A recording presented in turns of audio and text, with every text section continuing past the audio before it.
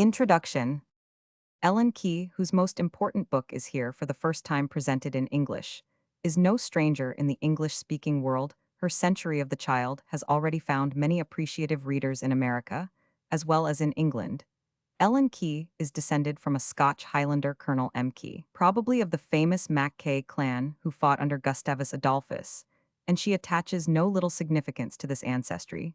She has always interested herself in English matters, and is well acquainted with the life and literature of Great Britain, but she belongs first and foremost to Scandinavia.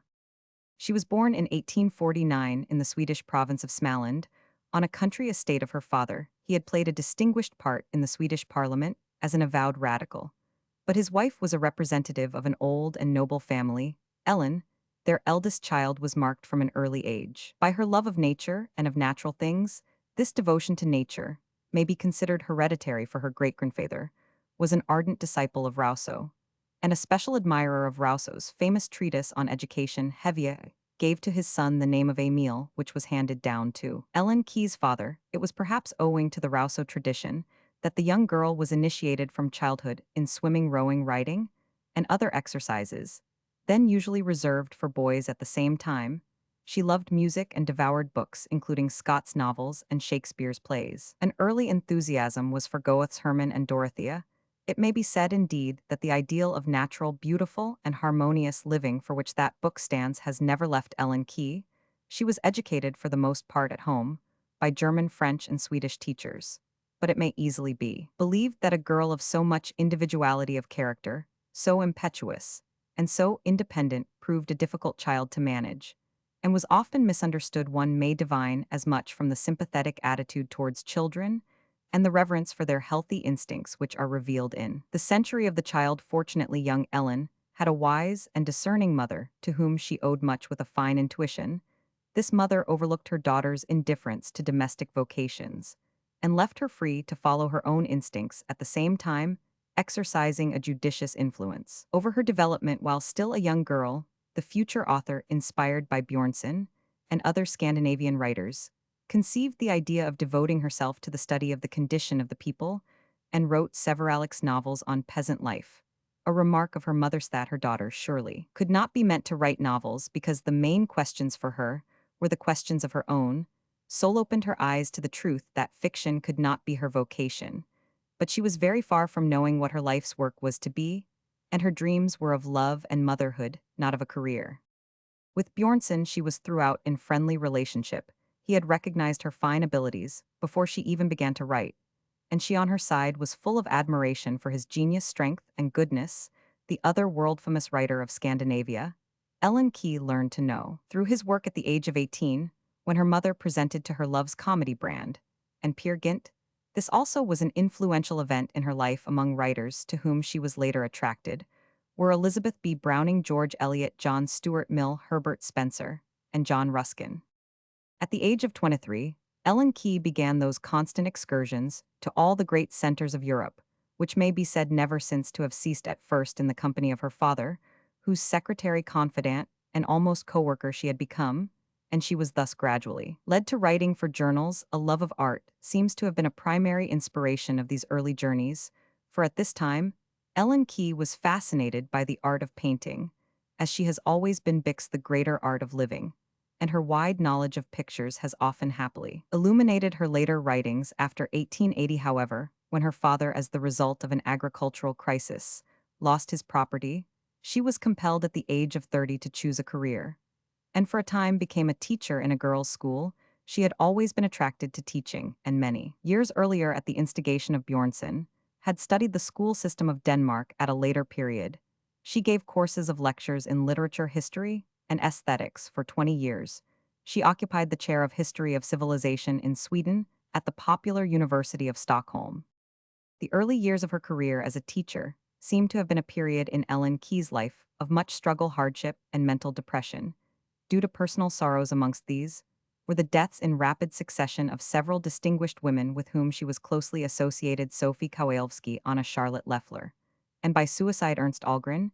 She had not yet reached full development nor found her true place in the world, although her abilities when she was still a girl of 20 had been discerned by a distinguished Swedish women's rights advocate, Sophie Adelsbar, who encouraged her to write for her journal.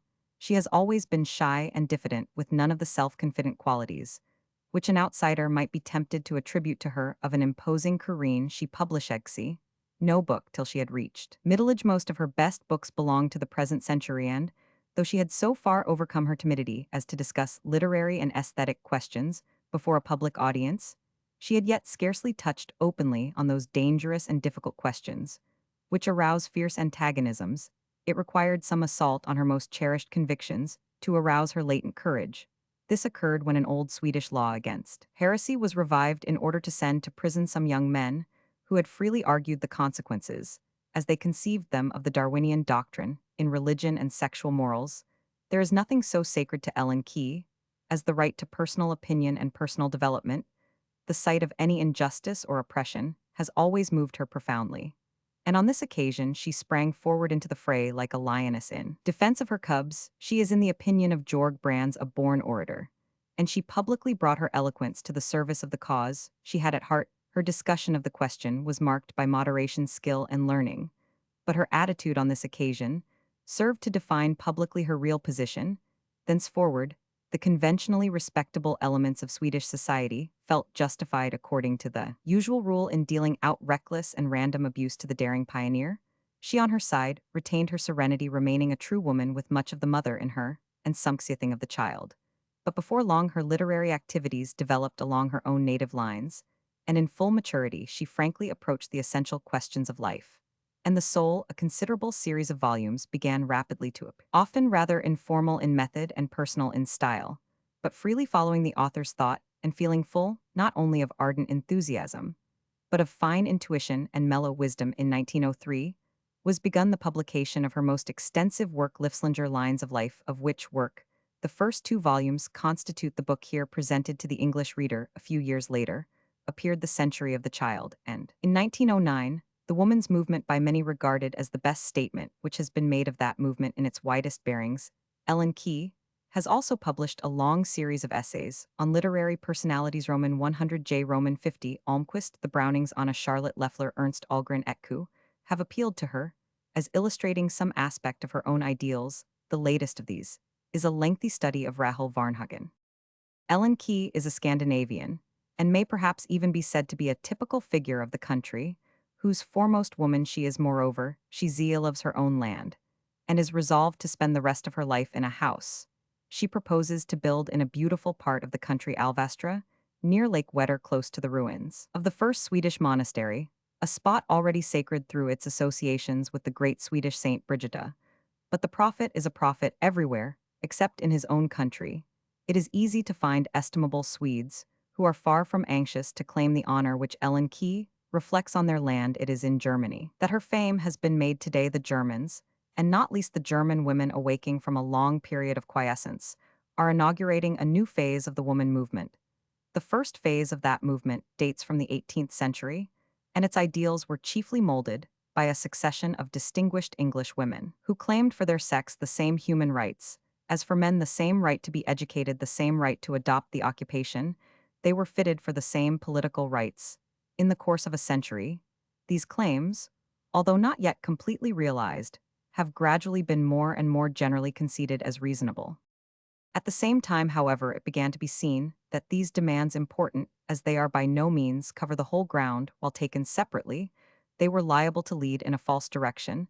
They tended to masculinize women, and they ignored the claims of the race in their ardoursive. For emancipation, women sometimes seemed anxious to be emancipated from their sex. Thus, it was not enough to claim woman's place as a human being, especially in an age when man was regarded as the human being par excellence, but it also became necessary to claim woman's place in the world as a woman. That was not, as it might at first seem, a narrower, but a wider claim, for on the merely human basis women were reduced to the level of competitive struggle with men, were allowed to bring no contribution of their own to the solution of common problems, and worst of all, their supreme position in the world, as mothers of the race, was altogether ignored, so that the assertion of the essential rights of women as women meant at the same time the assertion of the rights of society and the race to the best that women have to give. It was certainly by no accident that the Germans, who once before led the evolution of Europe by their triumphant assertion of the fundamental human impulses and have since been pioneers in social organization, should take the leading part in the inauguration of this new phase of the woman movement. The publication of Ellen Key's books corresponded in date with the recent tendency of the Germans to bring to bear on the questions of sex, their characteristic Teutonic thoroughness and practicality. It is not surprising, therefore, that this Swedish woman, with her man-sided vision of the world, her daring yet serene statement, of the secrets of human hearts, should be greeted as the natural leader of the movement on its most womanly side. Love, as Ellen Key regards it, is at the core of the woman question. And these opening volumes of Livslinger are above all a contribution to the woman question, a modern and more mature version of that vindication of the rights of woman which Mary Wollstonecraft had set forth a century earlier. In England, and the same may be said of America, we are yet but at the beginning of this new phase of the woman movement. We have been mainly concerned with the rights of women to be like men. We are only now beginning to understand the rights of women to be unlike men, rights which, as Ellen Key understands them, include, although they go beyond the rights embodied in the earlier claims, the dogmatic fanatics of every party it is true cannot endure Ellen Key.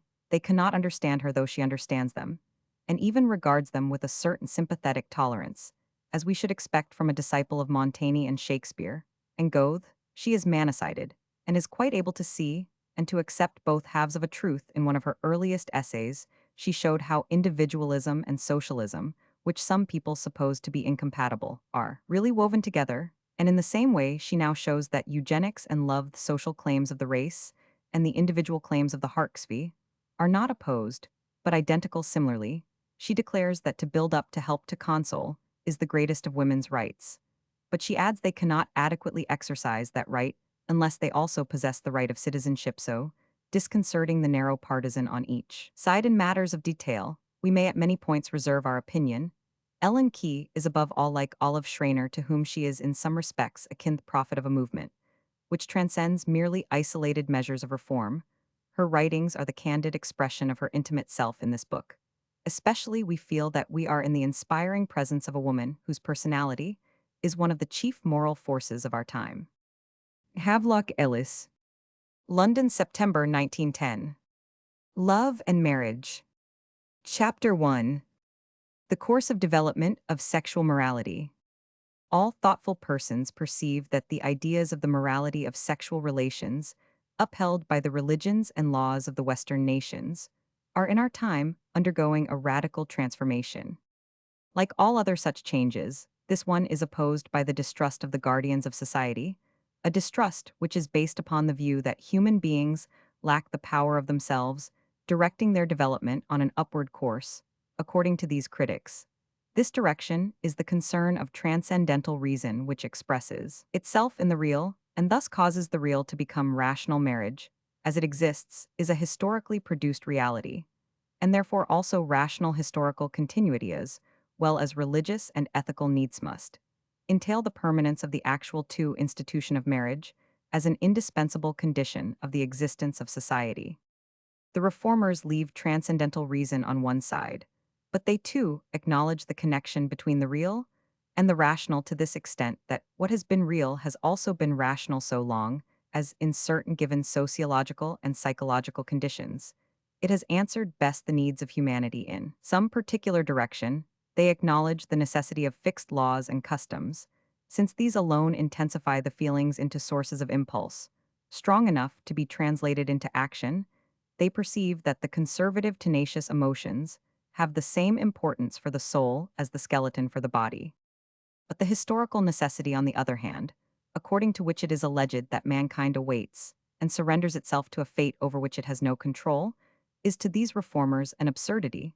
The historical necessity in every age is the realized will of the strongest men, either in number or character, realized in the degree in which nature and history favor their exercise of power. The reformers know that the Western institution of marriage has arisen partly from the permanent physico-psychological causes of the maintenance of the race, partly from historical causes, which were transitory, although their effects in this domain, as in many others, still continue. They know that of all the fabrics of society, marriage is the most complicated, the most delicate, and the most significant. They understand, therefore, that the majority must be seized with terror when the shrine of so many generations is threatened. But they know also that all life is subject to transformation, that each transformation involves the death of once active realities, and the formation of new ones. They know that this ding off and replacing never takes place uniformly, that laws and customs which have become a drag upon the lives of those in a better position are still of advantage to the majority, and therefore ought to continue in existence as long as they remain so. But they know at the same time that it is through the few in a better position, those whose needs and powers are most ennobled, that a higher standard of existence will finally become the portion also of the majority. The condition of all development is not to be content with the present, but to have the courage to ask how everything can be made better, and the good fortune to find a right answer to this question in thought or in action. It is thus the dissatisfaction of the most cultured class with the existing contradictions between its sexual needs and the form of their legitimate gratification, which is now giving rise to attacks on that institution of marriage, which was still sufficient for their own grandparents, just as it is even now for a countless number of their contemporaries. These people know well enough for that their dissatisfaction will not destroy marriage so long as the psychological and social conditions, which now maintain it, continue to exist, but they know at the same time that their will is destined gradually to transform these psychological and social conditions, and they already see on the hemisphere of the soul signs and wonders which portend that the fullness of time is at hand. The reformers do not believe that the inconsistencies and contradictions which are indissolubly connected with the natural conditions of the maintenance of the race can be got rid of by any legislation. And since they understand that complete freedom is an idea which only corresponds with perfected development, they are also aware that new forms frequently entail hitherto unknown limitations, as well as extensions of liberty. What they desire is such forms as, whether they limit or extend liberty of action, will promote a life-enhancing use of the sexual powers. Both for the individual and for the race, they have no hope that the new form will arrive in a state of perfection, any more than they expect that all mankind will be prepared for it. But they hope to foster the higher needs to awaken the richer powers which are destined finally to render the new form necessary, also to the majority. This hope kindles their calculated efforts, which are directed by the certainty that personal love is life's highest value, as well directly for the individual himself, as indirectly for the new lives his love creates. And this certainty is spreading from day to day all over the world. Unless one believes in a superhuman reason which directs evolution, one is bound to believe in a reason inherent in humanity, a motive power transcending that of each separate people, just as the power of the organism transcends that of the organ. This reason increases in proportion as the unity of mankind becomes established less and less. Are the individual nations able to preserve their own peculiarities from the influence of their neighbors? And this is now becoming especially plain with regard to sexual questions, while Scandinavian and Anglo-Saxon ideas on sexual morality appear here and there in the literature of the Latin races. The Latin view of love has helped to shape the ideas which in Scandinavia go by the name of the new immorality. Thus from one country to another fly the shuttles of gold and shuttles of steel, drawing the fine and many-colored woof of contemporary consciousness, through thread after thread of the strong warp, made up of the laws and customs of various nations. What follows is in part a drawing of the new pattern. This weaving is fashioning in part an insertion into this pattern of certain new motives. Those who regard monogamy as the only stand six art of sexual morality, and the only legitimate form of personal love, do not mean the ostensible monogamy, now established by law, but circumvented by custom. They mean real monogamy, one man for one woman during that man's lifetime, one woman for one man during that woman's lifetime, and beyond that complete abstinence in the way of development. They acknowledge only one gradual realization of this ideal in the tendency of the present day to adopt several lines of development. They see nothing but decadence. Again, those who profess the faith of life regard the ideals of mankind as an expression of man's higher needs, ideals which were once incentives to development, thus become a drag upon it. Whenever life's needs demand new forms that are not recognized by the prevailing idealism, only he who believes in supersensuous God-inspired ideals will consider these fixed for all natures. And all times evolution, on the other hand, shows us that the same ideals never have been, and never can be accepted by all the beings we include in the single expression the human race, but which in reality belong to almost as many separate races as the animal world. Evolutionists indeed rejoice that humanity cannot be equated under a single faith, a a single code of custom a single ideal, since in the diversity of life they see a great part of its worth. They think that this in itself is a sufficient reason for gradually granting to individuals of the same time and country that liberty seven which, from a historical point of view, is allowed to the same nation at different periods, and from an ethnographical point of view, to different nations at the same period, namely the liberty within certain limits of choosing its own form of sexual life. And they would be the more ready to do so, since the geographical, climatic, historical, and economic differences between individuals are just as great as those between nations and periods, and thus what is adequate to the needs and development of one cannot answer to those of the rest. Few propositions are so lacking in proof as that monogamy is the form of sexual life, which is indispensable to the vitality and culture of nations. Neither history nor ethnography need be appealed to against an assertion, which is sufficiently refuted by the fact that monogamy, according to our strict definition above, has never yet been a reality even among the Christian nations, except for a minority of individuals, that all the progress that is ascribed to Christian civilization has taken place, while monogamy was indeed the law, but polygamy the custom during the period, which is rhetorically alluded to as that of virtue and manliness, the days of heathenism in the north. Those laws and customs prevailed, which know after 1,000 years further refinement of the emotional life under Christianity, regarded as involving the dissolution of society, our excellent forefathers, whose morals seem so greatly to have outshone our own, were all born in civil matrimony and brought up in homes where not infrequently the concubine lived by the same hearth as the wife, and where the latter was liable to be repudiated for reasons as trivial as those for which she might herself obtain divorce. Indeed, these ancestors were sometimes the offspring of a free love, which found a home in the wilderness, when the guardian had forbidden the lawful union of a loving couple. The introduction by the Catholic Church of an indissoluble marriage tie did not prevent the people from narrowly escaping ruin in the Middle Ages. No one, again, will give to 18th century France the credit for monogamous morality. Nevertheless, France retained vitality enough to determine the history of Europe by her economical, intellectual, and military power. And in spite of its erotic immorality, the heart of the French nation still possesses a great reserve of health and tenacity, together with excellent civic virtues and powers of work. Those who are so fond of asserting that monogamy and indissoluble marriage determine the existence of nations are either ignorant of the past history and present condition of the nations, or conceal their knowledge behind the prejudiced view that the white humanity of Europe is to be taken as the criterion for the morality as well as for the faith of the whole race. On the other hand, what can be proved is this nine, that the vitality of a people depends first and foremost on the capacity and willingness of its women to bear and foster children fit to live, and on their husbands' capacity and willingness to protect the national existence in the next place. It depends on the whole people's fondness for work and ability in the achievement of prosperity for itself and of value for mankind at large, and finally, on the will of the individual to sacrifice his own ends when the common weal demands it. What can further be proved is that if a people wastes its strength in sexual dissipation, this will often prevent its fulfilling the conditions we have mentioned as necessary to its progress, and will thus bring about its ruin. But this does not involve any proof that a nation will be ruined if it alters the forms of sexual life according to a newly acquired knowledge of the most reasonable sexual morality. Monogamy was victorious from many causes, above all from experience of its advantages.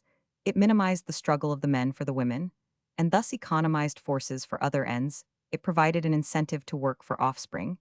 It developed modesty and tenderness within the sexual relationship, and thus raised the position of the woman, and with it her importance in the bringing up of the children. It provided them and her with protection against the arbitrary will of the husband through home life. It fostered self-command and cooperation. The need of the two for each other led to mutual kindness. The authority of the husband was ennobled by the sense of responsibility, and the joy of protection the dependence of the wife by devotion and fidelity. This last was strengthened by fear of the husband's proprietary jealousy, by his craving for the certainty that his property would be inherited by his own children, by religions according to which the admixture of foreign blood in the race was a sin, by the hope of Christianity for a life together beyond the grave, and by their common children, the feeling of tenderness for whom grew deeper as development proceeded. And monogamy still continues to exercise this cultivating influence on the morals, and on the soul. It might therefore seem that this admission of the value of even an imperfect monogamy rendered all further proof unnecessary, for those who assert that the true development of sexual morality can only be secured through a gradually perfected monogamy. But they forget that monogamy, which was a custom long before the introduction of Christianity, became injurious as well as beneficial to true sexual morality, from the moment the Church prescribed it as the only form of this morality.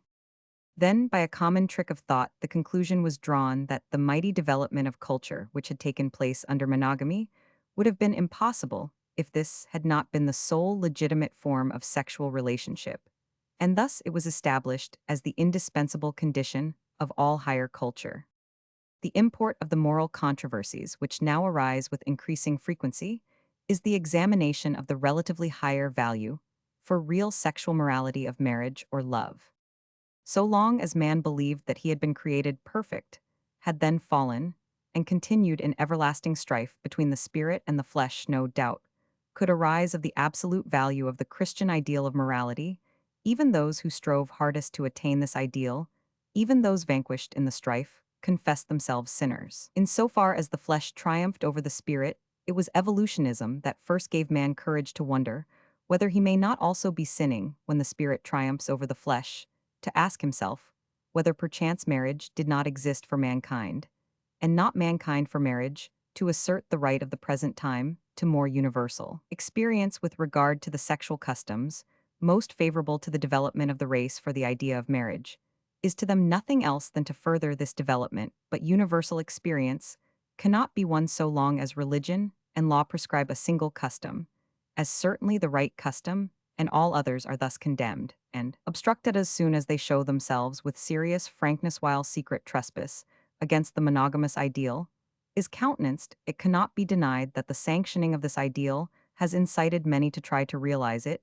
Indeed, hypocrisy itself is an indirect tribute to its worth, but its fixity has now become a danger to continued evolution. On the question of marriage, as in all other respects, Lutheranism is a compromise, a bridge between two logical views of the universe. The Catholic Christian and the individualistic monist, and bridges are made to go over, not to stand upon. None of our immoral authors has insisted more strongly than Luther and Olaus Petri on the power of the sexual life. Both regard modesty, without marriage, as unthinkable. Both see in marriage the means given by God to satisfy desire, just as food is the means given by God to satisfy hunger, but man has as little right to satisfy the former by unchastity as he has to still the latter by theft. There would be nothing to object to in this, if unchastity had not been made synonymous with every form of sexual relation outside matrimony, while chastity became equivalent to every form of marriage. Luther showed some knowledge of nature when he taught that, though it may be possible for human beings to repress their actions outside wedlock, they cannot repress their feelings and desires. On the other hand, he knew nothing of that creation of culture, love, and therefore he failed to see that exactly the same sentence which he used to confute celibacy may also be employed to confute marriage, for the vow of fidelity no more entails real faithfulness than the vow of chastity. Is the cause of true purity. Real fidelity can only arise when love and marriage become equivalent terms. The substance of Luther's controversy on marriage was not a higher conception of matrimony than that of the Catholic Church. It was merely the restoration of marriage to churchmen and monastic communities. We have to thank Luther for the Lutheran parsonage, and with it for a great contribution to the poetry of country life, to popular culture, to the production of many great minds, and indirectly the molding of many passionate freethinkers. The Lutheran doctrine of marriage, on the other hand, deserves no thanks, since, like Protestantism, as a whole it stopped short in an insoluble contradiction, instead of upholding in the spirit of the Catholic Church and of Christ the indissolubility of marriage, and demanding the suppression of sensuality when the peace of the soul required it. Luther, by his insistence on the strength of natural inclinations, was forced into concessions which, quite in accordance with the teachings of the Bible, went so far as to approve of bigamy, to the gross apprehension of the Reformation. The choice of a personal love meant nothing with marriage possible from a natural point of view alone. It might be contracted with anyone, indeed, to the genuinely pious. It seemed a higher thing to enter into matrimony without any earthly love which interfered with the love of God. The Lutheran doctrine of marriage made God indulgent towards all the impurity that the sexual life shut up within the whited sepulchre of lawful wedlock. He has shut his eyes to all the wife murders, that the command of fecundity involved to all the worthless children produced by ill-matched and impure marriages. He has blessed all unions entered into even though from the lowest motives, under the most unnatural circumstances between a sick person and a healthy one, an old and a young, a willing and an unwilling or two unwilling ones. Coupled together by their families today, countless women are still being sacrificed to this doctrine of marriage, or to its unconscious effects. Their exhausted wombs are a poor soil for the new generation, their crushed souls a broken support for the growth of new wills. For one woman who defends herself with the resolution lent by horror, there are thousands who have conceived and still conceive children, in loathing for one wife, who is met with the modest prayer of love. There are thousands who, with a feeling of humiliation, concede to their proprietors the right inculcated by the Lutheran doctrine of matrimony. But the signs of the times are visible even within the Lutheran Church. There are to be found younger men who maintain that love, not merely the formula about love in the marriage service, must be present if the marriage is to be regarded as a moral one. And probably these neo-Lutheran prophets of love use their influence to prevent a number of repulsive marriages, but it does not occur either to them or to their congregation to treat with contempt a couple who have been married for the most despicable reasons. On the other hand, if two young and healthy people united only by their love should live together and fulfill the command of fruitfulness, then indeed this couple would be made to feel through shameful treatment, if not by the young clergyman himself, then by his flock, that a sexual connection sanctioned by law is the only one that is respected, and that therefore it is not the seriousness of personal love in itself, but primarily society's official stamp, that makes it pass as a moral ground for the cohabitation of two human beings. And if a person who is unhappy in a loveless marriage frees himself and establishes a new home on personal love, the moral ground of marriage, then the churchmen hasten to substitute for the moral ground of marriage that of duty. The doctrine that love is the moral ground of sexual relations is thus as yet only an unendorsed sequence of words. The attempt to realize it was for a long time a punishable crime in Lutheran countries, and will probably be still treated about the year 2000 as a culpable error. Thus the marriage doctrine of Lutheranism, like that of Christianity in general, has ended according to the moral ideas of the religion of life and immorality, since it no more protects the right of the race to the best conditions of life than it admits the right of the individual to realize his love according to the needs of his personal morality. The object of the Lutheran marriage was to unite man and woman with, or without love, as a means to securing their mutual morality, to make them breeders of children for society, and in addition to retain the husband as breadwinner. By relentlessly pursuing this object, the Church has succeeded in damming up, but not in purifying sensuality, in developing the sense of responsibility, but not of love. It has thus merely rough-planed the material for a higher morality. This rough-planed material may still be the most suitable for general use, but more and more people will now require finer instruments. The new conception of morality grows out of the hope of the gradual ascent of the race towards greater perfection. Those forms of sexual life which best serve this progress must therefore become the standards of the new morality. But as the nature of a relation can only be determined by its results, those who hold the faith of life will apply a conditional judgment, also in the case of sexual affairs only. Cohabitation can decide the morality of a particular case. In other words, its power to enhance the life of the individuals who are live 17ing together, and that of the race thus sanctioned, can never be granted in advance, nor with certain exceptions relating to children can it be denied to any matrimonial relationship.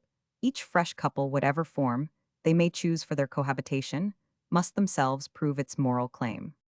This is the new morality, which is now called immoral by the same type of souls as condemned Luther on his appearance as immorala judgment, which is repeated in the Catholic world, where today the same abuse is heaped upon the unchaste monk as is poured upon the adherents of free love within the Lutheran communities. The question for Luther's present-day liberal followers, both in this matter and in that of faith, is whether they shall turn back or go forward back to the firm ground of absolute authority, or over the bridge of free experiment into the untrodden country of an entirely personal faith back to indissoluble marriage, or over the bridge of coercion to the rights of love. The right course of a consistent thought admits of no third possibility. The neo-Protestant doctrine of marriage is already much less logical than Luther's. They agree with him in admitting the right of the sensual side of love, and with their contemporaries in granting to love its share in human life. But when they proceed to draw limits for both, they bring themselves into an untenable position. They bring themselves into an untenable position, not because they insist upon self-control, within as well as outside of matrimony. All preparation for a final enhancement of life involves temporary checks upon life, but because the self-control they demand is so comprehensive that it will be in a high degree obstructive to life without the compensation of a final enhancement for. They limit the sexual part of love to the task of continuing the species and the part of love in human life to a single relationship. Those couples who are unable or unwilling to take upon themselves the responsibility for a new life are thus condemned to celibacy in marriage. Those couples who have once founded their marriage on love must maintain the relationship even without love. These demands are more ruthless to human nature than those opposed by Luther. Complete celibacy is easier than married celibacy. The needs of the soul are stronger than those of the senses. This ought not, however, to prevent the setting up of the strict demands if these were really conducive to a higher existence from the sexual point of view, but only one who disregards life's reality. And the Christian is often such a one can, at the same time, set up personal love as the ground of sexual morality and limit its rights within certain bounds of morality. Personal love, as now developed by civilization, has become so complicated, comprehensive, and involved that not only does it constitute in itself, independently of its mission to the race, a great asset in life, but it also raises or lowers the value of all else. It has acquired a new significance besides its original one, that of bearing the flame of life from generation to generation. No one calls him immoral who disappointed in his love abstains from continuing the race in his marriage, nor would the couple be called immoral who continue in a marriage made happy by love, although it has shown itself to be childless. But in both these cases, the parties concerned follow their subjective feelings at the cost of the race, and treat their love as an end in itself. The right already granted to the individuals, in these cases, at the cost of the race, will in future be extended more and more in proportion as the significance of love grows. On the other hand, the new morality will demand of love an ever greater voluntary limitation of its rights, during the times that a new life claims it, as well as voluntary or compulsory renunciation of the right to produce new lives under conditions which would render them of less value. The marriage doctrine of Neo-Protestantism, like that of Tolstoy, rests finally on the ascetic distrust of the sexual life. Neither doctrine supposes that the sensual side can be ennobled otherwise than by being placed exclusively at the service of the race. It is this point of view which is finally decisive in all Christian conceptions of morality. Christianity is sustained by the knowledge that the object of man's life on earth is his development as an eternal being. Therefore, none of his expressions of life can be an end in itself, but must serve a higher purpose than the earthly life and happiness of the individualer, even than that of the race. When the foundation of sexual morality was laid in an existence beyond this world, it lost its connection with the continuation of the race, and thus was brought into contradiction with itself. This is the reason why Christianity, while it has indirectly done much for the spiritualization of love, has yet never succeeded in combining the needs of the individual with those of the race, the cravings of the soul with those of the senses. That moral standard will alone be a lembracing which is determined by the belief that the meaning of life is its development through individuals towards higher and higher forms of life for the whole race. This standard will not regard any asceticism as moral which contemplates the freeing of the soul from the bonds of sensuality, as is the great aspiration of Eastern asceticism. It only recognizes the claim of such self-discipline as brings about an ever-increasing unity between the soul and the will of the body. Such a self-discipline, indeed, renounces the nearer and lesser good for the more distant and greater, but it finds this good in the domain of love, as in everything else, in an increasingly soulful sensuousness, or in an increasingly sensuous soulfulness, not in the spirituality of asceticism, more and more freed from the senses to the chapel of this spirituality. A mountain path leads which, however arduous every step may be, it goes straight to the goal. The soulful sensual existence, again, is a cell to which a labyrinth leads. Here, each step is less difficult, but the whole journey involves infinitely greater dangers and excitement. It may be for this reason that, as yet, it only attracts the strongest, those who never renounce pleasure, since they find pleasure even in renunciation. For him who seeks the latter goal, a single standard of morality will appear inapplicable, simply because human nature is manifold. Sexual abstinence in youth, for instance, may strengthen 9 out of 10 young men. The the 10th it may change into a man of bestial impulses, who although before marriage he has been chaste may show, when married a coarseness or depravity, which drags down the wife to his level or opens, an abyss between them purely sensual unions may in 9 cases, out of 10 deteriorate both the man and the woman in the 10th case. Such a connection may deepen into a feeling that determines the course of 2 lives, and the resulting marriage offers better prospects of happiness than that of many a young couple who have entered upon married life, according to the rule, which is regarded as the only one to give security of happiness. Thus it is possible in 1 case out of 10 that the love for which a young man has kept himself pure, until marriage really is personal love in the other 9 cases. It is not so, but on the contrary, the most impersonal of all love, thus in 9 cases out of 10, it is possible that such disappointments can be borne through a sense of duty, so that personality grows beneath them in the 10th again, persistence in the mistake, will be the ruin of personality. Those who make and rightly complete purity before marriage and personal love, in the married state, the standard of morality, ought on account of innumerable similar experiences, to make up their minds, to let every one decide for himself, how this purity can best be attained before as well as after marriage, and what personal love shall be held to imply, either it must mean nothing for or against the sanctity of marriage, or if it is to mean sanctity at the outset of married life, then it must also mean the same during its continuance, but only the individual himself knows how long his marriage remains sanctified by personal love, or when it ceased to be so. No one can be burdened with the duty of remaining in an unhallowed relation, and Neo-Protestantism must therefore either declare personal love to be the moral ground of marriage or unconditional fidelity to be the expression of moral personality. The monist in these questions does not ask whether a sexual relationship is the first and only one before he acknowledges its morality. He only wishes to know whether it was such that it did not exclude the personalities of the lovers, whether it was a union in which neither the soul betrayed the senses, nor the senses the soul. In these words, George Sand gave the idea of the new chastity. The claims of the new sexual morality show curious similarities and dissimilarities to those to which the age of chivalry gave rise in the same sphere.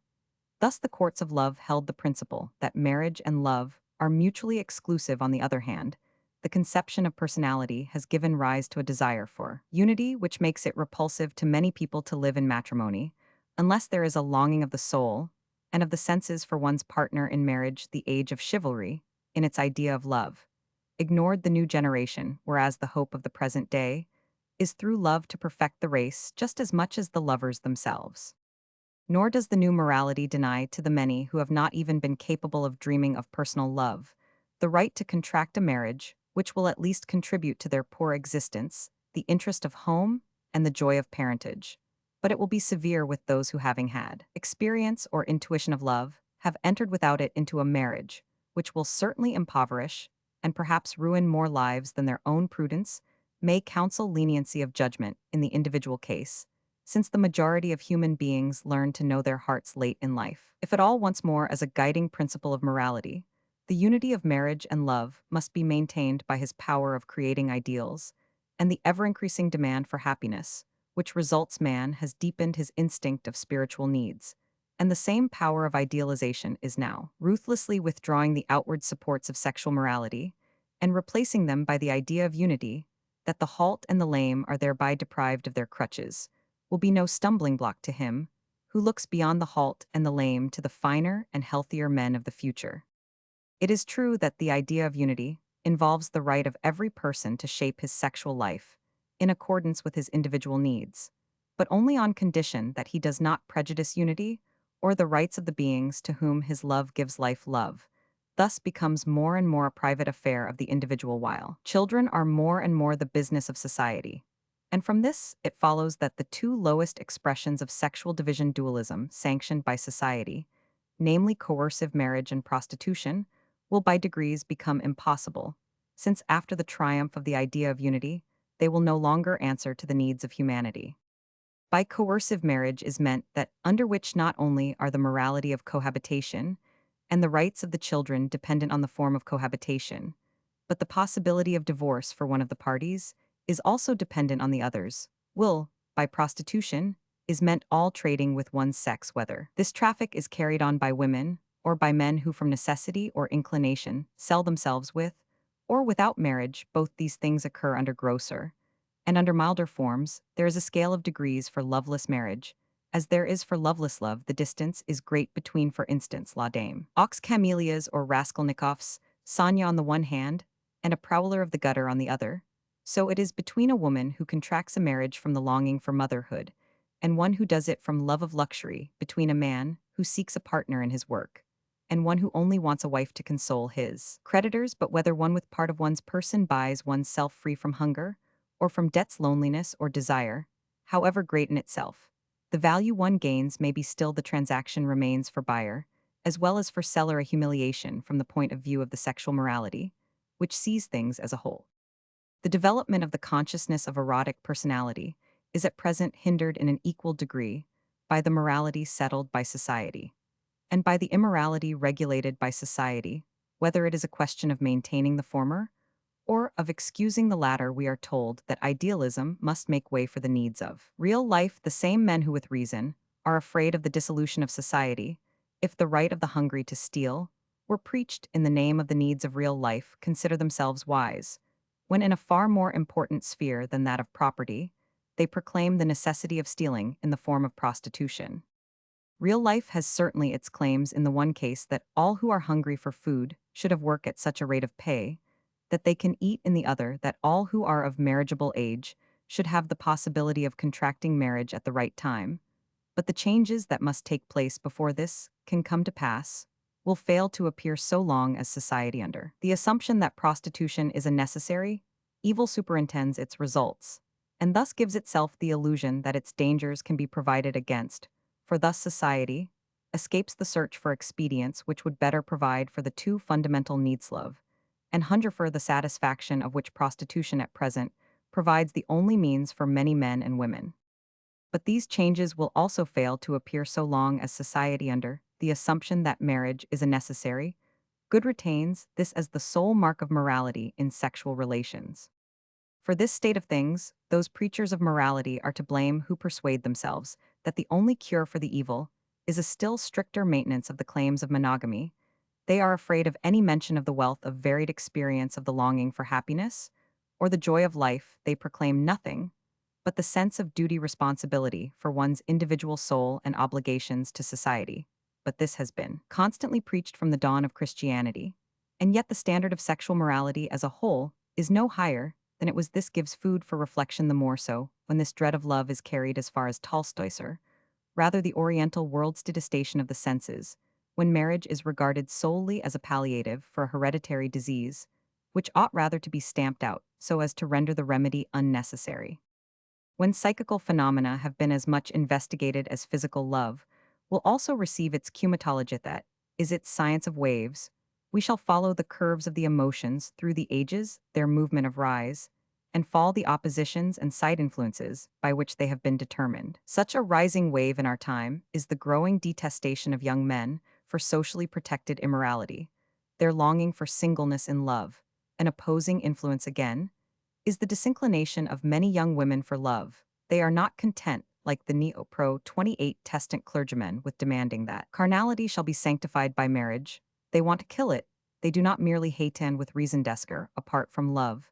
They depreciate love itself, even when it appears as the unity of soul and senses. According to them, marriage ought to be merely the highest form of sympathetic friendship in conjunction with a sense of duty directed to the procreation and rearing of children, when marriage is freed from feelings of carnal pleasure, as well as from claims of personal happiness, when it is the union of two friends in the duty and joy of living entirely for their children, then alone will it become moral. On the other hand, love treated as a synthesis of spiritual sympathy, and the life of the race as the vital force through which a human being's existence is enhanced and beautified, is to them worthless, and the idea of a distinction between the nature of woman and of man is to them meaningless. They demand of both complete abstinence outside marriage, and within it they permit only certain few exceptions, which nature's yet imperfect arrangements render necessary for the continuance of the race. With the advance of science, they hope that chemistry and biology will set humanity free from its degradation in love, just as Werner von Heidenstam expects his food putter to bring freedom from degradation by hunger. Possibly, they will both be right, but with these possibilities, the people of the 20th century have nothing to do. What we rather require at present is more love and more food, not less. It is therefore not likely that the line we have just touched upon will be that followed by the development of sexual morality, for even now an increasing proportion of mankind shows itself too exacting in erotic questions to allow of the realization of the above-mentioned ideal of purity. No thought of the end will to their minds sanctify a means which when deprived of love appears to them ugly. The children begotten under a sense of duty would moreover be deprived of a number of essential conditions of life, among others that of finding in their parents beings full of life and radiating happiness, which constitutes the chief spiritual nourishment of children. And it may be added that parents who live entirely for their children are seldom good company for them.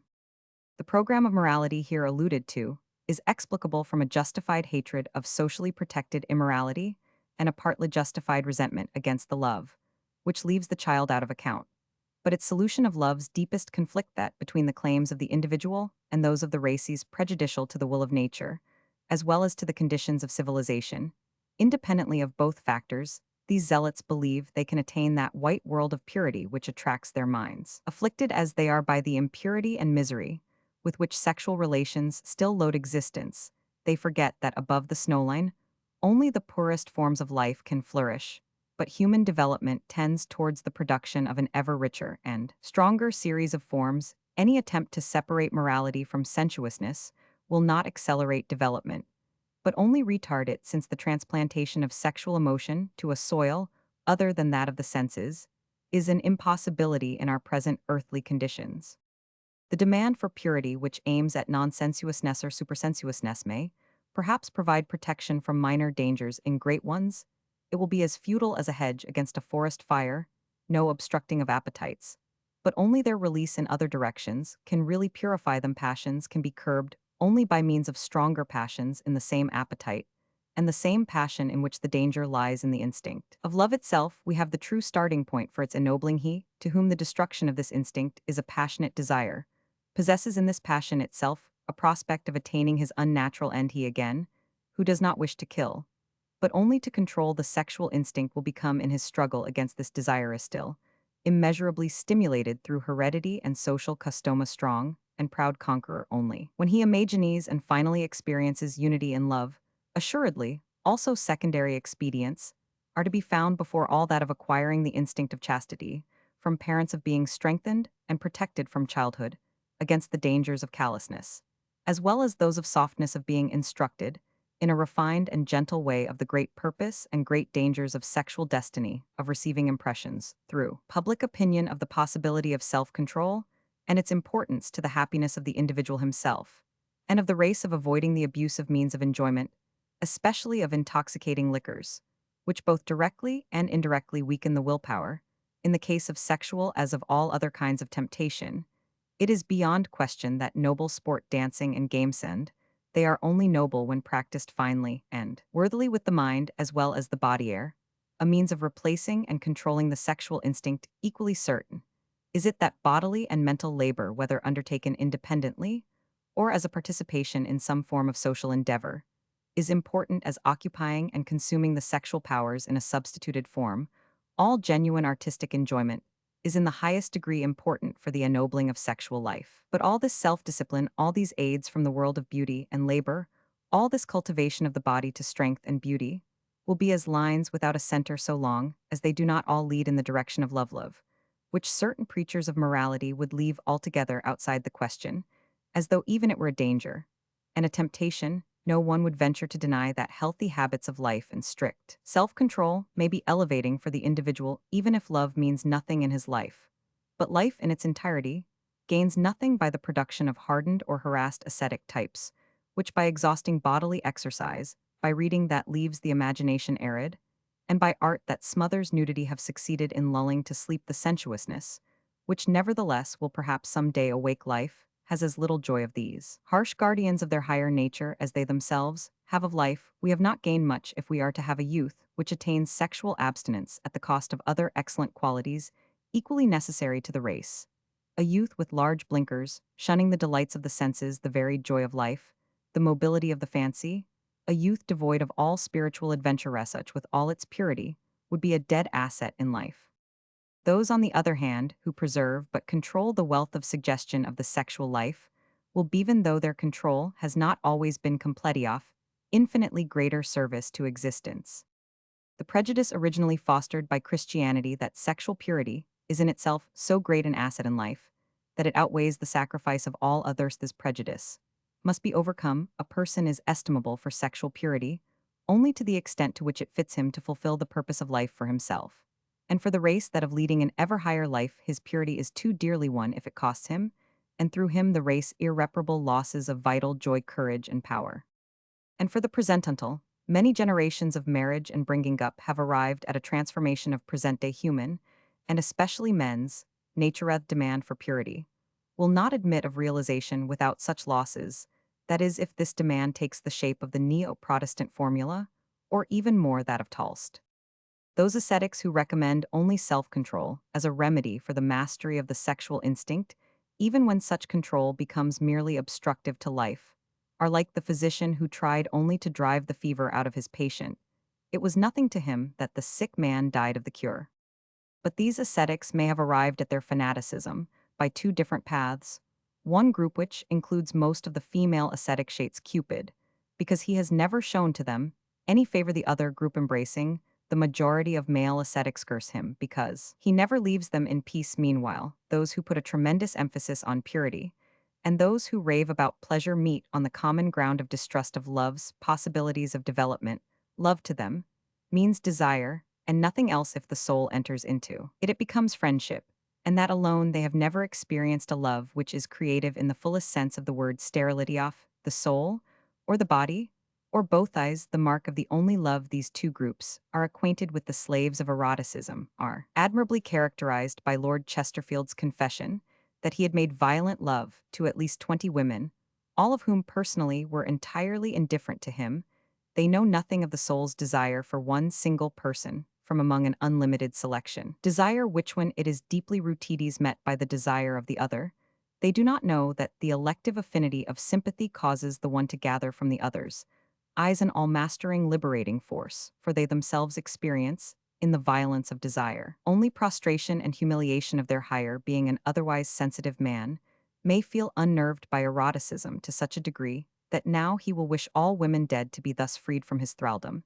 Now, he will desire, as Caligula did of the Romans, that they had but a single neck. But not to sever it. The hatred of these men for eroticism is that of the savage for the hideous gods on whom he believes himself dependent, and whom he knows to be making sport of his destiny. And nothing is more certain than that love thus conceived makes men degraded and ridiculous. Even he who in his innermost soul loves tragedy and hates farce is made under the attraction of this love to halt between the two, and to turn his life into a tragicomedy. For in order to attain to the true tragic greatness, a man must be prepared to surrender himself unconditionally to and to suffer through what is greatest in his nature, his innermost ego.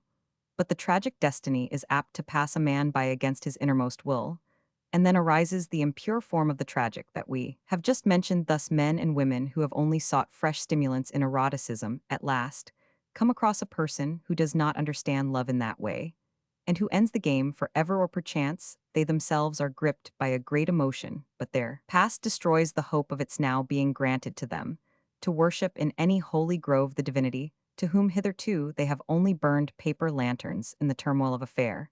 In most cases, the tragicomedy takes the same form as with the drunkard's satisfaction, becomes more and more impossible. The insatiable one is continually forced to fly to grosser means in order to quench his desire in some degree to indulge with increasing frequency. But with diminishing festival gladness, he who has sunk to this kind of intoxication becomes by degrees as weak-willed, as heartless, as devoid of character and conscience as the dipsomaniac, and equally incapable of selection and appreciation. Within the sphere of his appetites, the most sublime woman's love will at last leave him as insusceptible as is the drunkard to the liquid topaz of Rhenish wine. Its bouquet and dewy freshness, love's freedom, will finally mean to him nothing but freedom from responsibility, from consideration, from danger, and from expense. In comparison with this kind of free love, prostitution is doubtless more dangerous to health, but far less injurious to personality. Prostitution detracts from personality by a cleaving which excludes the soul, but it does not consume the personality in the same way as the love with which a man buys women who are not venal. If they expect him to redeem his bonds in true coin, they will be disappointed. Love may possess, according to his belief, no sterling value. He regards it as always a forged note with which nature obtains the cooperation of human beings, especially of women to her ends. This love knows no atmosphere, but that of the alcoves where it has pursued its bought or stolen pleasure. It has never breathed the air of the wilds, the air which quivers with sunshine, and shakes with storms, the air through which murmurs all life's longing for renewal, all the wistful intuition of eternity, born of a hunger for happiness, which raises generation above generation towards unknown goals, and air, which immeasurably enhances and eternally absorbs vitality, the air of the wide expanses, where ferocity and madness are not yet extinct, where man and woman fight their eternal battles, and suffer their eternal pains, whose source even Lucretius knew to be dualism. But that only unity is capable of sealing up this source that was known to none before our own time. In literature, it is sometimes from the alcoves, sometimes from these wilds, that the complaint arises of the mastery of the sexual instinct. In the works of not a few of the writers on morality, one fails to find even a suspicion of these wildernesses of human life. These teachers betray their ignorance in a boundless narrow-mindedness. A narrow-mindedness which includes the most far-reaching questions of humanity among gymnastic and bath apparatus to their short-sighted view. Immorality has revealed itself not only as venal, but in the shape of free love. They do not suspect that free love, as well as marriage, includes many degrees of morality and immorality, rising above or sinking below the ethical zero, at which both the free love and the marriage of the majority are to be found. Between the free or lawful love which becomes ugly, revengeful, or murderous, and the love which may perhaps take its own life, but never that of the loved one, the distance is therefore great from the point of view of enhancement of life. There will be nevertheless a great difference between the free or lawful love, which is devoted, courageous, self-sacrificing, faithful, and that which leaves all the best human qualities unemployed. In the same way, the distance is great between the sterile erotic adventures of a paltry vanity, a sordid hunger for sensation, and the passion through which a human being attains to new creative power. The concession to the storm of passion is in one case the pennant, in the other the sail. The artistic temperament often expresses itself in the demand for erotic renewal, but while some thus increase their strength and health, others grow ever poorer and uglier. Goethe was one of the former sort. George Sand likewise. Natures of this type contain a wonderful power of renewal. They can love several times without becoming erotically depreciated. Their souls, like the volcanic soils of the south, can bear three crops without being exhausted. But this is not the spiritual soil or climate of humanity at large, and even such Olympian gods and goddesses suspect that love may have some secret kept from them. Goethe, who prayed of fate that he might only be required to love once in another existence, may have known less of love than Dante, to whom was vouchsafed the marvelous vision described in the wonderful words, Vide il cuor tuo. George Sand, who implored of the gods the flame of a great love, was never so thoroughly fired thereby as her sister poet Elizabeth Barrett Browning, who gave witness of her sympathy for her in the perfect lines which begin, Thou large-brained woman and large-hearted man. But great love, like great genius, can never be a duty. Both are life's gracious gifts to its elect.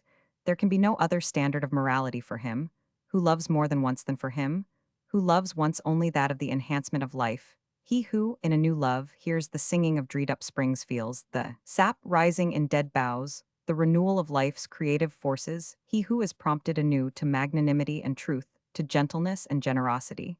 He who finds strength as well as intoxication in his new love nourishment, as well as a feast. That man has a right to the experience. Those, on the other hand, they are the majority whom every new love makes poorer in the qualities common to humanity, and in personal sense of power weaker, in will less efficient in work, have from the point of view of the religion of life no right to such self-deterioration. By its fruits love is known. Nothing is truer than that there is no such thing as local demoralization. A person who, in all his other doings, is healthy and genuine, who continues strong and sound in his work, is in most cases moral also in sexual matters, according to his conscience even, if this does not harmonize with the doctrine of monogamy. He, on the other hand, who shows himself a cheat or a wretch in his other dealings, will probably be the same in the affairs of love, whether his morals are those of monogamy or polygamy. and it is therefore more unreasonable to judge of a man's morality in other matters from his sexual code than it is to judge of his sexual morality from his ethical standpoint in other questions, nor does the latter afford an infallible criterion, for these are people who reach the summit of their natures in a great love, but remain below it in the rest of their affairs. Others, again, never succeed in raising their erotic dealings to the level of the rest of their personality, but in regard to the accuracy of the result, the latter standard is nevertheless as superior to the former as a chemist's scales are to an old-fashioned steelyard. It may often be the case that a person's other manifestations are in a certain sense greater or less than himself, but his love, on the other hand, will in 1,000 cases to one be his inmost self, great or mean, rich or poor, pure or impure as he is in that, so will one also find him in the other important relations of life. Of all summary characteristics of a person, therefore, none is more sure than this, that, as a man has loved, so he is. Although in this way, a follower of the religion of life regards the Tolstoy code of sexual morality as profoundly immoral, he recognizes that it has a purer as well as a less pure origin.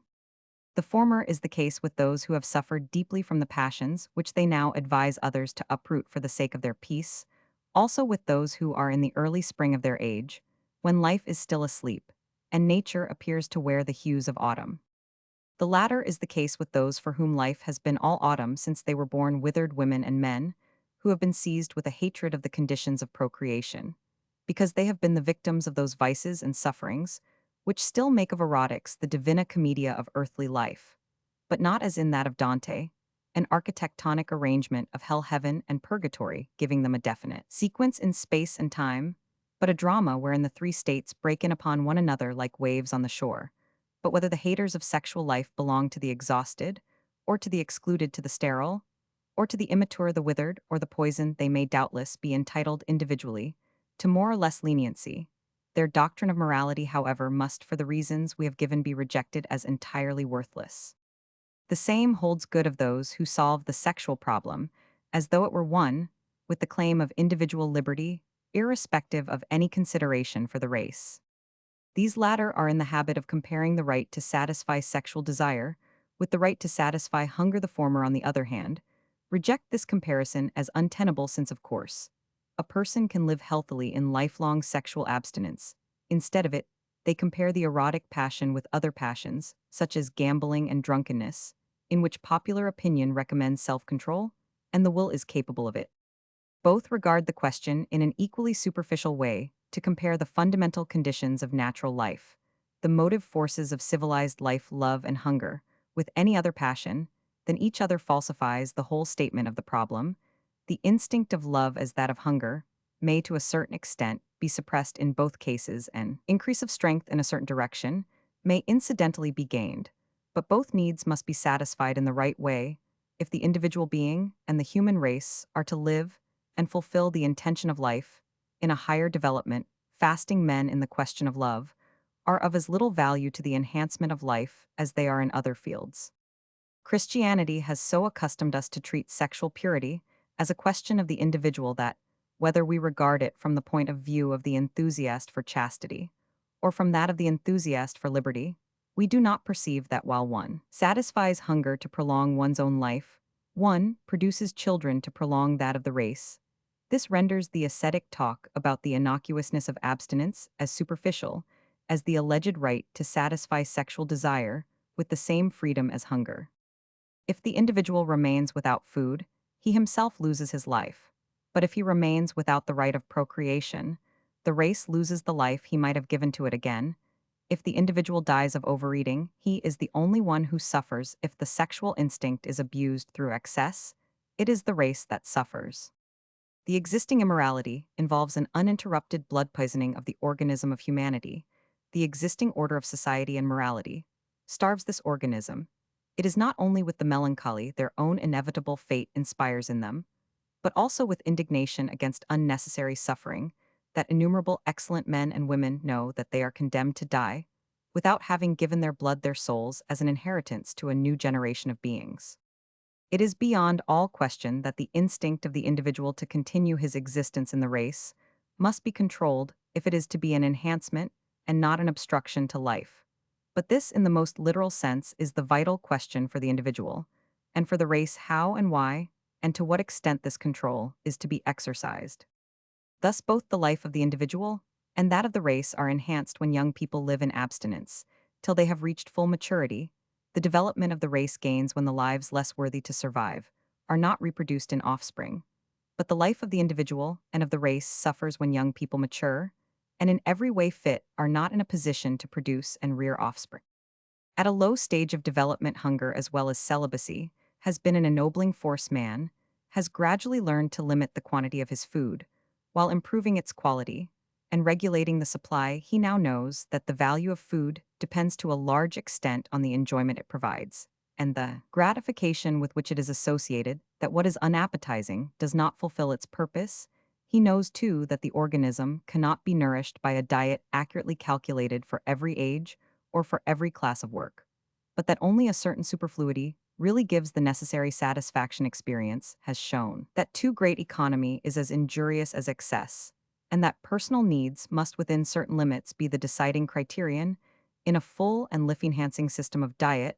Our understanding of this subject is now far in advance of the ability of the bulk of mankind to follow it in the question of the racial instinct. On the other hand, we are still a long way from knowledge of the conditions of equilibrium, and we have much farther still to go before we actually arrive at that equilibrium between the starvation and excess in the satisfaction of this need, which are at present characteristic of our Western communities. It was natural that Luther should put an end to fasting as well as celibacy. Both were expressions of the Oriental longing to attain the ideal condition of freedom from desire. Both had been necessary factors in the education of the Germanic peoples. But at the same time, it was unfortunately inevitable that Luther's work of liberation should be inconclusive, that he was incapable of adopting the belief of the ancients in the divinity of humanity, the rights of nature. That he continually sought the sanctification of human nature by means exterior to itself.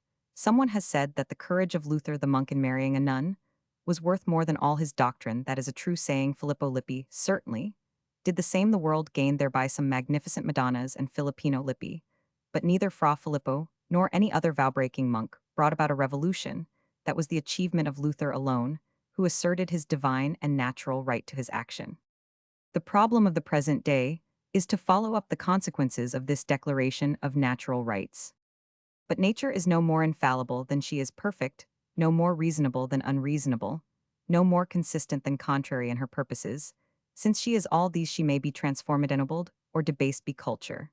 And therefore a natural declaration of rights implies only the right of man consciously to cultivate nature, so that in a certain direction she may fulfill her own purpose with a gradual approach to perfection, or in other words, that the needs created by nature in and with human beings may by them be satisfied in a more beautiful and healthy way.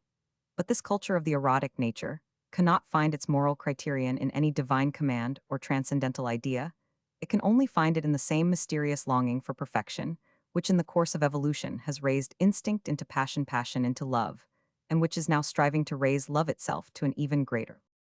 There are some who think that love should therefore advance a claim to a glory of its own, which is incompatible with its natural mission, namely the perpetuation of the race. Everyone knows, however, that evolution brings about a more complicated heterogeneous state than the original one, and in this respect love is the most conspicuous example. Love, as we have already shown, has now become a great spiritual power, a form of genius comparable with any other creative force in the domain of culture, and its production in that region is just as important as in the so-called natural field. Just as we now recognize the right of the artist to shape his work, or of the scientific man to carry out his investigations as it seems good to him, so must we allow to love the right to employ its creative force in its own way, provided only that in one way or another it finally conduces to the general good. From this point of view, then, we cannot extend the proposition that love is an end in itself, so far as to say that it may remain unfruitful. It must give life, if not new living beings, then new values. It must enrich the lovers themselves, and through them mankind. Here, as everywhere, the truth which gives faith in life and creates morality is to be found included in the experience which creates happiness, and the most serious charge against certain forms of free love is that it is unhappy love, for there is no unhappy love but the unfruitful. The capacity of mankind for forgetting is more wonderful than its capacity for learning, If this were not so, there would be no necessity to recall again and again that every band of apostles includes a Judas nay, that the truth can only be accepted by disciples in the hands of its enemies. One is reminded by this that every reformation has its visionaries who arrest the blow when the reformers have put their axe to the root of the tree. And one is not surprised that with every spring flood, not only the ice but the earth itself is washed away. Mankind seems determined not to remember, they must therefore be reminded once more, that the new morality's band of combatants ever more closely united, and more rapidly increasing, are distinguished from their scattered followers, and from their light advancegard by the knowledge that love is subject to the same law as every other creative force, the law of dependence on the whole for its own enhancement, to its highest possible value. Indeed, whose origin is the very instinct of the race, must be more deeply bound up with the race than any other emotion and experience shows, too, that it cannot preserve and promote its vital force if it lacks any connection with, and does not stand in some relation either of giving or receiving to the race. It is therefore an indisputable necessity that every love entirely detached from the rest of humanity must die for want of nourishment. But the band which attaches it to humanity may be woven of several materials. The gift to the race may express itself in various ways. In one case, a great emotion may bring about a tragic fate, which opens the eyes of humanity to the red abysses it contains within itself. Another time it may create a great happiness, which sheds a radiance around the happy ones, illuminating all who come near them. In many cases, love translates itself into intellectual achievements or useful social work. In most, it results in two more perfect human beings and new creatures still more perfect than themselves.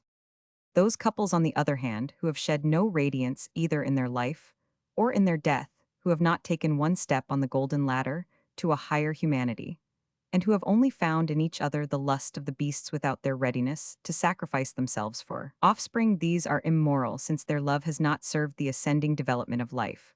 Whether this lifeless love has taken the form of a light and irregular, or of a lifelong and lawful connection, it has in no respect enriched the life of the couple, much less therefore that of the race.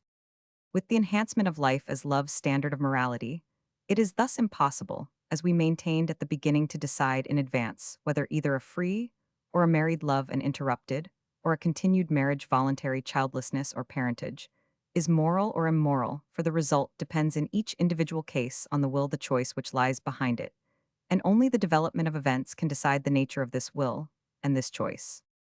It is true enough that human beings are often weaker in execution than in resolve, but then they must content themselves with enlarging old ideas of morality, for such as they are not called to make new morals, and it is true that life occasionally lends an unexpected hand in the correction of a mistake. But as a rule, the consequences are as the cause. A woman, who for purely selfish reasons shuns motherhood, will thus usually show herself to be a mistress, without affection, a wife who breaks loose from a marriage before she has tried to extract from it its possibilities of happiness, will probably throw away her chances in the same way in a new one. No relation can be better than the persons who compose it. This law is so inflexible that the administration of moral justice might confidently be left to time. This does not imply that love, more than any other expression of life, can be withdrawn from human arbitration, but it implies that such arbitration will be faulty when it is decided by the forms of a union, instead of by its results. Here we are on the watershed between the old and the new morality. The course of the former is determined by doubts of, and that of the latter by belief in the resources of the power in human nature. The doubts of the former lead to the obligation of the individual to submit himself to the claims of society. The belief of the latter leads to the liberty of the individual to choose his own duty to society on account of the weakness of human nature and of consequent care for the well-being of society. The conservatives claim that the individual must convince society, in advance of his willingness to serve its ends in his love, by renouncing a part of his easily misused liberty on account of the richness of human nature, and the claims of development. The reformers demand for the individual the right of serving the community with his love according to his own choice, and of using the freedom of his love under his own responsibility. He who does not allow his eye to be caught by the light straws that float and are lost upon the stream of time will soon become aware that the new morality is growing deeper and deeper with fresh tributaries. Christian morality starts from the conception of human nature as complete in its constitution, though not in its culture, and of a human being divided into body and soul.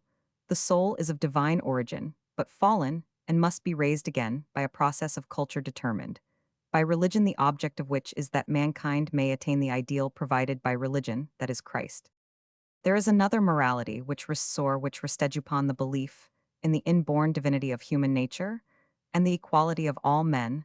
This belief ended in the efforts of the 18th century towards universal welfare, and in the expectation that liberty, equality, and fraternity could be realized even with the existing human material. The new morality, on the other hand, adopts humanism in the form of evolutionism. It is determined by a monistic belief in the soul and body as two forms of the same existence, by the belief of evolutionism that man's psychophysical being is neither fallen nor perfect, but capable of perfection, that it is susceptible of modification for the very reason that it is not. Constitutively completed, both utilitarian and Christian humanism saw culture, progress, and development in man's improvement of material and non-material resources, within and without himself. But evolutionism knows that all this has only been the preparation for a development which is to improve and ennoble the very material of mankind hitherto, so to speak, only experimentally produced. Our present nature means only what at this stage of development is psychologically and physiologically necessary, that we may exist as people of a certain time, a certain race, a certain nation. Hairiness was once nature as nakedness, is now marriage by capture, was once natural as courtship, is now what new transformations the race is destined to undergo, what losses and gains at present unsuspected of organs and senses, faculties and properties of the soul await it. Thys is the secret of the future. But the more mankind is convinced of its power of intervening in its own development, the more necessary does a conscious purpose become. We must understand what obstructions we will root out, what roads we will block up, and what sacrifices we will impose upon ourselves. The new morality is in the stage of inquiry on many questions such as labor, crime, and education, but, above all, on the sexual life. Even on this question, it no longer accepts commandments from the mountains of Sinai or Galilee. Here, as everywhere else, evolutionism can only regard continuous experience. As revelation, evolutionism does not reject the results of historical experience, nor the fruits of Christian human civilization, even if it were possible to reject what has become soul and blood in humanity. But it regards the course of historical civilization that lies behind us as a battlefield of mutually conflicting ideas and purposes with no more conscious plan than the warfare of savages, not until humanity chooses its ends, and its means end makes its more immediate end, the enhancement of all that is at present characteristic of humanity, not until it begins to measure all its other gains and losses by the degree in which they further or retard that enhancement. Will it also adopt the right attitude towards its inheritance from former ages, then it will reject what hinders and select what assists its struggle for the strengthening of its position as humanity and its elevation to superhumanity. We stand on the verge of a stage of culture, which will be that of the depths, not as hitherto of the surface alone, a stage, which will not be merely a culture through mankind, but culture of mankind. For the first time, the great fashioners of culture will be able to work in marble, instead of as hitherto being forced to work in snow. The true relation between the rights of the individual and those of the race will become, in the field of love, as important as the relation between the rights of the individual and those of society. In the field of labor, the conditions of labor raise or lower the value of the present as well as of the future generation. The same holds good and in an even higher degree of the conditions of love. How the boundary will finally be defined in the one case, as in the other, we cannot know at present. It is true that there is here and there a glimmer of light which already shows the way. But until these gleams become more frequent, mankind can only grope and stumble along the path by which perhaps it will one day march in full daylight. Many who regard sexual morality from the point of view of evolutionism have never inquired whether monogamy and an increasingly perfect monogamy is really the best means of human development. These evolutionists unite with the champions of Christian idealism in condemnation of the immorality of the present day, which declares itself in sexual matters, in the form of free connections outside matrimony, of an increase of divorce among those married, of disinclination for parentage, and of the claim of unmarried women to the right of motherhood. Other evolutionists think that all this is the earliest announcement of the awakening, which will assign to love its full importance, not only for the perpetuation, but for the progress of the race with the will of active, effective life. they attack the current standard of morality and the rights of the family, the object of the conflict, is not itself new. What is new is only the boldness fostered consciously or unconsciously by the evolutionary idea of thus asserting the rights of love against those of society, the code of the future against that of the past. The new morality knows that, in a wide sense, civilization will only attain lasting power over nature when it combines higher emotions of happiness with the ends, in the pursuit of which harsh means may be demanded, that creed of life, which makes the mission of the race cooperate with personal happiness in love, will also demand of the latter the sacrifices which the former renders necessary, but it must not augment these requirements by ascetic demands for purity, which are meaningless for the racial mission.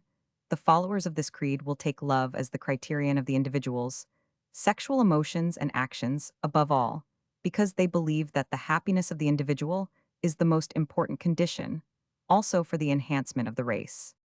They desire to fill the earth with hungerers for happiness, since they know that only thus will earthly life attain its inmost purpose, that of forming in, an altogether new sense of creatures of eternity.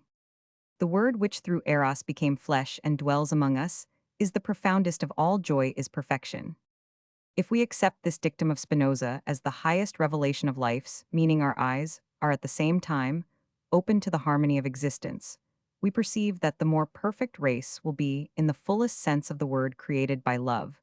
But this will not take place until love has become a religion, the highest expression of the fear of life, not the fear of God. When faith in life has scattered the superstition and unbelief, which still disfigure love, when the eldest of the gods has no other god before him, then will the monsters who now fill the murky deeps over which the spirit of the god moves perish in the light of the new day of creation. For the sake of clearness, it has been necessary to sum up here the main ideas of the following exposition in some measure. It will therefore be also necessary to return to them during the following treatment of the movements, which have the deepest influence on sexual morality, the evolution of love, its freedom, and its selection, the claims of a right to, and an exemption from motherhood, of collective motherhood, of free divorce, and of a new marriage law. Chapter 2. The evolution of love. Just as the Swedes, in comparison with some other of the Germanic peoples, are behindhand in their view of lammer passion, so are the Germanic races as a whole behindhand as compared with the foremost Latin peoples. The Gallic counterpart of the Lutheran doctrine of marriage is to be found in another monk, Luther's contemporary Rabelais, with his joyous project of a new kind of convent, where every monk should have his nun with the power of separating, after a year of probation, a plan which perhaps would not have been a much more roundabout way of educating mankind to love than was the Lutheran doctrine of marriage. Nothing is farther from the truth than that the Reformation increased respect for love and woman. It raised the esteem for the married state as compared with the unmarried, but it enhanced neither the position of woman in matrimony nor the importance of love in regard to marriage. Even in the Middle Ages, the Latin nations render a homage to woman which today is still almost incomprehensible to the man of a Germanic race.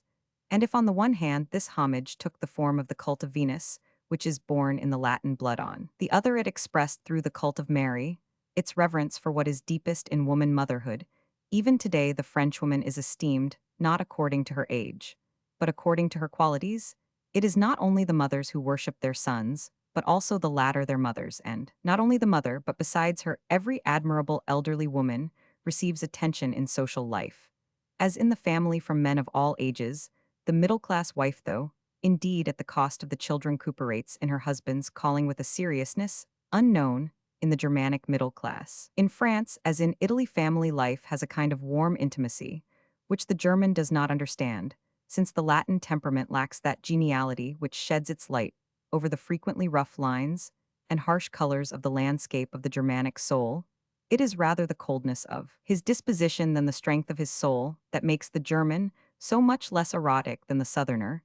It is more indifference to woman than respect for her that expresses itself in the distinction between the erotic customs of North and South. But when all this has been admitted, for the sake of justice, we may fairly lay stress upon the influence of the Germanic spirit in the struggle to put an end to that cleavage between love and marriage, which has prevailed among the Southern nations ever since the days of the courts of love. For the peculiarity of the Gallic spirit is to discriminate this, gives it the power of following out an idea to its uttermost conclusions, but at the same time renders it liable in actual life to split itself up among superficialities. The strength of the German, on the other hand, is his desire of unity. This makes him inconsistent as a thinker since he must include everything. But against this, it makes him strive after consistency in life. The same deep sense of personality, which created Protestantism, has in the Germanic world sought to make love as well as faith the affair of the individual, and to make marriage one with love among the educated classes. In the North, marriages of convenience, or those arranged by the family, are now things of the past, while in the Latin world they are still the rule, though with increasingly frequent exceptions.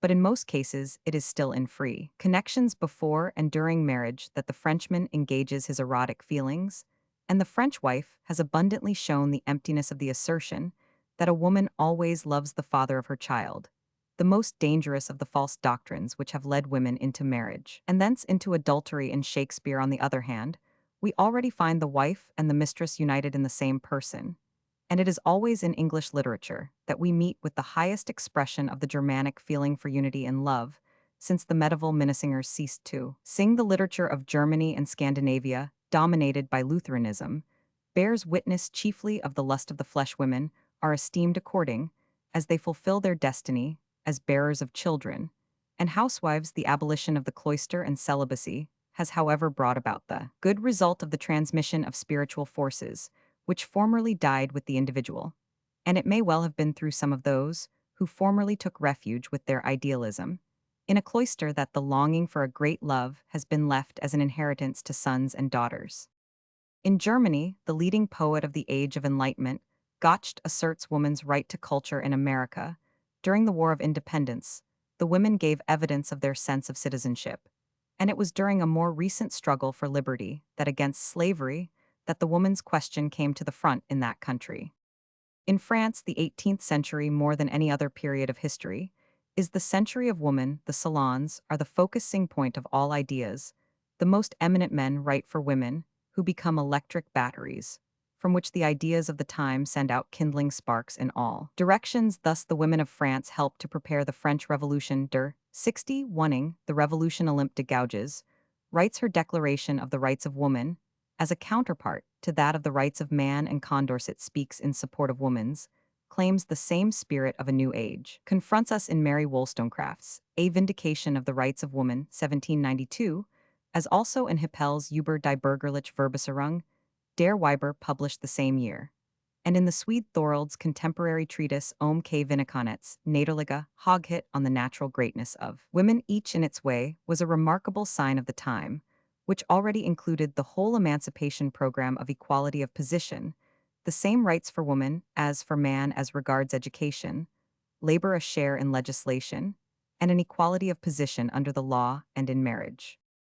Isolated instances of emancipated women were nothing new in Greece. The type was common enough to be employed in comedy. In Rome, self-supporting women were to be found during the Middle Ages. Not only Bridget, but many another woman in the quality of abbess or regent exercised a great and often beneficial activity. The days of antiquity, of the Middle Ages, and of the Renaissance all possessed female scholars, physicians, and artists. But it is not until the century of the Great Revolution that we find among women themselves, as well as among certain men, a persistent and conscious striving to elevate the education and to secure the rights of women. And wherever this striving has been profound, it has been united with the desire to reform the position of woman in love and in marriage. It is a very common but erroneous opinion that monogamy has given rise to love. Love appears already among animals, and with them, as in the world of men, has shown itself independent of monogamy. The origin of the latter in human society was the relation of proprietorship, religious ideas, considerations of collective utility, but not perception of the importance of love's selection. On the contrary, love has been in perpetual strife with monogamy, and it is therefore a profound mistake to suppose that the higher view of love has been formed solely through monogamy. The idea of love has been developed in as great a degree by attacks on marriage as in association with marriage itself. While in spite of the accumulation of evidence to the contrary, Christianity's share in the origin of human love is constantly exaggerated, sufficient stress has not been laid upon its indirect influence on the development of sexual love.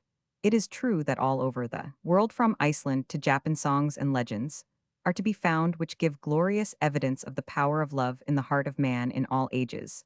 But the sexual emotion, nevertheless, held a subordinate position in the life of the human soul, until Christianity granted to woman also a soul to savve, in other words, a personality to cultivate. Christianity, moreover, commended the womanly rather than the manly virtues. And although Christ himself ignored woman love, and the family life, his ethics became thus in an indirect form a glorification of woman. The importance attached by Christianity to the value of the individual as a soul in contradistinction to the insistence by paganism on his value as a citizen was likewise one of the unseen contributory causes which during the Middle Ages made love a life power. In antiquity, marriage was a duty to society. Friendship, on the other hand, was the free expression of sympathy. Not until man's consciousness admitted a soul in woman could personal love arise, but so mysterious are the influences through which the soul of mankind grows, that the youthful love of the ancients indirectly developed the need of sympathy, also between grown men and women, and the suppression of the sexual instinct by Catholic asceticism indirectly furthered the introspective, soulful emotion of love, which rises above sensuality. The modern view of love as the most lofty state of the soul had already taken shape in the time of the Crusades, sufficiently to bring into existence at this period the courts of love in the south of France. Woman, the knight, and the singer together intensify and refine love in part by laying stress upon its incompatibility with marriage. Students have shown how the refined expression of love in poetry corresponds with the forms of the sexual life of the upper classes, since monogamy became the law and a secret polygamy. The custom, this dual division of the erotic feelings, has on the one side brought about such fine and lofty, and on the other such coarse and debased manifestations, that neither one nor the other has any counterpart among the nations or classes within a nation where this division is unknown, since there the freedom of sexual choice is undisputed. And this is natural, for there, the sexual life preserves its innocence of paradise, one of simple animality perturbed by no higher consciousness. This innocence can only be replaced on a higher plane, after a long period of development. The way thither is by the cleavage, which the division of labor involves even in regard to the development of the feelings. The Middle Ages were thus only capable of dividing love from marriage. This is witnessed by the greatest singers of love, and by the greatest love stories. Tristan and Isolde in the world of poetry, Abelard and Heloise in that of reality, are the highest types of the new age, even then dawning, which is finally to bring about the declaration of rights of human emotion, as of human thought. These lovers united in life and death are the highest testimony of the Middle Ages to that free love, which makes its own laws, and abolishes all others to that great love, which is the sense of eternity of great souls, in opposition to the ephemeral inclination of small ones. Scholasticism, ever extending introspective psychology, mysticism, ever refining the life of the soul, devoted to God, unconsciously pour oil upon the red flame of love, as upon the white flame of faith. The vita nuova of love breaks out in the fire of poetry, whose most aspiring flame was Dante. It lived on in the souls of the elect among Latin peoples. The Platonism of the Renaissance refined the medieval conception of love as the most excellent means of bringing to perfection the highest human qualities, and thus was established the right of lovers to independence of the customs of society. It is significant that at the medieval courts of love, as at the courts of the Renaissance, and in the contests of wit of the 17th century, women are granted not only the same right of sentiment as men, but also the same liberty of using their spiritual gifts, for every intensifying of love is connected, openly or otherwise, with the augmentation of woman's spiritual life, and with man's thus enhanced estimation of the value of her personality. Instead of being to him, the sex, the means of enjoyment, woman becomes the mistress, when love has come to mean an exclusive desire for one woman, who is only to be won by devoted service. Whenever woman has taken the lead in erotic matters, man's love has been ennobled. In Shakespeare, we find the whole of the preceding spiritual culture. Summed up, all his best women are chaste in the same degree as they are devoted, but they are also in the same degree spiritually rich and complete personalities. Therefore, they are also leaders through their clear-sightedness and promptness in the moment of action.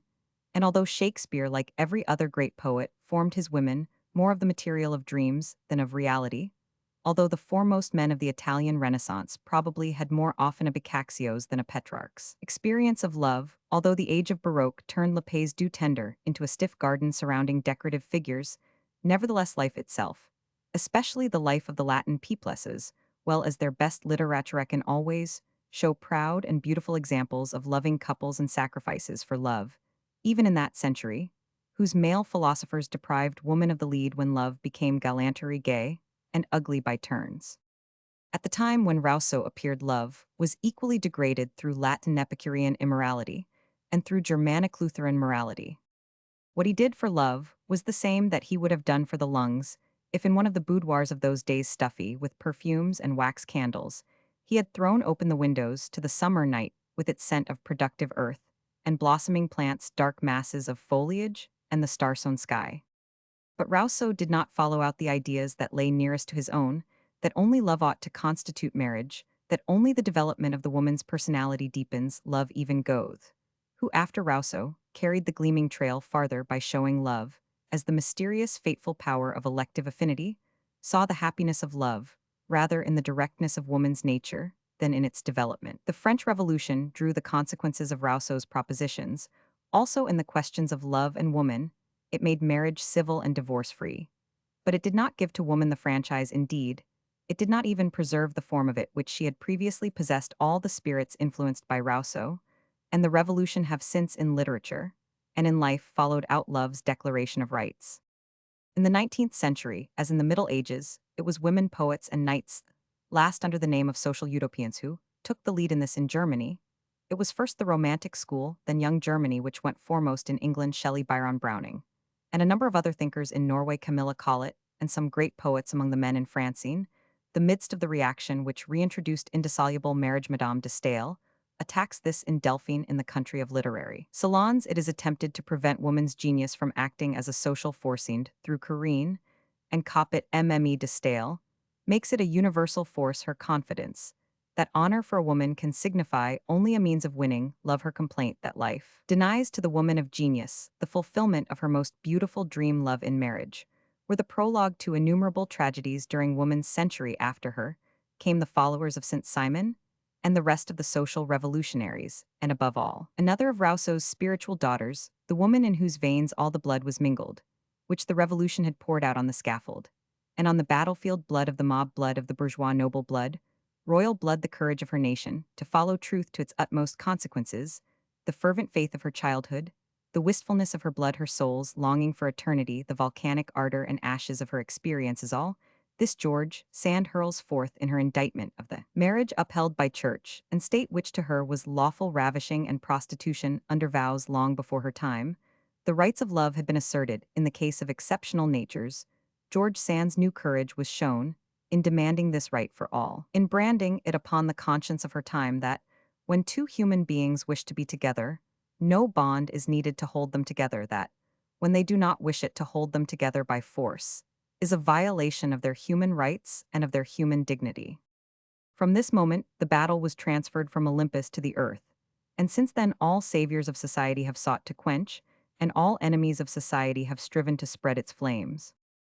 The love which a George Sand herself sought in vain on paths from which she returned with feet wounded, and sometimes soiled, the love a Rahel Varnhagen suffered from, and lived on, a Camilla Collett implored, and an Elizabeth Browning realized this, is the love of which the woman of the new age is also dreaming.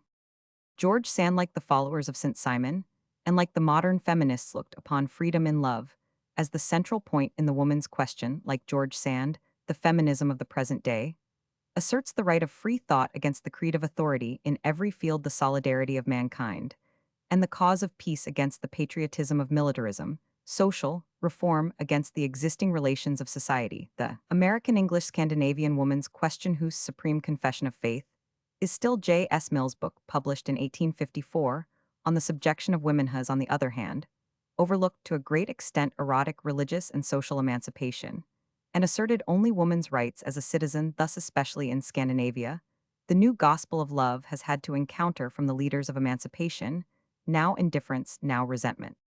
Ridicule and resentment from men have also fallen to the lot of the women's demand for a new love, with arguments for which Schopenhauer and Hartmann once provided the philosophical formula. It has been shown that soulful love is an illusion of nature, and that the unity in love which woman now claims of man demands sacrifices which are opposed to his physiological and psychological nature. undisturbed by ridicule and resentment. However, the women of the New Age have continued to preach the love of their dream switch, is also that of the dreams of poets. For thousands of years, poetry has been picturing love as a mysterious and tragic power, but when anyone says the same thing in plain prose, and adds that life would be colorless and poor without the great passions, then this is called immorality century after. Century poetry sets forth the loftiness of love, but if anyone in everyday prose ventures to say that love may become an ever loftier emotion, then this is called extravagance, for it does not occur to the people of the present day to regard poetry as prophetic. The new love is still the natural attraction of man and woman to each other, for the continuance of the race. It is still the desire of the active human being to relieve through comradeship the hardships of another and of himself at the same time. But above this eternal nature of love, beyond this primeval cause of marriage, another longing has grown with increasing strength. This is not directed towards the continuance of the race, it has sprung from man's sense of loneliness within his race, a loneliness which is ever greater in proportion, as his soul is exceptional. It is the pining for that human soul which is to release our own from this torment of solitude, a torment which was formerly allayed by repose in God, but which now seeks its rest with an equal, with a soul that has itself lain wakeful with eyelids heated from the same longing, a soul empowered by love to the miracle of redeeming our soul as itself by ours, is redeemed from the sense of being a stranger upon earth, a soul before whose warmth our own lets fall the covering that the world's coldness has imposed upon it, and shows its secrets and its glories without shame. Richard Damel has summed this up in two immortal lines. Liebe ist die Freiheit der Gestalt. Vom Wan der Welt vom Band der einen Ziel. The same feeling has possessed many a man before our time. One of them was Eugene Delacroix, who speaks in his Journal of the Pain of only being able to show to each of his friends the aspect of himself which that friend understood, and of thus being obliged to become another for each of them, without ever feeling himself completely understood a suffering for which he only knew one remedy, un epos qui est devator force. But what is new about it is that this sentiment has become diffused and has taken shape in the consciousness of the many, that it is beginning to set its stamp upon the whole spirit of the age. Meanwhile, mankind continues to be guided by erotic impulses, which lie deep below its conscious erotic needs. Man's senses are spurred by a desire, which thrusts aside that of the soul. The culture of the idea of love is far in advance of the instincts of love, and thus our time is brimful of love conflicts. To this must be added that the increased sensibility of modern man has rendered him more and more inclined to wear masks, protective disguises, artistically decorated armor. Protection is indispensable, since no one would be able to endure life if he were hourly seeing the ill-bound or still open wounds of others, or feeling his own touched by anyone. Existence would lose much of its excitement without secrets suspected or unsuspected in the destinies and souls of men. But at the same time, this protection renders love's struggle to penetrate appearances more and more difficult. Therefore, a certain form of flirtation serves as the attempt of awakening love to tear off the mask, to outwit the protective disguise, a game of fence, which aims at the joints of the tight-fitting armor. But the attempts are often unsuccessful, and life is more and more crowded with destinies that have miscarried, while more and more people wring their hands in solitude over what might have been. Man feels more deeply than ever before that life gave him a poor portion when his love has been nothing, but sinking in an embrace, an ever greater number know that love is absorption into that spirit in which one's own finds its foothold without losing its freedom, the nearness of that heart which stills the disquiet in our own, that attentive ear which catches what is unspoken and unspeakable, the clear sight of those eyes which see the realization of our best possibilities, the touch of those hands which dying we would feel closed on our own. When two souls have joys which the senses share, and when the senses have delights which the souls ennoble, then the result is neither desire nor friendship. Both have been absorbed in a new feeling, not to be compared with either taken by itself, just as the air is incomparable with its component elements. Nitrogen is not air, nor is oxygen. Sensuousness is not love, nor is sympathy in combination. They are the air of life and love. If either of the component elements is in the wrong proportion to the other, then love-like air becomes too heavy or too rarefied. But as the proportions between oxygen and nitrogen may within a wide limit vary without disadvantage, so also may the components of love. Affinity of soul is doubtless the most enduring element in love, but not therefore. The only valuable one, the love that fills life with intoxication, is separated from even the most lofty friendship by an ocean as deep as that which divides the India of legend from utilitarian America lifetime, in which will not equal a single day in the other. Great love arises only when desire of a being of the other sex coalesces with the longing for a soul of one's own kind. It is like fire, the hotter it is, the purer, and differs from the ardor of desire, as the white heat of a smelting furnace differs from the ruddy smoking flames of a torch carried along the streets.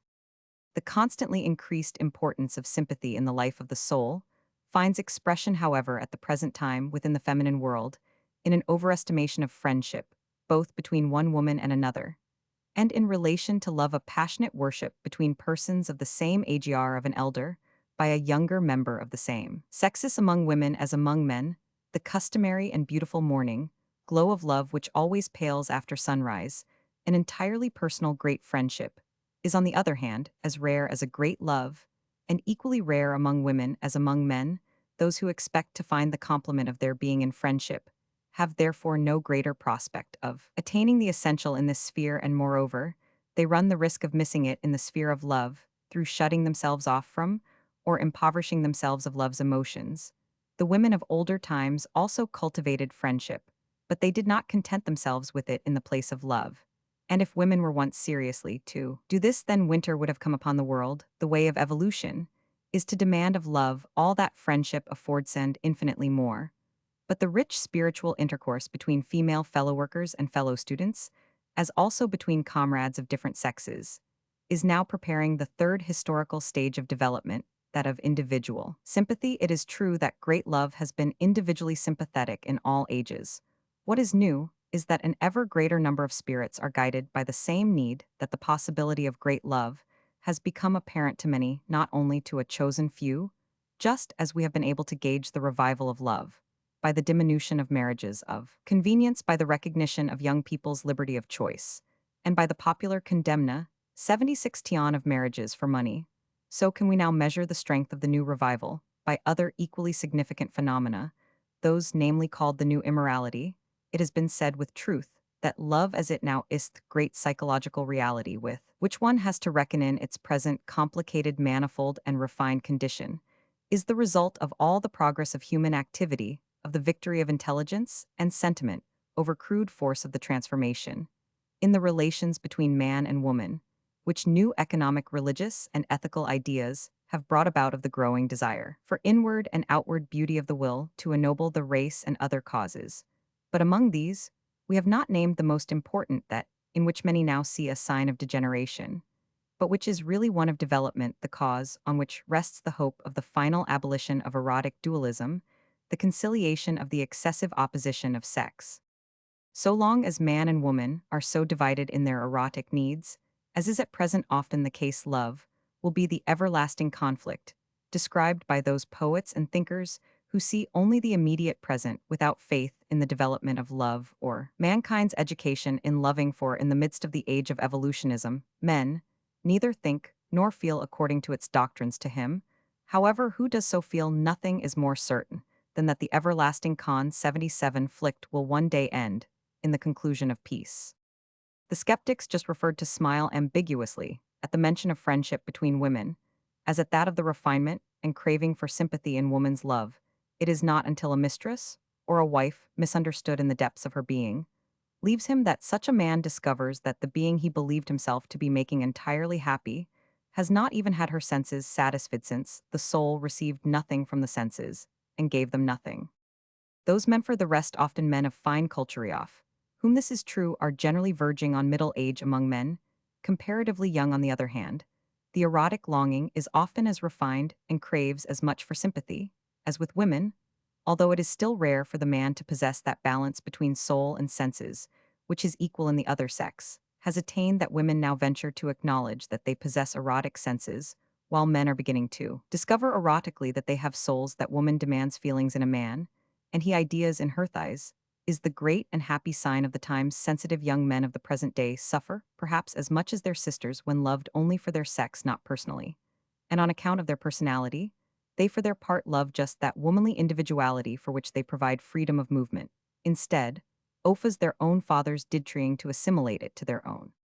On the highest planias, on the lowest, the similarities between man's, love, and woman's are already greater than the dissimilarities, and there may be more danger to love in the growing likeness between the sexes than in continued unlikeness. Man becomes a human being and woman, likewise at the cost of his secondary sexual characters. There are already some who think that the close of psychical development will present the same phenomenon as the beginning of physical development, namely, that the embryo at a certain stage is neither male nor female, but includes both possibilities. The Romanticists F. Schlegel in particular lay stress upon the distinction that, while the ancients put greatness of heart, nobility of mind, and strength of soul above the purely sexual qualities, the moderns have made woman one-sidedly feminine and man one-sidedly masculine, and assert that this extreme view on both sides must be got rid of in order to arrive at morality, beauty, and harmony in sexual relations, a view which was also that of Schleiermacher. And if we will see a deeper meaning in the tale of Aristophanes of the Cloven, human being, it will be the same that an apocryphal tradition ascribes to Jesus, in the saying that the kingdom of God is at hand when the two again become one, that Plato already emphasizes the sufferings imposed on both halves of the being by the cleavage is evidence of the commencement of development of love. For this development has progressed through the increasing opposition of the sexes with the passion and the pain it has caused. Now at last the moment has arrived when the divided sections again converge towards a higher unity. In reality, this desirable conciliation of sexual opposition is proceeding with such rapidity that there might be a fear of its becoming a danger to love in a near future, if the psychical opposition of sex were not always dependent finally on the physical, and if the modern man and woman were not becoming simultaneously more and more individualized. And it is in this circumstance that the future possibilities of great love lie. Individualization is already so powerful that a thoughtful person is ever more inclined to check himself when the abstract expressions man and woman escape his lips, for already men and women respectively differ among themselves almost as much as the two sexes from each other, and as a compensation for the enfeebling through conciliation of universal erotic attraction, we have the charm of individual contrasts. Love's spiritual longinto be resolved together with another soul into a higher harmony, will not be enfeebled, but on the contrary will be enhanced in proportion as this contrast is more personal. Rodin, who like every great Frenchman understands great love, has glorified it in his statue of a pair of lovers who have through each other become more perfect beings than either could have been alone. Rodin makes the man thoroughly masculine, the woman thoroughly feminine, while each line in their two figures shows primitive force ennobled into spiritual power and love, as the consummation of the human man and the human woman. When life from time to time shows us this proud and beautiful vision, then we are in the presence of a happiness which is overpoweringly great, for, as an economical housewife shuts out the sunlight, so life often lets fall the curtain of death when happiness shines, or indeed men kill their own happiness through instincts surviving from a lower stage. Chief of these is that instinct which makes the force of primitive animality still erotically attractive, even to the spiritually sensitive men and women, with this power of elementary passion intoxicate, because they are themselves intoxicated, because without being checked by any consideration, or held back by the soul, they give themselves up wholly and hotly to the moment. It is as superficial a psychology to say that Don Juan's reputation makes him irresistible as that conquest of Cleopatra is tempting, because it is also conquest over Caesar. No, the power of these natures lies in their undivided, unscrupulous will to use all the resources of their being to attain their end, and only that by which one's whole being is held at the moment has the power of holding others. Thus the question is answered. Comment face du les grands amours. Petite ligne de la bouche. Soulful people, especially women, have hitherto only loved partially, but when sensuousness in alliance with the mission of the race regains its ancient dignity, then the power of giving erotic rapture will not be the monopoly of him who is inhuman in his love. The wise virgin's deadly sin against love is that they disdain to learn of the foolish ones the secret of fascination, that they would know none of the thousand things that bind a man's senses or lay hold on his soul, that they regarded the power to please as equivalent to the will to betray, when all women who can love are also able to make goodness fascinating and completeness of personality intoxicating. Then Imogen will conquer Cleopatra. As yet the charming ones are not always good, the good not always charming, and the majority neither good nor charming during this transition between an old and a new womanliness. It is natural that she should be strongest who unites in herself. Eve Jocund et Delila. From observation of love's realization in marriages, it is still realized in the majority of case young women have been more and more possessed by a disinclination to wed they wish for the love of their dreams, or none at all a lower claim. A poorer gift of love has for them no value which can be compared with their free personal life to the man who only seeks her lips, but does not listen to the words from them, who longs for her embrace but smiles or frowns when she reveals the nature of her soul. Such a woman has nothing to give her love, is now filled with the whole nourishing force of her human nature, replete with the whole sap of her woman's nature. And she desires that the sacrament she thus dispenses shall be received with devotion. She will no longer be captured like a fortress, or hunted like a quarry, nor will she, like a placid lake, await the stream that seeks its way to her embrace, a stream herself. She will go her own way to meet the other stream. We live in a period of spiritual reformation of immense importance in the history of the world.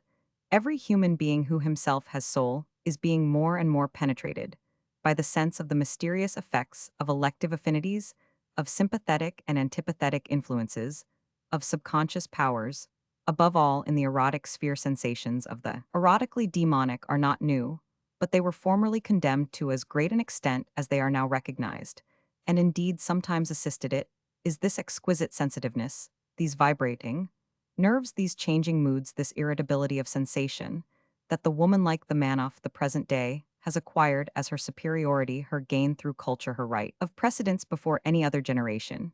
But this new wealth involves innumerable new conflicts. The senses go their own way, and are attracted where the soul is estranged or repelled, although the heart is filled with tenderness.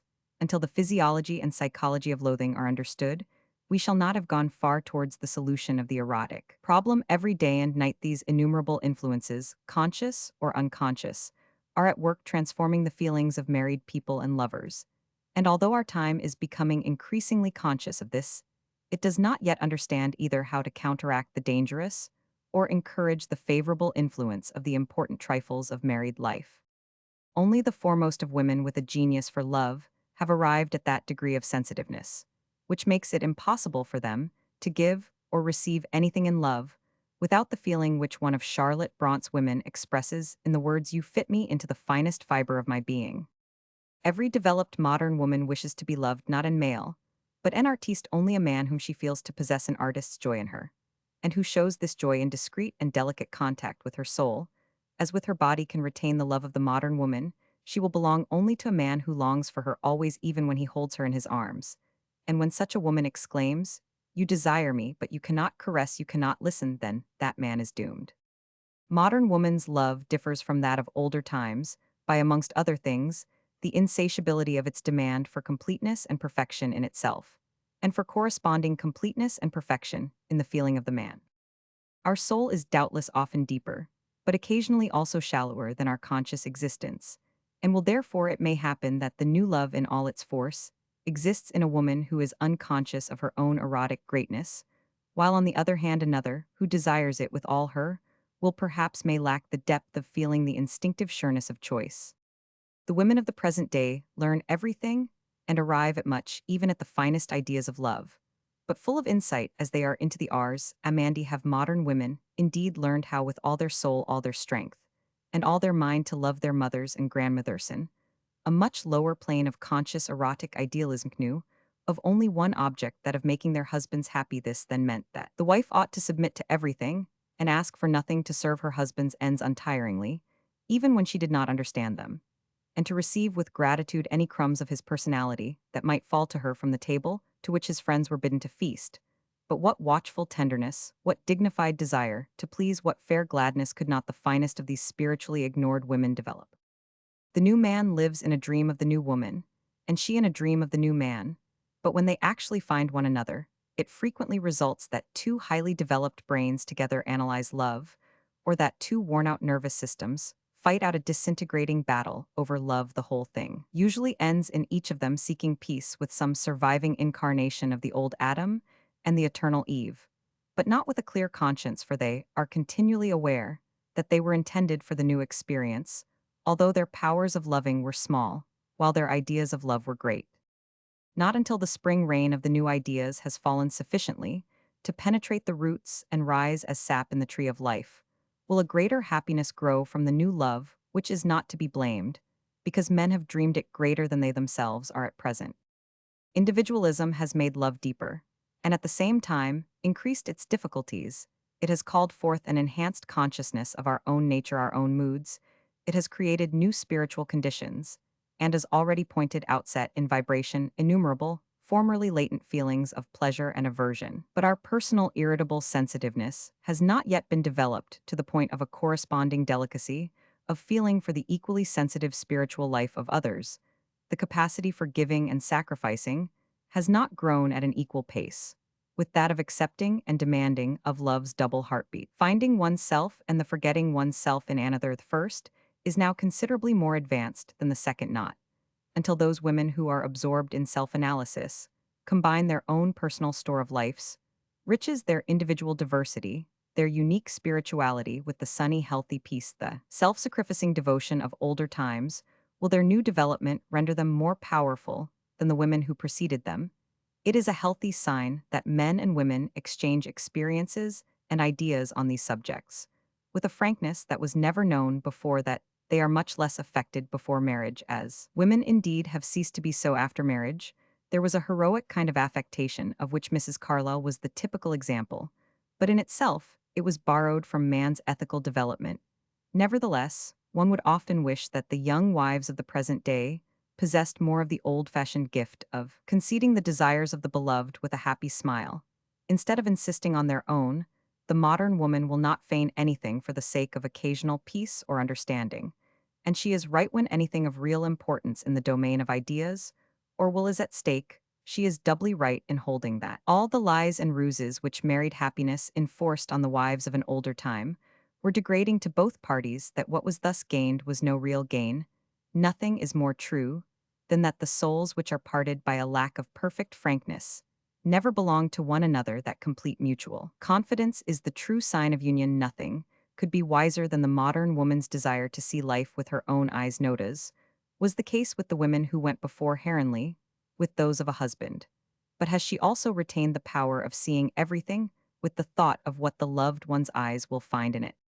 Upon the answer to these questions of conscience will depend the success of the new woman in guiding the development of love in the direction of her will, for only by herself loving better will she gradually humanize man's passion and liberate it from the blind force of the blood, which makes of the capercailzie's play or the rivalry of stags a spectacle beautiful in its animality, but on the other hand renders man's love bestial.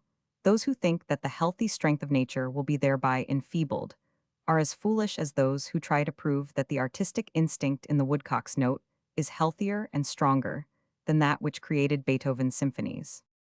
But it is not sufficient that woman should take the lead and appoint the goal. She must herself be developed for the task, and that not only in the direction just mentioned. Her soul is as yet no sure guide to her senses, nor her senses to her soul, so much the less can she then be a guide to man's soul or senses, which moreover she frequently fails to understand, and therefore unhesitatingly condemns for the sins to which she herself has not unfrequently seduced him.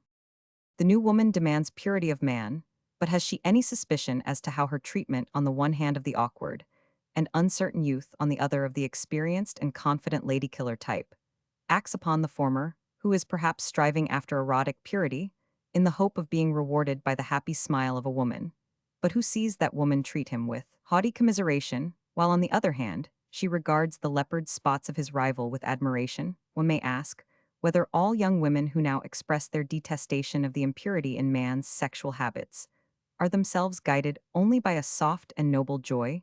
In giving pleasure do they never permit themselves the most despicable of hypocrisies, that of love. So long as pure women take pleasure in the cruel sport of the cat, so long as with the facile changes of mood of the serpentine dancer, they evade the responsibilities of their flirtations, so long as they delight in provoking jealousy as a homage to themselves, so long will they be helping to brew the hell broth, around which men will celebrate the witches' Sabbath in the company of the bat-winged bevies of the night.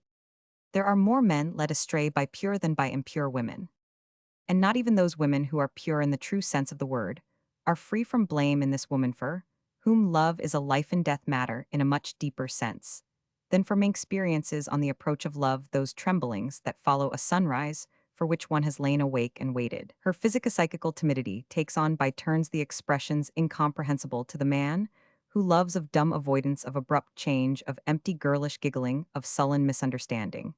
And all that is contradictory not, that which is mysterious in woman, stirs the unrest in a man's blood. The modern woman's great distress has been the discovery of the dissimilarity between her own erotic nature and that of man, or rather, she has refused and still refuses to make this discovery, and thinks that only the custom of society with its wholesome severity towards her, its reckless leniency towards him, has brought about the difference which exists and which she would abolish. But while one group proposes to do so, by demanding feminine chastity of the man, the other would claim masculine freedom for the woman. The book world is now full of works on purity written by men as well as women of literary tone.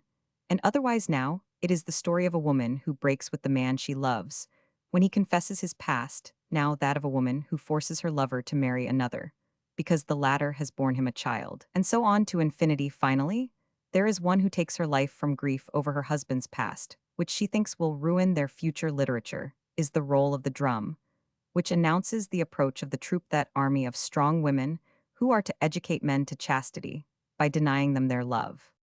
But will it really be the Amazons who will play the leading part in the struggle against man's erotic dualism? Will not perhaps wisdom be found also in this case, in the hope of being able to conquer the evil with the good, not the evil with the worse, by allowing a man awakened by love to the desire of unity to turn again to disunion? Would not woman accomplish more in the renovation of morals if she stayed with the man she loves, so as with her whole being to let him learn how a woman can suffer and be made happy through a man? The means of salvation for men suffering under erotic dualism may well be an increase of tenderly chaste, delicately feeling, and kindly wise wives. Even such a mother, sister, or friend is a strength to a man, but only the wife who remains a mistress can be sure of victory. It is true that she cannot efface her husband's past, but she can create together with him a new and stronger generation. The man who knows what his beloved has suffered through his past, who has seen the wings of her courage lose something of their power, her confidence, something of its smile, her joy, something of its playfulness, will in time teach his sons that a man may certainly become once more strong and healthy through happiness in love, but that he cannot win so beautiful and sure a happiness as self-control can prepare such queenly pride as his victory might have given the loved one he will never see in her. But if woman is to help man's struggle for purity, she must for her share take another view of what has been degrading to man's nature, and what has not. A woman who marries a widower has to go through a pain which will be deep in proportion, as her love is personal. She will then wish to be not only her husband's last, but also his first love. She suffers from all the memories they have not in common. She would fain have sat by his cradle and received his first smile. She longs to have played with him as a sister, to have shared as a friend his troubles and his joys. She envies all who have been able to see him at those stages of his life, and in those spiritual conditions that she has not seen. Above all, she envies the woman who first saw him, made happy by the love she gave him. But all these sufferings do not bring her to regard the beloved as morally sunken, because before her, he has been the husband of another woman, and the same must hold good of earlier relations of love. The man may have developed through a former marriage or free connection his powers of giving a personal love, or he may in the same way have lost them if no baseness is connected with these earlier experiences, if he has not degraded himself to voluntary division of his erotic naturine. Bought love is always such a degradationer to contemptible duplicity, if he has not treated any woman as a means, but received and given personality, then he does not enter impure into his marriage, even if he has not evidence of abstinence. At present, it is unfortunately often the case that men enter into marriage with deep stains from earlier connections, and it is this circumstance that gives the demand for purity its general applicability. During each new phase of the development of love, women, probably earlier and certainly more consciously than men, have connected the demand for unity with the idea of love. The sense of unity is quite another, and a far later phenomenon than monogamy. The enforced fidelity in monogamy, the voluntary fidelity in love, gave rise in woman first to control of desire, then to the weakening of desire through control. Thus by degrees erotic unity became with many women an organic condition, or as is significantly said a physical necessity, not with all, not even with the majority, but still sufficiently frequently to enable us to call the unity of soul and senses in lovas, also a lifelong fidelity, in a single loved provision of nature, for innumerable women, while with men, both, are still exceptions so rarely to be met with that they are often called unnatural. But he who concludes from this that one has only to demand the same of men, for the effect to be the same, is attributing the same effect to two different causes, for the erotic conditions of man and woman are, and will remain different causes, the purity which a man is capable of attaining, must always therefore to a certain degree be different from a woman's, but not on that account of less worth he will certainly remain more polygamous than she, but this does not involve a division of himself, in the satisfaction of his erotic needs. Love possesses, nay besets, dominates, and determines woman's whole being in an entirely different way from man's. He is more strongly possessed at rapidly passing moments by the erotic emotion, but at the same time he liberates himself more quickly and completely. On the other hand, in the degree in which a woman is womanly, is she completely determined by love. This gives a unity, completeness, and equilibrium to her sensuousness, which man lacks when he is warm. He often believes woman is cool. When he sees her warm, he thinks that she is so in the same way as himself. Women are undoubtedly to be found shifting like men between sudden ardor and abrupt chill. And these women are ever the most exciting erotically, with the majority of women, however, love is for the reasons already given a constant warmth and never quenched fervor. But this makes the woman suffer through the man, who, in the intervals of his passion, is so much more tranquil than she, so little capable of her unremitting tenderness. Therefore, she seldom finds herself occupying his thoughts and feelings so completely as he occupies hers. A woman has aptly said that it is precisely woman's greater sensuousness that makes her less sensuous than man on account of motherhood, and all that it implies is sensuous, so to speak, from head to foot, and chronically, while man is so only acutely and locally, if one transfers one's thoughts from erotics to mother 95hood. The truth of this will at once be clear. The feeling of motherhood is the most thoroughly sensuous and therefore the most thoroughly soulful of emotions. The same transport of the senses in which the mother exclaims that she could eat her child expresses itself in the affection which would prompt her to die for it. But the author just quoted goes on to consider that even with men the erotic emotions could be transposed or released in many ways besides the one which to most of them still represents the whole expression of love. What Rouse revealed to his unbelieving contemporaries will perhaps one day become true in a psychophysical sense, that a look may fill a lover with voluptuousness, that the great emotions are the chief conditions of love's happiness, that the lightest touch of the loved one's hand gives greater bliss than the possession of the most beautiful women without love feelings, which all great lovers in all times have confirmed, and as to which even the most contrary natures give the same testimony. The peasant's love, which knows nothing of caresses, comes lower in the scale of happiness than that of the cultivated person who finds in love all the refined delights of the senses. And this again is far below the happiness of those who, even in the encounter of two ideas or two moods, can experience all the transport of love. The conviction that sensuousness can only be controlled through being spiritualized is what directs those women who are now hoping to convert men not to the duty of monogamy, but to the joy of unity. Before woman's will could thus become conscious, her long struggle for liberation had to take place. Marriage had to cease to be a trade among the upper classes, as prostitution still is among the hungry lower classes. Love must have become free, at least in the sense that a woman had no choice, but charity from her family, or forced sale to her husband. Her personality must have attained consideration, not only for her value as a woman and dignity as a human being, but also individually. Not until be her own labor and activitish, no longer exclusively depended on a man's courtship, for both her livelihood and her life's destiny, did woman's salvation come to be. Not that the man wills Nietzsche, but that she herself can exercise her will. Language already reflects the change of custom. We seldom hear it asked nowadays of a woman, why has she not married? But it is all the more frequently inquired, what has her love story been, since she has never married. Here also the line of development is a zigzag. Women sometimes act as though their whole liberation was of no avail, but in spite of much that is contradictory, the evolution of love above all through the new woman's claims of loveys to him, who stands high enough to have a full view of the situation, the most certain of realities. Evidence of this evolution can be found in life as well as in literature, where it now takes every kind of form, from experiences translated into genuine poetry, down to the productions which tempt one to think that these people have only loved to get copy for a book.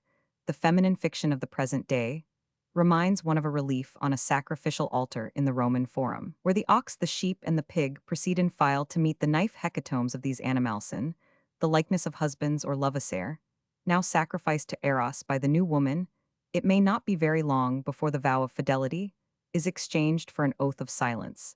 And the marriage contract contains a provision that in case of a rupture love letters are not to be used as literature. No doubt it will ever remain true that a living book on love is never written with other ink than blood. But such books are not those which resemble a trial, in which the prosecutor, witness, judge, and executioner are united in one person. But whether powerful or weak, discreet, or audacious, noble, or ignobled, New Woman's books are always instructive to those who seek to follow the course of love's evolution. The great danger to this evolution is that women never take sufficient account of sensuous 98ness, nor men of spirituality.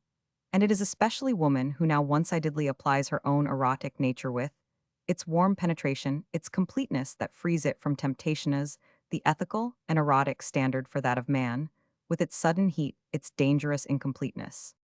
It is without doubt a feminine exaggeration to say that a pure woman only feels the force of her sex's need when she loves, but the enormous difference between her and man is that she cannot obey this need without loving. It is doubtless true that besides her love, a woman may have a calling in life, but the profound distinction between her and man is at present this, that he more often gives of his best as a creator than as a lover. For her, the reverse is nearly always the case.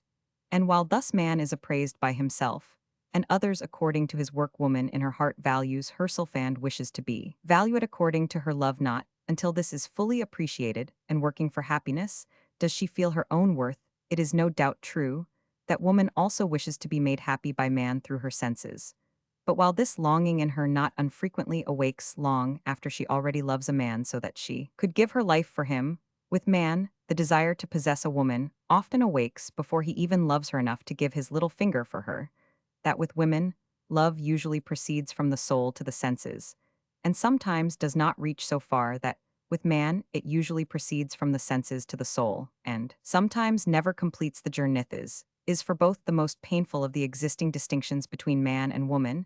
It is quite certain that both man and woman are humbled by their great love, and that the knowledge of having awakened reciprocal love turns even the freethinker into a believer in miracles. But man often conceals his humility behind a security which wounds the woman. She, on the other hand, hides hers in an uncertainty which wounds the man. And from this difference of instinct arises a new kind of complication, when man also has begun to desire an unspoken understanding on the part of woman, when he becomes convinced of her love only when she has guessed this and loved his reticence itself.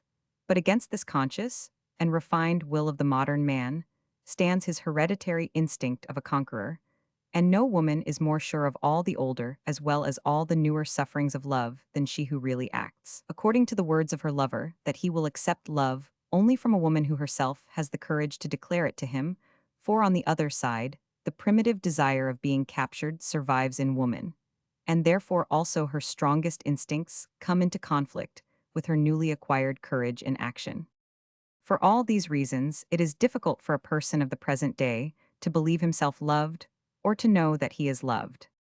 And it is this which will preserve to love its excitement, even when the animal habits with pursuit on one side and flight on the other have gradually ceased conflict, and the intoxication of victory will always form a part of the vital stimulation and pleasurable emotion of love, but they will be removed to a higher plane. Man's forward rush to win a woman who perhaps would not otherwise have remarked him, woman's turning aside to egg the man on, or else to defend in some measure the independent decision of her feelings, will be transformed by the desire of each to wait until the other has chosen. The erotic tension will then be released in the contest for the most refined expressions of sympathy, the most convincing assurances of comprehension, the most rapidly vibrating sensitiveness to the other's moods, the fullest communication of confidence. Victory will mean a constantly deeper penetration into the other's nature, an ever richer fullness, and joy in the communication of one's own, a constantly growing faith as regards what is mysterious, and a like gratitude for what is revealed. The stimulation will be renewed daily in moods, the transitions of which are as imperceptible as those of the evening sky from the reddest gold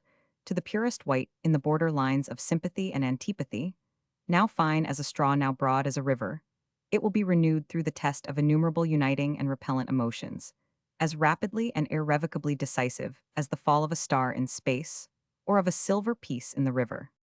And this tension of married life will not be relaxed as now by the puffed-up arrogance of proprietorship on the part of the man, or by dull complacence on that of the woman, since all sense of happiness is connected with the exertion of force to attain an end, and with the equilibrium that results from its attainment.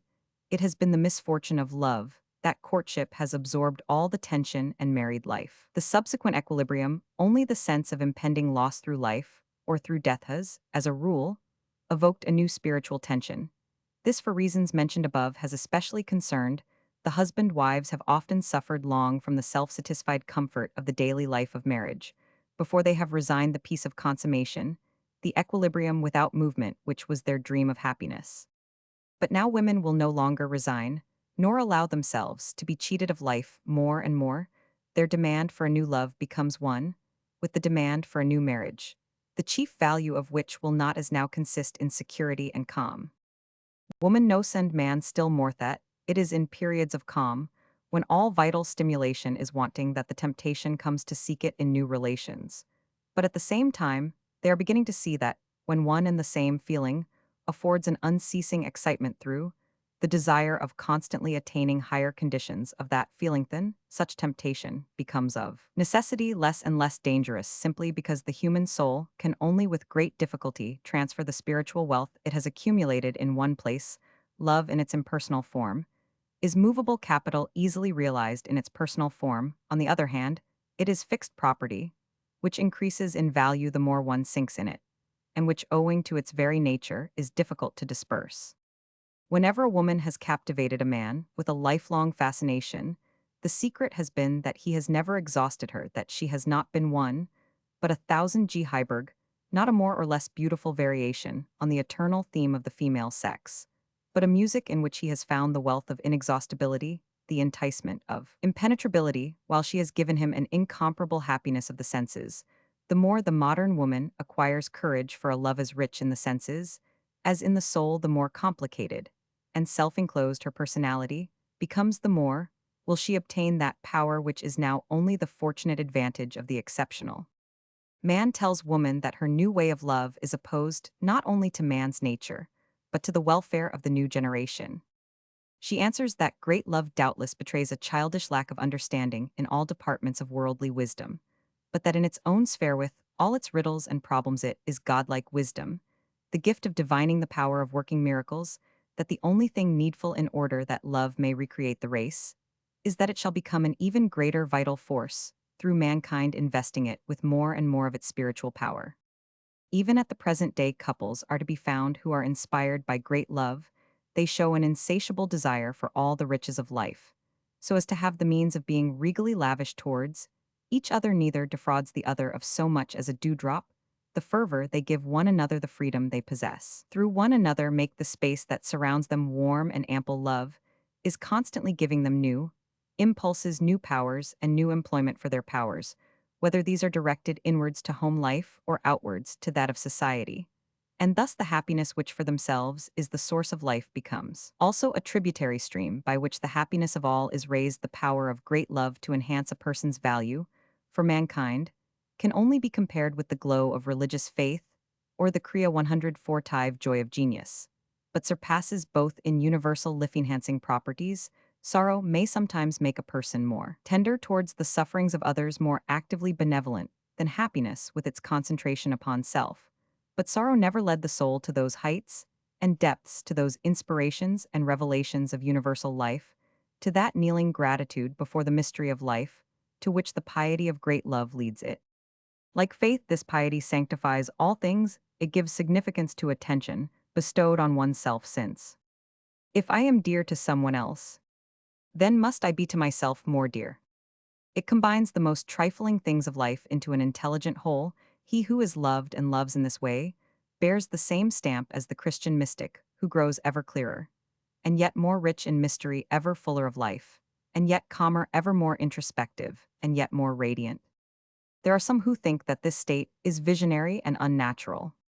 But the truth for everyone who has beheld itis that livrai amor est simple comme un bas relief antique, such a relief which before all others corresponds to the image, is to be found in the Naples Museum.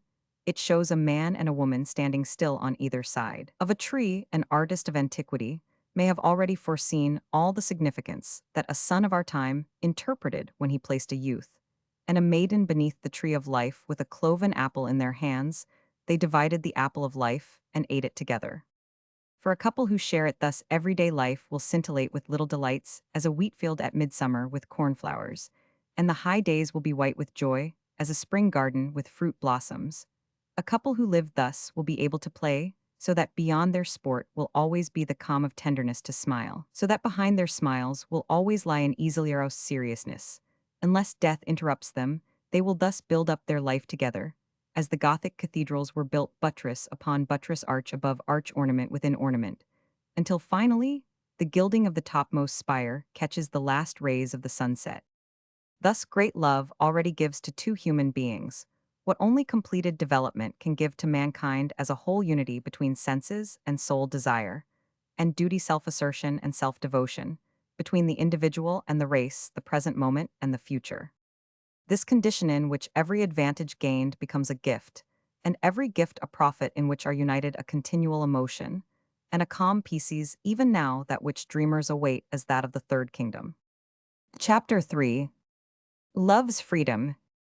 The most delicate test of a person's sense of morality is his power of interpreting ambiguous signs of the times in the ethical sphere. For only the profoundly moral can discover the dividing line, sharp as the edge of a sword, between new morality and old immorality. In our time, ethical obtuseness betrays itself first and foremost by the condemnation of those young couples who freely unite their destinies. The majority does not perceive the advance in morality, which this implies in comparison with the code of so many men who, without responsibility and, without apparent risk, purchase the repose of their senses. Those young men who choose free love know that bought love may destroy their finest instruments of mental activity, that it may result in injury to the wife, as well as in the danger either of degeneracy on the part of the children or of childishness, and may finally bring about their own premature downfall. But they also know that these results may not occur, and that on the other hand, they may suffer spiritually by curbing their personality and ruining their possibilities of single-hearted love. At the same time, they despise their fathers less dangerous, but for that reason, more unprincipled expedient for sexual satisfaction, the seduction of women of the people, women with whom they never had any thought of community of life. Free love, on the other hand, gives them an enhancement of life which they consider that they gain without injuring anyone. It answers to their idea of love's chastity, an idea which is justly offended by the incompleteness of the period of engagement, with all its losses, in the freshness and frankness of emotion, when their soul has found another soul, when the senses of both have met in a common longing. Then they consider that they have a right to the full unity of love, although compelled to secrecy. Since the conditions of society render early marriage impossible, they are thus freed from a wasteful struggle, which would neither give them peace nor inner purity, and which would be doubly hard for them, since they have attained the end love for the sake of which self-control would have been imposed. When in this connection we speak of youth, we can mean only the young men and girls of the upper classes, for among the rest of society, the free union of love has long been the custom. Our working classes, those of many European countries, simply use the same freedom which the custom of society allows to many extra-European peoples. Ethnographical research shows that this is no new degraded habit, but on the contrary, a relic of primitive customs among certain extra-European peoples. For example, one in North Burma's custom was accompanied by definite guarantees for the possible children. Young people may without hindrance unite freely and separate if they do not find their feeling deep enough for continued life together. In the contrary case, they marry, and after marriage infidelity is as good as unknown. If the girl becomes a mother without a marriage following, the man is obliged to secure the child through a sum paid to the girl's father, who is then answerable for it. It is from similar sexual customs that the majority of our Swedish people derive their step people, which in royal and academic speeches has gained the character of being the most law-abiding and loyal in the world. Failing a deeper love or a sense of responsibility, these customs involve the abandonment of the woman, infanticide, and sometimes the prostitution of the woman when she has passed from one man to another. Finally, the encumbrance of society with the children, of different fathers to whom she has given life besides the neglect of the children, and the custom Liedseven in those cases, where both love and responsibility are present, but where the lovers are too young to the enfeebling of themselves and of the children, and to the great mortality of the latter, not only hard labor and scanty food, but also a premature sexual life contribute to hinder the full bodily development of the lower classes and to hasten their growing old. But by the side of these evil effects, there are good ones in most cases. A young couple's prospect of parentage leads their relatives to make their marriage possible. When this cannot take place immediately, the daughter and her child stay with the parents of one of them, or she leaves the child with them, while she on her side, and the young man on his work for the future, even when the man has not always been disposed for marriage, their common life of work, and the sense of parentage soon show a uniting. For such couples who have come together in youth probably have better prospects for their life together than an upper-class couple worn out by a long engagement, in which the bride has a full right to her orange flower stow, say nothing of the health contributed by the man of the people. In comparison with the majority of men of the upper class, who have bought their injurious substitute for marriage, while waiting for the promotion which should make marriage possible, one thing at any rate is certain, that matrimonial fidelity among the people is as great as freedom before marriage is unlimited, that the free love of the peasant and working class ends as a rule in marriage, often depends on the fact that public opinion supports this as a point of morality. But in those cases where love itself does not bring about community of life, a sense of parentage, and the need of a helpmate are as decisive as public opinion, for even among the erotically undeveloped, the need of cohabitation makes itself felt for other purposes than the instinct of the race. It is the desire for such community of life with its sharing of pleasure and hardship, sorrow and attention, which makes it really uniting. Where no such desire exists, the relationship becomes immoral from the point of view of life enhancement. If this standard of morality be not adhered to free love among the upper classes, among the lower class will, it is true, contribute to the abolition of prostitution, but not to the exaltation of mankind through a greater love, a higher morality. For if on the one hand the sexual customs of the lower class allow more right than those of the upper class to the direct claims of nature, on the other hand, the customs of the latter still provide the same opportunities for the elevation into love of the instinct, which from an historical and ethnographical point of view has everywhere been provided by self-control among those nations with which sexual connections begin early. Morals are as a rule loose, and where morals are loose, the emotion of love has small importance.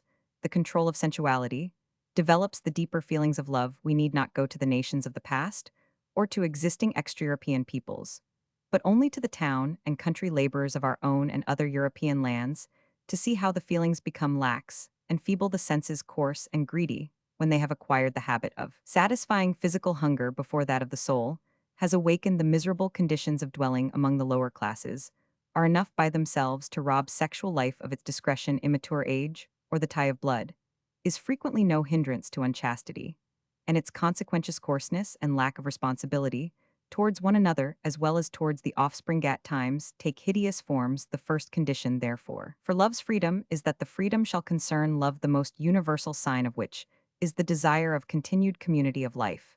As this sign is as a rule to be found among young people of the educated class, who now claim love's freedom, they are thus far within their rights, as also are the young people of the lower class when they use the same freedom, and as a result form many excellent connubial unions. We could with every reason and with more reason draw the same conclusions with regard to the upper class, if it were not the case that among these love has become a so much more penetrating force, while the majority of the working class, for even there a minority with more refined erotic feelings, is to be found in addition to the satisfaction of its instincts, contents itself with a capable and devoted comrade to bear its burden. The developed man or woman of the present day has deeper erotic needs. It is the satisfaction of these that is often missed by a youthful decision in life, for even when youthful love is sulfuland, nearly all youthful love can so be described, it is nevertheless in most cases a longing for love, rather than love, a craving for experience, rather than the new life itself.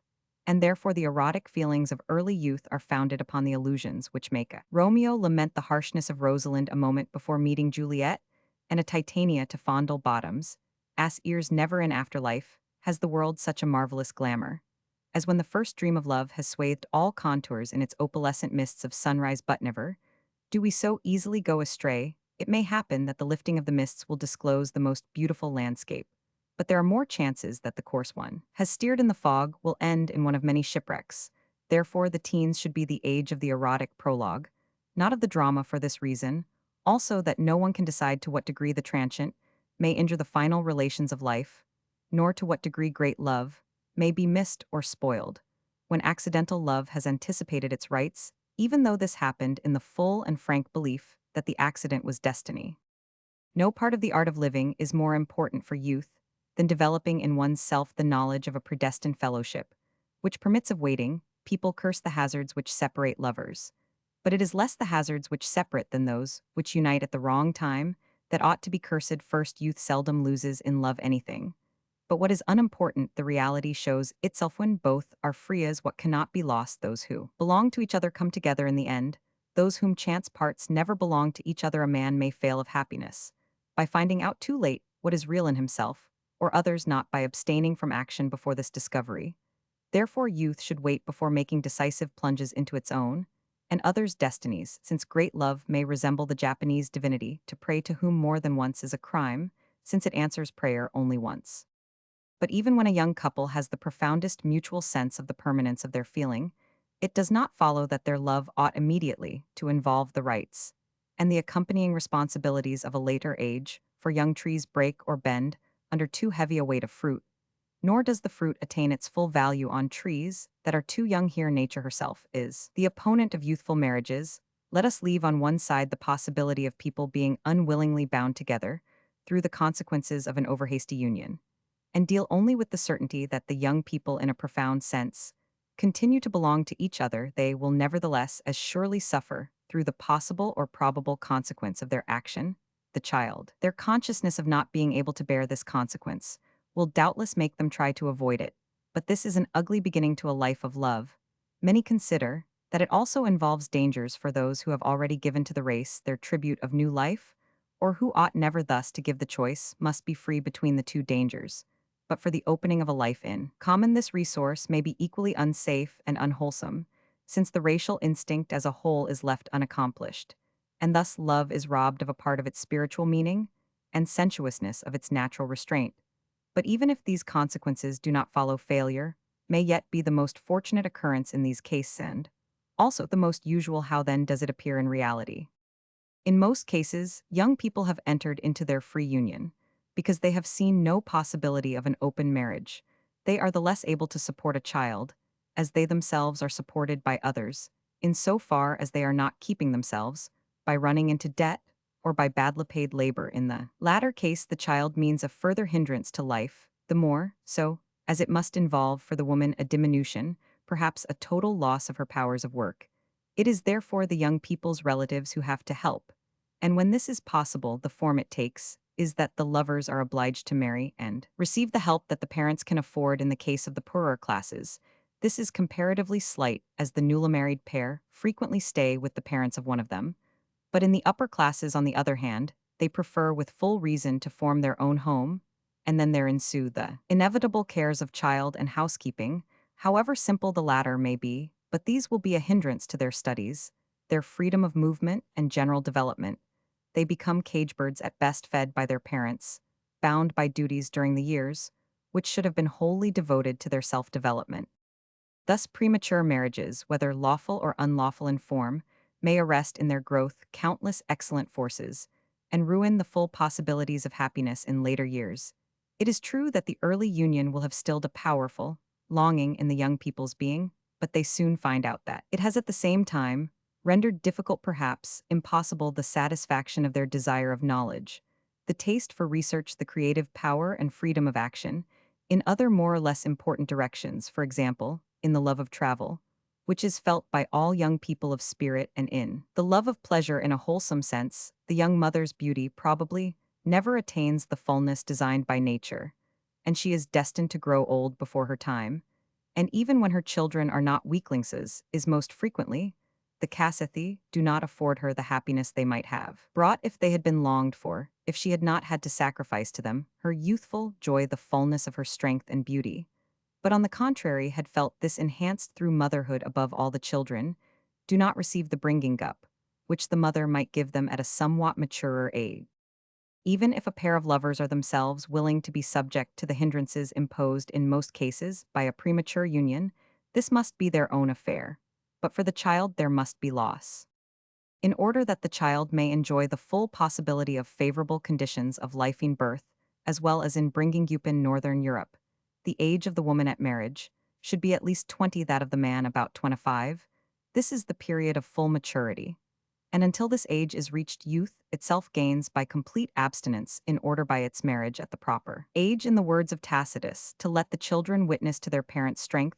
In the opinion of most younger men of science, it is less and less probable that acquired qualities are inherited. Others again, who have defended or still hold this view, have maintained with more or less force as a condition of the progress of the race that procreation should not take place until the activity and surroundings of the parents have acquired a definite character. Acute psychologists, who have given attention to woman's nature, consider that it does not attain its full spiritual maturity before about the age of 30, while she then still possesses her youthfulness unimpaired, that until then her countenance does not acquire its true completeness of expression, that her individuality, intellectual powers, and passion are then for the first time fully awake, that only these properties can inspire deep love, and that thus woman gains everything by a later marriage, whereas the result of early marriages, where the husband has to educate his wife, is frequently, as a witty lady has remarked, that he is destined, instead, to educate a wife for someone else.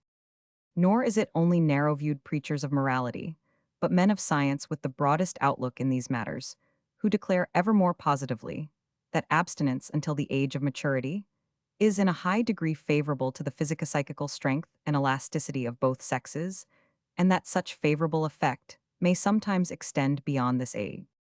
To this direct gain must also be added the indirect one, that all self-control for a greater and gladdening, and what end can be greater than this one gives to the will that force, and to the personality that joy in its strength, which will later be all important in every other department of life. Such an advancement of the age of marriage will probably not be opposed by many women. Young girls have learned by the experience of others. And now, there is scarcely to be found a woman married before the age of 20 who has not discovered that it was premature. Before she reaches 25, moreover, it is seldom the woman's desire that hurries on a secret union, for in the absence of any admixture of southern blood, it is a long time, many years indeed in some cases, before the senses of the northern woman are consciously awakened. But the young girl loves and wishes to satisfy the longing from which she sees her lover suffer, the more so when she comes to know that the demonstrations of affection which have satisfied her needs have increased his suffering, and therefore she silences her own innermost consciousness, which adjures her to wait. This silencing of the inner voice, not infrequently, has for its result that the two souls are never fully united, since the senses have stood in their way, or in Nietzsche's words, die Sinnlichkeit übereilt oft des Wachstum der Liebe, so dass die Wurzeln schwach bleiben unleicht ausgerissen sind. In every pure feeling of morality, a young woman who thus surrenders herself in love stands immeasurably above the engaged girl of good family who allows the man she says she loves to toil alone during the best years of his young manhood, so as at last to prepare for her the position which her own ideas of life, or those of her family, demand. But higher than either stands the young woman who has known how to preserve the freshness of love's springtime. And when women's own claims of happiness have become more refined, when their insight into nature is more profound, when they thus become fit to take the lead in erotic development, which in Scandinavia, during the last generation, has unfortunately been in man's hands, then they will also understand this. They must prolong the happy time when love is unspoken, unfettered by promises full of expectation and intuition, and they need not on this account give up the comradeship in sport, in walks and studies, which is wholesome in itself, cheerful and preparatory to happiness, but which now leads to premature unions. Women will come to understand when they ought to be on their guard. In order that the sufferings of the period of waiting may be minimized, they will short the secret engagement, and they will do away with the public engagement, with the dangers both involve of attenuation of the feelings, and with the latter's profanation of love's privacy. If the youth of the North does not feel its soul in harmony with this mood, its life will have lost its springtime without receiving in exchange. A longer summer for premature warmth has its revenge in life, as in nature to experience fully the peculiar beauty of each season of life is the attribute of a profounder comprehension of life's meaning, and This truth is not less true because a Juliet was only 14. What Shakespeare has revealed in her is not the force of early love incomparable with any other power.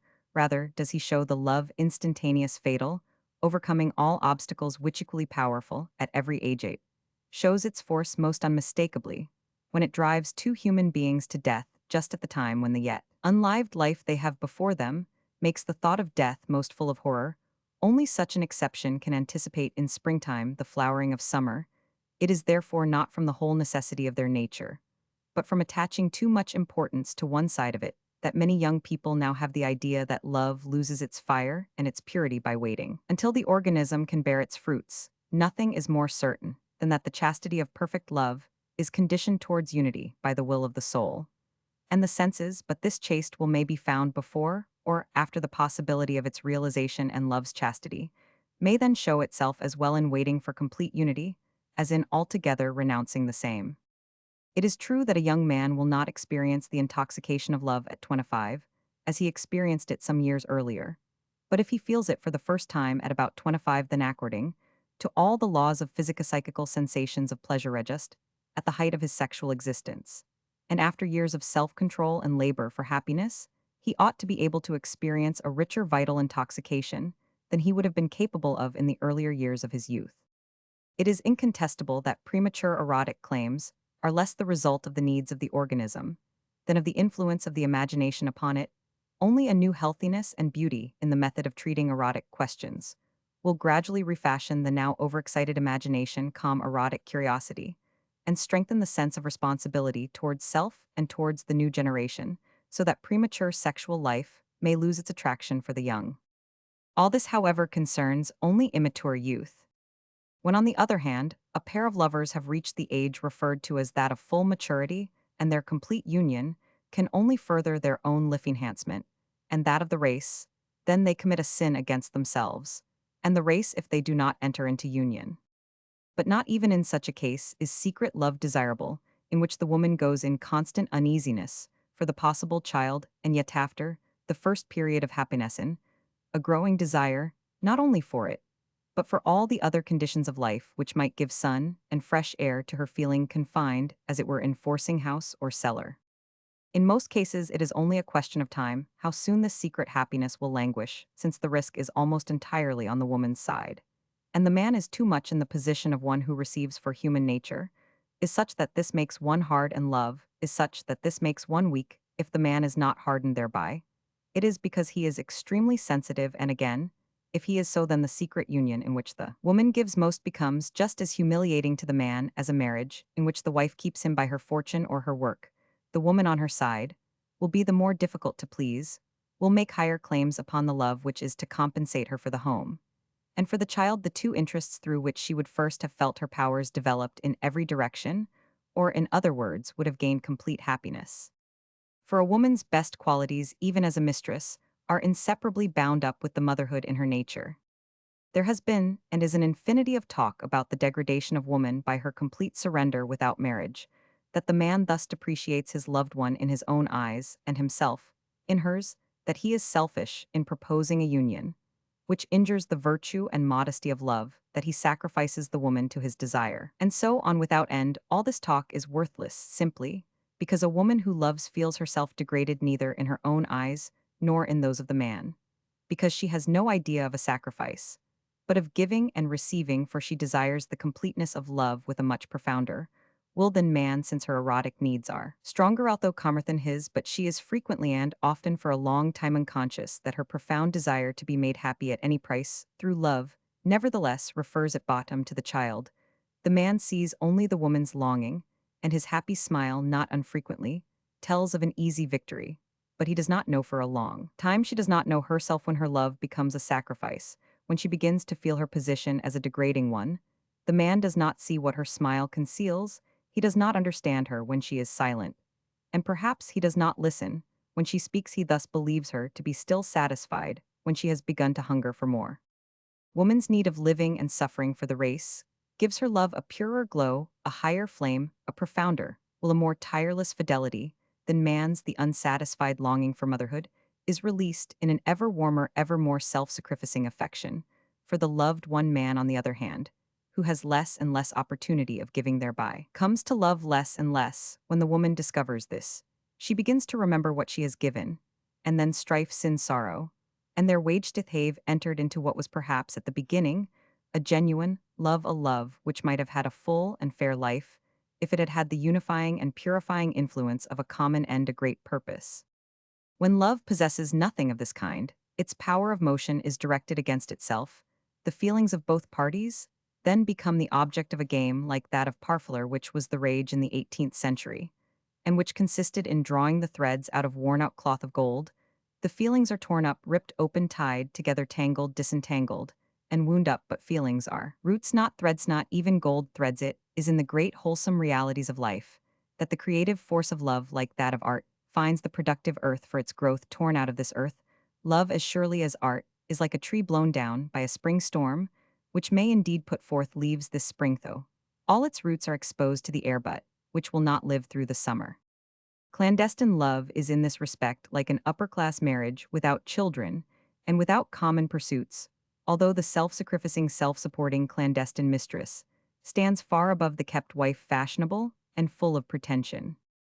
Thus it is not abstract ideas of duty, but real selfishness, which is one with real morality, that will teach youth to understand the meaning of Spinoza's profound thought, made still more profound by the doctrine of evolution, that the sexual love which has its origin in what is external and accidental may easily be turned to hate, a kind of madness that is nourished on discord. But that love, on the other hand, is lasting, which has its cause in freedom of soul and in the will to bear and bring up children. Through the religion of life and its countless influences, through gradual, scarcely perceptible transformations, will love's freedom more and more come to mean freedom for enduring love. The spirit of the age, working through the standards of literature and public opinion, transforms with infallible certainty thoughts and feelings in the direction in which the strongest lead them. It now rests with the young to be these strong ones. With the growing desire for a manicided enhancement of life, parentage will also become an ever more important condition of this enhancement. Young people will be no more willing to depreciate by a premature sexual life the value of those years which ought to be devoted to furthering their individual growth than they will be to diminish their joy of parentage by putting a weak and unwelcome child into the world, for they will wish to possess all happiness fully and frankly. The expected child ought to give them beautiful dreams, not tormenting uneasiness. It must be carried in rejoicing, not in unwilling arms, and must have received life from the fullness of happiness, not from a mischance. Here, as everywhere, what is the most genuine and lasting happiness for the individual is also for the moral enhancement the race. When two lovers have this desire, and have reached that maturity when the will has a right to realization, and is in full agreement with the health and beauty of themselves, of the new generation, and of society, it is right that they should come together, even though it may not be possible for their pure desire of common life and common work to take the form of marriage. For him who has ears to hear, these figures will speak. They show that the average age of unlawful unions is the right age appointed by nature for marriage. Thus the statistics of Sweden for 1900 show that 6340 illegitimate children were born of mothers between 20 and 25 years old, while those born of mothers under 20 were 28, and of mothers between 25 and 30, 857. Another eloquent fact is that even before the extension of compulsory military service, the highest figures of emigration for men, as well as women, occur among the unmarried within a year or two on either side of 20. By unlawful unions, the race is often defrauded of the children's fitness for life, which is ruined by the unfavorable conditions in which the children are brought up. And by emigration, the best blood of the country is drained away, and even if the latter is occasioned by a variety of causes, no thoughtful person could omit to reckon among them the difficulty of marrying at the right time. Another equally eloquent circumstance, fully supported by statistical evidence, is this: that prostitution increases in direct proportion as the general social conditions and the economical situation are unfavorable to marriage, and that it decreases as marriage is facilitated, and the majority of prostitutesses of unmarried mothers are of the right age for marriage. The youth of the upper classes ought not, however, in their struggle against actual conditions, to descend to the irresponsibility of the lower classes. Educated young people must set an example to the rest, not only by entering into their matrimonial alliances at the right time, but also in a way that is unimpeachable as regards the claims of the race and of society. The young have a perfect right, like their contemporaries among the Piplito, assume the responsibility of founding a home, which may be denied to them, before the child is expected. But they have only a right to this kind of defiance, if they are willing as soon as they are able themselves, to provide for the new creatures who will one day replace them in the race. But above all things, educated young people must also take part in the social reform which, speaking broadly, will be the only solution of the marriage question. Instead of defending free love, which is a much abused term, capable of many interpretations, we ought to strive for the freedom of love, for while the former has come to imply freedom for any sort of love, the latter must only mean freedom for a feeling which is worthy the name of love. This feeling, it may be hoped, will gradually win for itself the same freedom in life, as it already possesses in poetry. The flowering as well as the budding of love will then be a secret between the lovers, and only its fruit will be a matter between them and society. As always, poetry has pointed out the way to development. A great poet has seldom sung of lawfully wedded happiness, but often of free and secret love. And in this respect, too, the time is coming when there will no longer be one standard of morality for poetry and another for life. Even the poet of Sakuntala calls that love the most beautiful, which gives itself freely in the grandeur of a marriage, sanctified only by the fullness of emotion. But even then the danger was recognized of unknown heart closing against unknown heart. Even then it was uneasiness about the fate of the child, which coupled responsibility to society with love's freedom. The new moral consciousness is thus an old thing, but it must nevertheless be called new, since it is only beginning to be widespread. It is becoming plain to more and more people that a man or woman, whether married or free, does wrong to the nobility of self. By giving himself or herself to one who is at heart a stranger, it is more and more becoming intuitively felt that it is the sense of home in another soul which gives devotion its sanctity. The suitor who dressed for the occasion went first to the father to declare his feelings for the daughter is already such an old-fashioned type that it is past ridicule. The brilliant wedding festival will soon come to be regarded as ridiculous, then unbecoming, and finally immoral, and like other survivals of the time when marriage was the affair of the family, it has already begun to disappear in the same degree as love has developed. Lovers are less and less inclined to tolerate a spying upon their finest feelings. They are increasingly anxious to rescue these from the prying fingers of society, of family, and of friends. More and more is love venerated as part of nature's mysticism, whose course no outsider can determine, whose sensitive manifestations and uncertain possibilities no one may disturb, a mysticism within whose sphere a fixed timetable would be out of place. How can love, one of the great lords of life, take its freedom from the hands of society? Any more than death, the other can do so. Love and death, which meet like the two sides of a mountain ridge, whose highest points are ever where they come together. G. Rodenbach. Love and death, which one with the wings of the dawn, the other with those of the night, sky overshadow the portals between earthly life and the two great darknesses, which enclose itally. These two powers are comparable in majesty. But while there is only one death, there are many sorts of love. Death never plays when all love becomes equally serious.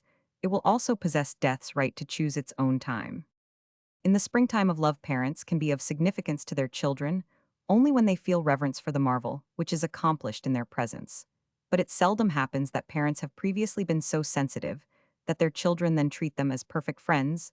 The period of youth is commonly full of strife, which is brought about partly by the parents' desire of remodeling their children, according to their own ideas, against which children are only now venturing to defend themselves, partly by the children's desire to assert their own ideals, which are always different from those of the parents. For otherwise the new generation would own no title to exist. G. Brands parents might save for themselves and for their children endless suffering if they understood from the beginning that children are significant exclusively as new personalities with new gods and new aims, with the right to protect their own nature, with the duty of finding out new paths, without forfeiting the right of being respected by their parents in the same degree as the latter on their side retain the right of being venerated by their children for the best of what they are, or have been what they will or have willed. The only right that parents ought never to renounce in dealing with their grown-up children is that of giving to them the benefit of their own experience. But in so doing, they must remember what a poor loving heart forgets easiest of all, that not even their own most bitter experience will be able to save their children from making sad discoveries for themselves. They will probably avoid their parents' mistakes, but only to make others of their own. The only real power a father or mother possesses over the child's fate, but Indeed, this is an immense one to fill the home with his or her strong and beautiful personality, with love and joy with work and culture, and thus to make the atmosphere so rich and so pure that the children may calmly delay their choice and have a high standard to choose by.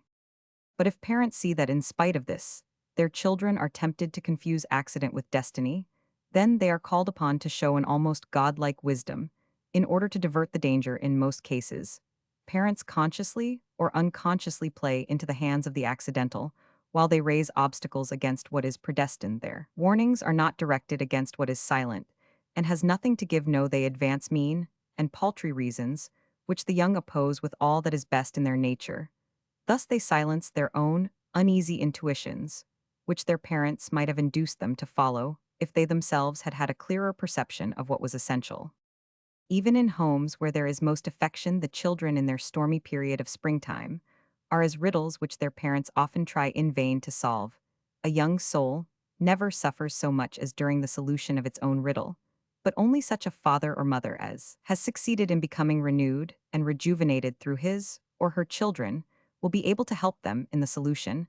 Otherwise, the result will only be that the parents on their side will bring stones to the wall, which the children on theirs are building ever higher.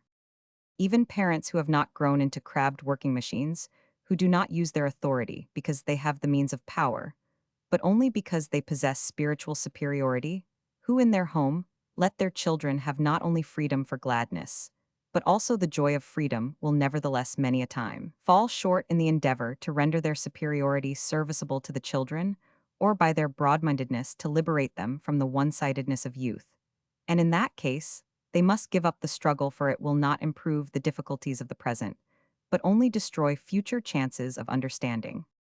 In the three greatest decisions to be taken in life, those of the fundamental view of life, of one's life work, and of love, each soul must be its own counsel in these matters. Parents must restrict their authority to saving their children from vital dangers, but they must also be able to discover such dangers and to differentiate profound from superficial needs, the highroad from the byroad. If their parents are not capable of this, then the children must perform their duty to themselves and to life by sooner or latter going their own way.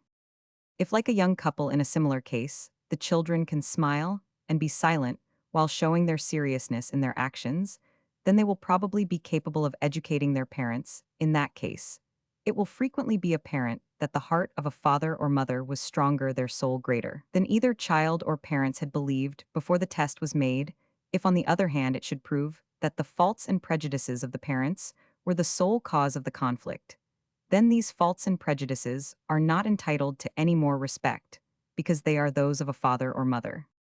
But even if it should be the case that the parents have no souls capable of profound feeling, but only hearts which can bleed, it is nevertheless the duty of the child towards itself, and towards past and future generations, to give to its own nature the highest possible perfection through love. Parents are only a link in the infinite chain of the race. It is the blood of hundreds of thousands that the parents have transmitted to their children, who now in their turn are to pass it on. Children have higher duties towards all these dead and unborn beings than they have towards the single couple who became their father and mother. It behooves the young to let all these dead ones live again as fully as possible through the development of their own being, and in the blood of their children. A human being may owe a greater debt of gratitude for his own nature to his grandmother's heart, or to his grandfather's imagination, than to his own narrow-hearted mother or unintelligent father. So far is it from being an invariable duty to bring joy to the parents that it may be one's duty to bring them sorrow in order to bring joy to one's successors. It is a good thing to honor one's father and mother, but the commandment which Moses forgot is more important still, to honor one's son and daughter even before they are born. When the sense of the dead and of the unborn becomes a conscious motive of human action, through being a force in human emotion, then the claim of the parents to decide their children's life, as well as the claim of the latter to decide that of their parents', will gradually fall to pieces before the majesty of the past and of the future. It results from the foregoing that any doctrine of morality is of little worth, which does not involve the need of providing the means of marriage for healthy persons between the ages of 20 and 30, a possibility which was possessed without exception by the Germanic ancestors, whose example of abstinence is now appealed to. So long as increasingly difficult examinations, the scale of pay in government departments, the division of profits in business, and the general rate of living, stand in the way of young people's chances of marriage. Things will remain as they are in spite of an increasing minority of men who, for their own personality's sake, or for that of their love, maintain abstinence until marriage or remain celibate. The abolition of this sacrifice to the state of society and civilization is a matter of sufficient importance to the individual, but of infinitely greater importance to society, whose forces are now being wasted by the effects of immorality and checked by those of morality. Society, whose strength depends to such a great degree upon young and healthy parents for the new generation. Even under actual conditions, the chances of marriage for young people might be increased by a judicious realization of the own home idea in country districts, by a shortening of the university course, by the raising of salaries in the lower ratings. They appear at present to be calculated upon the satisfaction of sexual needs through prostitution, by the granting of pensions at an earlier age, so that the higher rates of pay may be reached in middle age. The burden of educating children is heavy-ested by increased exemption from taxation for men and women who have to provide for a family.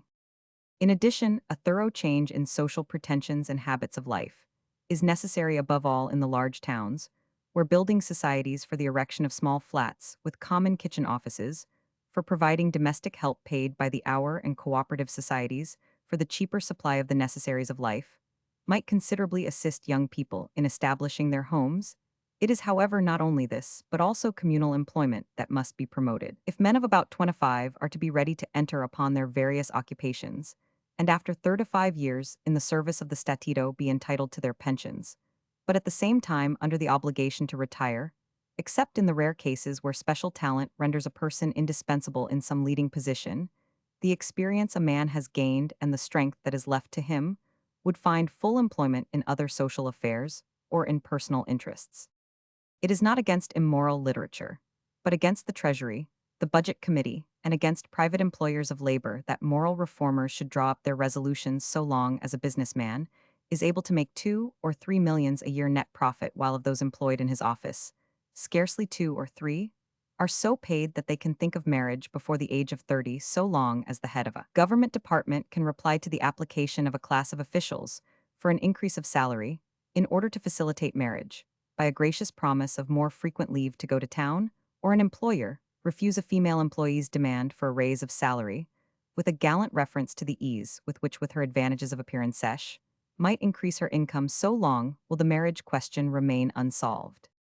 All preaching of morality to youth, which does not at the same time condemn the state of society that favors immorality, but makes the realization of youthful love an impossibility, is more than stupidity, it is a crime. So long as the present low rates of pay and uncertain conditions of employment continue, the blood of men will continue more and more to be corrupted, and that of women to be impoverished, while waiting for the marriage which might have given to society excellent children, born of healthy and happy parents. So long as societies thus fatuously sacrifice their highest values, will every other kind of social reform be nothing but a work of Penelope, of which the night will undo what the day has done. Chapter 4. Love's Selection. In the foregoing chapter, it was insisted that love's freedom in the procreation of new life must have a downward limit, in that this freedom can only be allowed to those who have attained the age of sexual maturity, but it ought also to have an upward limit, since a great difference in age between father and mother, like the advanced age of one of them, offers unfavorable conditions for the health, strength, and upbringing of the children, and as for reasons given in the last chapter, the lawful age of marriage for both sexes must be put at 21. A difference in age of 25 years should be the highest the law ought to allow in one or the other case. No one who sees the meaning of life in its advance towards higher forms would dispute nowadays the obvious duty of not transmitting serious diseases, the hereditariness of which is already ascertained by science. But as this has only been ascertained in a few cases, legal hindrances, as regards the many doubtful cases, would be not only a perhaps meaningless interference with the life of the individual, but also an unfavorable circumstance for continued research in the most important branch of biology.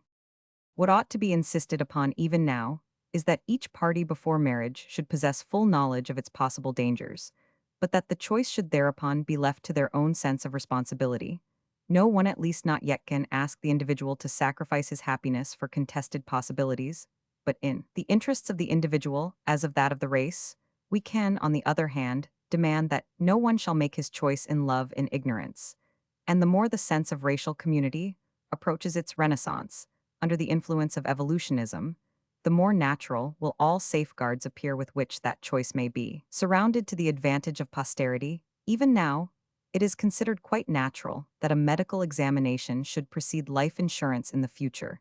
It may be equally obvious that before marriage, the woman should ascertain from a female doctor, and the man from a male doctor, whether they are capable of fulfilling their duty to the race, and it is not only a question of ensuring the new lives, but also of assuring the couple themselves that they have no organic defects, which in some instances might make marriage impossible, which in others are easily avoidable, but ignorance regarding which would in each case entail unnecessary suffering. In most cases, it is the anxiety of one's self-contracting or transmitting diseases to the other party. And to the children that the physician has to confirm or dispel, it is beyond all question that healthy selfishness which desires to preserve its own individuality, as well as the growing appreciation of a worthy offspring, will then hinder many an unsuitable marriage in other cases. Love might triumph over these considerations for its own part, the married couple abstaining, however, from parentage in those cases again, where the law would definitely forbid marriage. This would doubtless be no hindrance to diseased people having offspring outside wedlock. But the same is true, of course, of all legal enactments. The best people do not require them, the worst do not obey them. But through them, the ideas of justice of the majority are cultivated. Only those who are ignorant of the laws of psychological transformation doubt the possibility of the simultaneous enhancement of the feeling of love and the racial sense century after century. The emotion of love has been growing while at the same time, men have nevertheless sacrificed it to religious prejudices, superficial ideas of duty, tyrannical parental authority, and empty forms. Now, when the sacrifice is called for on behalf of the highest of possible gains, the conquest of disease, by health, the ennobling of the human body itself, no of all times, it is asserted that mankind would be incapable of this sacrifice because, in the course of time, the power of love has increased. On the contrary, it is through the greatness of their feeling for each other that two married people can bear the loss of children when knowing that neither of them thus deprives the race of a material asset they enter upon their union, with the resolve not to become parents through the same greatness in their love. The party on whose side the danger lies may gain strength to sacrifice individual happiness in order that the other may gain a happiness more significant to himself. And to the race with someone else such sacrifices occur even now more frequently than is supposed. But above all, it is the extension of the instinct of love through the racial sense which will secure the ennobling of the race without sacrificing individual happiness. The point of view of racial ennobling found expression even in the Mosaic marriage law in ancient Greece.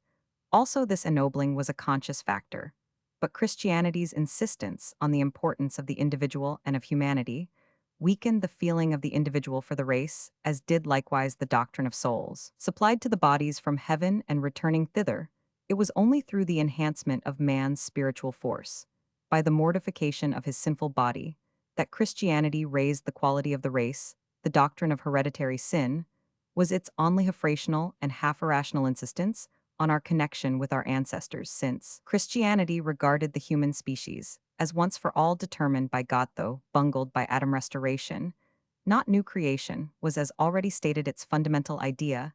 In the very conditions of the renewal of life, Christianity saw the root and origin of sin in the world.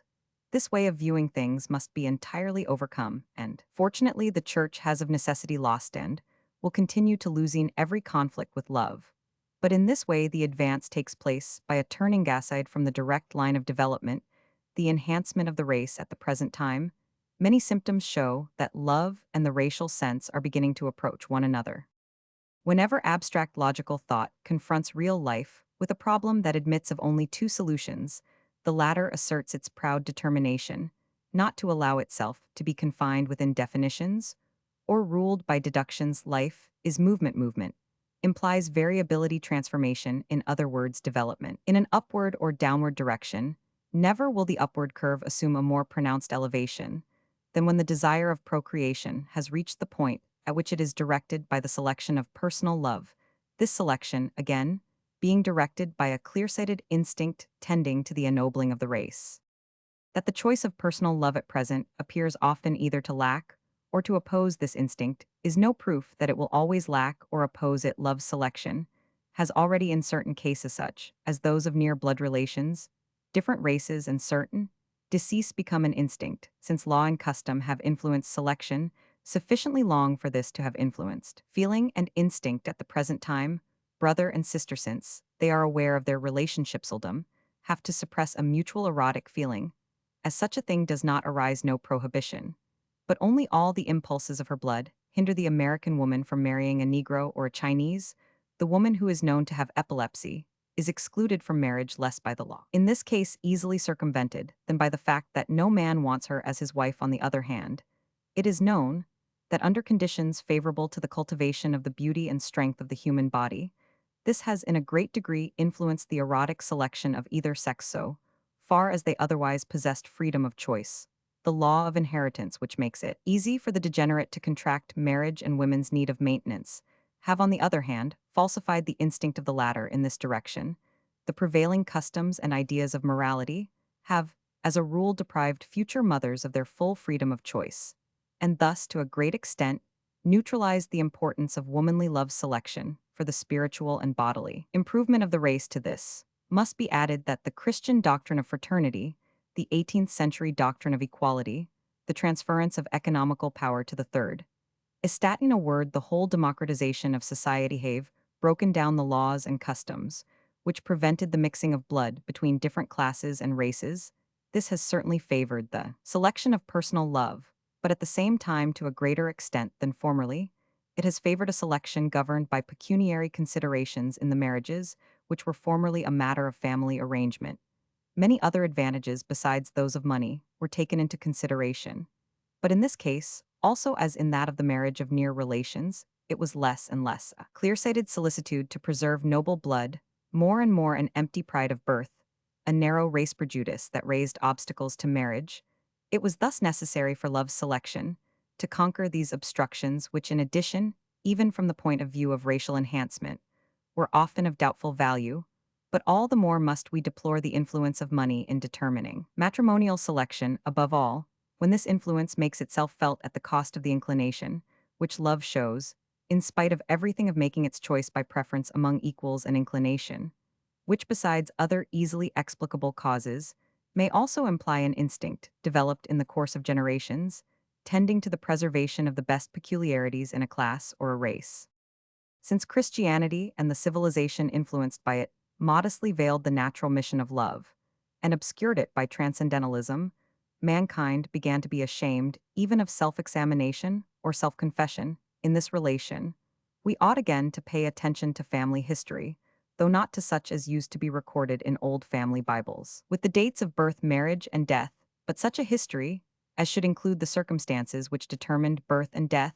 We must resume the casting of horoscopes, but not so much according to the signs in the heavens, although, perhaps, these will regain something of their former importance as, according to those on earth, and not only from the signs at birth, but from those long previous to it, just as alchemy became chemistry and astrology led to astronomy. It is possible that such a reading of signs might prepare the way for what we may call, while waiting for a word of more extended meaning than Galton's eugenics or Haeckel's Ontogonia rhodoplastics, the doctrine of love as a consciously formative art instead of a blind instinct of procreation. It would be of infinitely greater significance for humanity if the majority of the women who now translate their experiences into half-candid and wholly inartistic fiction were to write down, for the benefit of science, entirely true family chronicles and perfectly frank confessions. It is certain even now that the customs and ways of thought, the artistic and emotional tendencies which make up the atmosphere of love, unconsciously operate upon its selection to the advantage of the race. This also involves the possibility of such influence becoming conscious, when once it is clearly seen in what direction it ought to go, which are the spiritual and bodily properties that it is desired to eradicate or to enhance, and by what means. The properties of the new generation may depend upon the choice of parents, but above all, racial considerations will operate indirectly in the same direction, so that love will be less and less likely to arise under conditions unfavorable to the race. Man is not inwardly a logical creature, Les entrails ni raisonnant pas els ni, sont pas fates pour ca George Sand. But by degrees our nature becomes unconsciously transformed through reciprocal influences, the body together with the soul together with the body, the desires through the thoughts. Through the desires it is true that love's selection will always remain a mysterifrom, this among many other causes, equally or more important. But the individual and universal qualities, which in the main act as an attraction, will gradually be more clearly perceived, more sought after by both sexes, and will have more weight in determining their choice. We have already seen that a displacement of motives, a division of motive power, has during a certain period altered the character of love, thus as pointed out above the influence of the spirit of the age, was able during the age of chivalry, and again during the 18th century, to separate love both from marriage and from the mission of the race by the same psychic process. New spirit of the age full of the aspirations of evolution and determined by the religion of life may restore this connection and make it closer than ever before. Then will mankind look for a new Blake to glorify the feeling of devotion which fills hearts and souls at the coinciding selection of personal love, and of the racial sense, a coincidence which alone gives the certainty that I am for you and you are for me, not only for our own sake but for others' sakes. Enveloped in you, deep greater heroes and bards. They refuse to awake at the touch of any man but me. Religion, poetry, art, and social custom have collaborated to elevate the racial feeling into love. They ought now to collaborate again, to make the racial feeling conscious in love. The altars that the ancients raised to the divinities of procreation must be rebuilt not for men 150, and women to assemble around them in frenzied orgies in the red glow of sunset, but in the golden light of the morning and the joy of creative day. Family feeling ancestor worship, pride of pure blood, will regain in a new sense their decisive power over emotions and actions. Thus will love's freedom be limite but not through idealistic philosophies, abstract conceptions of citizenship and duty, nor yet through the hard and fast breeding rules of a Spartan evolutionism. Freedom for love's selection under conditions favorable to the race limitation of the freedom, not of love, but of procreation when the conditions are unfavorable to the race thighs, is the line of life. Love, like every other emotion, has its ebb and flow, thus, even in the greatest souls, it is not always at the same height. But the greater the soul that the wave of erotic emotion inundates, the more surely does this wave quiver at its highest, with the longing of eternity. The child is the only true answer to this longing. This does not mean that lovers in the moments of rapture divide their consciousness between the present and the future, between their own bliss and the possible child. The life of the soul does not work so awkwardly as this. But the conscious conditions of the soul are determined by emotions reduced for the moment to unconsciousness, and motives which are forgotten in the hour of fulfillment have not therefore been less decisive. The athlete in the moment of victory does not remember the training which preceded his race, but it was nevertheless that which decided the fate of that moment. The artist in the hour of creation does not remember the toil of his student years, but that nevertheless determines the perfection of his creation. The will to ennoble the race need not be conscious in a pair of lovers who in each other forget time and existence, but without the emotions which consciously or unconsciously have been influenced by that will they would not be united in an ecstasy of the soul and the senses. Young men are becoming increasingly conscious that the thought of the child influenced them in their choice of love. Women are increasingly aware that never was their longing for a child stronger than in the embrace of the man to whom they have been attracted by a great love. More and more often do mothers search the features and souls of their children for evidence of their love. More and more often does one hear the unmarried woman confess the hungry longing for motherhood, which a few decades ago she concealed as a shame. Every awakened soul perceives that the consciousness of the time comprehends the mission of the race with a new intensity, although centuries must pass before it can be proved what influence love's free selection has had upon the production of beings above the present standard of humanity. Even from believers in the religion of life, warnings are still heard against the love, which is a matter of personal choice, which excludes all else, and which dissolves all former ties. Evolutionists thus admit that this emotion certainly produces in the individual the highest possible development of force, the fullest richness of life, and that this indirectly and in many ways is to the good of the whole, but at the same time, they assert that love itself often consumes these enhanced powers, that it ought therefore only to occupy a brief period of human life and should not be allowed any decisive importance in shaping the course of life, since this would be to the detriment of the new generation.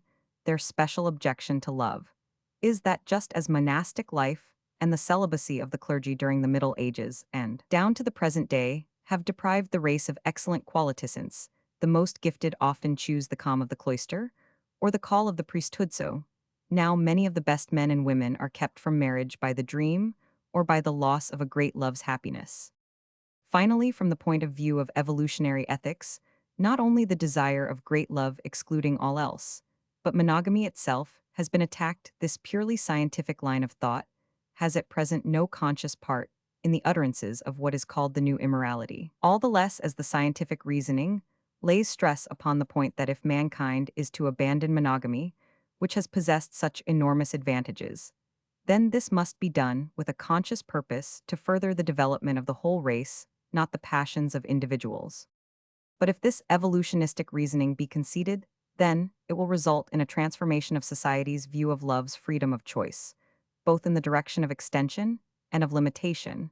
Much of what is now called the new immorality may then appear as the unconscious self-protection of the race against a degeneration forced upon it by the customs and arrangements of society.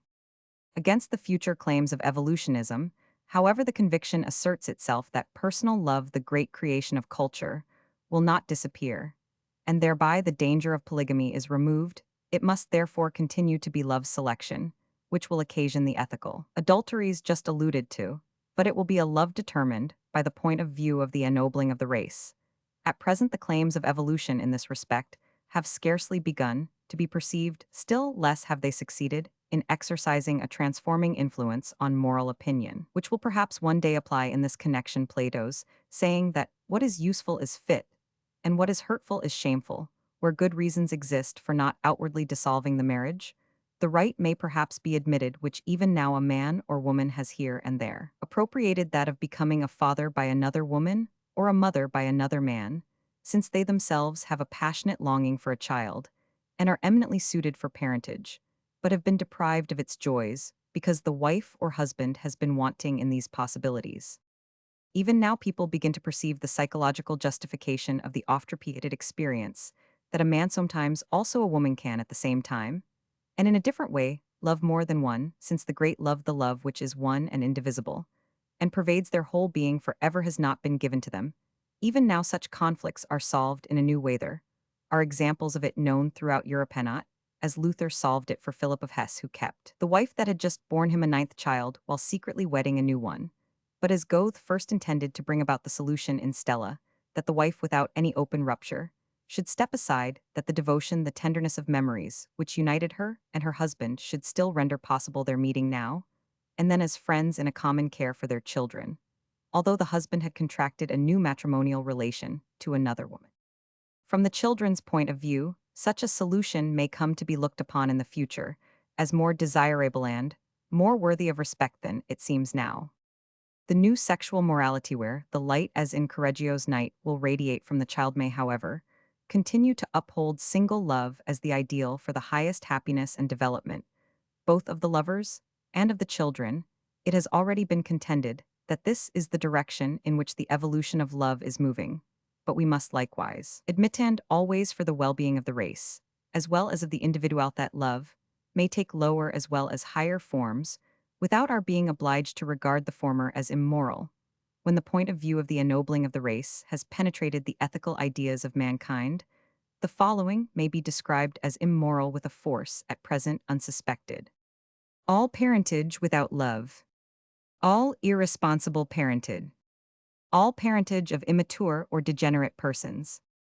All voluntary sterility of married people fitted for the mission of the race, and finally, all such manifestations of sexual life as involve violence or seduction and entail unwillingness or incapacity to fulfill the mission of the race. But on the other hand, society will admit with a freedom wholly different from that now existing the union of people, not only in their best years, but also in their best feelings. It will perceive the present hindrances to be an injustice which falls not only upon the individuals but upon society itself, since connubial unhappiness not only interferes with the highest development of many people's powers for the good of all, but it also deprives society of the children to whom life might have been given by a new happiness. It is through its view of the social importance of love selection that the new morality will be a transforming force. That a pioneer of reform who puts his ideas into practice may be a dangerous example is certain. It is possible to be fully convinced of the future of, for instance, the art of flying, without therefore denying the dangers of experiment or encouraging people to jump off church tours with nothing but a pair of goose wings on their shoulders. No thorough reshaping of emotions and customs takes place according to dogmas and programs. This one least of all, but no other motive power exists, which will finally induce all the small, and the great the weak, and the strong to follow the line of development, except the increased freedom of choice of personal love, with a correspondingly increased certainty as regards the influence of that choice upon the welfare of the race. For unless love continued to be the condition of morality, the cause of selection, the new humanity, would gradually lose advantages already gained. Neither the breeding institute nor freedom of pairing is capable of enhancing the spiritual and bodily resources of mankind in a universal, permanent, and organic way. Love alone can do this. It is true that it has yet to be proved that love other conditions being equal produces the best children, but this will one day be proved. This knowledge is for the present only intuition, but so are all truths in the beginning. Moreover, possibilities of indirect proof are not wanting even now. First and foremost this, that love has not its origin in human life, and is not a product of civilization, but shows itself already in the animal world. Among animals it is capable of resulting in death from sorrow at the loss of a mate, as also in other emotional phenomena of human life. It may even lead to monogamy, although with animals, as with human beings, monogamy is neither a necessary result of love, nor an indispensable condition of development, for many of the higher species of animals are polygamous while others below them in the scale are monogamous. If love did not involve any great advantage, it might doubtless have arisen, but would not have persisted in the face of the hindrances, which its personal selection appears to put in the way of the maintenance of the race. Mankind has thus already brought the emotion of love from its primitive animal stem and grafted it upon the tree of civilization. It has gradually been ennobled and exalted into one of the highest powers of human life. And how would this growing importance of love be possible if it enhanced only the happiness of the individual and not also the life of the race? The evolution of human love has shown itself partly in an increasingly definite individualization in selection, partly in a more complete admission and enhancement of individual qualities. In other words, personal characteristics have tended more and more to inspire love, and love has more and more developed personal characteristics.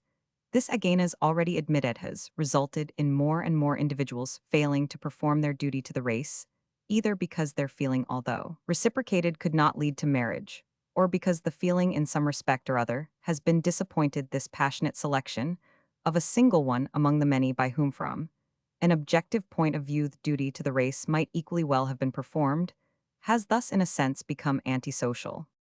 But such lives wasted as they are from the immediate point of view of the ennobling of the race, have yet been able to serve the same end indirectly. Many of these persons childless, in an ordinary sense, have left immortal offspring. Others have shed upon the battlefield, in winning victories for humanity, the blood which they never saw flowing in the fine network of veins on a child's temples. By the greatness of their own ideals, they have enlarged the hearts of their fellow men, and their courage has not had to sink before the possibility of their own failure. To realize their ideals being cast in their teeth, they have bought their prophetic power at the highest possible price, that of never having had a happiness to lose, and they bear without bitterness the poverty which has made them richer in faith. That many lives and worthy lives are wasted through love is only one manifestation of life's impenetrable tendency to universal prodigality. It is one with the great necessity whose hand smites and wounds us so long as we curse it, but caresses and supports as soon as we bless it. We must not look at the victim seven. If we ourselves are among them, if we would see the meaning of life in life itself, we must fix our eyes upwards. And then it is certain, since love continually, and in spite of all, is extending its power, that individual love with all its victims, and all its mistakes, nevertheless, in the long run, assists the elevation of the race. The great Western prophet of pessimism argued that love was nothing, but a task imposed in this fashion upon the individual by der Genius der Gattung, that only contradictions attract one another, and that the offspring inherits the complementary qualities that each has sought in the other, these contradictions through the hostility of which the parents afterwards make each other unhappiless, and neutralize each other in the child, so that the latter at the expense of its parents becomes well-equipped, rich, or harmonious personality, carried to an extreme. This saying of Schopenhauer's, like many other such pregnant thoughts, becomes an absurdity. But every one who has observed love must have found long before he knows, or without ever knowing, that this experience is exalted into pessimism, that all-powerful love arises between opposed natures. The harmony that results from similarity is monotonous, poor, and moreover dangerous to the development of the individual, as well as that of the race. But what is contrary is certainly not always conflicting, although it may prove so if the contrariness extends to views of life, and its purpose, its value, and conduct conflicting natures, erring spite of Schopenhauer not unfrequently equally unfavorable for the child's disposition, and for its bringing up, and the will of the race often fails of its purpose, through their very compulsion to unite in a love which is soon turned to hatred again. Contrary natures often become conflicting owing to their turning wrong side of their qualities to each other after marriage, while in the early period of love they had shown each other the right side of these qualities. That such a marriage is unhappy is no evidence against love's selection, but a great one for mankind's lack of culture for marriage, that every sympathetic dissimilarity between persons has a limit, the overstepping of which leads further and further towards antipathetic dissimilarities, is a psychological lesson which is deeply inculcated by marriage. The more, however, the art of living is developed, the more will human beings be able to minimize their own loss of happiness. Through this selection of love, to the advantage of the race, for married people will come more and more to delight in and preserve each other's differences, to restrain the antipathetic contradictions in themselves, to make more conscious use of the sympathetic dissimilarities in the other, for the completion of their own one-sidedness, to cease from the endeavor so hostile to happiness of reforming the other according to their own nature. Even now, moreover, the need of sympathy and love is so awakened, so sensitive, that the blind passion aroused by external contradictions is less and less able to overmaster it. The need of sympathy is now quickly warned when it encounters the irreconcilable contradictions which show that each is on a different plane of existence, that each belongs to a different psychological period, or continent, or race. This perception even now checks the development of love in many cases, where the contradiction really is a conflicting incompatibility, and not the elective affinity determined by nature, into which enter both primary dissimilarities and secondary similarities. The latter results in the lovers' contradictions forming a rich harmony, both in their own life together and in the personalities of their children. When this attraction of contradictions has once missed its mark, one still often sees that it is one and the same type, that a person will love a second or third time, or even oftener, with a persistence of selection, which makes it true in a way that the object of love has all the time been the same woman or man. The relentless force of nature's uniting will shows itself not only in the way love brings together contradictions in marriage, but also in the rupture of marriage. A good wife married to a good husband, loving and loved, is thus seized by a passion incomprehensible to herself for another man. Without reflection, she gives herself up to her passion to return again to the husband she has not ceased to love, but who never inspired in her the overmastering emotion, whose purpose, according to the will of nature, and of the woman herself thought to have been a child, the same will of nature, manifests itself in a number of phenomena, incomprehensible to others. An intellectual man or woman is seized by a passion for a person far inferior. How often has not good-looking fellow vanquished the most high-souled man in the affections of such a woman? How often have not thoughtless beauty and empty gaiety won from a superior man what the personality of an exceptional woman could not secure? The whole secret was nature's will to counterbalance cerebral and nervous genius by healthy sensuous strength, to the advantage of the race, as sexual love has its origin in the fact that the sexual characters which biologically are favorable to the race are the most attractive. This general attraction constantly operates side by side with the individual, and it operates most strongly precisely in that kind of love which is rightly called blind passion, the kind which thus brings together to their misfortune conflicting contradictions. But there is no reason to doubt that love's selection in this case will be able to retain its instinctive sureness, although love is continually widening its instincts of psychical sympathy. Also, the consequence of this is that the number of contradictions which may attract will become less, but on the other hand, the fewer possibilities will be more finely adapted that the selection among contradictions will thus become more and more difficult, but at the same time more and more valuable. Love selection now not infrequently has for its result that of two contradictions irresistibly united by the affinity of souls. One or both does not offer the best physical conditions for children, but to make up for this, the selection may turn out excellently for the enhancement of a particular disposition, the formation of a harmonious temperament, or the fostering of a great spiritual quality. It is not only by avoirdupois and yard measure that the advance of the race must be tested.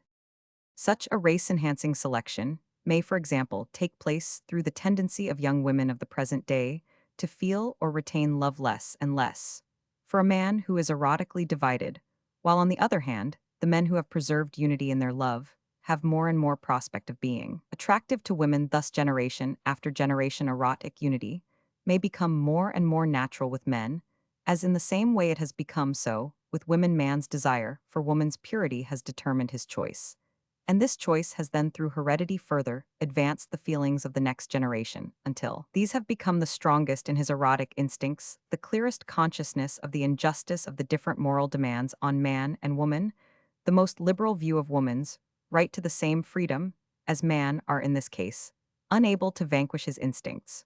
When a man learns that the woman he loves has given herself to another before him, or that he shares her with another, his feeling often becomes diseased at its root, the will of sole possession that has grown up in him through the love selection of thousands of years, and has now been further heightened by the desire for unity of individual love.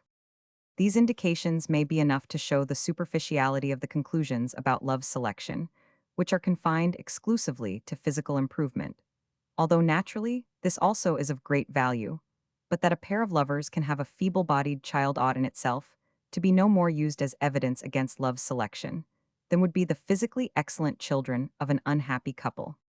Even if the erotic attraction of dissimilarities is thus the strongest proof of the probability of love's influence, from the point of view of the enhancement of the race, it is nevertheless far from being the only one. Another is the astonishing excess of firstborn or only children. Among distinguished personalities in different departments, a third is the proverbial ability of so-called love children. A fourth, the result often favorable to the disposition of the children of marriages between people of different nationalities. In the first two cases, we may suppose that the parents' happiness in love, or at least their sensual passion, was at the height of its freshness and strength at the conception of the child. In the case of love children, it is not unfrequently a healthy woman of the people who, with genuine devotion, encounters the sensual desire of a man intellectually her superior. In the last case again, it is usually a powerful love which has conquered the obstructions raised by patriotism and traditions against the attraction, by means of which the national contradictions are to be blended in the child into a happy unity.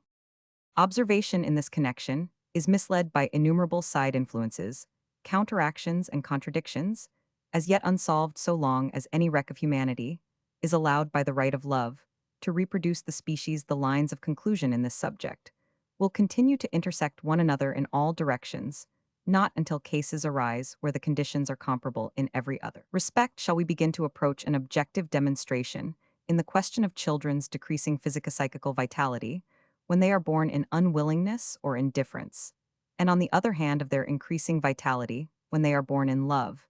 And it is not in the tender years of childhood, but when they have lived their life, that the question can first be finally answered.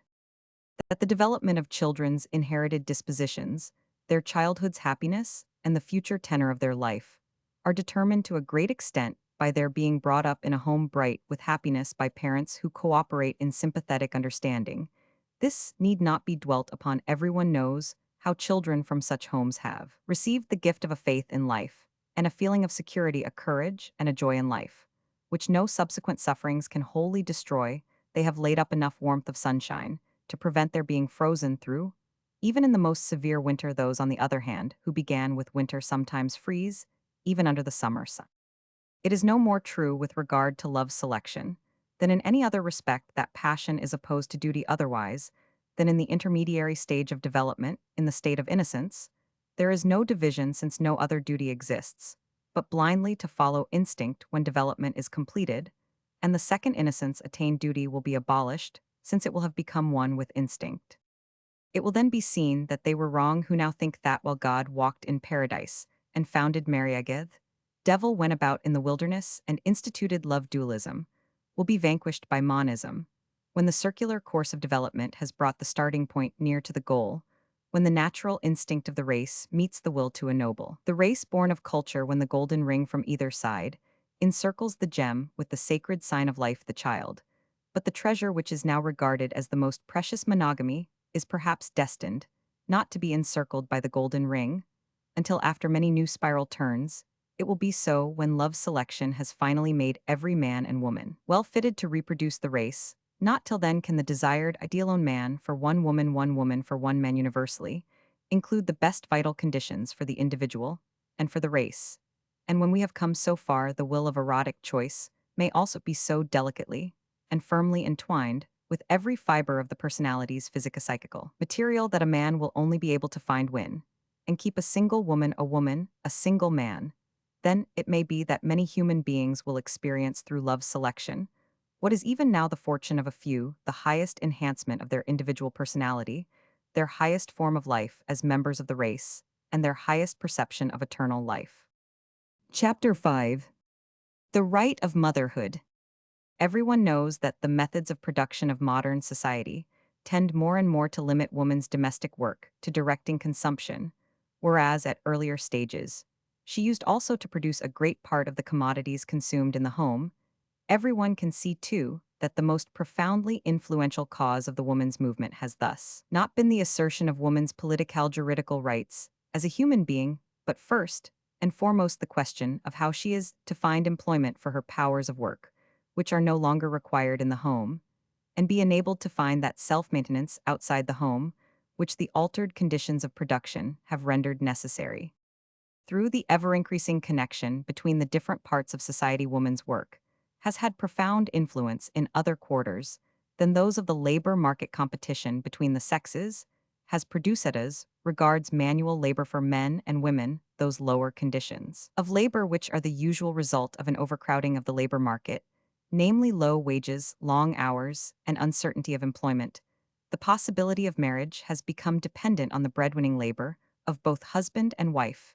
Those married women who are partly maintained by their husbands have, by their supplementary earnings, reduced the wages of the self-supporting unmarried ones.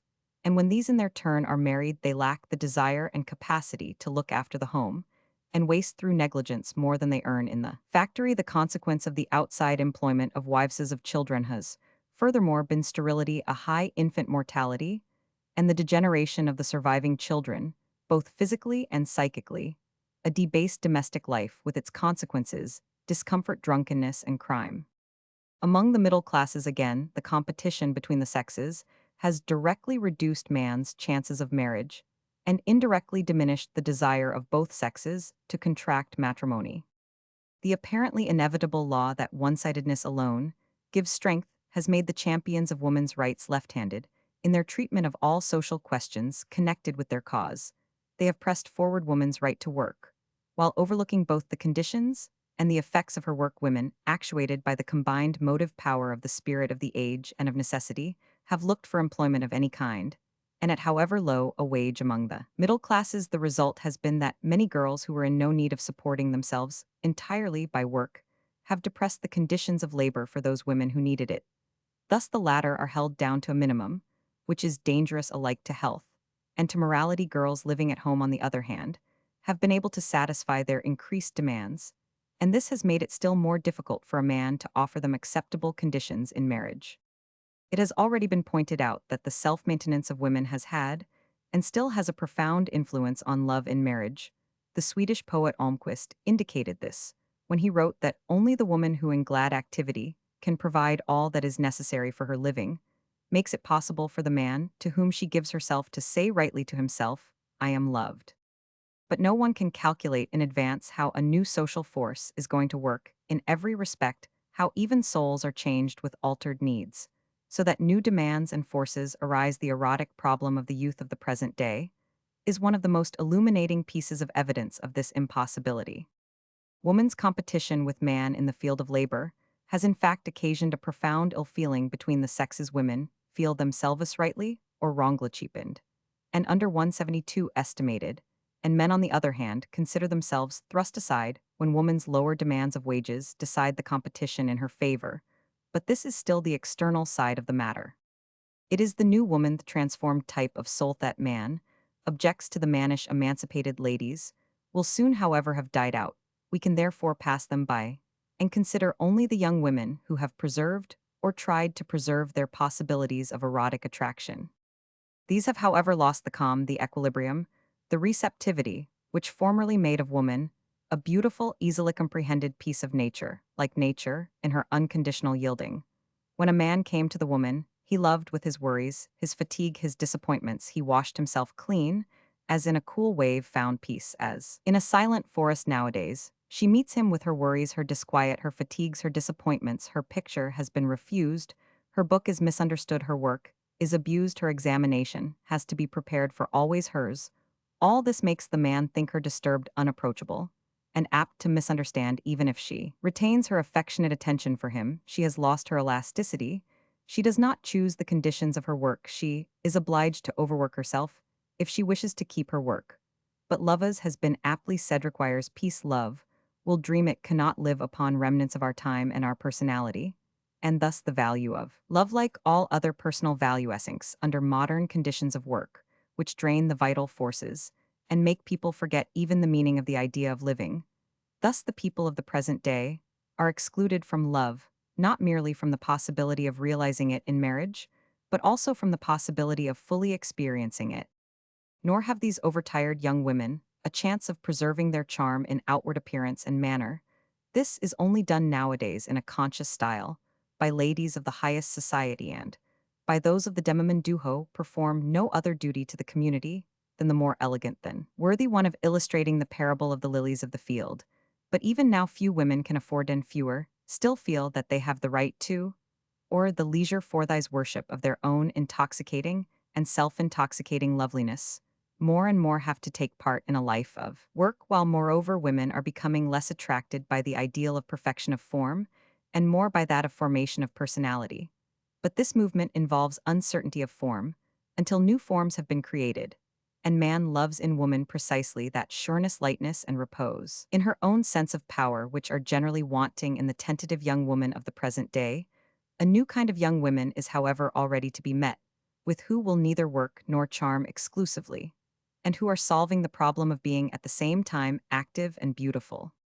Thus the deepest conflict of all lies herein, that young men feel young women to be independent of the love they offer. They feel themselves weighed and found wanting. Woman's capacity for making a living has thus undoubtedly resulted, as Almquist hoped, in giving man a greater chance of believing himself loved, but at the same time a smaller chance of being so. We see two groups of the daughters of our time as new manifestations of woman's primitive double nature. For one group, the child is not the immediate end of love, and still less can the child sanctify all the means for its attainment. If such a woman has to choose between giving and inspiring a love as great as that of her dreams without motherhood, and becoming a mother through a lesser love, then she will choose the former without hesitation. And if she becomes a mother without having attained the full height of her being in love, she feels it as a degradation, for neither child, nor marriage, nor love are enough for her. Only great love satisfies her. This is the most important step in advance that woman has taken since, from the emotional sphere of the female animal, she approached that of the human woman, and however great may be the sufferings that this attitude of the soul may involve for the individualno, one who sees sufficiently deeply can hesitate as to the certainty of this being the true line of life. This, on the other hand, will not coincide with the path of those women who are now demanding liberty for motherhood, not only without wedlock, but also without love.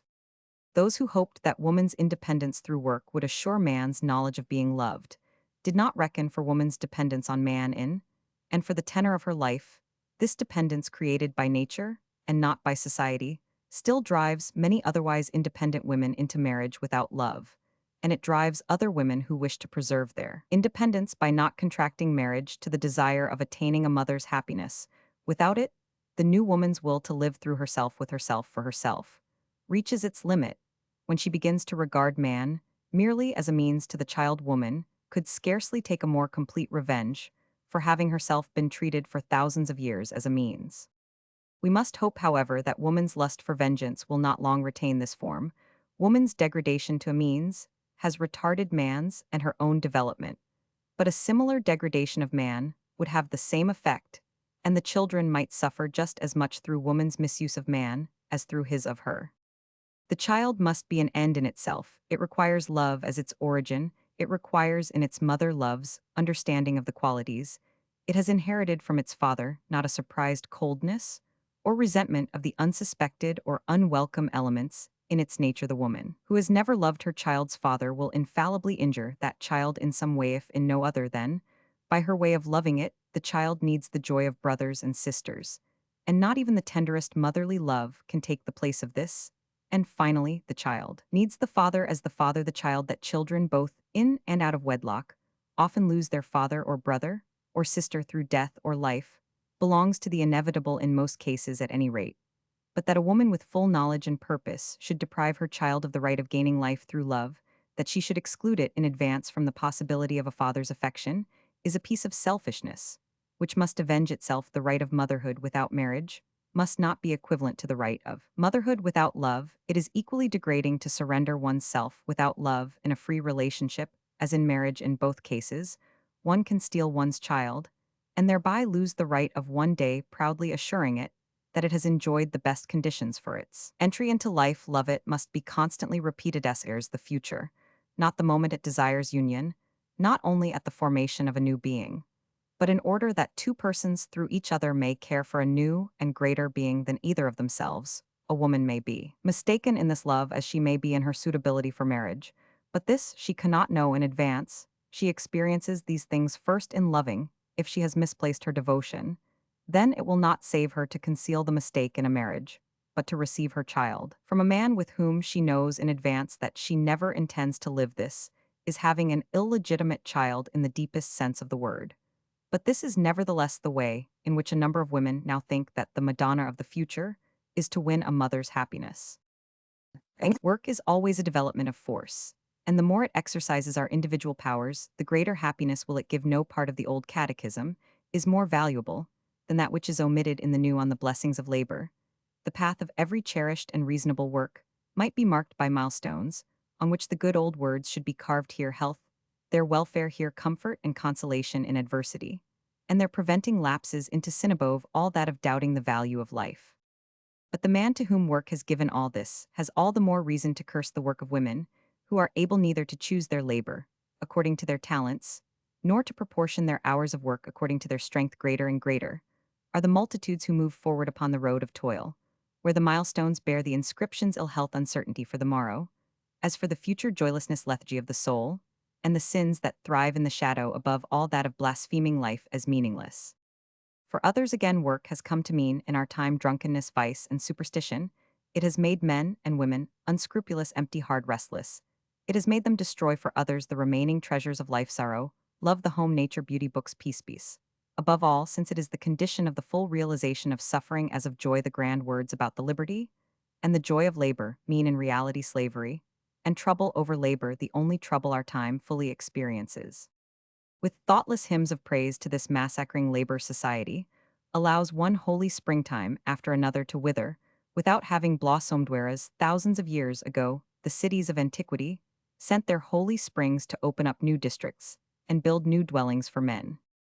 Just as true as that the losses of the individual mean the poverty of all when these losses involve a diminution of health and power, just as certain as that nothing becomes better without the desire to improve it, so is it a healthy sign of the times that starvation wages for conscientious drudgery no longer fill young women with heartfelt gratitude. They know, these young women, that their own nature also can be outraged, that there are other suppressed forces in woman's being besides only the desire of knowledge and the thirst for activity, and that neither the right to work nor that of citizenship can compensate for trampled possibilities of happiness. Far from its being the duty of any thoughtful person to lull to rest this despondency of the young, we should render the best service to them, and to life, by taking from them everyday contentment, and the calm of resignation. For only the suffering which is kept awake, the longing which remains alive, can become forces in the revolt against that order of society, which has added meaningless pangs hostile to life to those that the laws of life and life's development still necessarily involve in the relations of sex. All confined forces which do not find employment may degenerate, and our time with its repression of the erotic forces can show even among women such signs of degeneration. It is therefore a necessary self-assertion when those who are excluded from love seek to preserve their health and enrich their life with the sources of joy, which are at the disposal of every living person. Even he who is chained to an uninteresting work can find some moments to feel his way along some path, which leads to a glimpse of the infinite space of science. Almost every kind of work may bring with it an increase of individual capacity, and therewith also of joy at feeling one's value as a workman and one's dignity as a personality enhanced. There is no day which may not bring with it a glimpse of delight in beauty. Finally, there is no hour except the heaviest hours of sorrow in which a human being cannot feel the strength and greatness of his own soul, its independence of all external fortunes, its power of seeking itself, finding itself, enhancing itself through all, and in spite of all the words which Victor Hugo put to a young woman in sorrow. Knaves pas votre aim are addressed to all who have been badly treated by life. And whatever belief or unbelief a person may profess, it is in the last resort this consciousness of his own soul's worth, which saves him when no other help is to be found, and there is no other help. In this sense, it is doubtless true that the human being, woman as well as man, is an end in herself, that she has fulfilled her task, if she has not suffered injury to her soul, even if she has gained nothing else from life, if she has increased the power of her soul, discovered her own individuality, and realized it, for this alone is saving one's soul in this sense. It is true that the mission of woman as of man cannot be the sexual mission, which does not depend upon our own will alone, nor therefore can he who has not fulfilled this be said to have lived in vain in this sense. Also there is at bottom a certain agreement between the feeling of self-glorification just described and that of those who think that neither woman's nor man's highest destiny can be love, but only the life of an eternal being above all earthly and social considerations, that the highest reality of every human being is within himself, and that his highest happiness can be only to grow in holiness and godliness. But for the shaping of life, the difference is immeasurable. Here we are confronted once more by the dualist and monist views of life, the belief in the soul as supersensuous, and the belief in the soul as dwelling in the senses, the belief that the soul can attain its highest development and happiness independently of instead of by means of its earthly conditions. According to the latter view, man and woman are determined by their sexual life. Even in the greatest emotions of their soul, sexual emotions pulsate in the age of puberty's dreams of heroic deeds and martyrdom.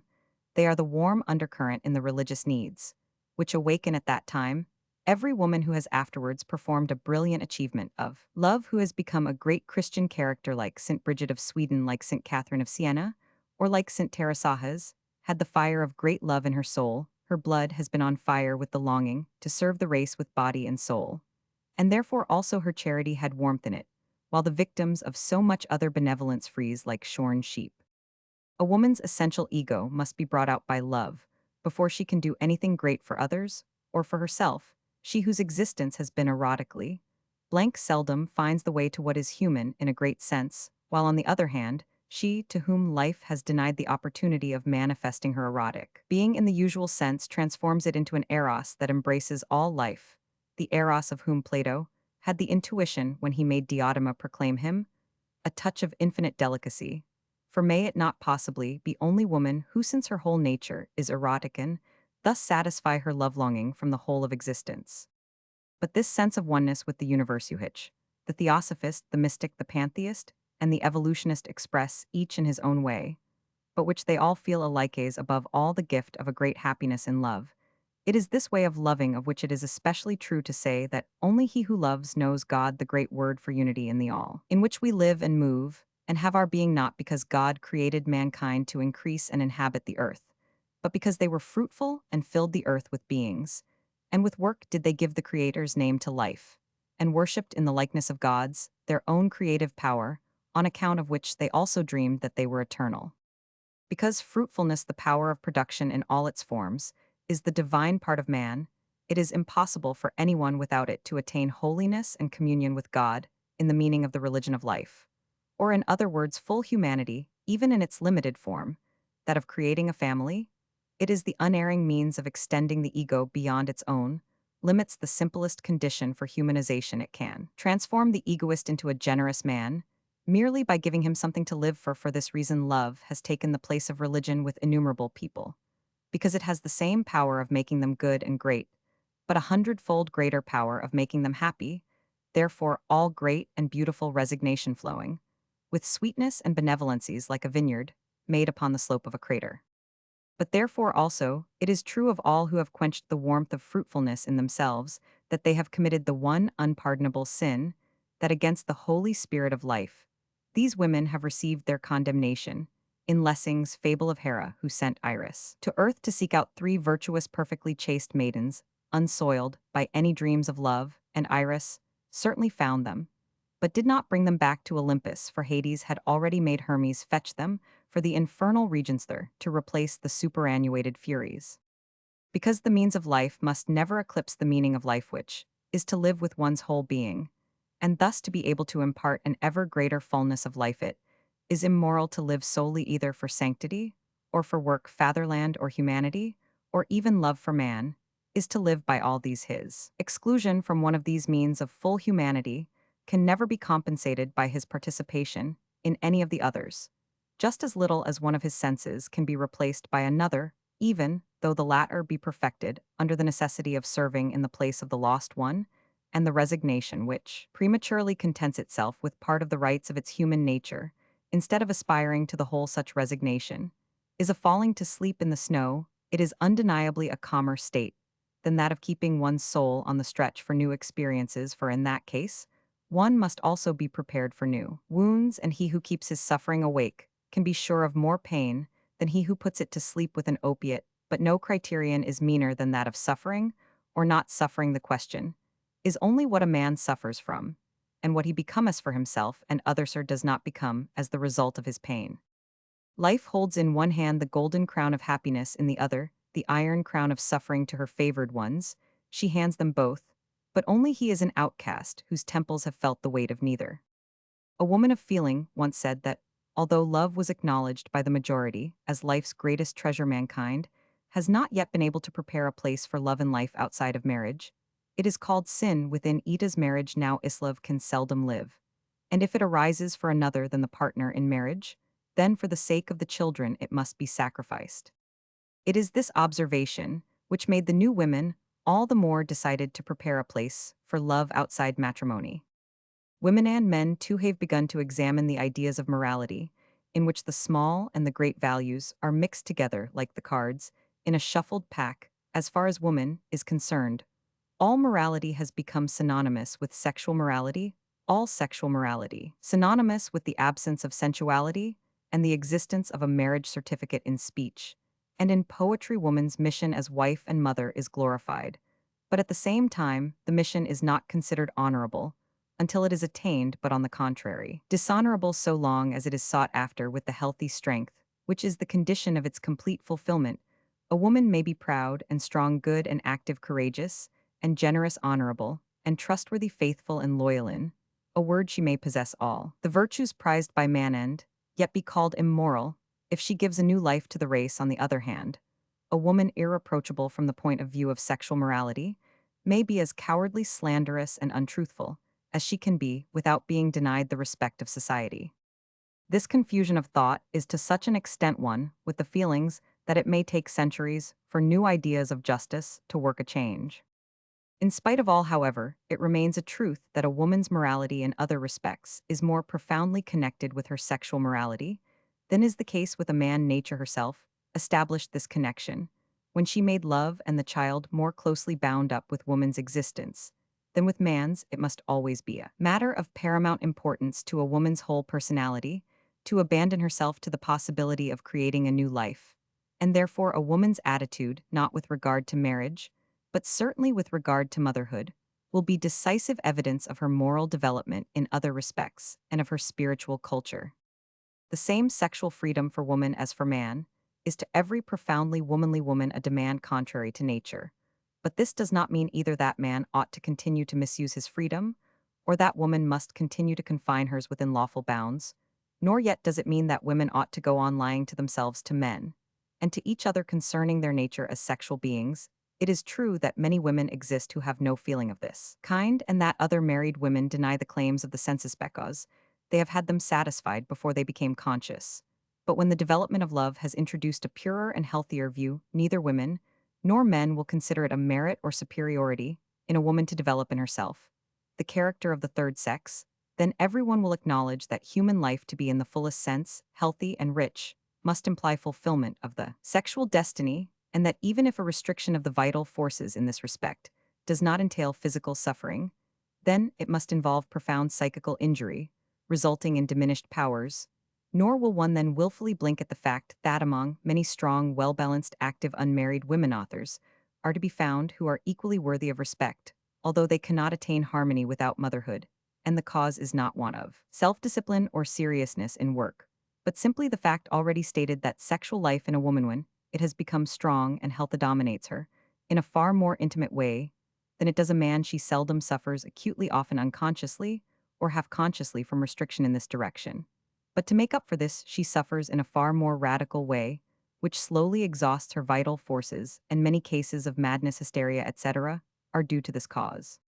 Every victim of this kind makes life the poorer for it, is often the warmest feminine, nature's the richest in goodness, and in soul the most fruitful in every sense that go under in this way. And in them, the race loses not only directly, but also indirectly in their children that were never born. For the present, it can be only by an altered criterion of morality that these losses can be avoided, at least so long as there is not one man for every woman, for we can look only for a very slow operation of the measures, which may restore the balance that nature seems to intend by an actual excess in the birth rate of boys over girls measures, that is for the better protection of the lives of male children and men, a proposal which was put forward a few years ago in one of the leading civilized countries undoubtedly deserves consideration as an incidental remedy, namely to arrange an organized and well-supervised emigration of capable women from the countries where they are in excess to others, where the reverse is the case, for, while their proficiency in work would make these women independent of marriage, they would thus be afforded increased possibilities of marrying, as would the surplus men at present in the countries referred to left to the alternatives of celibacy or prostitution. In the main, it is, however, only the awakening of the consciousness of society that can provide a remedy. But until youth itself awakens the conscience of the time, with the tocsin of action, that remedy is likely to be long in coming. In one respect, young working men and women might take their destiny in their own hands, namely, in the purely external point of providing themselves with the opportunities they lack, which, in the case of young people of the student class, now form the foundation of many a life's happiness opportunities of getting to know each other under pleasant and worthy conditions of comradeship. In those cases, again, where a woman's destiny from one cause or another has rendered the realization of love impossible, she ought, like the wife in a childless marriage, oftener than at present to enrich her life and partly satisfy her motherly feeling by choosing one among the destitute children who are unfortunately still to be found in abundance to provide for, and love such grafts upon one's own stem, often gives splendid fruit. The lonely woman thereby avoids falling a victim to that hardness and bitterness which are not necessary consequences of a checked sexual life, but are all the more so of a frozen life of the heart. In those cases where a woman suffers a lasting and unendurable clogging of her life, through the want of motherhood, she must choose the lesser evil, that of becoming a mother even without love, in or out of wedlock necessity. Is its own lowend, he who steals to save his life ought to go free, but she must not be made an example for others who are not placed in the same necessity. The solution of the right of motherhood, therefore, ought not to be the encouragement of the majority of unmarried women to provide themselves with children, without love, not even the encouragement of the majority to obtain them through love when they know, in advance, that a continued community of life with the child's father is impossible. But on the other hand, the unmarried woman from her own point of view, as well as from that of the race, has a right to motherhood, when she possesses so rich a human soul, so great a mother's heart, and so manly a courage that she can bear an exceptional lot. She has all the riches of her own and her lover's nature to leave through the child as a heritage to the race. She has the whole development of her personality, her mental and bodily vital force, her independence won through labor to give to the child's bringing up in her occupation. She has had use only for a part of her being. She desires to manifest it fully and wholly. Before she resigns the gift of life, She therefore becomes a mother with the full approval of her conscience. All this, however, seldom applies to a woman before she has reached or exceeded the limit of la second of primavera. Not till then will she feel fully sure of her longing and her courage, nor will she have reason to know that life has no higher destiny for her, and even she must not be taken as an example of a final solution of the problem. But in times like ours, when the hindrances to life in this direction have become unendurable, bold experiments are justified when they are successful. In order that such an experiment shall succeed, the woman must be not merely as pure as snow, she must be as pure as fire in her certainty of giving her own life a bright enhancement, and a new treasure to the race in the child of her love. If she is this, then indeed there is a gulf deep as the center of the earth fixed between this unmarried woman who presents her child to the race, and the unmarried woman who has a child. Beyond all doubt, the first named would have considered it the ideal of happiness to be able to bring up her child together with its father. The circumstances, which prevent her may be many. The man's liberty, for instance, may be limited by earlier duties or feelings, which bind him against his will, or not the conditions of life, or of work of one of them may prevent a complete union, so may the experience that the personality of one of them is fettered through marriage, or again, love itself was not what it had promised to be, and the woman was proud enough not to consider herself fallen, and in need of being rehabilitated by a marriage, which on the contrary would under these circumstances be a fall. Finally, there are exceptional cases where a superior woman for it is often the best who are seized by the powerful desire of a child feels that she cannot combine her motherhood with the claims of love and of intellectual production, that she can suffice for only two duties, and therefore accepts from love the child, but renounces marriage. But there are also destinies entirely contrary to these, where a woman for her own part wished to have a child, but renounces it for the man's sake.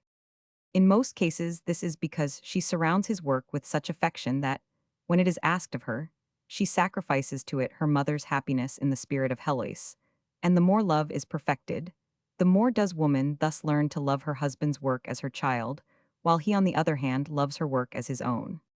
But it may also be for other reasons that a woman desires a man to keep his complete freedom. It may be, for instance, that he is the younger, or that she knows she cannot give him a child. Such unions are not unusual in Europe, unions by which two people long make their own lives, and the lives of those about them richer. In such a case, the woman transforms her motherliness into affection for the man. She gives the best of her powers of production for his use, so that he grows while she stops short, but she thereby enjoys the bliss of a mother with a child at her breast. As the mother feeds herself for the child, so does such a mistress seek the finest intellectual nourishment that she may afterwards impart it. She feels that she steals what she enjoys alone. Perhaps the legend of the pelican which nourished its young with its own blood would be a better symbol for these women, who must be prepared sooner or later to see the man choose the young bride who in every respect will answer to his longing. Cases like these, if any, verify Nietzsche's words that great love desires more than a return, and that it will create here if ever woman's nature reveals that its great genius is for love, that the higher a woman attains, the more certainly will her own honor, her own triumphs, her own future weigh lightly as a feather against the joy of being able to develop in all its fullness her great talent, that of loving. And when does she love more highly than in lavishing the whole superfluity of her developed feminine nature on the perfecting of her love for another woman? What every woman needs in our time more than in any other has been expressed by Ricarda Hutch in these words: courage for one's self, sympathy for others. Courage for one's own destiny, courage to bear it or break under it, but also courage to wait for, to choose one's destiny, sympathy with the many who have lacked one part or another of the new courage, boldness or vigilance or patience. Both these courses which woman's new courage has found out the man, and work without the child, or the child, and work without the man, may doubtless be called justified forms of life, when they show themselves life-enhancing. But they cannot be the line of life for the majority. This line follows the direction of the old Indian proverb, that the man is half a human being and the woman, half only. The father and mother with their child can become a whole, and even if women have the right so far as life is thereby enhanced to satisfy their erotic longing, they ought never to forget that they never attain their full humanity until through love they have given their husband a child, and their child a father. We have not spoken here of the young women who are unmarried wives of men, while waiting till the latter are able to provide a home for the child and a full domestic life. These women may, it is true, experience the grief of having trusted too much to their own or another's heart, but they have been pure in their will, and their will has been directed towards the future domestic life, not towards adventures whose only value for them has been that they rapidly succeeded each other. The young women alluded to must therefore be carefully distinguished from those who have become the head heir of the present day. These Neo-Greek women are finely cultured, richly endowed choice and pure types of the cerebral and polygamous woman love for them is an element of enjoyment somewhat higher than that of the cigarette with which their dainty fingers toy, or of the alcohol, which warms their pale cheeks, but decidedly lower than the joy of color or the intoxication of poetry. They share with man the joy of work, the desire of creation, delight in beauty, ideas, and freedom in love.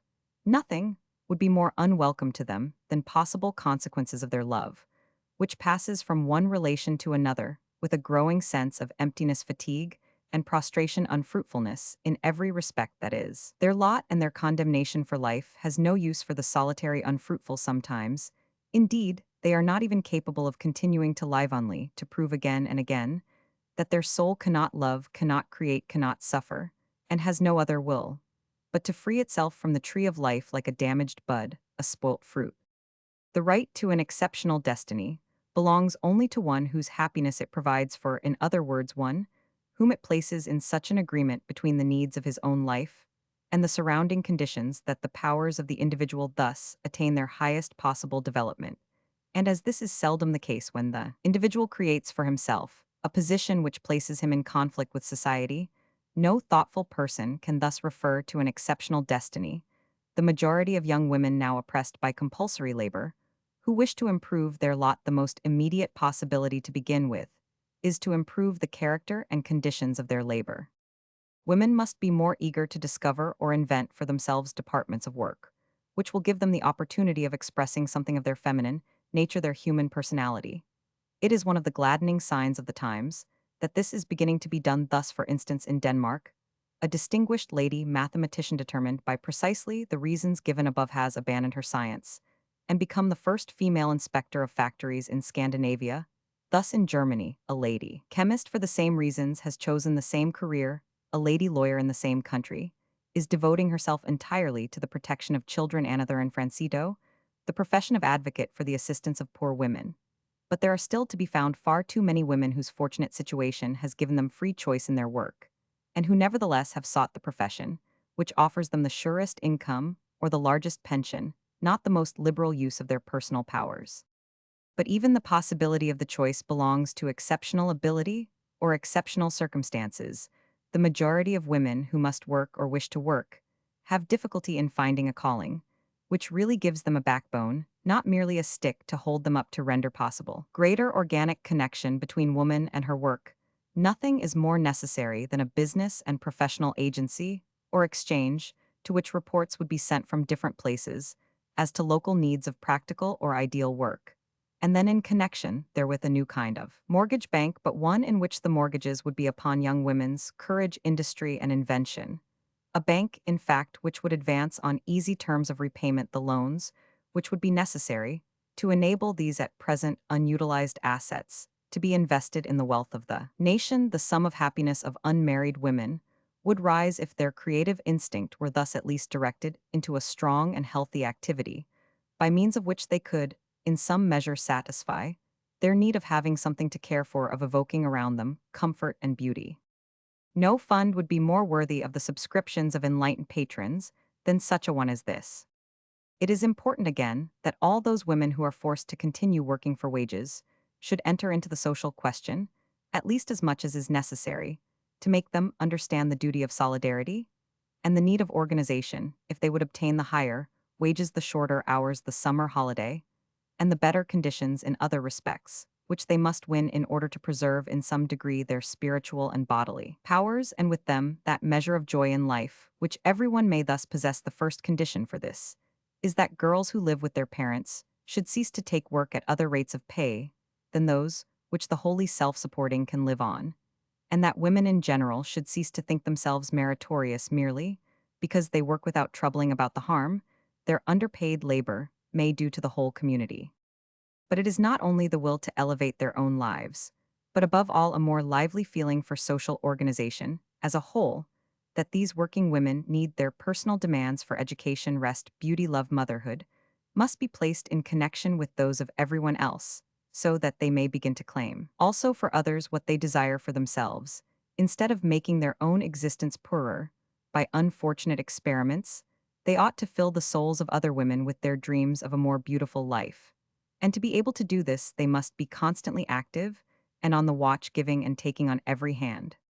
Thus innumerable little streams swell the flood of wills, which shall one day remove the old landmarks between the power to wish and the compulsion to renounce. Thus shall the woman deprived of love be able to forget her own little lot in the destiny of the many, and in spite of the limitations of her own life, to feel that she lives by feeling the beat of humanity's heart in her own. In Chapter 6, Exemption from Motherhood. To him whose thoughts go beyond the surface of life to its depths, the demand for the right of motherhood is a sign of health and evidence of the existence, in a nation of the strong sound woman's will to people the earth, without which the nation shall no longer live upon earth, even if certain manifestations of this will fall short of the life-enhancing purpose in itself. The will is only worthy of respect.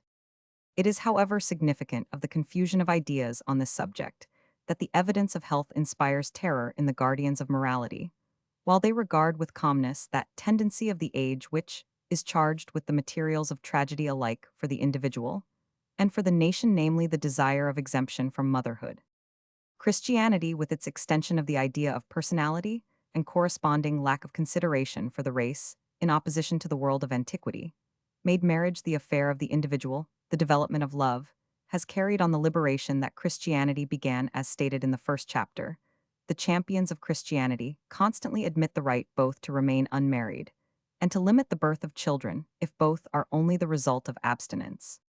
To the evolutionist, on the other hand, only the cause, not the manner, is the deciding point. Danger to the possible children, or to the mother herself, the fear of pecuniary or personal insufficiency for the bringing up of the children, the desire of using all one's powers and resources for an important life work, a Malthusian point of view in the question of population. These and other motives are regarded by the evolutionist as good reasons for limiting or altogether abstaining from parentage. And in this respect, the individual is allowed freedom of choice, also as regards the method which best agrees with the opinion of science on hygiene and with his own on morality and fitness.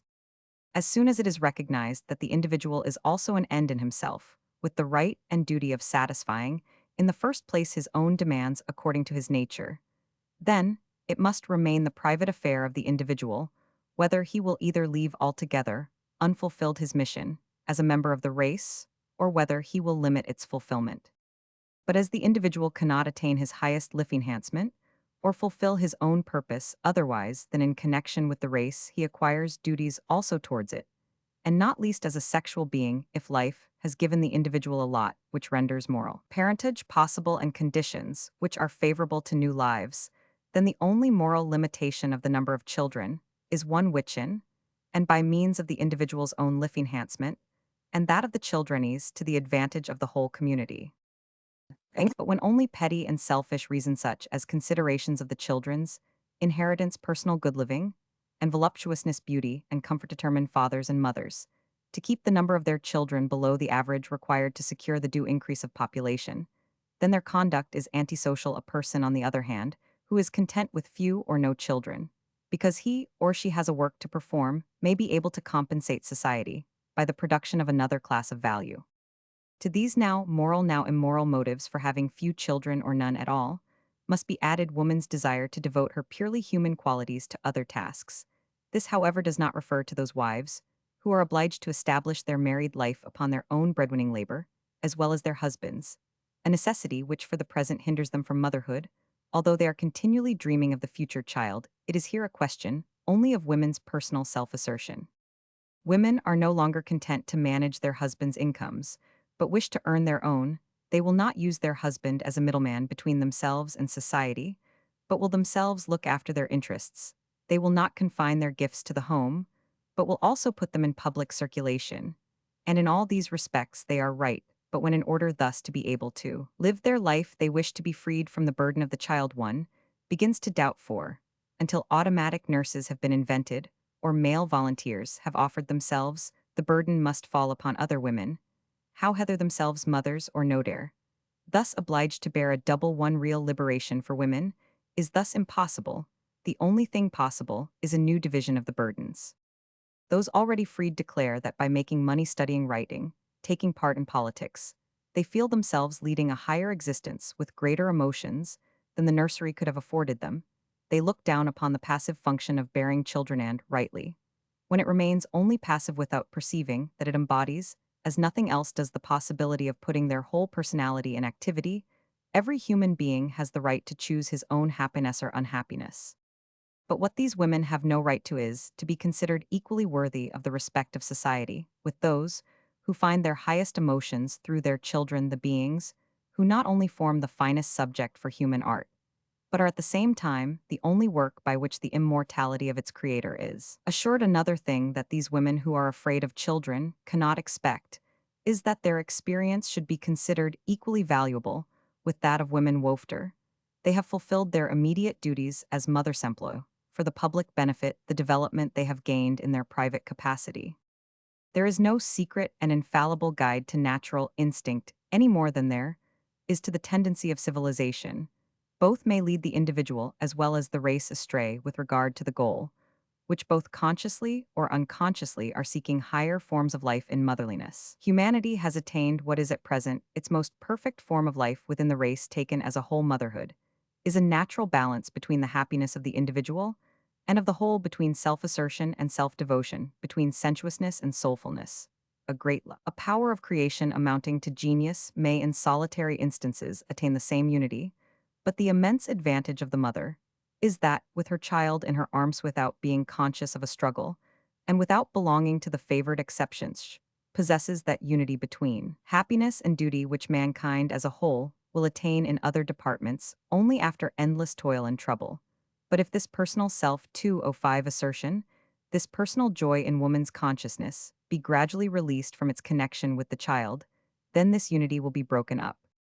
An incidental displacement of it was necessary for the liberation of woman, like every other movement of the kind involved, precisely, the disturbance of that equilibrium, which had been produced by the pressure of superior force, and by hereditary inertness an artificial equilibrium, which could be maintained only by pressure on one side and inertness on the other. It was necessary that daughters should rise up against their father's ideals of wives, sisters, against the brother's share of inheritance, which had increased so greatly to their cost, mothers against the view of their duties, which kept them within the sphere of female animals. They must carry through that emancipation, which has already made it possible for them to use their brains, not only their hearts, in fulfilling their eternal mission, that of fostering and preserving new lives. Already the educated, nay, even the uneducated mother of the present day, makes use in her care of children of double the brain power, but of only half the muscular force that her grandmother employed. She knows better how to differentiate between the essential and the unessential. She can by circumspection obviate much toil and trouble. And when all mothers receive the practical and theoretical training in nursing children and the sick, which must be their form of universal service, corresponding to the military service of men, then the problem will be even more simplified in the direction of the impersonal, and more extended in the direction of the personal. The mother must use her intelligence, and her imagination, her artistic sense, and her feeling for nature, her instincts in physiology and psychology, in order to provide the child with the conditions under which it may develop itself in the best and freest way. But on the other hand, she must beware offer molding the child. She will in this way gain much time, which at present is wasted in unnecessary attentions and harmful education. But avoidance of the personal charge is impossible to the mother without incurring the dishonor of a fugitive. There are a number of women who think that the feeling of motherhood can exist independently of a mother's care and responsibility for the child, and that the latter may therefore be taken charge of by the community and still retain the treasure of motherly and fatherly affection. These women can never have reflected that with human beings, as with animals, parental affection is formed by care and self-sacrifice, that it rises with these, that the less demand is made upon it, the poorer it becomes. When a father for a time takes the place of the mother, he becomes as tender as she. When a sick child exhausts its mother's strength, it is nearest her heart. And as the child grows up, her affection becomes less spontaneously intimate, although instead it may increase through personal intercourse. State care of young children would mean a withering of the intimacy of parental affection, The tenderness evoked by the child's bodily presence shows better than any other feeling the unity of soul and senses. Without the sensuous presence, the psychical impression loses its power, as does the bodily impression. Without the psychical, the instinct of motherhood, like all others, has been formed through constancy of external conditions. It is acquired through definite sensations and associations of ideas, when certain of these emotions, at first conscious, became unconscious, and were then performed by lower nervous centers. The higher nervous centers, which had formerly been occupied, were set at liberty for higher uses.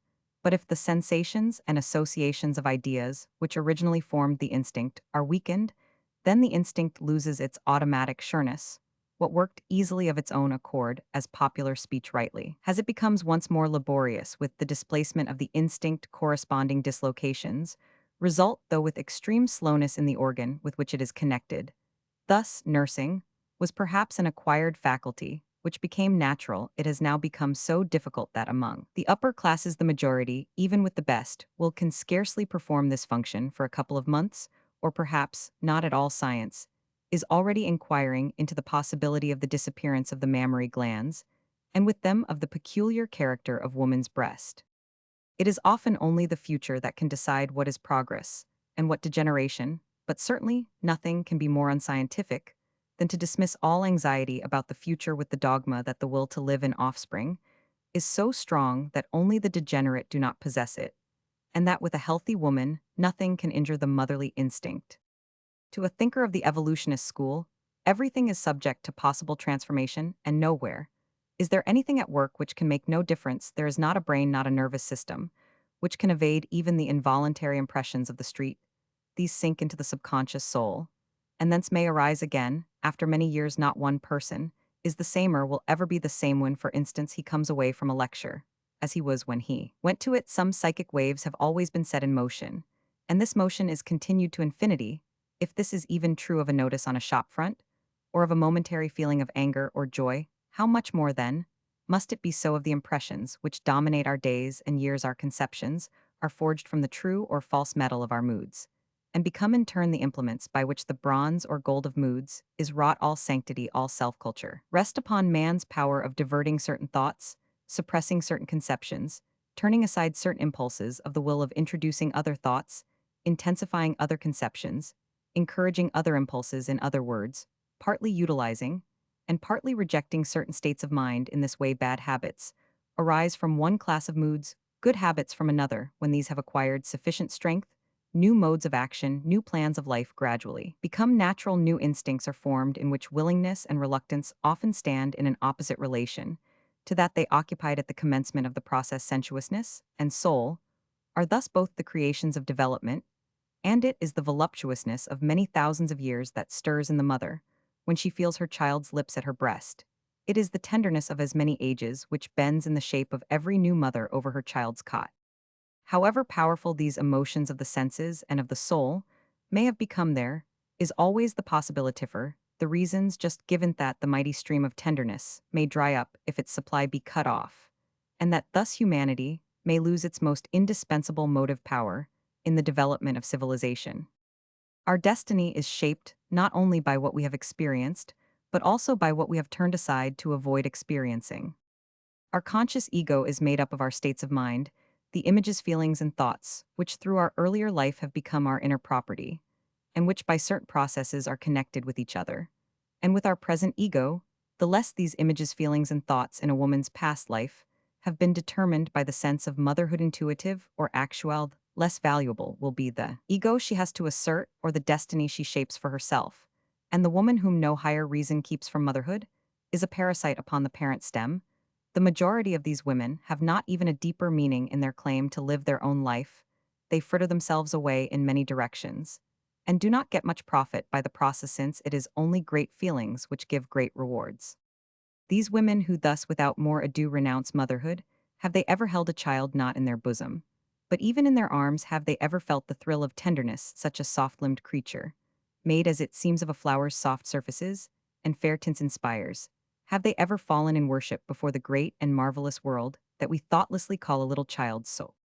If they have not, then we can understand these poor women, who do not perceive their poverty, wishing to make the rich as poor as themselves, whereas all the poor should be made rich. If this liberation of woman's personality succeeds, it may go with her, as with the princess in the story who found herself in the rain, outside the kingdom, she had given up for a toy. In a modern poem, a woman, when offered as a consolation, the thought that childlessness will spare her many sufferings exclaims, "Spared to be spared what I was born to have. I am a woman, and this my flesh demands its nature's pangs, its rightful throes. And I implore with vehemence these pains." Stephen Phillips. When this ceases to be the desire and the choice of woman, then the prophecies of pessimistic thinkers of the voluntary extinction of the human race will be in a fair way to be realized. But in that case, women would not possess the nobility, which a logical reading of the world's processes implies. They would only operate like a wheel, unconsciously rolling towards the abyss.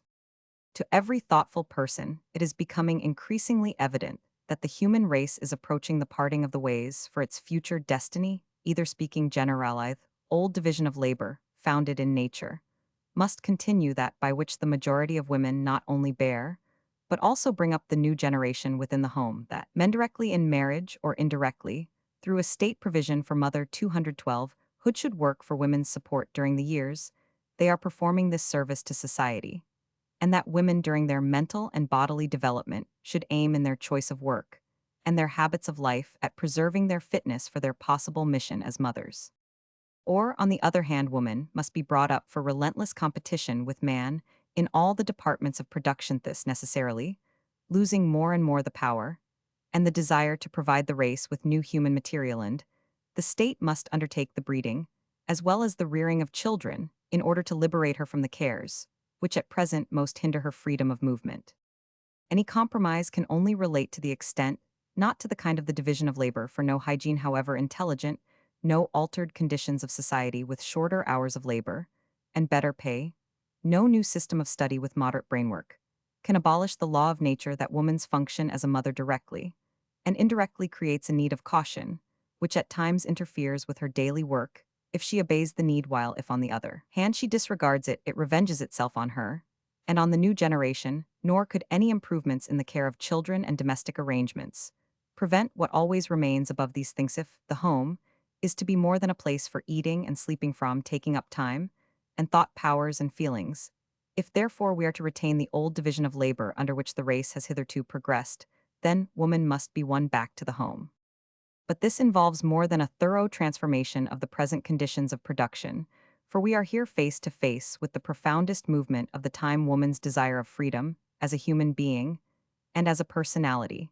And in this, we are confronted with the greatest tragic conflict the world's history has hitherto witnessed, for if it is tragic enough for an individual or a nation relentlessly to seek out its innermost ego and to follow it even to destruction, how tragic will it not be when the same applies to half of humanity?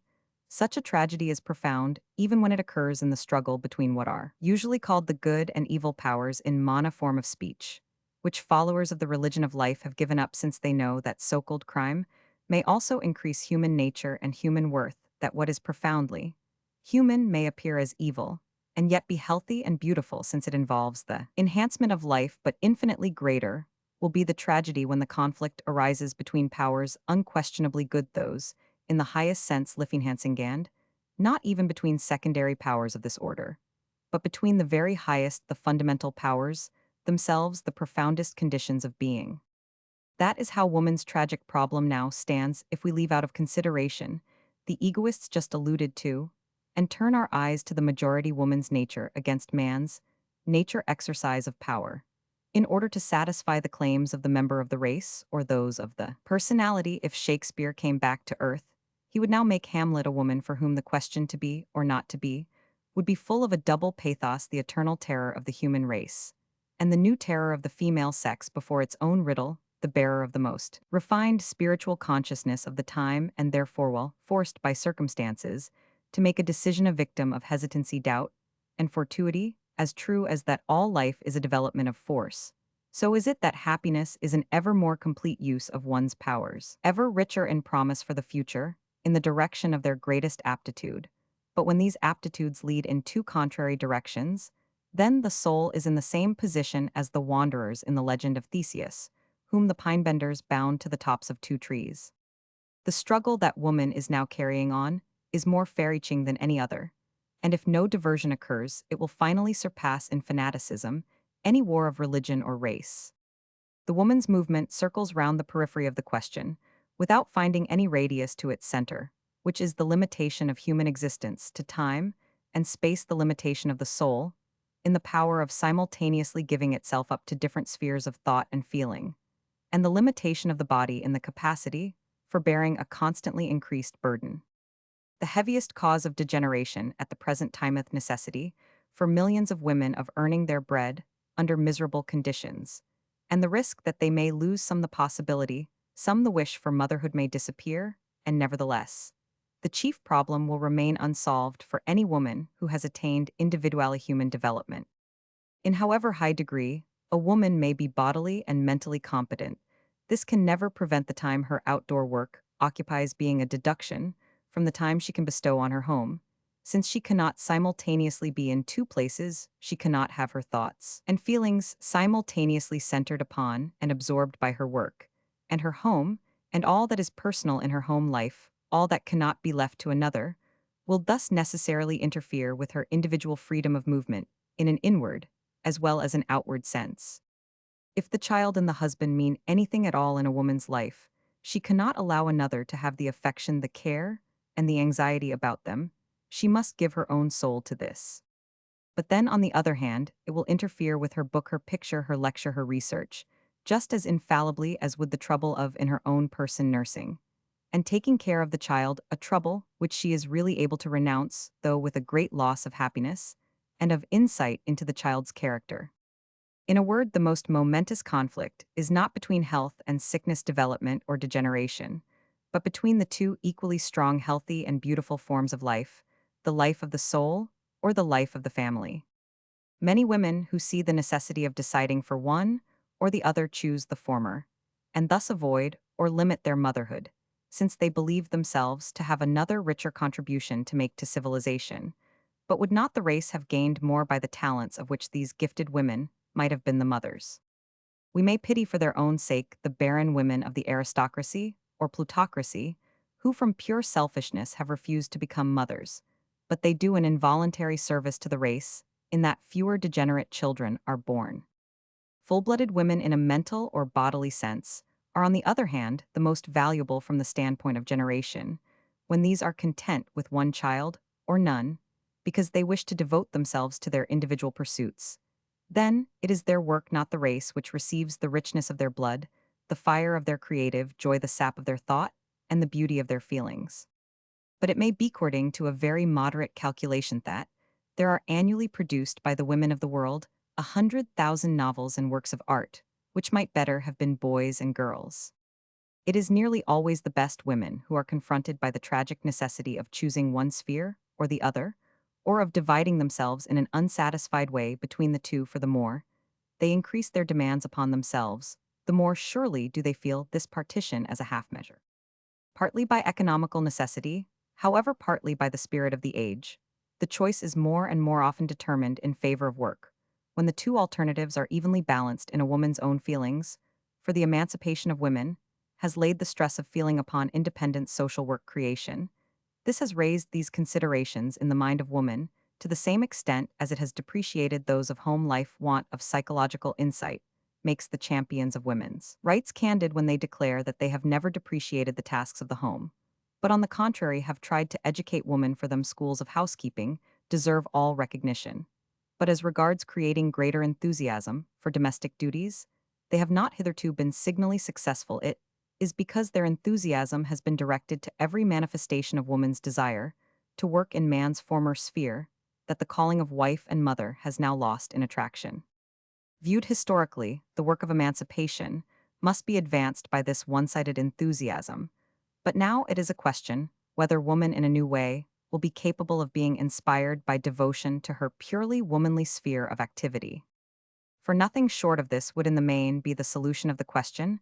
A return to the old ideal of womanliness would be as unthinkable as it would be unfortunate. A continued struggle to get rid of the ancient division of labor between the sexes is thinkable, and equally unfortunate that woman should apply her new will to her ancient mission would be the most fortunate solution, beauties this even thinkable? The answer is unconditionally in the negative, as regards exceptional natures, such as now in their increased vitality and capacity, for suffering beat their heads against the limitation of life, which prevents their giving themselves wholly either to love, or to the joy of motherhood, or to the mission of civilization. Here we are faced by the fundamental cause of the modern woman's nervosity. She lives year in and year out above her powers. She still retains the old consciousness that a mother ought to be unselfishly absorbed in her mission, that she ought to repose in it, with a profound calm, that she ought therefore to allow the inner voices which urge her to follow her instinct of personal development to remain unheard. Added to this, she has the new consciousness that the bringing up of a child demands the same undivided attention as the production of a work, that the child is just as sensitive as the work to a divided mind, a wandering attention. She wishes, as an authoress has aptly said, that she could be at the same time the mother of past ages, the patiently bearing caryatid, who was always in her place with the bowl ready for the child's thirsty lips, and the mother of the present day, ever on the move seeking out all new paths, quenching her thirst at all the springs of life. She becomes more and more unique by being ever more firmly and delicately individualized. And in the process, her desire increases to live her own life in every direction. But at the same time, her feeling of community with the race increases, and therewith her consciousness of responsibility as mother and human being becomes more and more aroused. The more egocentric she has become, the less does she remain a family egoist. The demands of her personality become ever more definite, ever wider, but at the same time more fastidious in their choice, ever more difficult to satisfy. Her growing sense of personal dignity imposes on her an ever stronger self-control, while her whole being is quivering with an ever more delicate sensitiveness. And upon this new woman, who is already the embodiment of unrest, thirst for life, and suffering, the hungry, violent spirit of the present day, flings itself like a cat seizing a bird 100 times a day, such a woman is forced to subordinate the claims of personality to those of society. 100 times, the will of her personality has to elude her feeling of responsibility. Perfected methods of work may spare her hands and her footsteps, but they cannot prevent her eyes from watching with increasing disquiet the balance, wherein affection, sympathy, and responsibility are weighed against her most intimate longing, her creative joy, her thirst for solitude, and her self-development. And as first one side of the balance rises, and then the other, it will always seem to her that the heavier one contains a piece of living flesh cut from her heart, while the side which is for the moment lighter has nothing but dead, though perhaps golden weights. The brain woman's timetables know nothing of collisions. Her train schedule is clear: nursing, institute, and kindergarten school and dormitory. For the children, whose number is fixed according to the requirements of society, the meals are served automatically from a common kitchen. The housekeeping is done by adding up the cash book. In a costume designed for work or athletics, she goes to her study. When the work is done, there is 5 minutes conversation on the telephone with each of the children, 2 hours exercise in the open air. In the afternoon, 10 minutes conversation on the telephone with her husband, 3 to 5 minutes pause for reception of ideas. The evening is given up to meetings of a utilitarian or social nature. On Sundays, the husband and children are invited, when 3 hours are set apart for the elimination of their defects, the rest of the time for profitable amusement. Such woman never has a thought of the children, while at work, never wants to snatch 10 minutes extra chat with her husband, never has promptings at night. She wakes refreshed after the hygienic number of hours sleep. Everything goes like clockwork. Bitter indeed, for the woman of the future is never behind or ahead of time, but love's selection will probably not tend towards any great increase of this type, whose present representatives seem physically and psychically so little affected by motherhood that, for their part, one is inclined to believe in the stork, and with the other poor, weak, and sensual creatures, the blood will no doubt continue to be a strange sap, which makes the head hot with anguish, when it ought to be cool for thought, which forces the heart to beat with longing, when it ought to be still for deciding, which makes the nerves quiver with anxiety, when they ought to be tense for creation. And it is the consciousness of this which, in her innermost heart, makes the new woman shy of the love for which she longs. A little emotion she will not give, the great one would swallow up all the forces of her soul. And what would then become of the revelation of her personality? Of the word, she alone among all beings has within her the word for the pronouncement of which she was born. Mona Lisa's mysterious smell, interpreted by Bars as une clairvoyance sans tristis, expresses, as someone has said, the feminine individualism of the Renaissance. It is certain, on the other hand, that the feminine individualism of the present day has a clairvoyance that is sorrowful even to death. Never has the earth seen a more complicated and contradictory being than this woman, melancholy and wistful cold, and sensitive thirsting for life and tired of life at the same time. The blood dances otherwise in her veins, sings another song in her ears, than it has in those of any other woman since time began she sees through her husband, and is a stranger to him his desire seems. Brutal to her finely shaded and contradictory moods, she is not one even when she allows herself to be embraced. She fears the child since she knows she cannot fulfill its simple demands. When fate attempts to tune these fragile beings to their full pitch, they break like harpstrings under a rough touch. They are only able to live partially, but thus they do not find life worth living. Even if such a woman chooses this partial life and gives herself entirely to work, she will nevertheless be still disturbed in the domain of personal self-assertion. By the woman's nature, she has in the main suppressed, for she will often be confronted by the choice of not succeeding at all, or of succeeding by the means of man, the means she abhorred in him, before she herself discovered that it is the struggle for existence which gives the bird of prey its beak and claws. She is forced to lament in the choice between relentlessly seeking her own, or failing between the necessity of being hammer or anvil, of dividing herself in order to give, or collecting herself in order to create. Until woman took up a position in the world of public competition, she did not suffer from this necessity. It was thus that a literal as well as a spiritual sensesh could afford to develop affection, sympathy, goodness. It is therefore a melancholy truth that woman's nature as it has become, when removed from the struggle for existence, is profoundly opposed to the condition, which in the present economical and psychological circumstances brings success in this struggle, the condition, namely, of forcing one's way over others.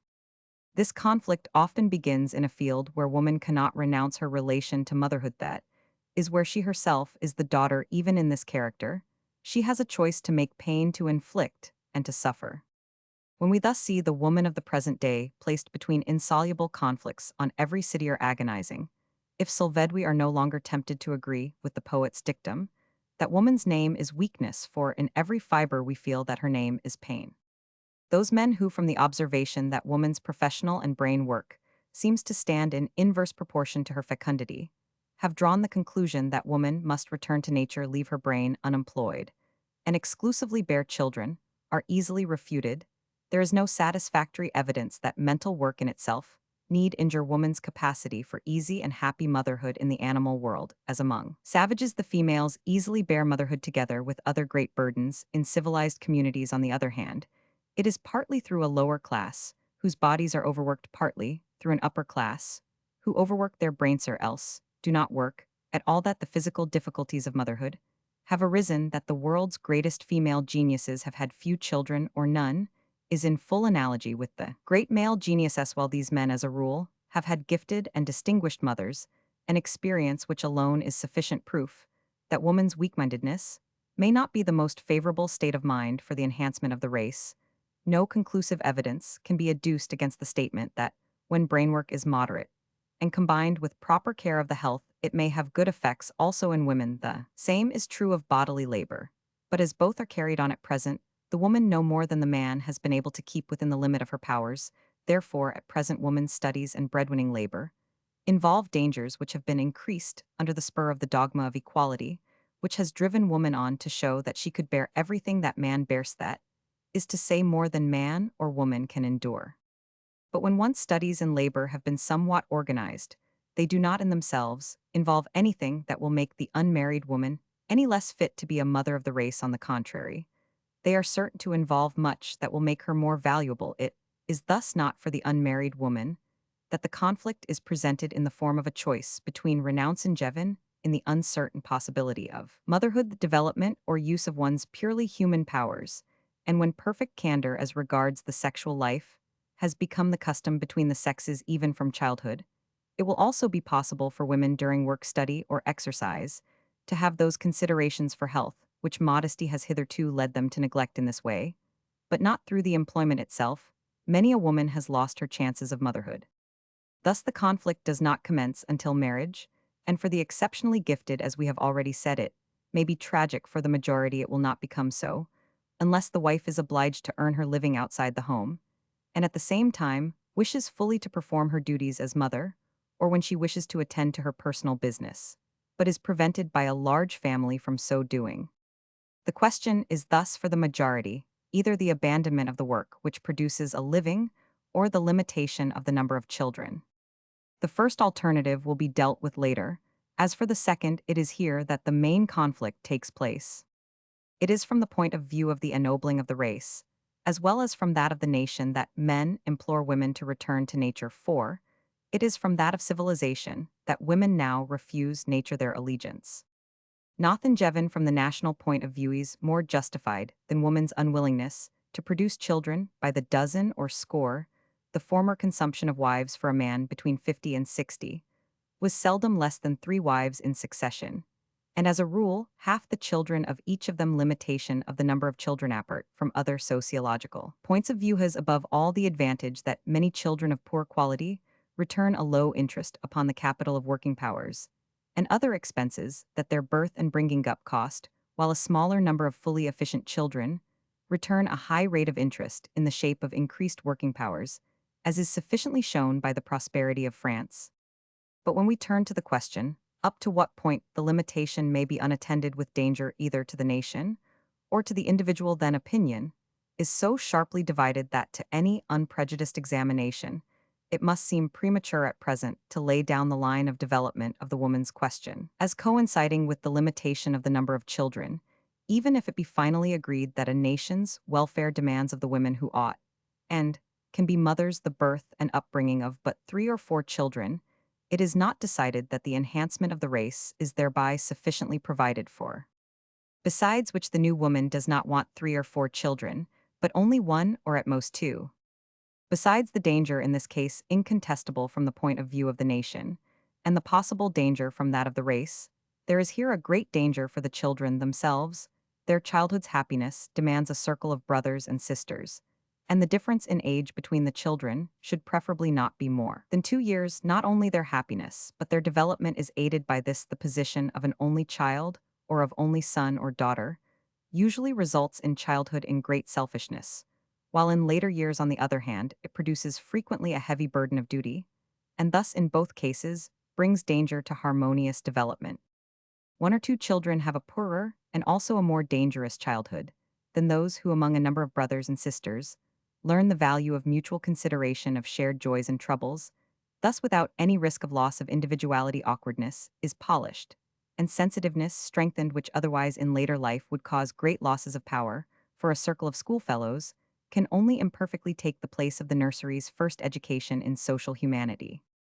Besides which, it may easily happen that parents lose an only child, or the only son or daughter. Thus, perhaps from the point of view of the nation, always from that of the children, and most frequently from that of the parents, the normal condition for the majority of healthy, well-to-do married people must be that the number of children shall not fall short of 3 or 4. But in this case, a mother must reckon that her children will occupy about 10 years of her life, if she will herself give them the nursing and care which will make them fully efficient, and during these years, if her contribution in either direction is to have its full value, she must neither divide her powers by working for a living nor by constant public activity during these years. She may continue her own general development, she may take occasional part in social work now, and then she may have time for mental production, but any continuous and exhausting work outside the home will at least indirectly diminish her own vital force and that of her children.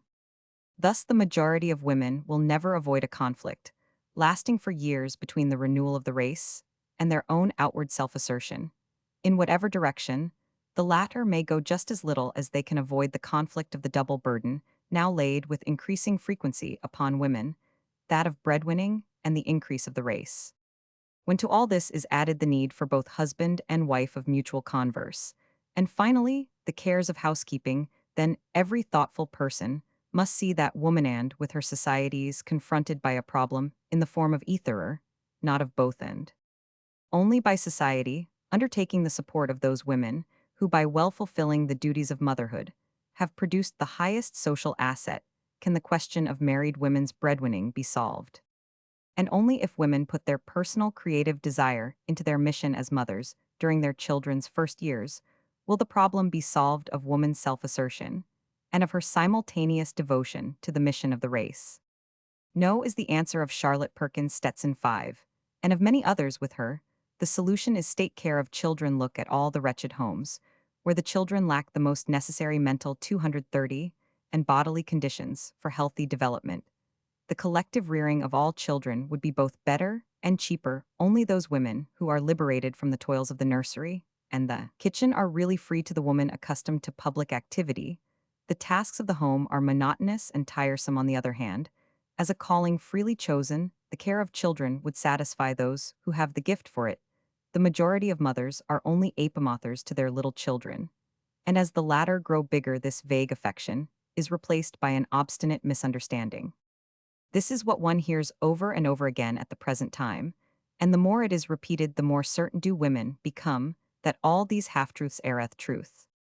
Thus, it is the mothers who are not good enough to bring up their own children that are expected to provide the new illustrious leaders of the community.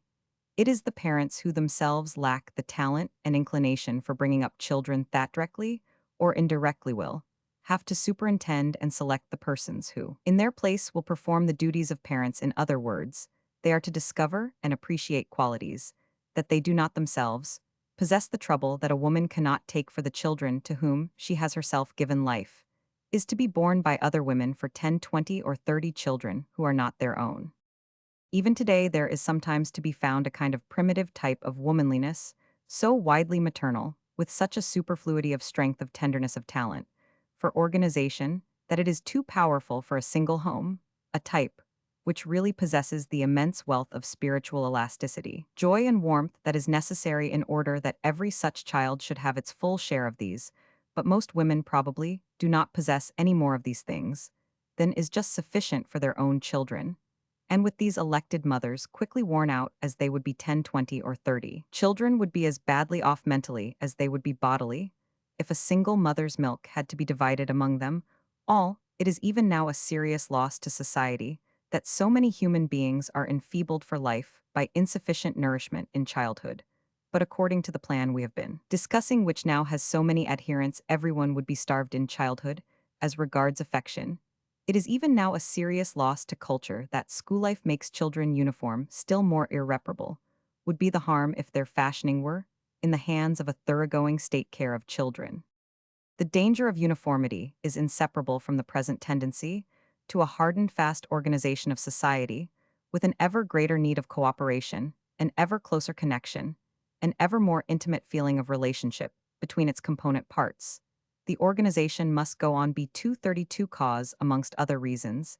It is only in this way that the individual can now gain increased freedom for development and the use of his personal powers.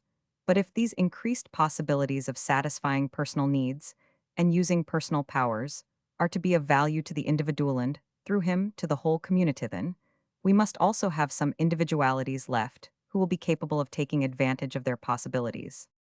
And now it is certain that the home, with its changing conditions of good and evils, first and foremost the best means of forming an organically developing sense of solidarity with the whole community life itself, creates in the home an interdependence among its members, a sympathy for others' destiny, a contact with the realities of life, and with the seriousness of work which no institution can create. It is by the efforts of a father and a mother that the joys of home are provided. It is affection for all which counterbalances the mutual rights of all, which gives to each his weight and his counterpoise in a way so natural that the methodical arrangements of an institution would never be able to imitate it. And furthermore, different homes, with the variety of different impressions they offer, are the best means of forming different characters and peculiarities. However straitened and poor in every sense a home may be, it, nevertheless, as a rule, provides more personal freedom of movement and results in less uniformity than a collective system of bringing up. If this is even true of those homes where there can be no question of education in a higher sense, then in better homes the watchfulness and warmth of affection, its understanding and sensitiveness, will be the forces which will induce and protect individuality of character, and which will most surely discover what ought to be counteracted, and what left alone for self-development. To this must be added the insight which the parents' knowledge of themselves and of each other gives into their children's character, an insight which no stranger can possess. To this it is objected that if every quarter of a town and every few square miles of country had its state nursery, parents would often be able to see to their children, as well as to take them home, and thus have an opportunity of using their influence. But apart from the circumstance that the relationship would then, in most cases, resemble that of the French petite bourgeoisie visiting their children and nourrice that, is to say that affection would be shown, in a desire to amuse and deck out the child to caress and play with it the most important point, is forgotten.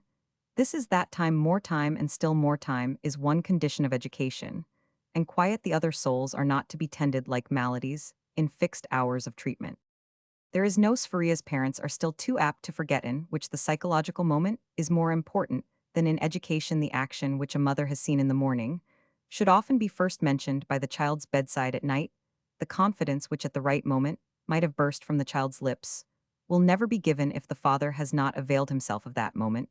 The words which pain the mother this week must perhaps wait till next before a natural opportunity of effectively combating them occurs. The caress for which a little head feverishly longs this evening will perhaps tomorrow leave it indifferent. The word of affection, which might have been all powerful at one moment, is powerless a couple of hours later, and above all direct advice or correction, is worthless in comparison with the unpremeditated words that parents let fall in the course of the day, with the result that the child simply sees the full human life of its parents.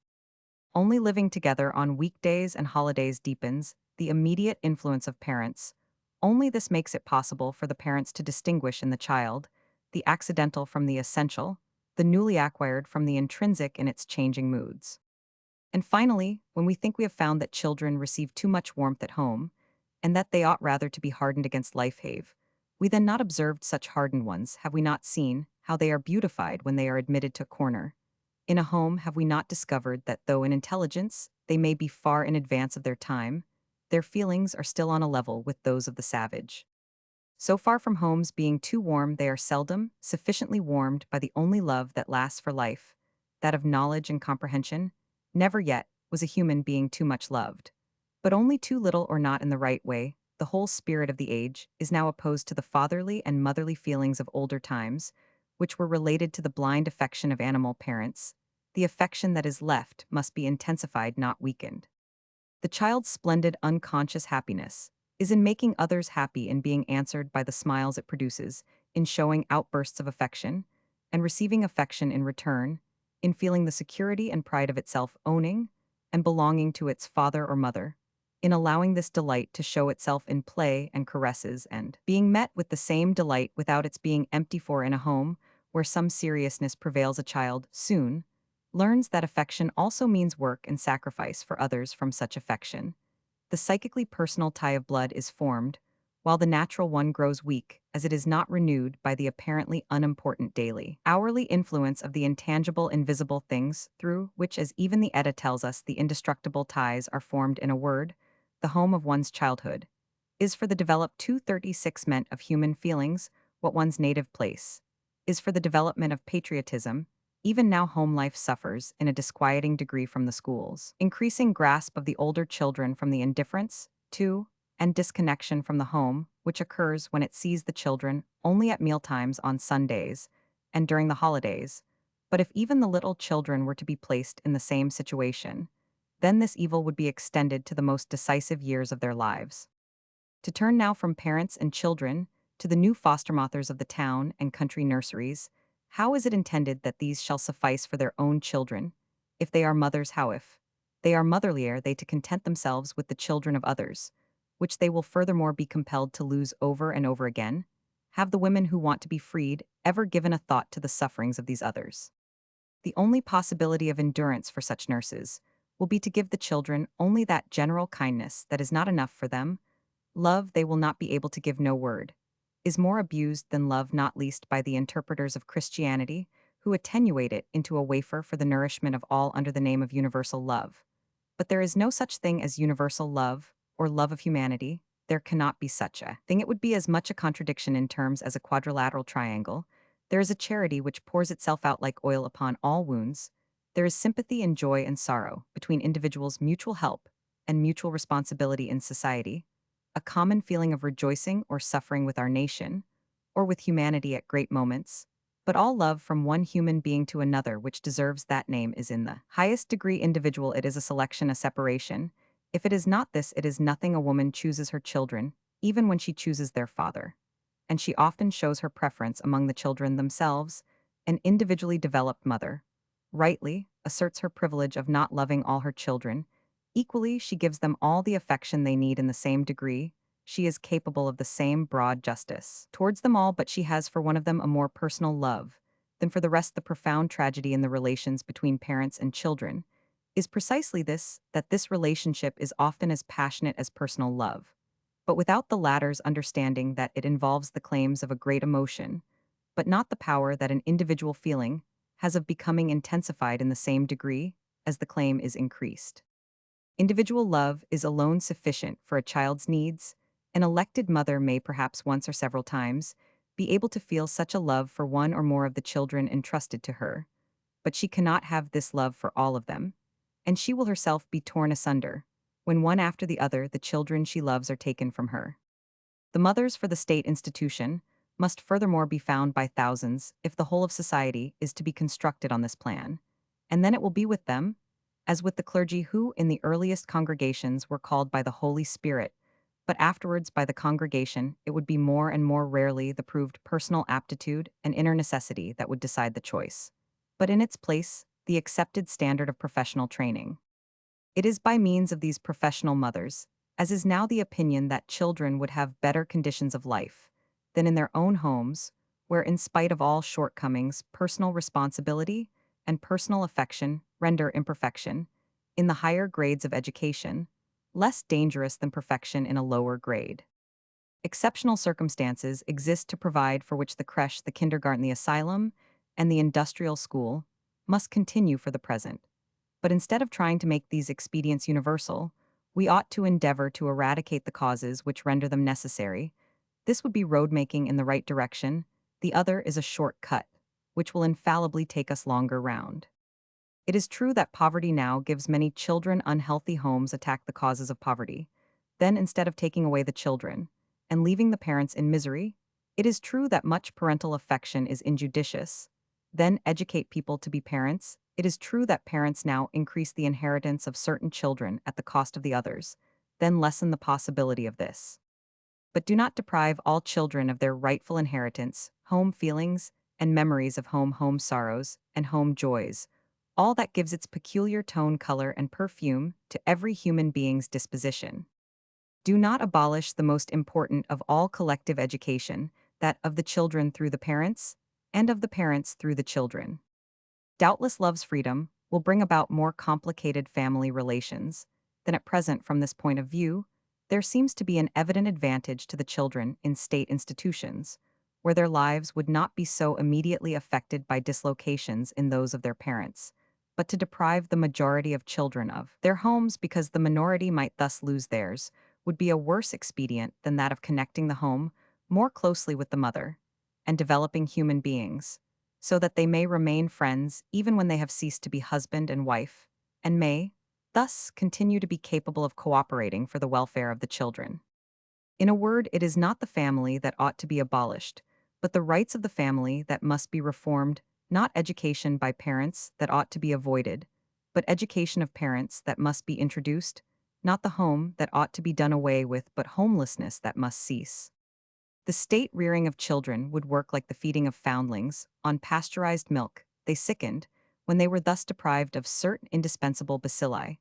The people who were brought up on the germ-free milk of universal benevolence, in the untainted air of uniform order, who had their origin in the love of the majority, their nourishment from the automatic machine of the institution, their education in the mold of the school, their occupation as waxmakers in the social hive, these unfortunate creatures might find existence so tame and so empty that those of them, whom weariness of life had not driven to suicide before the age of 20, might use their atavistic longing for happiness in burning down the institutions and rebuilding homes for human beings. Can people not understand that state care of children would force upon the young generation life's last and hardest experience, that of not being the most important or the nearest to anyone, and that this heavy fruit under which old trees may give way might deform the young ones forever? Do not people see that, even if many homes are now hell, we should not sink to the lowest circle of hell which Dante's fancy made ice cold until the warmth was quenched which the hearts of home still throw out, and their place was taken by the stimulating of the institution when existence is made up of beings with starved hearts, frozen souls, obliterated characteristics. What materials will these afford for constructing the society of which they will form part?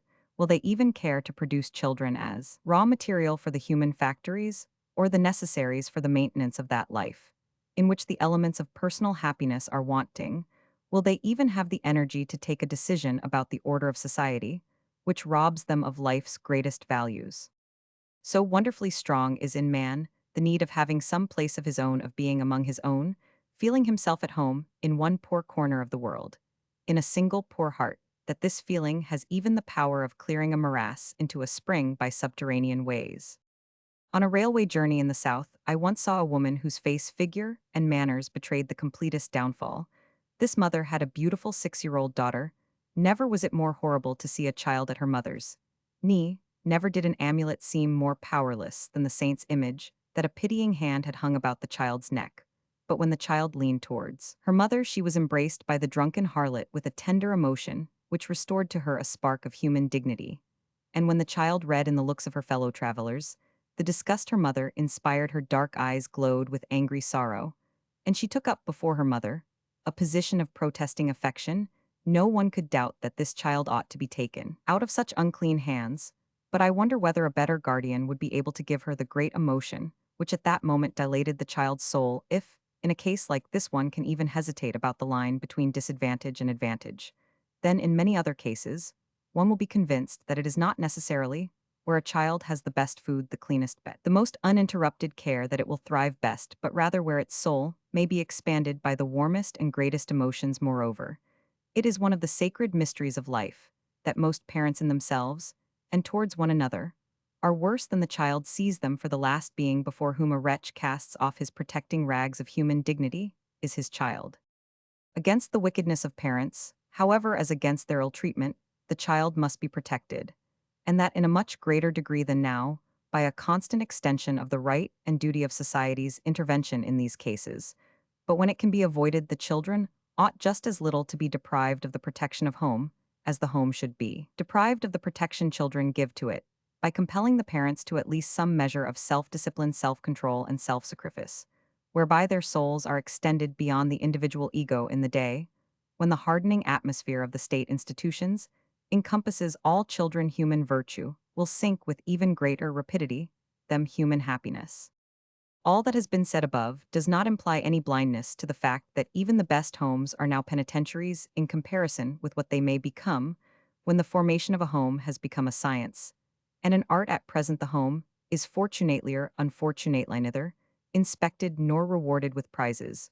But perhaps this time is coming, as already in France, the seventh child is brought up at the cost of the state, and decorations are proposed for those women who have borne and brought up the greatest number of efficient children. Then, if not before, will the liberated women perhaps regain some interest in the development of their powers in the direction of the home.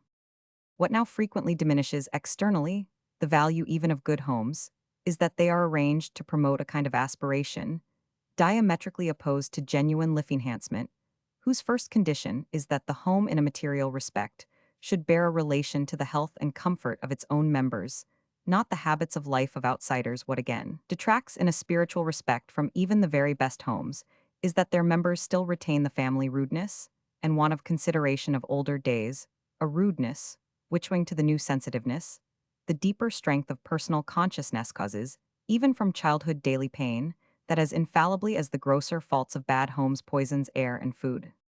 People still allow themselves within the home circle a scornfulness of each other's peculiarities, a silencing of each other's opinions, a prying into each other's secrets, a betrayal of each other's confidences, which in daily life place the members of the circle on a footing of armed neutrality. In good homes, affection, and in inferior ones, fear, stops them from breaking out into open war, for in both cases all know each other's vulnerable spots so well that they are perfectly well aware how severe the conflict would be for themselves as well as for the others. But so long as homes, even the best ones, have these faults, institutions must exhibit similar results, since both will be formed of the same human material. The institutions, on the other hand, would not possess the advantages which in the case of homes outweigh the faults, These faults may be gradually diminished by a higher spiritual culture, but nothing could compensate for what mankind would lose by the abolition of the home. The conclusion is thus that, however differently, the conflict must be resolved in exceptional cases between woman's personal claims and her motherly feelings in the main those women who, in order to serve humanity, renounce motherhood or its cares, are conducting themselves like a warrior who should prepare for the battle of the morrow by opening his veins the evening before. Chapter 7. Collective Motherliness. At a Scandinavian meeting on the woman's question, a cantata was sung, which proclaimed that the human race under the supremacy of man had stumbled in darkness and crime, but the race was now to be newly born from the soul of woman. The sunrise would scatter the darkness of night, and the advent of the Messiah was certain. That men during the period of their ascendancy had nevertheless produced a few trifles, for example, religions and laws, sciences and arts discoveries, and inventions that the darkness of their night was thus at least illumined by a milky way, all this her majesty woman was pleased to forget. If man were sufficiently vindictive to set about finding out what woman has accomplished, in the course of ages, to justify her towering self-esteemer, in other words, to justify her challenging the comparison with these works of man, then, he would find only one thing. When nature formed the instinct of the race, woman remolded it. As love, when necessity, made the dwelling, woman transformed it into the home. Her great contribution to culture is thus affection. And this work is in truth great enough to counterbalance man's contribution, but not to make it worthless. Fortunately, we hear less and less about man's tyranny, having robbed woman of the chance of also proving her powers within his sphere of activity. It is more and more recognized that, in the struggle for existence, necessity decreed that woman's social work should take the form of home work. The same necessity has known the main liberated the powers that were confined in home work. Although woman has never at any time been excluded from the use of her mental gifts, such use was, however, obviously an occasional one, so long as the total of her activity belonged to another sphere. It is from the point of view of their now emancipated personality that women and many men on their behalf demand the right of employing these personal human powers in social work. They point in particular to the neglect of the state in that sphere of duty, which is already theirs in the home, namely that of protecting and improving the existence of the young and of the weak, and men are beginning to see that the more fixedly society is organized, the more indispensable will be the cooperation between all its parts. If the social organism is really to fulfill its purpose, the welfare of all, they see that the new forms both of state help and self-help, which are now being sought after with increasing consciousness of purpose, cannot be adjusted to actual needs unless woman is able to cooperate with man in every department and take part in the legislation which is to decide the welfare of herself and of her child. But that the organization of society has now progressed so far that man is beginning to look for woman's help must not be taken by women as a reason for putting the whole blame for the slow development of society on men. This slowness results in an equal degree from the hitherto existing nature of woman and of man, from the limitations of both, and from their both being bound by the laws of development. Progress towards higher conditions depends in an equal degree on transformations in the nature of both, the ideals of both, the means and aims of both, in the furtherance of culture. The very beginning of these transformations is the education women give to the new generation, which is afterwards to make the laws to arrange the work and to determine consumption according to the needs they bring with them into life and the virtues they have learned to love at home.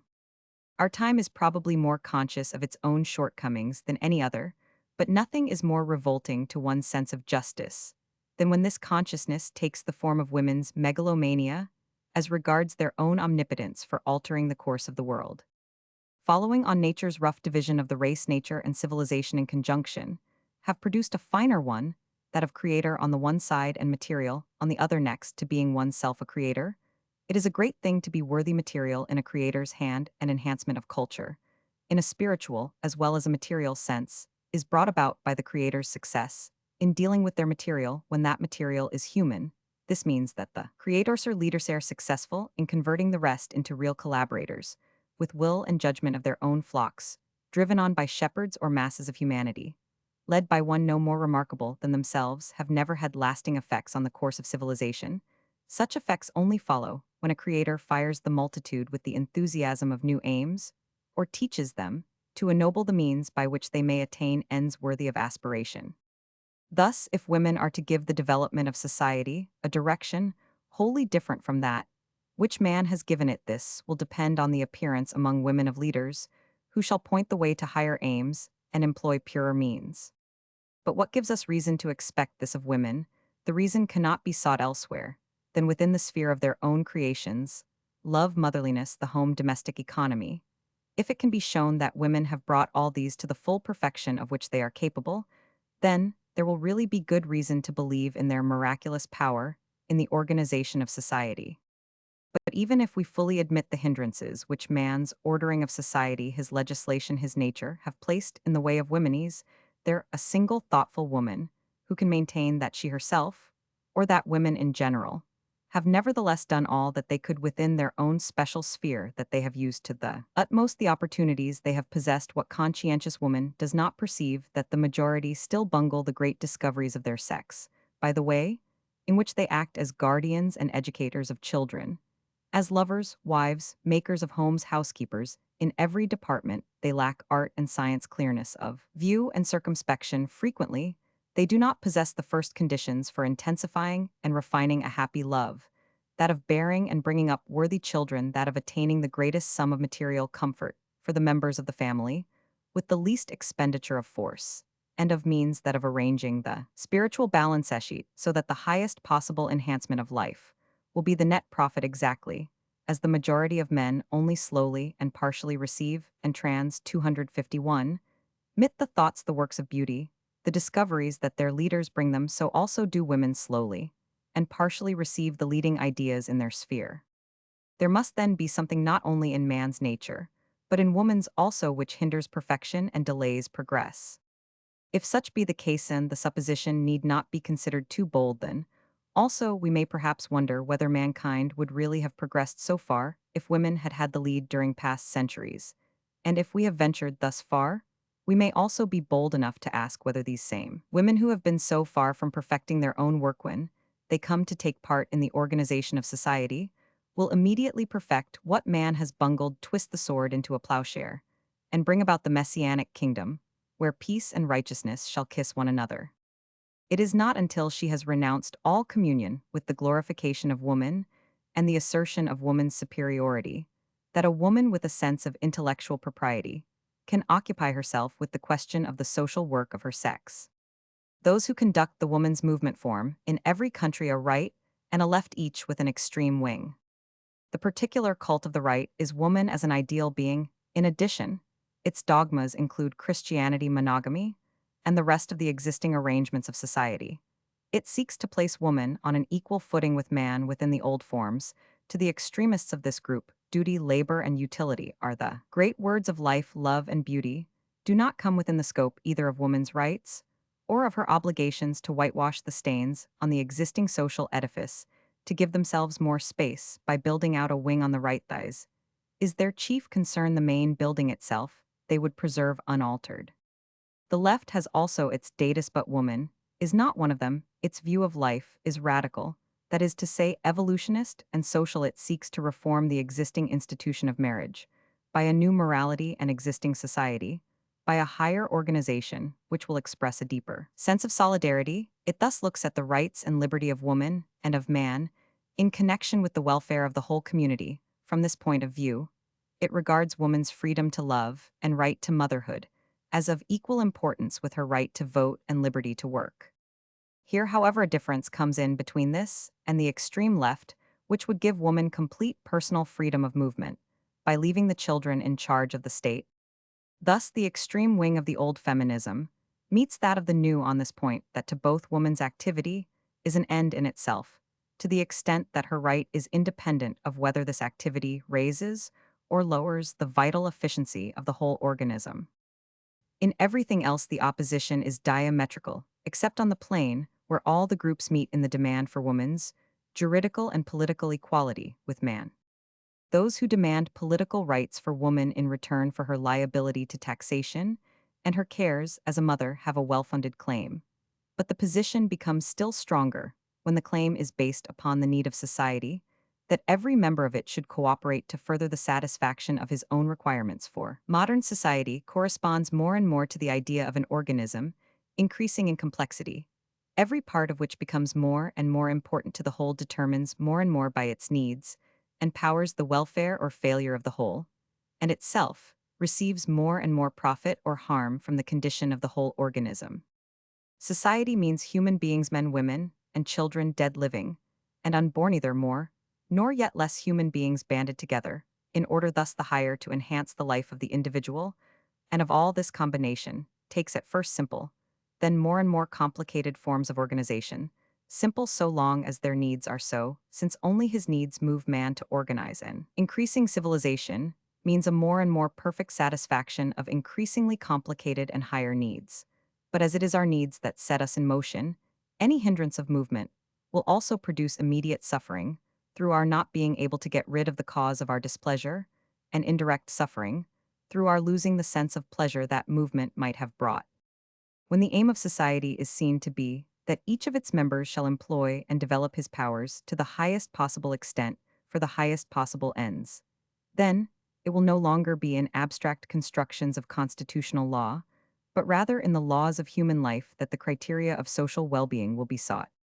The order of society must then favor the life enhancement of the individual, the limitation of individual liberty must favor the life enhancement of the whole thighs, will be to the evolutionist the motive, for now extending, now limiting the freedom of movement of the individual.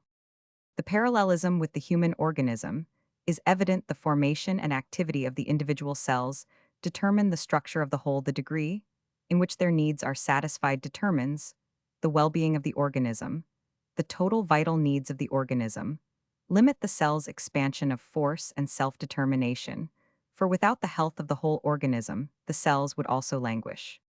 Every powerful movement of society and the demand for women's suffrage is already such a one is brought about by the will of many individuals to modify society, in some respect, in order better to satisfy their own needs, and therewith those of the whole community. Such a movement is always opposed in the beginning from the point of view of the agreement, equilibrium, and health of the community, and since a transformation in a society never occurs uniformly in time or degree, since the need of new forms is thus for a long time not widely spread. The conservatives, as a rule, are right at the beginning of their opposition. They are right even until the transformation has been taking place so long that the health of the whole organism demands that the class of society, religious body, or group of opinion in question should be given the freedom of activity without which it is ill at ease, for the uneasiness of many injures all. Conservatism is thus finally in the wrong by reason of the ever-repeated experience that, when the vital force is increased in any important organ, it is also increased in the whole organism. Woman's suffrage ought above all to be demanded from the point of view of the social value and consequent right to freedom of movement of woman's powers. Its opponents answer, we never thought of disputing either one or the other. Woman has already the same power as man in degree, though not in kind, just as truly as the heart is an organ equally essential to life as the brain, but the whole organism would go under if the heart insisted on usurping the functions of the brain. Woman has become the organ of the emotions in human life, but the emotions cannot have a leading mission in public affairs. In that field, woman must either be untrue to herself or lose her significance. It would be an immense loss to civilization if she were forced into the paths of masculine egoism instead of putting her whole strength into the rearing of future men. Thus, new generations of great-minded and far-seeing men would reform society in accordance with woman's ideals, and woman would not lose her ideals in party strife, where the chief thing is victory by any means, and the end is lost sight of. If it was thus said by thoughtful young working woman, if the child saw both its father and mother striving for power with all the hardness and relentlessness this implies, then idealism would soon become extinct. Whereas, on the other hand, women, by unequivocally making the highest ideal demands upon fathers and brothers, husbands and sons, could bring about by degrees an ideal condition of things.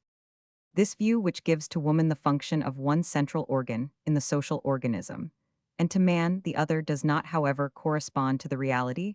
Just as the individual is determined from head to foot by his sex, so also is society from top to bottom bisexual. Every function of government affects, therefore, all women just as much as all men at present. However, only the latter possess the power of directly remedying what hinders and furthering what enhances their life, through also taking part in the functions by which they are affected.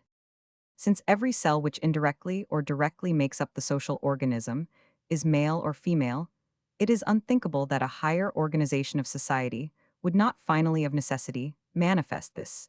Its bisexual character, like the familith first state, is probable that the final state will appear as a unity combining the male and female principles, or, in other words, it will be a state marriage, not as hitherto merely a state celibacy, simply by performing the functions themselves.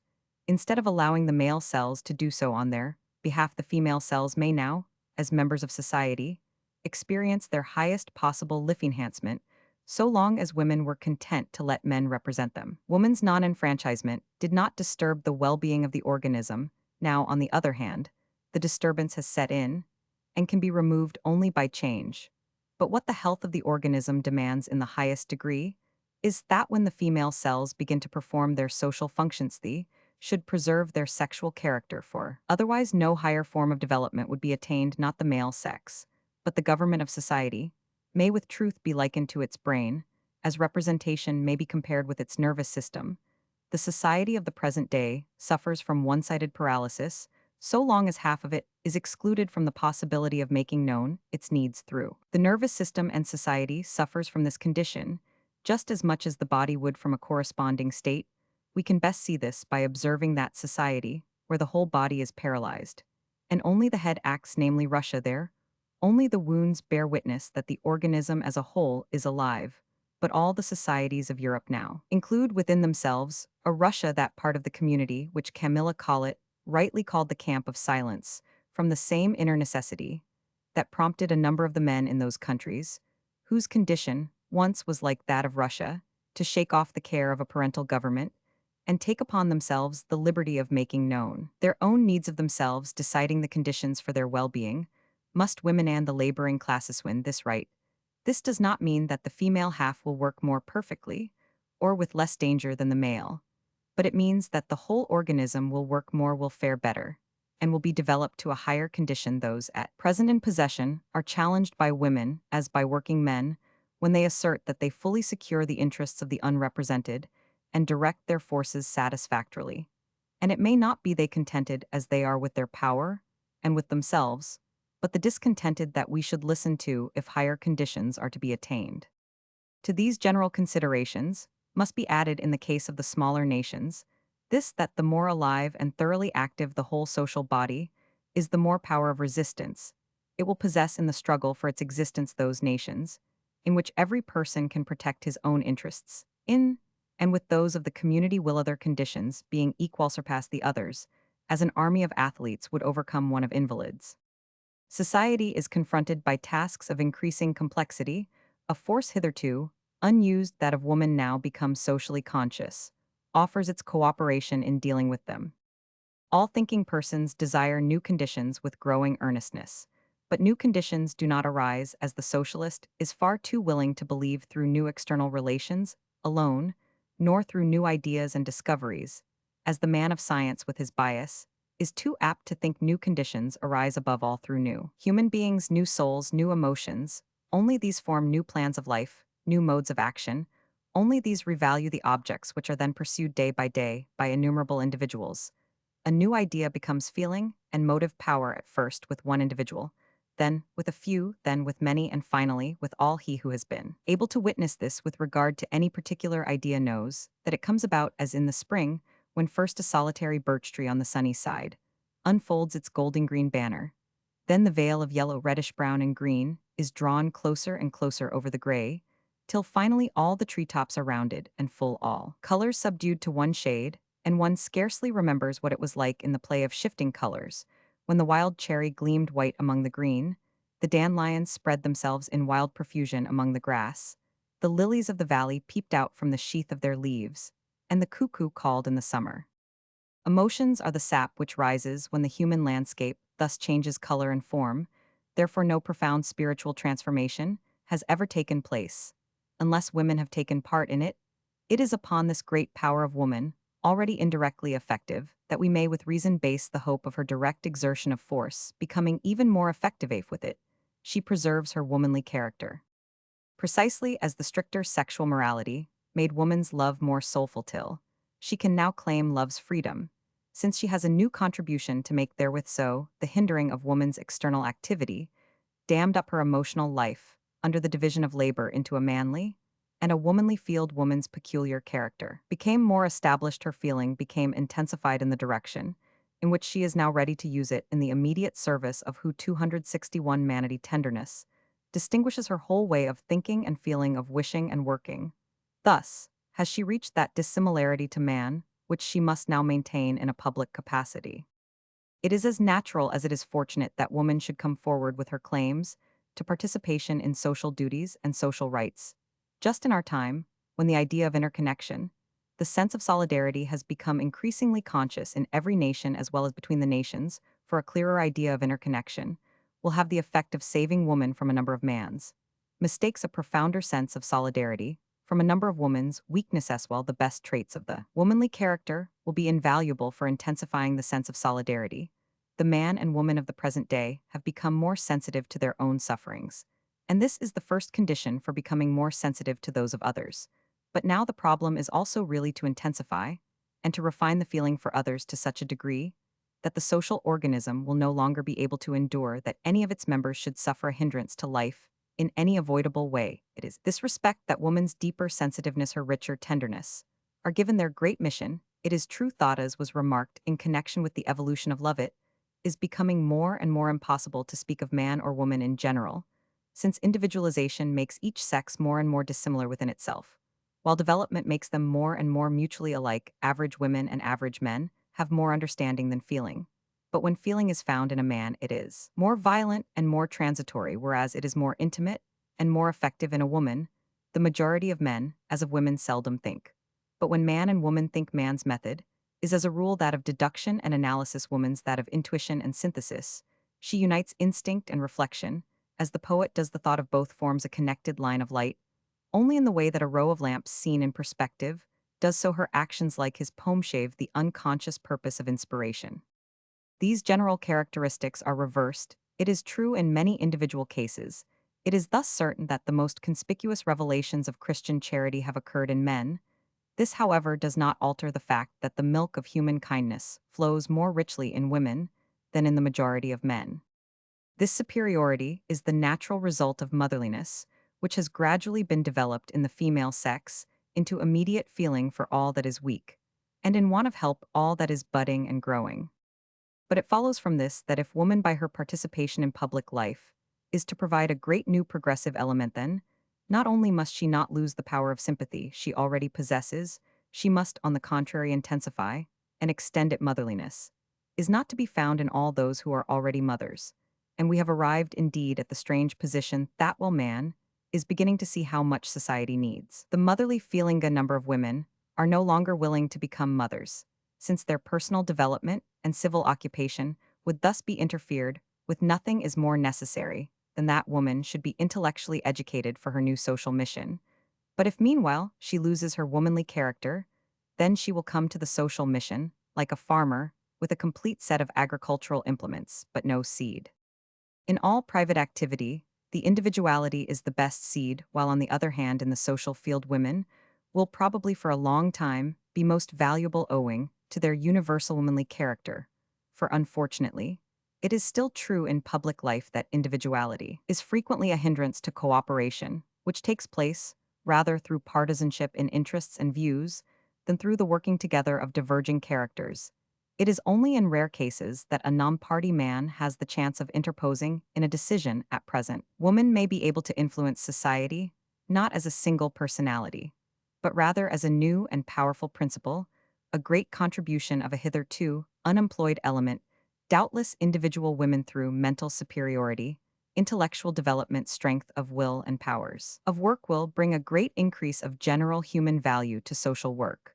But it will nevertheless be upon the difference in kind between the nature of man and woman that we must base our hope that women's participation in the work of society will have far-reaching results. When women think themselves able to accomplish what the whole aggregate of man's courage, genius, devotion, self-sacrifice, and idealism has hitherto not been able to do, when, in every difference of opinion on man's and woman's nature, they attribute to him every feminine failing in addition to his own, while claiming for themselves all man's merits, then one can be certain only about woman's superfluity for the time being. Woman's right to participate in public life would, however, be in a bad way if she could not bring to it something really indispensable, new, and peculiar to herself. This new thing is her idealism and enthusiasm, however finely and easily they may blaze up, since woman is so much more inflammable than man, so much more eager to translate her enthusiasm into action.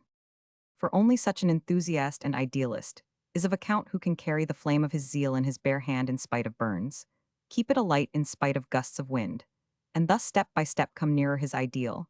But such enthusiasts and idealists, whether male or female, are rare, much rarer than genius. They are the wine and the salt of life, whereas the virtues that the majority can show are only the daily bread on the table of society. If then we look at the majority, the sense of justice in man and the feeling of tenderness in woman may be the greatest virtues. This does not mean that men do not both submit to and commit immense injustices or women immense cruelties, but it means that the feeling which has been the strongest motive power in man's public actions in revolts and in revolutions the sense of justice, while the feeling of tenderness sets 100 women in motion for one that is moved by an outraged sense of justice. Nothing is more common than to hear, even from the lips of a boy, the words "it served him right," while from a girl, we should hear "I am sorry for him anyhow." It is the masculine feeling alone which has decided the structure of society, not until woman's feeling has the same scope as man's, not until each can counterbalance what is extreme in the other, his, what is too weak in hers, what is too hard in his, will society, in its fatherliness and motherliness, really provide for the rightful needs of all its children. Someone has maintained that the social brain in the course of ages has developed more than the individual by thinking and feeling more in common. The capacity has also been increased of finding means for furthering the common weal. It is probable that women's brains will show their efficiency above all in finding means of enhancing and preserving life, which has so much greater significance for woman than for man, for every life has cost some woman infinitely more than any man. Every mangled body on the field of battle or of labor has once made some woman happy with its child's smile and leaves some woman in tears. But in order thus to become inventive, women must remain what they now are, passionate in the force of their love, rapidly vibrating. Otherwise, they will not counterbalance the partialities of man in the work of civilization.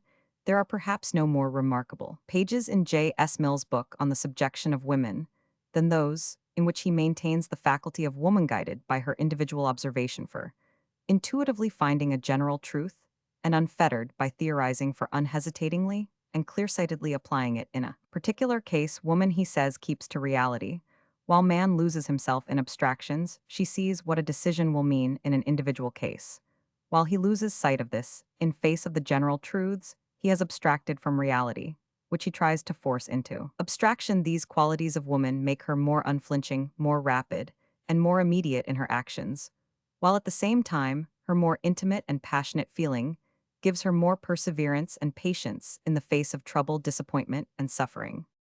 And this opinion of Mill is confirmed by that of Ibsen, whose fundamental view of woman is precisely that she becomes stronger in self-assertion and tenacity of purpose, when it is a question of values of personality, but at the same time, more devoted and self-sacrificing in the personal sphere. He regards her as less fettered by religious or social dogmas, but with greater piety and a deeper sense of community than man. He sees in her more unity between thought and action, a surer grasp of life, and more courage to live it. In a word, he thinks that woman more often is something because she has not tried to be it, that she more often attempts the unreasonable because she cannot be satisfied with the possible. Thus woman became not more perfect, but fortunately, for the fullness of life different, when first life differentiated the natural function of mother and father, made them into separate beings, neither being superior or inferior to the other, merely incomparable. It is this differentiation which must continue, not least in politics, for otherwise women's votes would only double the poll without altering the result, and their participation in politics would thus only be a waste of their precious powers. Thus, even in public life, woman must preserve the belief in miracles, the courage of a parent fool, 268 hardiness, which her love gives her, that courage of which the most beautiful images are already to be found in national legends. What private life has taught her, she must now teach in turn to public life. This is the most difficult of all tasks, for here she must preserve the sudden anger or enthusiasm of her feeling, but purge it of arbitrariness and injustice, she must trust to her feelings' unconscious sureness of direction, but secure it against the risks of foolhardiness, she must allow her feeling its mobility, but free it from the connection with caprice and untrustworthiness, she must keep her eyes for the individual, but yet be capable of lifting them to the universal. To be able to do all this, woman must be willing to learn of man, where he is the stronger without letting man's scorn of womanly weaknesses or his pretensions to superiority mislead her into seeking a kind of strength which cannot be hers, for she could thus lose only what is already her own. Unfortunately, all the signs are not favorable to the hope that woman will pass through academies and carry on the service of the state without injury to her rapidity of view, delicacy of observation, and liberality of soul. The conclusions of science, the laws of history, the demands of social security, the opportunity of compromise, and all the other things that men pile up in the way of reform are also alarming to woman's courage, make her to ask for proofs instead of feeling strong in her intuition. In the university, the government department, and the business office, the soul of woman also may run the risk of becoming tied by red tape, officially dry, amenable to public injustice, sober, in the face of enthusiasm. Such official and business women will be as apprehensive as men of being suspected to be dreamers and agitators. They will be as logical in proving the unreasonableness of those who think for the future. In a word, when women bear men's burdens, they will also get their bent backs. When they earn their bread in the general field of work, their hands will also be hardened. But we may hope, and everything depends upon this hope, that woman will attain her social power before she has yet lost her special characteristics, and that she will then give her whole mind to bringing about new conditions in which she will be able to keep her hands soft and her attitude upright. If this hope fails, then woman's entrance into public life will not change for 1,000 years to come, its tendency to put safety before boldness, to allow prudence to chill enthusiasm, facts to clip the wings of inspiration and practical considerations, to quench ideas, the demands of humane feeling, will continue to be blunted by the sharing of responsibility among many. Nay, we shall even see woman uniting herself with the majority, incurring the madness of idealists, or if this is impossibline, rendering them harmless. It is thus not by hymns of praise in honor of her sex, but by great and inexorable claims on herself, and on all other women, that each individual woman can best cooperate in the education of her sex for public life. Only the spiritual education that each one gives herself will prevent in the political field false estimates of value and a confused sense of justice, for in truth, political life in this respect gives nothing to him who has nothing. On the contrary, it is there, if anywhere, that the words of the Bible are applicable, from him that hath not shall be taken away, even that which he hath. Public life in itself widens neither the view nor the heart of any one of this. Our parish and district councils, our municipalities, and our parliament give sufficient evidence. It is not only want of education, but in an equal degree half education that has the peculiar shady side, and such is the education still provided for the majority by school and high school ability to pass examinations without formation of personality, specialized knowledge, without spiritual culture. The sign of this half education is that it swallows up the individuality and makes the instincts shallow. This evil will above all be fraught with danger to woman's peculiar gift, intuition. The whole existing plan of education aims at rendering more acute the characteristics of man, and is successful therein, so that he is strong though one-sided in his half-education. Woman, on the other hand, becomes weak in hers, since it detracts from her characteristics, without giving her, however, those of man. We often find in an unlettered woman an instinct for essentiality, which the half-educated have lost, or to which at least they no longer dare to trust themselves. And above all, this is true of the qualities essential to woman herself. Thus, women who are working in the service of the community often show their resentment of the gladdening power of other young and attractive women, even within the sphere of social activity only. The form and contents of the long catechism could convince them of a young girl's seriousness.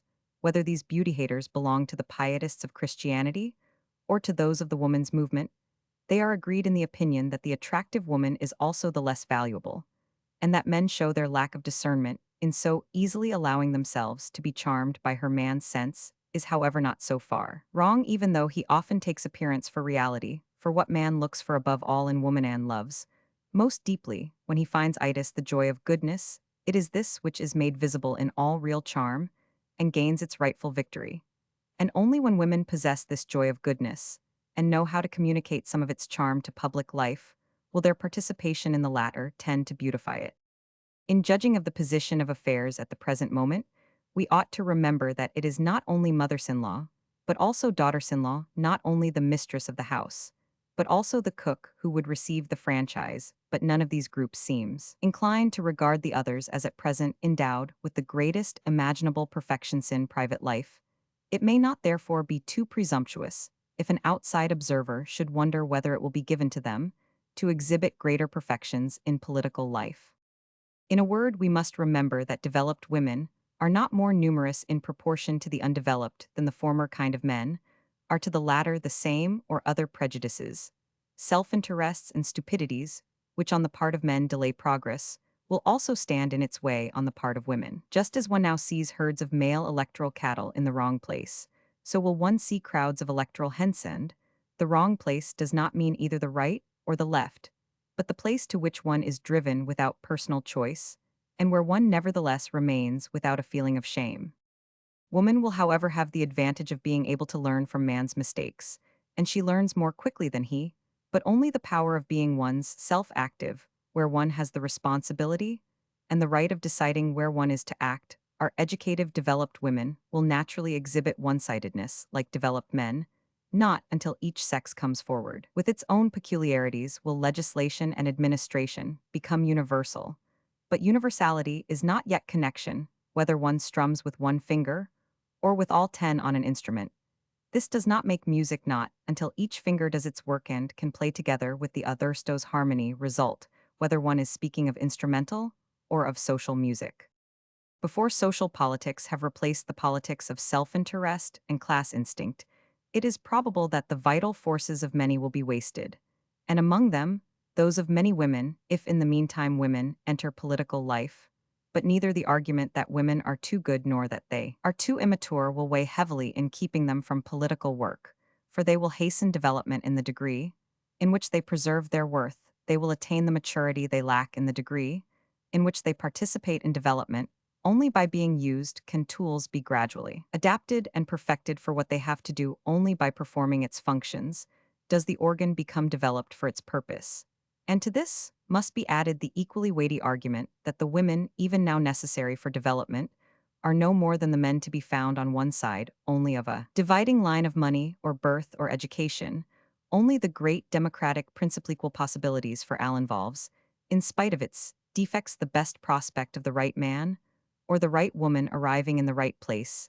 It is more important to the community that one man or woman through right of election or eligibility should reach the prominent position for which nature intended them, than that 100 others should make mistakes as electors. Even if women are at first on the side of reaction, and in Sweden, this would certainly be the case, their direct influence would nevertheless be less dangerous than their indirect and irresponsible influence is now, for there would be a possibility of their being convinced by public life that as long as a dominant social and economical group maintains the conditions which make innumerable other members of society the victims of militarism and industrialism, of prostitution and alcoholism, so long will all social work be casting seed into the snow.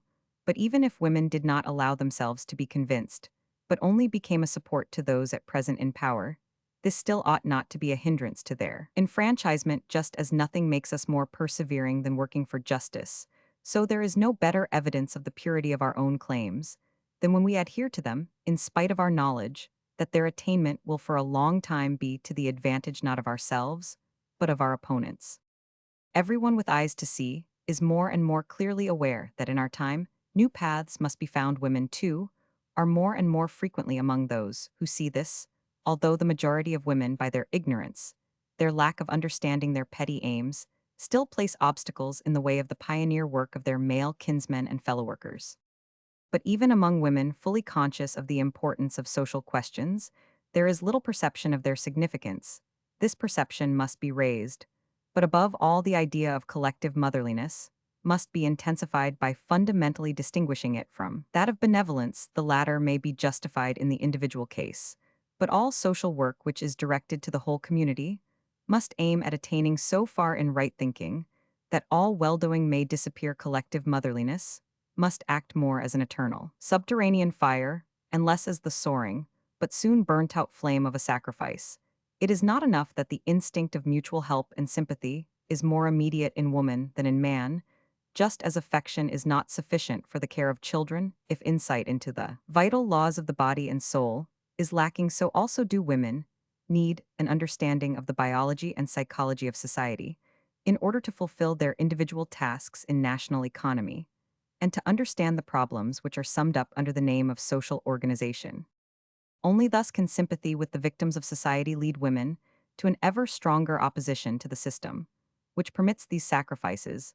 They must thus begin and that very soon be obtaining power to restrict this at any rate where it applies to the bringing up of children and the education of the young to places where women work, or are brought to justice where the sick and aged are cared for, where laws are made for all these. The majority of women who are still on Christian ground preach at the best charity as the duty of the favored and patience as that of the unfortunate, but no more than the individual mother will be satisfied with charity for her own child, but will have full justice, which implies full possibilities of development, full satisfaction of wholesome needs, full employment of personal power. 7. So will collective motherliness refuse to be satisfied with less on behalf of any child of the community. Not until the idea of poor law relief is exchanged for that of self-help aided by society, but without sacrifice of pride. Not until charity is exchanged for justice, patience for assertion of rights, will there be a prospect for the many of an existence compatible with human dignity. We need not fear that the virtues of charity and patience will therefore disappear. Everyone will doubtless have only too much daily use for them, not only towards God, but towards himself and his neighbor. But as regards the life of the community, their time is gone by, or, at least, will be so in proportion as the belief in a fatherly providence above is exchanged for a knowledge of the power of human providence upon earth, when women's brains and hearts begin to exercise this providence in such a way that their views of life and their social work no longer conflict with one another. Then, and not till then, will these brains and hearts become a reforming force. Now, for instance, the majority of women are afraid of socialism, as to which, however, only one opinion should prevail, that, as a party policy in the near future, it is the most indispensable motive power of development, while, as a principluhen cleared of the mutually conflicting dogmas of different schools in its widest meaning, it expresses the ever firmer coalescence of society into an ever more intimate unity, in which the sincere assurance of the old hymn, the good of one, the good of all, will gradually be realized in and through the whole organization of society. When this has made the fine image of the suffering of every member through that of one come true, then will the social state be attained. The fear of socialism now hinders the leading women of the upper classes from supporting the others in conflicts, which can result only in the victory of the cause they themselves wish to further. They are alarmed at the mere word claims, behind which they see the great hosts of the laboring classes streaming on with their red flags. They therefore prefer to speak of the duty of voting rather than of the right to vote. They hope it may be possible to carry on politics as peacefully as a college of teachers, that a public meeting may be as amenable to discipline as a school class. But this lack of a sense of proportion misses both the end and the means. Women are thus desirous and with full reason of abolishing prostitution, but the first condition is a wholesale racing for, at least 50% a doubling off, the present wages of working women and shop. Assistance this increase can take place only by means of trade unions, and then strikes will be necessary. But the Christian champions of the women's movement have a horror of both these things. The latter desiring with full reason to stop the abuse of intoxicating liquors, but they do not see that this is not to be brought about by prohibitions and tea meetings, that only by better opportunities and an increased appetite for the joys of home comfort, education, beauty, and nature can the intoxication of life take the place of the intoxication of alcohol. But these enhanced possibilities of life will result only from the stubbornly waged class war of which Christian women in general disapprove.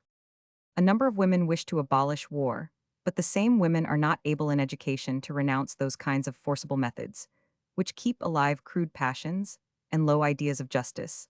They still believe that the souls of children are to be cleansed like mats.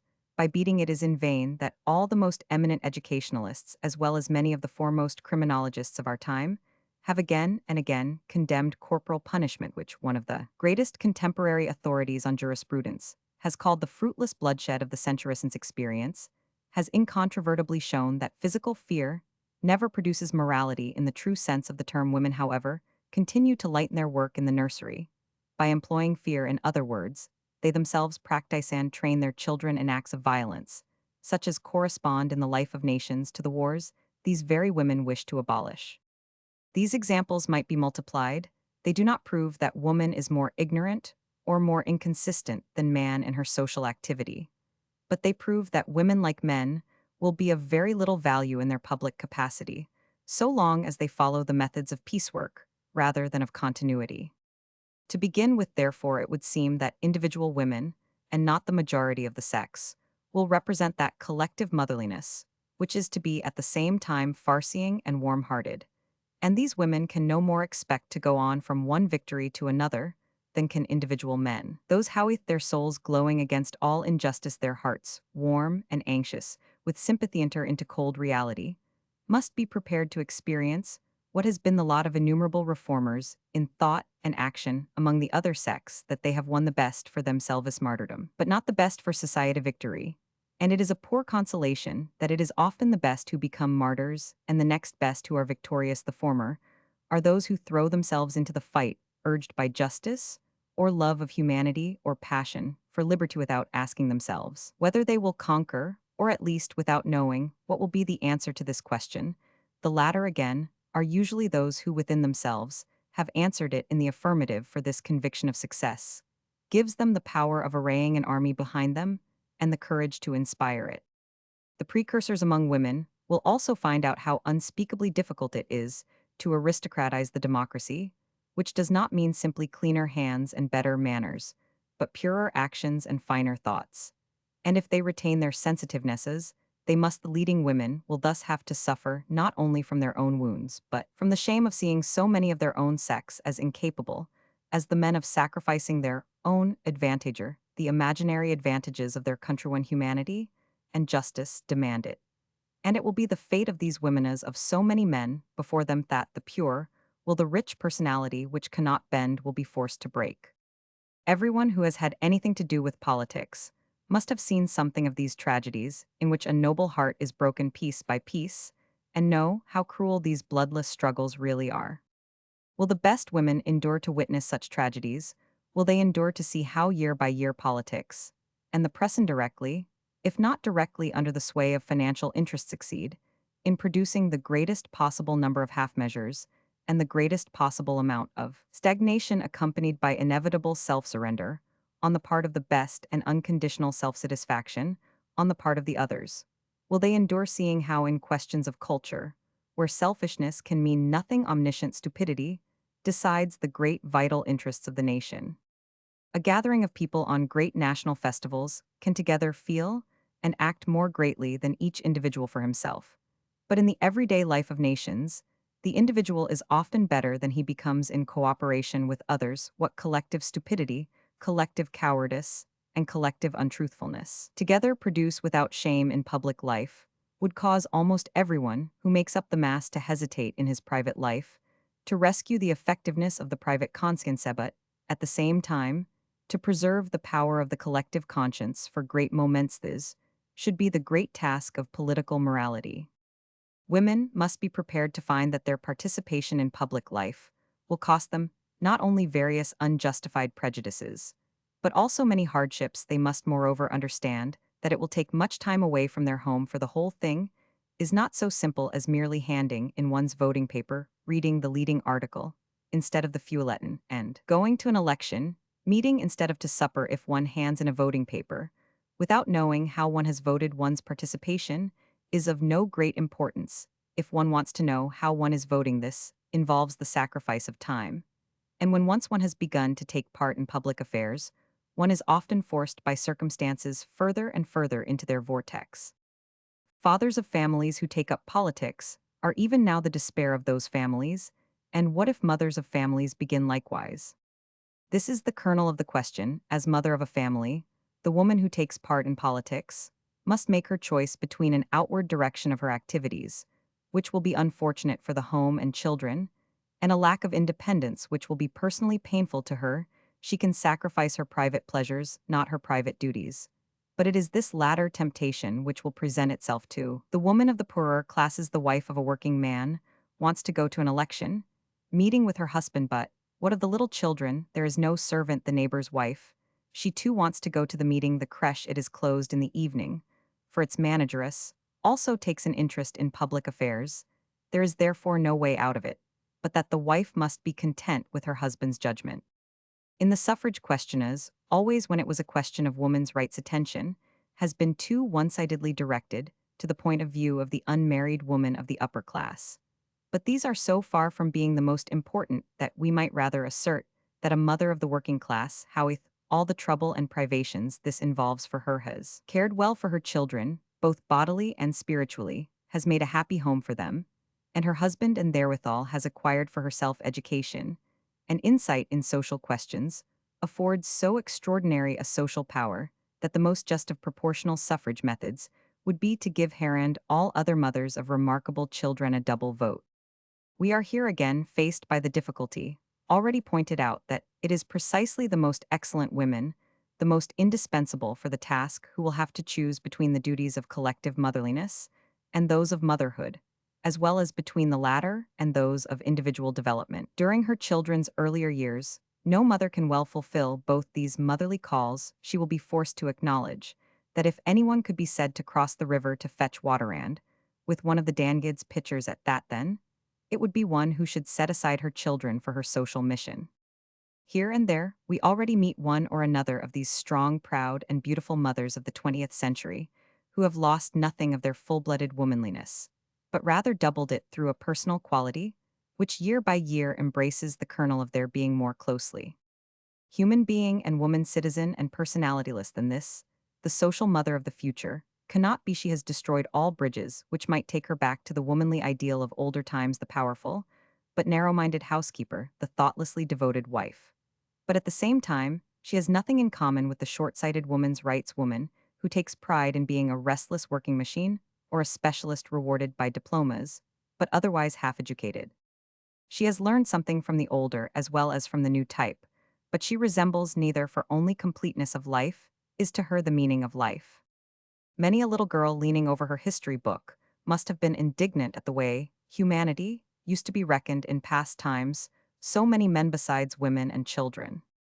It was long before women began to be counted at all, and they are still only half-counted. Children are still under besides. But some day we may perhaps have come so far in our feeling for what is coming on that we shall invert the order, and reckon so many children besides women and men. We shall then give evidence in our treatment of children of our reverence for these profoundly wise and mysterious beings, whom we never fathom. We shall see behind the figure of every child the infinite line of past generations before it, the equally endless ranks of those to come.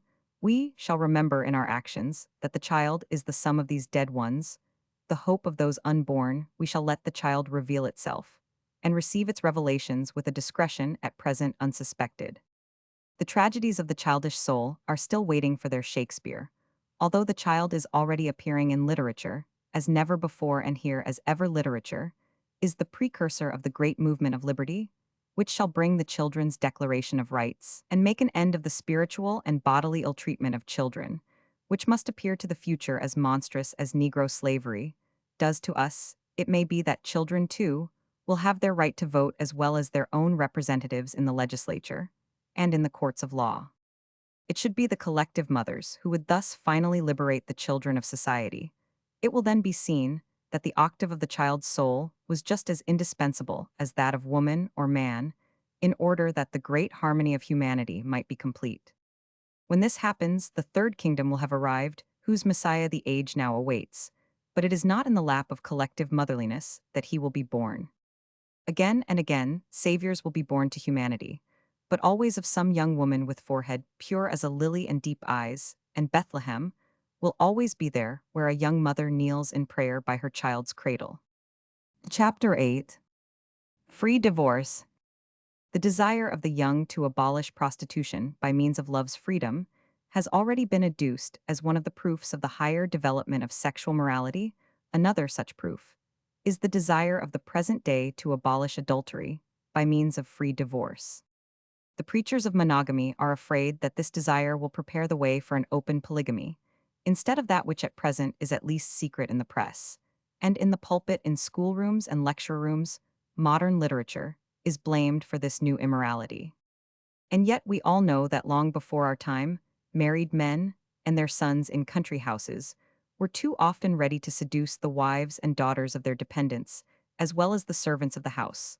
The wives and mothers of these gentlemen were frequently not ignorant of this, but they were praised for their wisdom when they pretended to suspect nothing. It was a matter of common knowledge that not a few married men and married women had mistresses and lovers within their own social circle. And everyone knew that in the towns, many men during or before marriage had illegitimate families. Serious preachers of morality doubtless reply that they no more condone this secret adultery than they would an open one that they see in one and the other a manifestation of that power of sin, which only religion can vanquish. We have the right then to ask whether within their own ranks among clergymen missionaries, readers know similar transgressions occur. The honest ones answer yes, but point out that this causes shame among their fellow Christians, and that these believers themselves acknowledge that they have sinned. Such men of the world who play the hypocrite to retain their respectability do the same thing. But the great danger to society first comes in when free thinkers with no qualms of conscience commit, and authors without moral indignation describe the sin. This it is that degrades the ideal of morality. Here we are at the very crossroads of the old and the new morality. The champions of the latter go on to ask whether all adulterous children of this world, as well as children of God in their innermost consciousness, really feel themselves to be sinners. The need which impelled them was perhaps so imperious that it justified them before their own conscience in choosing a lesser evil in preference to a greater, when from one cause or another they could not or ought not to satisfy the need in their marriage. And if this be so, then the exponents of the new morality may have grounds for their opinion that self-control cannot and must not be the only answer to all the problems of sexual life, that a solution must be found which shall by degrees prevent men from wasting either in unchastity or in a celibacy disguised as marriage the strength which belongs to the race. The solution can only be this, that we not only assert love's freedom to unite without external tie, but also man's right more freely than at present to loosen the tie, when real union is no longer possible. When speaking of love's selection, it was put forward that a growing insight into the value and conditions of the enhancement of the race might produce cases where a marriage could be openly broken, without therefore being dissolved. But the true line of development will quite certainly be this, that divorce will be free depending solely on the will of both parties, or of one maintained for a certain time. That public opinion as regards a dissolved marriage will take the broader view that it has already acquired in the question of a broken engagement, which at one time was thought just as humiliating as a divorce is now. With ever-growing seriousness, the new conception of morality is affirmed that the race does not exist for the sake of monogamy, but monogamy for the sake of the race, that mankind is therefore master of monogamy to preserve or to abolish it. Even the advocates of free divorce know well enough that it will involve abuses, but at the same time, they know that there is no better proof of man's incredible indolence of mind than the uneasiness produced by the thought of possible abuses resulting from a new social form, while the ancient abuses are tolerated with the dullest tranquility.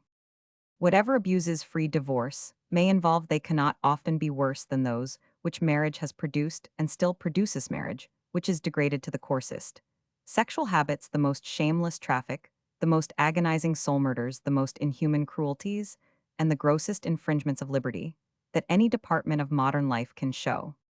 We may answer that abuses do not prove anything against the value of any particular social arrangement, so long as its right use serves well the purpose for which it was introduced. The majority thinks that this is still the case with marriage. The minority, on the other hand, considers that its constraint now tends to defeat its original object, an enhanced sexual morality. This minority thinks that as soon as love is admitted as the moral ground of marriage, it will be a necessary consequence that he who has ceased to love should be allowed a moral, as well as a legal right to withdraw from his marriage, if he chooses to avail himself of this right. And this same minority is aware that love may cease independently of a person's will, that therefore no one can be held to the terms of a promise, the performance of which lies outside his powers. Nothing is more natural than that love's longing for eternity should prompt lovers to vows of eternal fidelity. Nothing is more true than that it is a satanic device of society to seize upon this promise and base thereon a legal institution. Carpenter. Nothing is more necessary than to abolish the legal claims that people have on one another supported by promises of love and vows of fidelity. The more people understand the laws of their own being, the more will the conscientious begin to hesitate about making promises, which perhaps someday they will be forced by inner necessity to break. An increasing number of people find it impossible to contract marriage, or to ask it of the other party, or to continue in marriage, or ask its continuance of the other when their love has died, or has awakened. For another, a generation ago, an engaged person could refuse his or her betrothed's petition for liberation with the answer that he or she had love enough for both. In corresponding circles at the present day, such a speech is unthinkable, but then a public engagement was still regarded as a binding tie, and the marriage took place after a long engagement. It was a point of honor for the man not to let a woman run the risk of being unmarried, and she was satisfied if he only paid his debt of honor. Such coarseness of feeling is fortunately becoming more and more rare, although it is far from disappearing. People see more and more that they have no more right to marry simply to fulfill a duty of fidelity than they have to steal in order to fulfill a duty of maintenance, that there is no more obligation to abide by a marriage, which one feels to be one's ruin, than there is a duty to commit suicide for the sake of another. The love of older times was above all afraid that the other party should not feel sufficiently bound. The finest erotic feeling of the present day shudders at the idea of becoming a bond, trembles at pity, and recoils from the possibility of becoming a hindrance. This state of the soul knows of no other right than that of perfect candor, to place legal limits to each other's liberty, so that neither shall cause pain to the other, is under these conditions meaningless, for each suffers just as much through a union maintained without full reciprocity. Thus, the question of divorce presents itself to modern souls in cases where there are no children, and when there are children, as is, of course, the rule. They think that the mistakes of parents do not absolve them from the duty of cooperating in the rearing of the children to whom they have given life. But they maintain that this need not always be effected by means of continued cohabitation. On the other hand, this may often be necessary, and in such cases they subordinate their personal claims of happiness to those of the race. One who holds these opinions regards him who gives the same answer in every case, whether this answer be freedom at any price or renunciation at any price, simply as a moral automaton. It is true that modern men and women are less able to bear unhappiness in marriage than were those of former times. This shows that connubial idealism makes greater demands than formerly.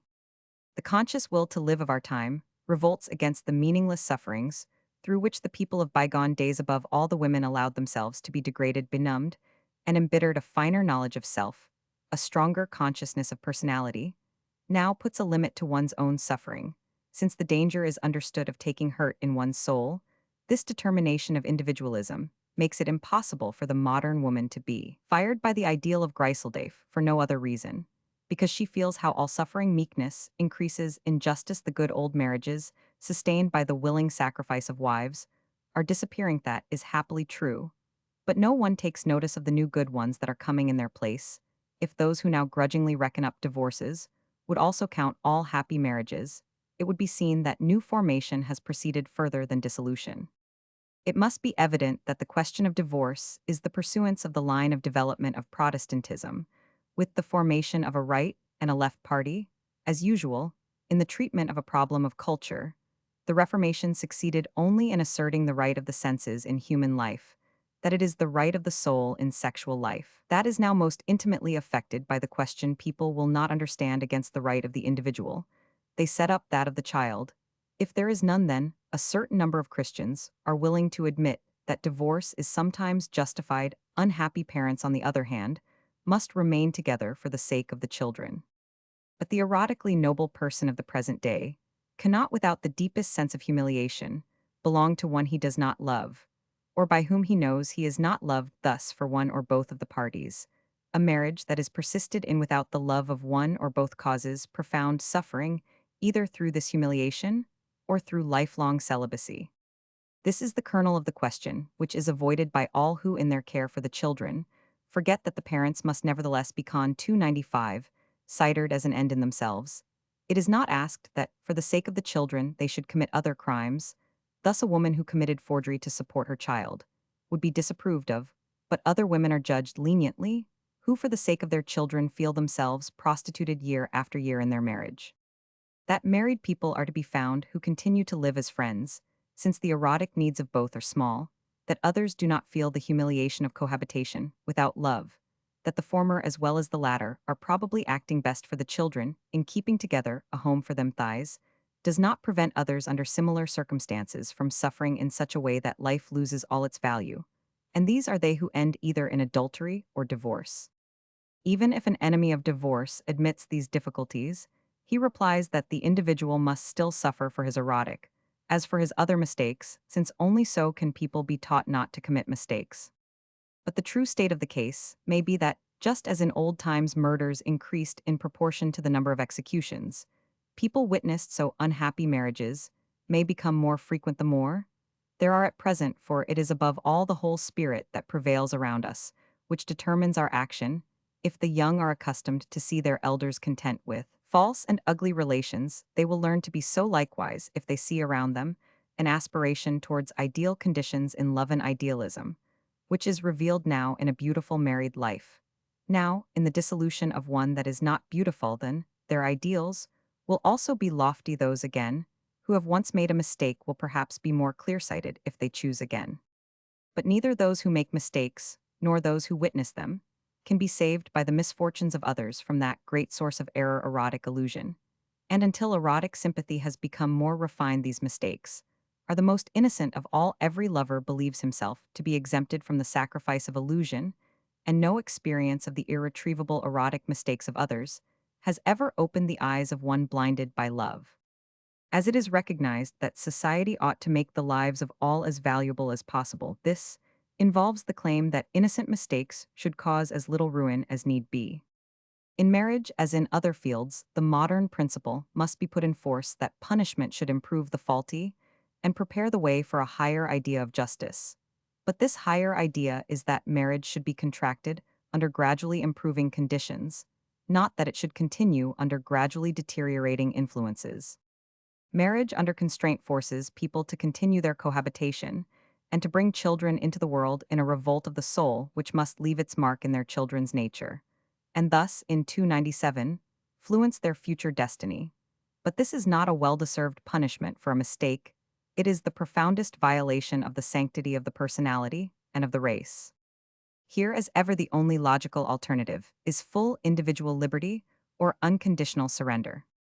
The Catholic Church maintains, and rightly from its own point of view, that, since even marriages entered into with the warmest love, and under the most favorable conditions, may turn out unhappily, it is impossible to base the morality of marriage on the emotion of love. Nothing that is founded upon emotion can be permanent, nay, the richer, the more individually and universally developed a personality is, the less immutable will be the state of its soul. Thus, even the highest need an inflexible law and irremovable tie to prevent their being at the mercy of winds and waves through their emotions, while inferior beings need them, so as not to be driven out of their course by their desires. The concessions of Protestantism therefore lead to the dissolution of marriage, since when love is made the basis of marriage, it is built upon sand.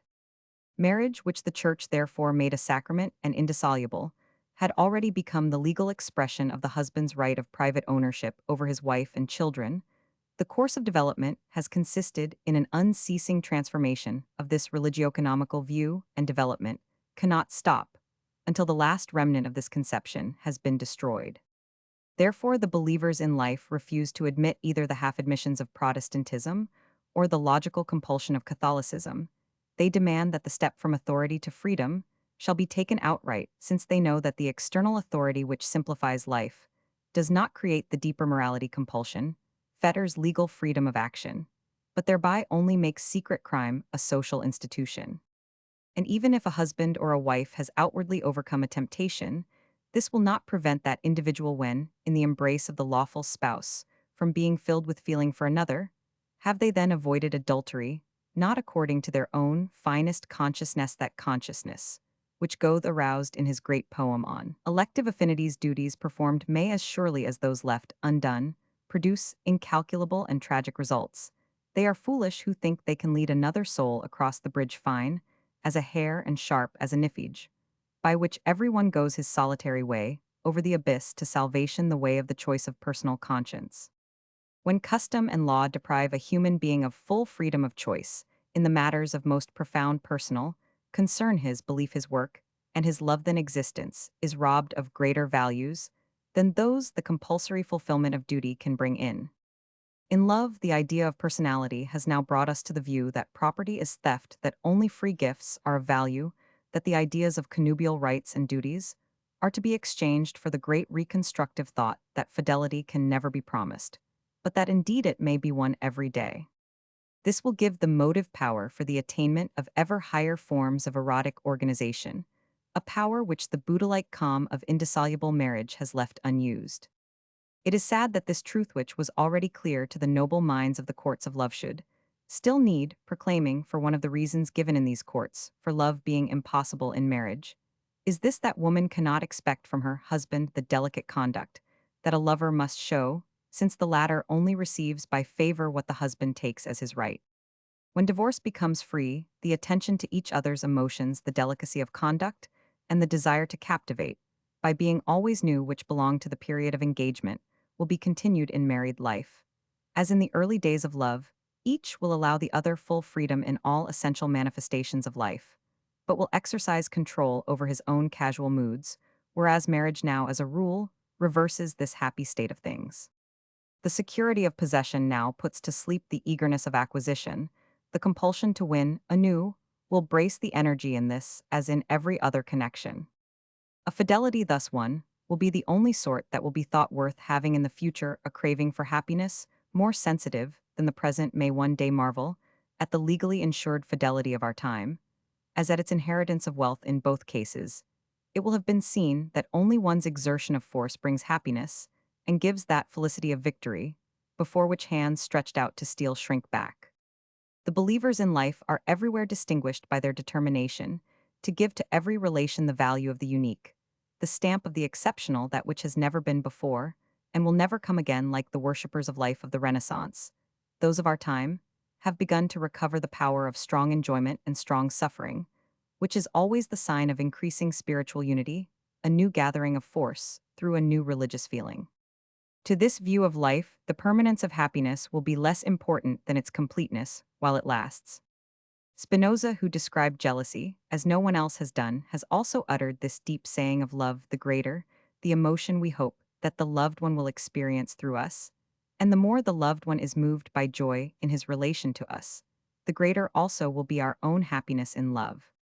People of the present day have begun to distinguish the idea of this greatest joy from lifelong proprietorship, and therewith jealousy in its lower form has begun to disappear.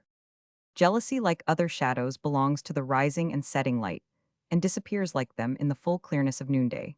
But its tone of feeling has become quite different since man has discovered that if the sun stands still in the zenith for him, it is a miracle, not a right. The most highly developed people of the present day say, "I am loved," or "I am not loved," with the same simplicity as they say the sun shines or does not shine. The difference is in both cases immeasurable, but in one case, as in the other, necessity removes the feeling of humiliation, the grief which comes when a lover no longer feels that he brings joy to the beloved, or when he sees another bring it, is natural and worthy of respect. It ceases to be so when it manifests itself in the will of an avaricious proprietor, the brutal instinct, which often survives not only the feeling of the other, but also its own. But although the psychological differentiation in our time involves greater possibilities of finding someone who will satisfy some side of the erotic longing, while it is more and more difficult to find one who wholly satisfies this ever more complex desire, the danger of such division of self is counterbalanced by the growing wish for the longing to be wholly satisfied. Love, by thus making ever greater demands, becomes at the same time ever more faithful.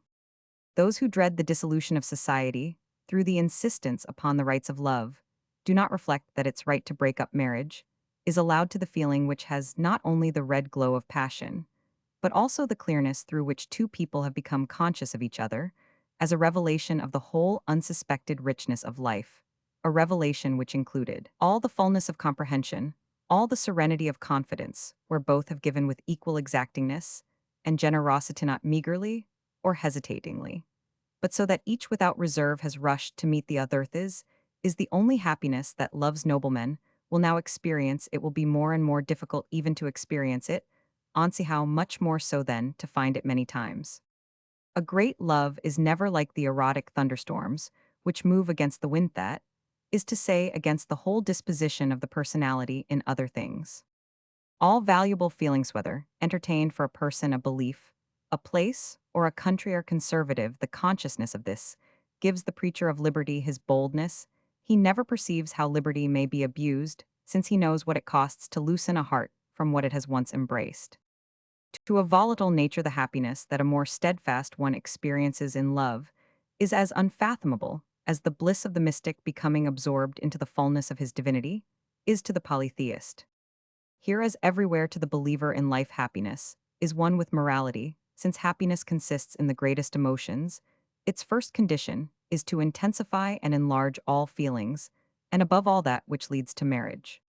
But in addition, the whole standard of personality depends to a great extent upon whether we consider fidelity. A life will you he who desires fidelity centers his moods and his powers upon what is essential, and protects them from the gusts of the accidental. Only this gives style and greatness to existence. The desire of fidelity is therefore one with a person's feeling for his own integrity, his inward consistency, the attitude and dignity of his spiritual being. When fidelity is preserved for these profound reasons, it will also be broken only for the same reasons. A fidelity, on the other hand, which rests upon conventional notions of duty, will be in the fire like a fiery scape of straw. It is moreover forgotten in all discussions of the dangers of free divorce that under the influence of love the whole disposition of the soul is towards fidelity. Great love absorbs all associations of ideas, and thus without conscious exertion intensifies and enlarges the personality. Fidelity will be a necessary condition of love, but a condition whose psychological continuance is not favored by coercive marriage. Fidelity towards oneself also, in the new sense of the word, this involves not only the ability in case of need to destroy the bridge between oneself and one's past, it also implies the building of better bridges to strengthen the connection between our personality and our present. It implies not only the capacity to have finished with a destiny, but also that of not having done too soon with a person. It may certainly involve the necessity of a new experiment in life, but still more certainly, it involves the need of not allowing the incidental numbness of one's feeling to seduce one to new experiences, this expression in place of the old word adventuress implies, moreover, an intensification of feeling where formerly only the excitement of adventure was looked for. A richer element of life is now sought, but it is often a fatal error to suppose that this is to be gained in new relations, when on the contrary it might have been won by an intensification of the former ones, by more attention to and respect for the other's personality. One may often discover more than one had expected. For some people are like certain landscapes or works of art. They do not begin to make an impression until one thinks one has done with them. But piety is required to await the revelations of soul as of a work. Piety implies contemplation, and this demands peace, but peace is difficult to find in our time, whose misfortune is precisely disturbance and amusement. That our time, like every other, has its particular epidemics in the erotic sphere is certain, and disturbance is just the condition in which the most dangerous of these find a favorable soil. It is therefore a part of the erotic art of living that a married couple should now and then pass some time undisturbed in each other's company or separately and alone in order, thus to strengthen the health of their feelings. Here, as in other things, external precautions against infection are unimportant in comparison with care of the general health. Only he who, after unceasing effort and patient self-examination, can say that he has used all his resources of goodness and understanding, put into his married life all his desire of happiness, and all his vigilance tried every possibility of enlarging the other's nature, and yet has been unsuccessfully, he can with an easy conscience give up his married life. The life tree of a human being is formed no more than are the trees of the forest, according to a strict measure for the length of the branches, or a pattern for the shape of the leaves like nature's trees. Its beauty depends upon the freedom of the boughs to take unexpected curves, upon the disposition of the leaves to exhibit an infinite, 360 of shape. Only he who does not permit the tree to grow according to its own inner laws, but clips it according to those of gardening, can be sure of not preparing surprises for himself and others when one branch unexpectedly shoots out, and another equally unaccountably withers. No one can answer for the transformations to which life thus may subject his own nature, nor for the changes which the transformation of another's nature may effect in his own. Feeling he may possess the rarest disposition to fidelity, the most sincere desire to concentrate himself upon his love, to let his personality grow around it, as about its core, nevertheless does not depend upon his, will alone whether this core shall shrivel or be corrupted. Therefore the desire of fidelity cannot, must not, and ought not to imply more than the will, to be true to the deepest needs of one's own personality.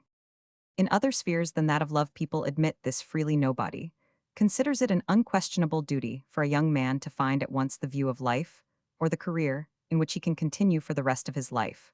What young people are rightly warned against is the wandering without method among different opinions or undertakings for only that belief or that work which one seriously tries to live by and live for can really employ the powers of the personality and thus show its efficacy in enhancing them.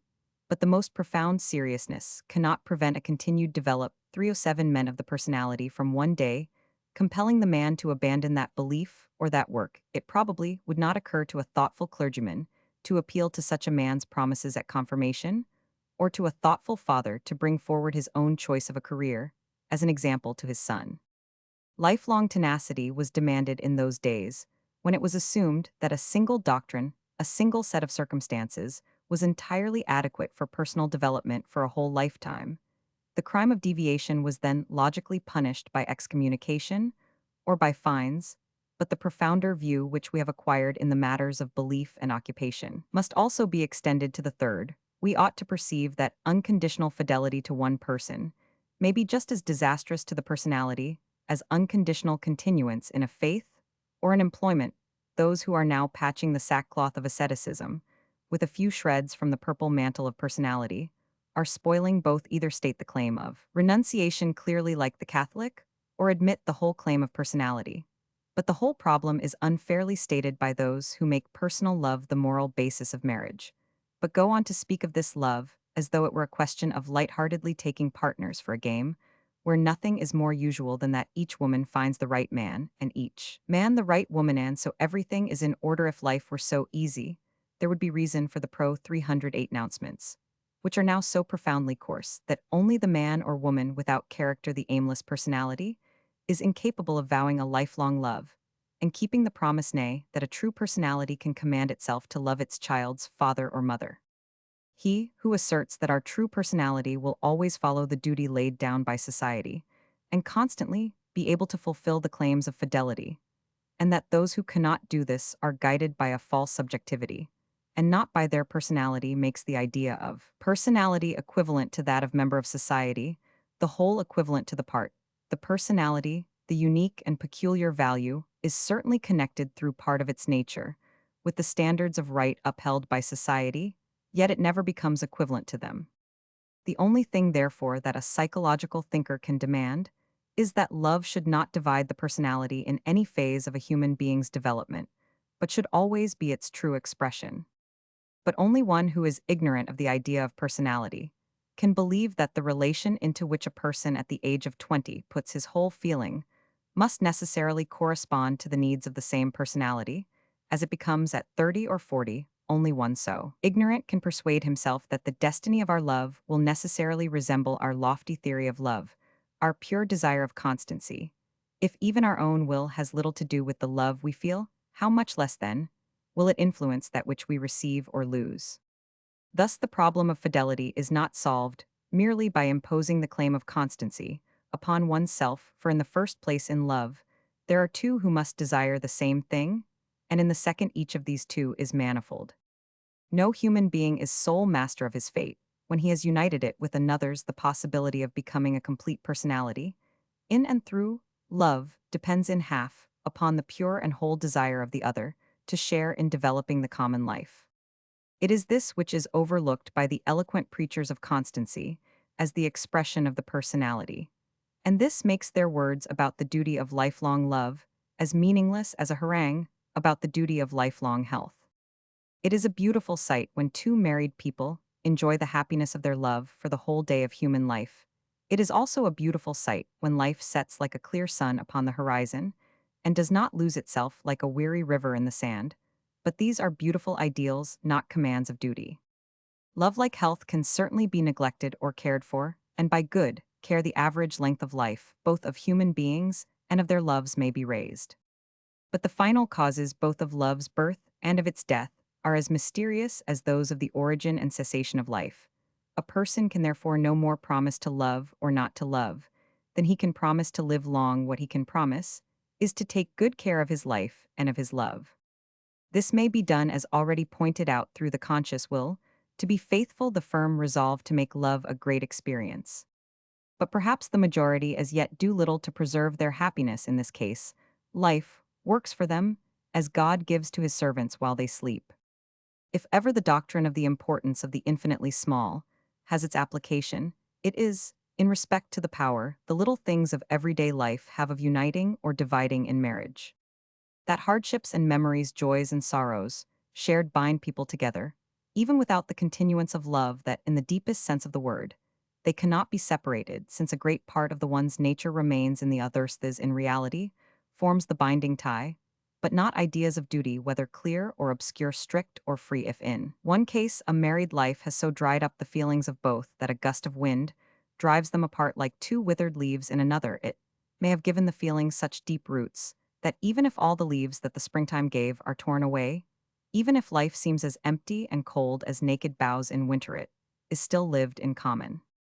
It is thus a physiological and psychological fact that the man or woman who for the first time has communicated to the other the joys of the senses retains a power over her or him, which is never really set aside.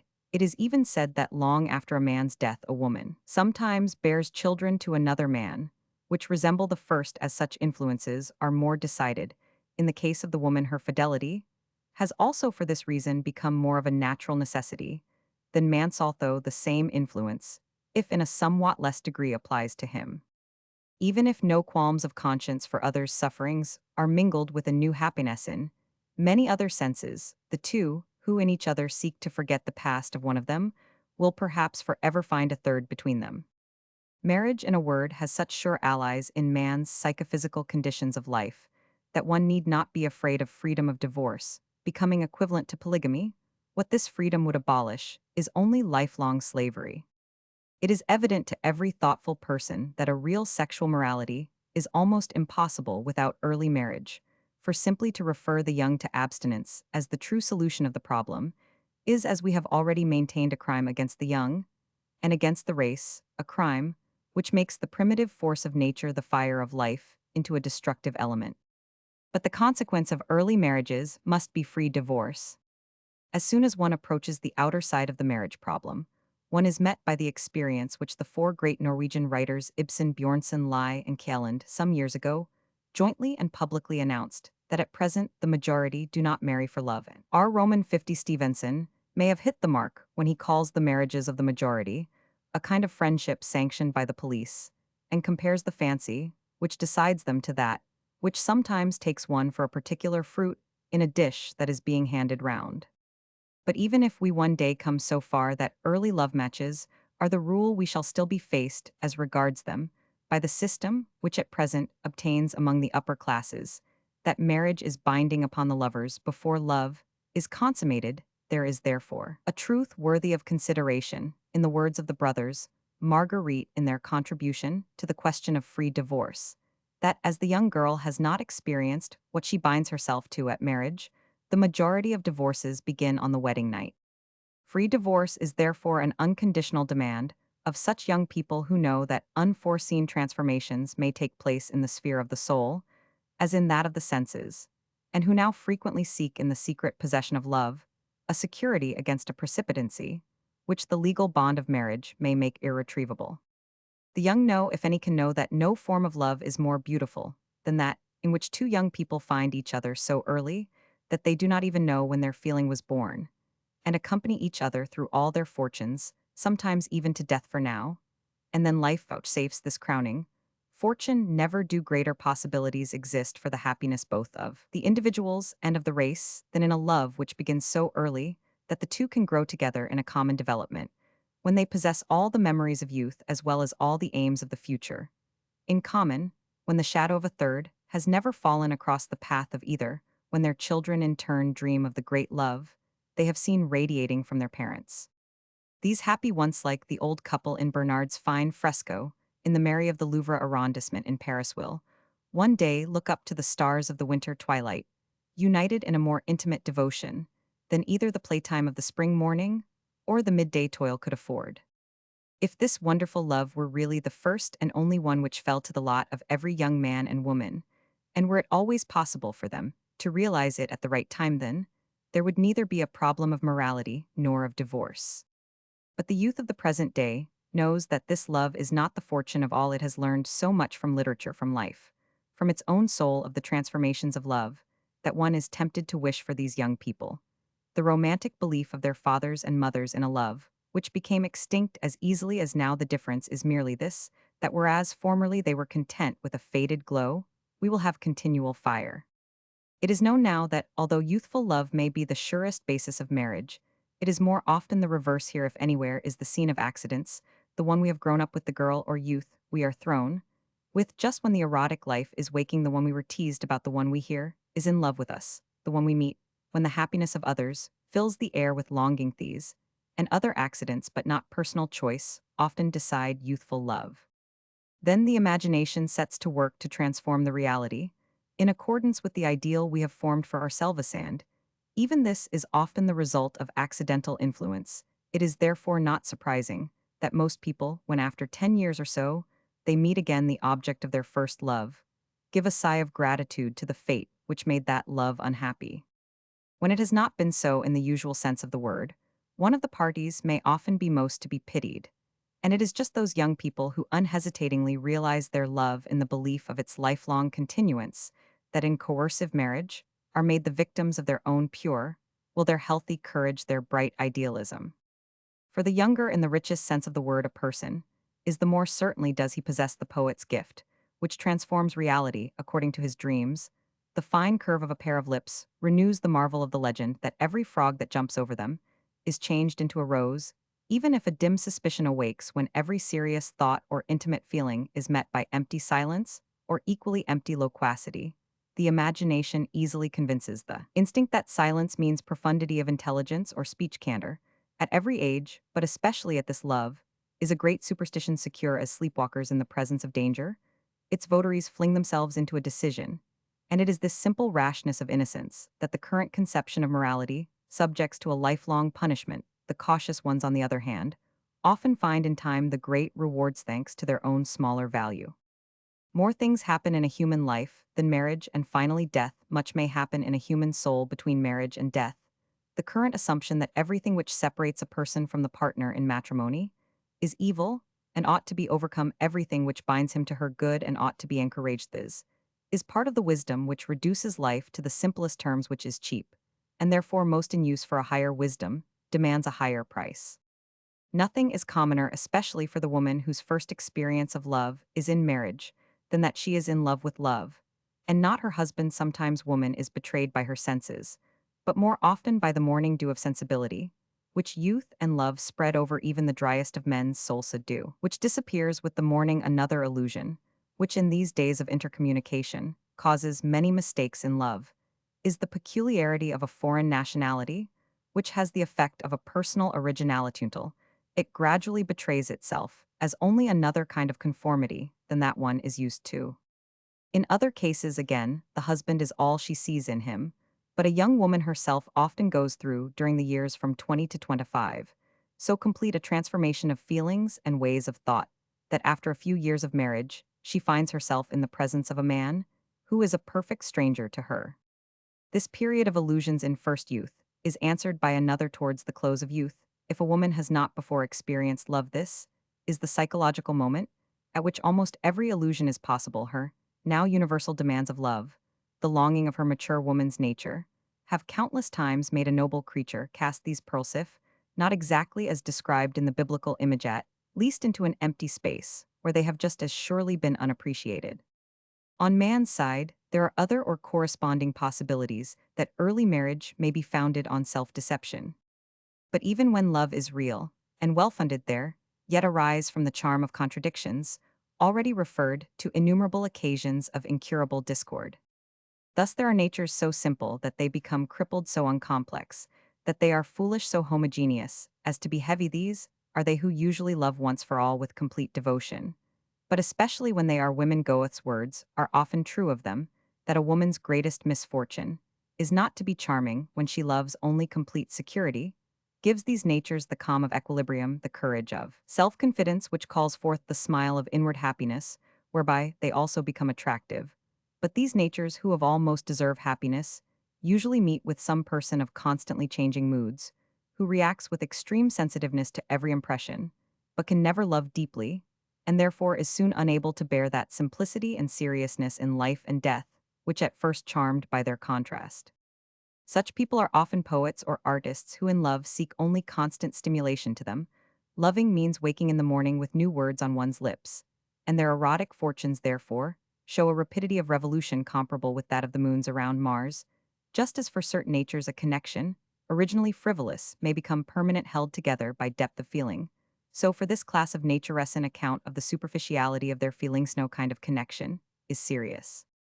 It is not unfrequently those who give the finest descriptions of their soulful moods and their exquisite feelings who in their acts of love are narrowly selfish or relentlessly harsh, for it is the impressions of culture stored in their intelligence which determine their conscious utterances. But on the other hand, it is their subconscious ego that decides their actions, and this ego is often centuries behind their cultured consciousness. He, on the other hand, who is reticent and curt of speech, or dull and awkward in manners, may at bottom possess a delicacy which he can show only in actions, the others only in words, but unfortunately in our time opportunities for speech are many, and for action few, and so women pass over the latter. For the former, how many a woman has not afterwards before some act of the man of word cessed herself, how it was possible for her ever to love that man, how many a one before the actions of the silent has not sighed, what a pity that I was never able to love him. But in one case, as in the other through the law of contrasts, she was united to him, and feels in this union the death or paralysis of the best possibilities of her being. The most misleading of illusions are, however, those which are fostered by the actions love produces, for it is not these which determine the quality of a personality. While love is fighting for its happiness, it may transform an ordinary person into something higher than himself, as also into something lower, when the tension is relieved. It is seen that in the former Cassie specially, as regards men love was able to unmake him from a common man, but not complete him to an uncommon one. It was no organic growth of the personality, but only a straining of self that love called forth. But she who loved him will watch till her eyes are weary for what she has seen but once. Those who have loved them deeply learn from these in one way or another inadequate persons the most dearly bought truth in the knowledge of human nature, a truth that the heart acknowledges last of all, that even if we poured out our own blood in streams for anyone who could not thereby give him a drop of richer or more noble blood than is found in his own heart. Many have learned this secret in that kind of marriage, where secure friendship and faithful comradeship abounded just those feelings, in fact, which are recommended as the infallible remedy for love's mistakes. How often has not one of these married people acted for, and with the other found out that they never bring their mate into spiritual activity, that the soul of one has never reached the soul of the other outside observers, think them suited like hand and glove. The image is significant, for a glove is empty and meaningless when it does not enclose a hand, but like hand to hand they are not suited therefore. It not unfrequently occurs that some day one of them is seized by a passionate longing to meet with another hand, which shall be strongly and quietly grasped in his own, and thus double its power, that the voice which has continually spoken into empty space whence a faithful echo has unfailingly answered will finally be dumb from the longing to receive an answer from another voice in words that were never heard before.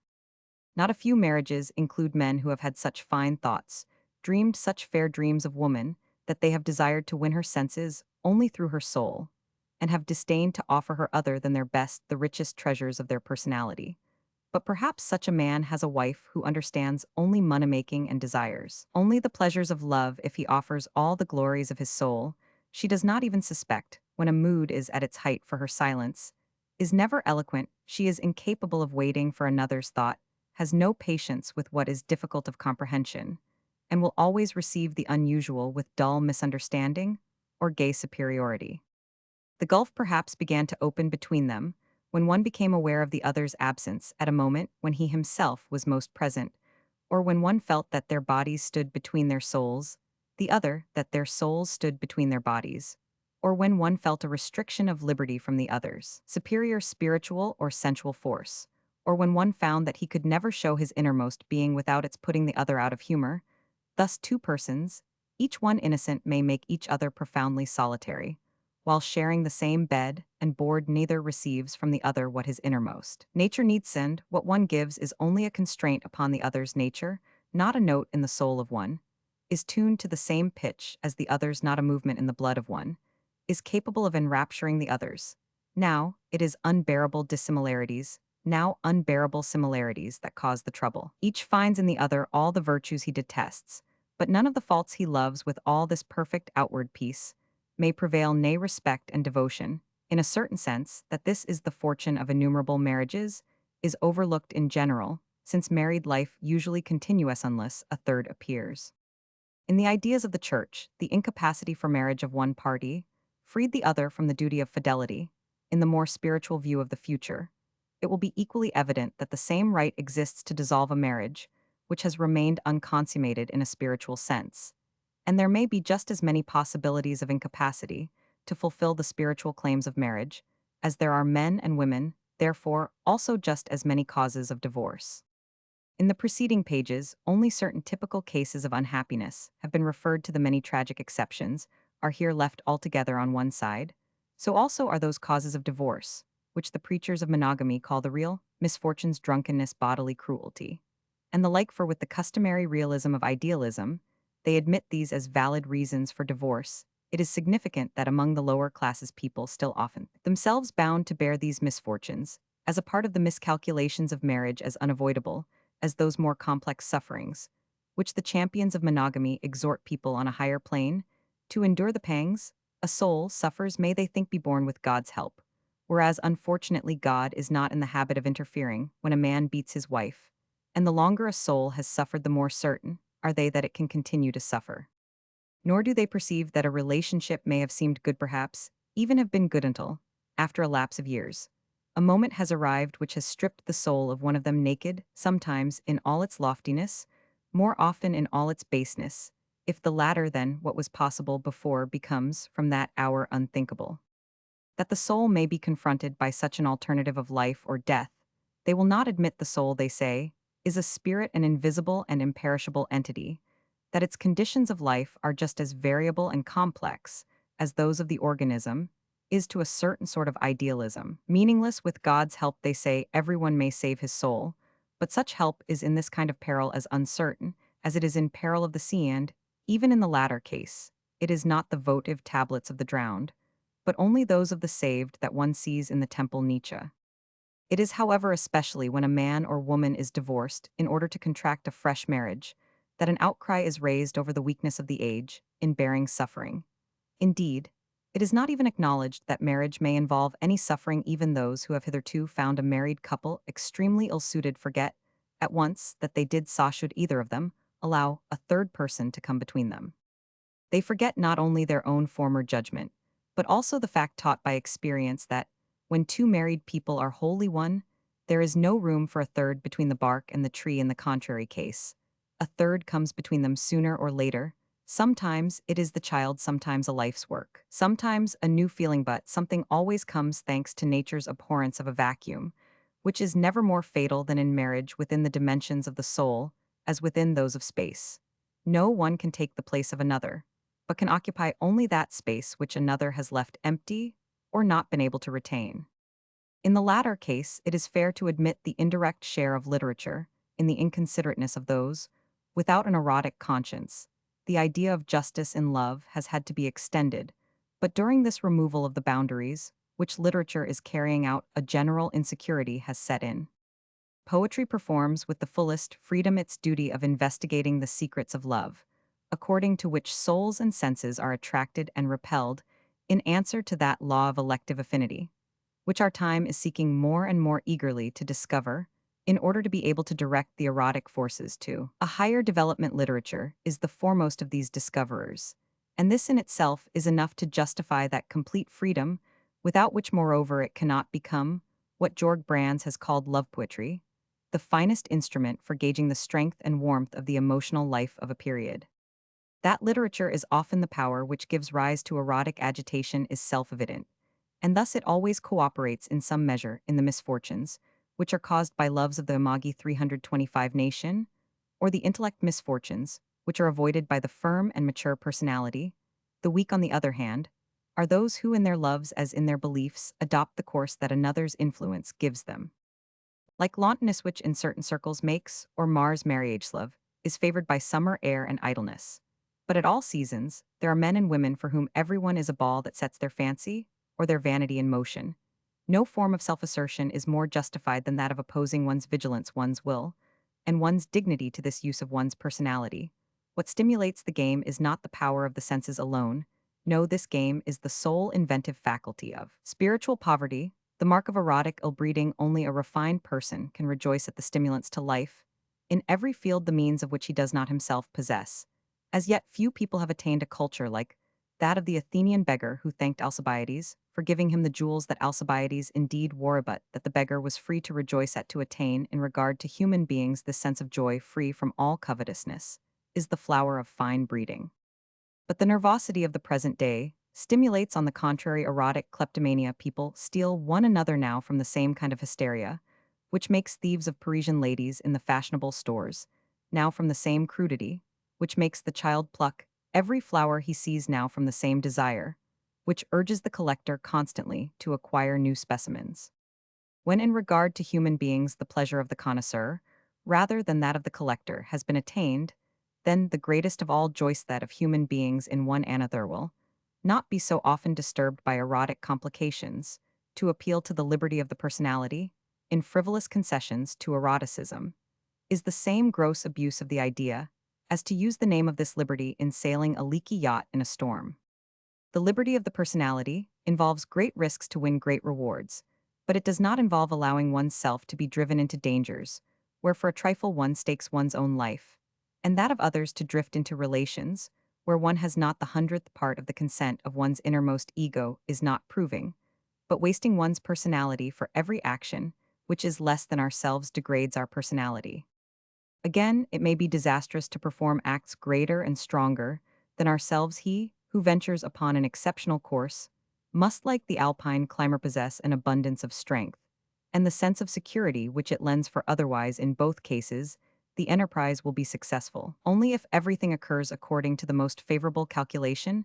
In an unforeseen misadventure, the inadequate ones are those who are lost. Therefore, in one case, as in the other, public opinion is unwittingly right when it glorifies the daring that succeeds, but condemns that which fails.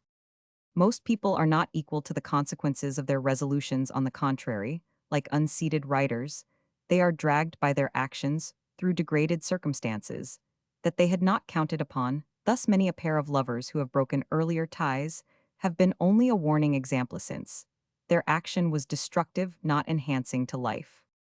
Ruin may be the climax of life, but inefficiency is always defeat, and of all the rashness of this life, the rash project of an exceptional lot is the saddest. Few people who have passed their youth have courage or strength for such new experiences as imply a real enhancement of life. The majority ought rather to employ their personality in the task of worthily bearing and making the best of their lot, and, in spite of all that is asserted to the contrary, that is also what most people do and will continue to do. Those who trust only in compulsion to restrain a man's desire to desert his wife forget to what a degree spiritual influences have even now facilitated divorce. In spite of the coercive law, one seldom finds in our day a high-minded husband or wife who insists on retaining the other against his or her will, except when it is clear to one partner that divorce, if conceded, would result in the certain ruin of the other. As a rule, it is now only the narrow-minded or the low-minded who exercise the right of refusing divorce. If this right were abolished, this would not entail the abolition of the influences, which even now keep married people towed throughout, though, in most cases, they might be free if they wished it. Those who thoughtlessly separated when greater facilities are given would be the same class of people who now, in coercive marriage, secretly deceive one another. To the serious, divorce will always be serious before a person of feeling, and thought consciously hurts another who has loved or loves him.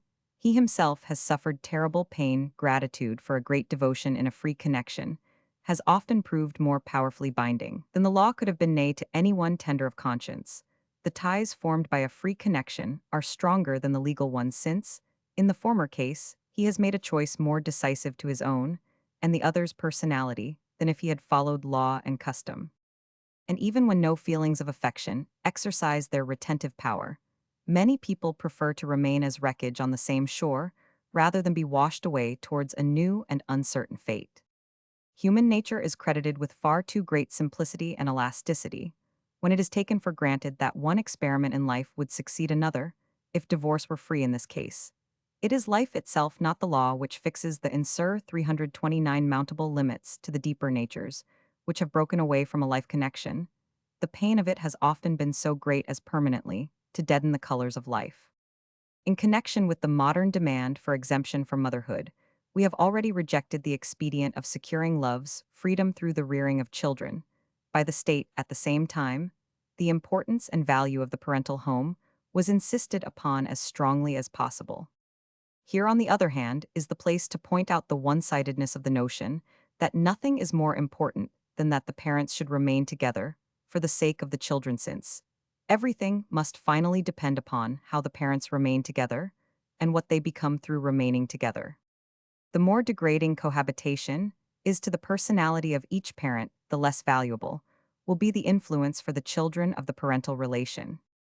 Only one who sees in marriage a system directly ordained by God, a form of realization of the divine reason, can maintain the proposition that, in such a system, the good must outweigh human defects. Those who hold that the maintenance of marriage is always the sound and moral course must take upon themselves the burden of proving that the connubial habits of divided mates are a pure source for the origin of new beings, that their mutually conflicting influences are better able to further the welfare of the children than a tranquil bringing up, by one of them, that the happiness of one of them in a new union is more dangerous to the children than his unhappiness in the former one.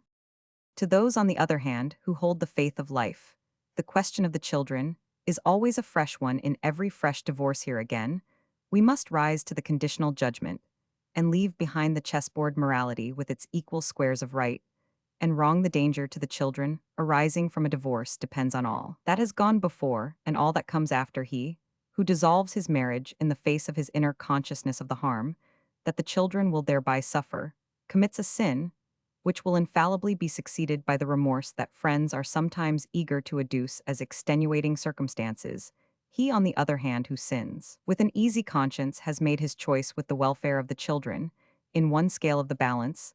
This calm of conscience is then not indifference, and therefore does not prevent the possibility of his suffering deeply through the consequences of the decision, which he nevertheless does not regret. It may be that in most cases where there are children, the less painful course, even for him who is most convinced of his personal right, is to endeavor to the utmost to preserve a common life, which allows the children to grow up under the joint protection of a father and mother, and for the sake of the children to give this life a worthy and kindly character. In former times, people mended and patched things up endlessly. The psychologically developed generation of the present day is more disposed to allow what is broken to remain broken, for, except in the cases where the cause of rupture has been outward misunderstanding or belated development, patched up marriages like patched up engagement seldom prove lasting. It has often been profound instincts that caused the rupture. The reconciliation violated these instincts, and sooner or later such violation revenges itself. Thus it happens that even exceptional natures have a greater burden than they can bear, and then it is not the living together, but the dying together of their parents that the children witness. Neither religion, nor the law, neither society, nor the family can decide what a marriage kills in a human being, or what it may be the means of saving in him. Only he himself knows the one, and feels the other. Only he himself can determine how far it may be possible for him to have so far finished with his own existence, that he can completely pass into that of his children, to bear the pain of a continued married life, so that it may enhance the powers of himself. And the children, a mother can do this oftener than a father. But in no case is there any standard that others can use to determine when an excess of suffering is present. More than this, there is strictly no suffering, but only suffering beings who in every case create the suffering anew according to their type of soul. Only one thing is certain, that no one is more outside the question than the very one who causes the suffering. Thus nothing can be more unreasonable than to leave to the judgment of one of the parties the decision. We have just mentioned the knowledge of being able to refuse a divorce. Now, involves want of consideration for the other's moods of dejection, which would never occur if consideration were necessary to prevent separation. Such attentions are especially significant at the beginning of married life, when most young married people solve the small and great problems of accommodation with more or less difficulty. The birth of the first child, moreover, is often accompanied by abnormal states of feeling, which lead to hasty conclusions. As to incompatibility and antipathy, the opponents of free divorce think that it is just during these years that precipitate divorces might take place, but they do not reflect that either partner, in his sense of proprietorship now, gives himself a loose rein in a way that would be unthinkable if such security did not exist. Thus the young certainly keep together, but not unfrequently destroy their finest chances of happiness.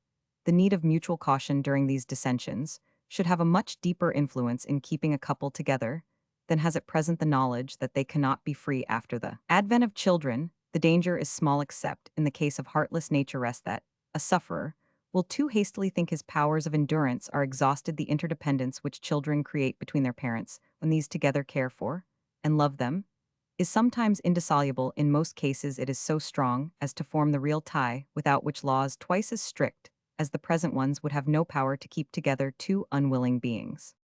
When speaking of love selection, we pointed to the signs, which indicate that the feeling for the race, the feeling which from time immemorial has linked together man and woman at a common hearth, has raised the altar near it, and round them both the town wallies approaching its renaissance. Consciousness of the children's rights is indubitably on the increase, together with a knowledge of the rights of love. And against the assaults of this most turbulent and dangerous sea, the race feeling will continue to stand as a wall protecting society, though in a new form, to give it new powers of resistance. But the opponents of divorce think, on the contrary, that the sense of happiness through the children, especially in the case of the father, has now become so weak that most fathers would free themselves from all responsibility if they only could. If this be so, society itself is to blame. It not only countenances sexual relations entirely independent of the mission of the race, it frees the man from responsibility for his illegitimate children, and thus assigns to him a standpoint below that of the beasts. The instincts favorable to offspring, which in animals have remained undisturbed, cannot attain their full strength until man is completely answerable for every life he creates. As soon as society decrees that the fact of two persons becoming parents makes their union obligatory, the relationship itself will gradually intensify their feeling, and the man will wish to possess and preserve the elements of joy, for which he must always bear the burdens. Even if man's fatherly feelings should be slow in a Wackingand, if a number of fathers of the present day should thus really avail themselves of free divorce to leave wife and child, there are still the mothers who do not as a rule lightly leave their children, but who, on the contrary, now suffer the deepest misfortunes and renounce the greatest happiness so as to remain with them. And woe even if they tear themselves from Themere, hardly ever able to release themselves, when the law gives to every mother the rights which now only the unmarried mother possesses, but imposes at the same time on every father the obligations which now only the married have. Then it may be that the child will become a new and more valuable possession in the eyes of the man, if he only feels the influence he may obtain through his wife's respect for his fatherly qualities.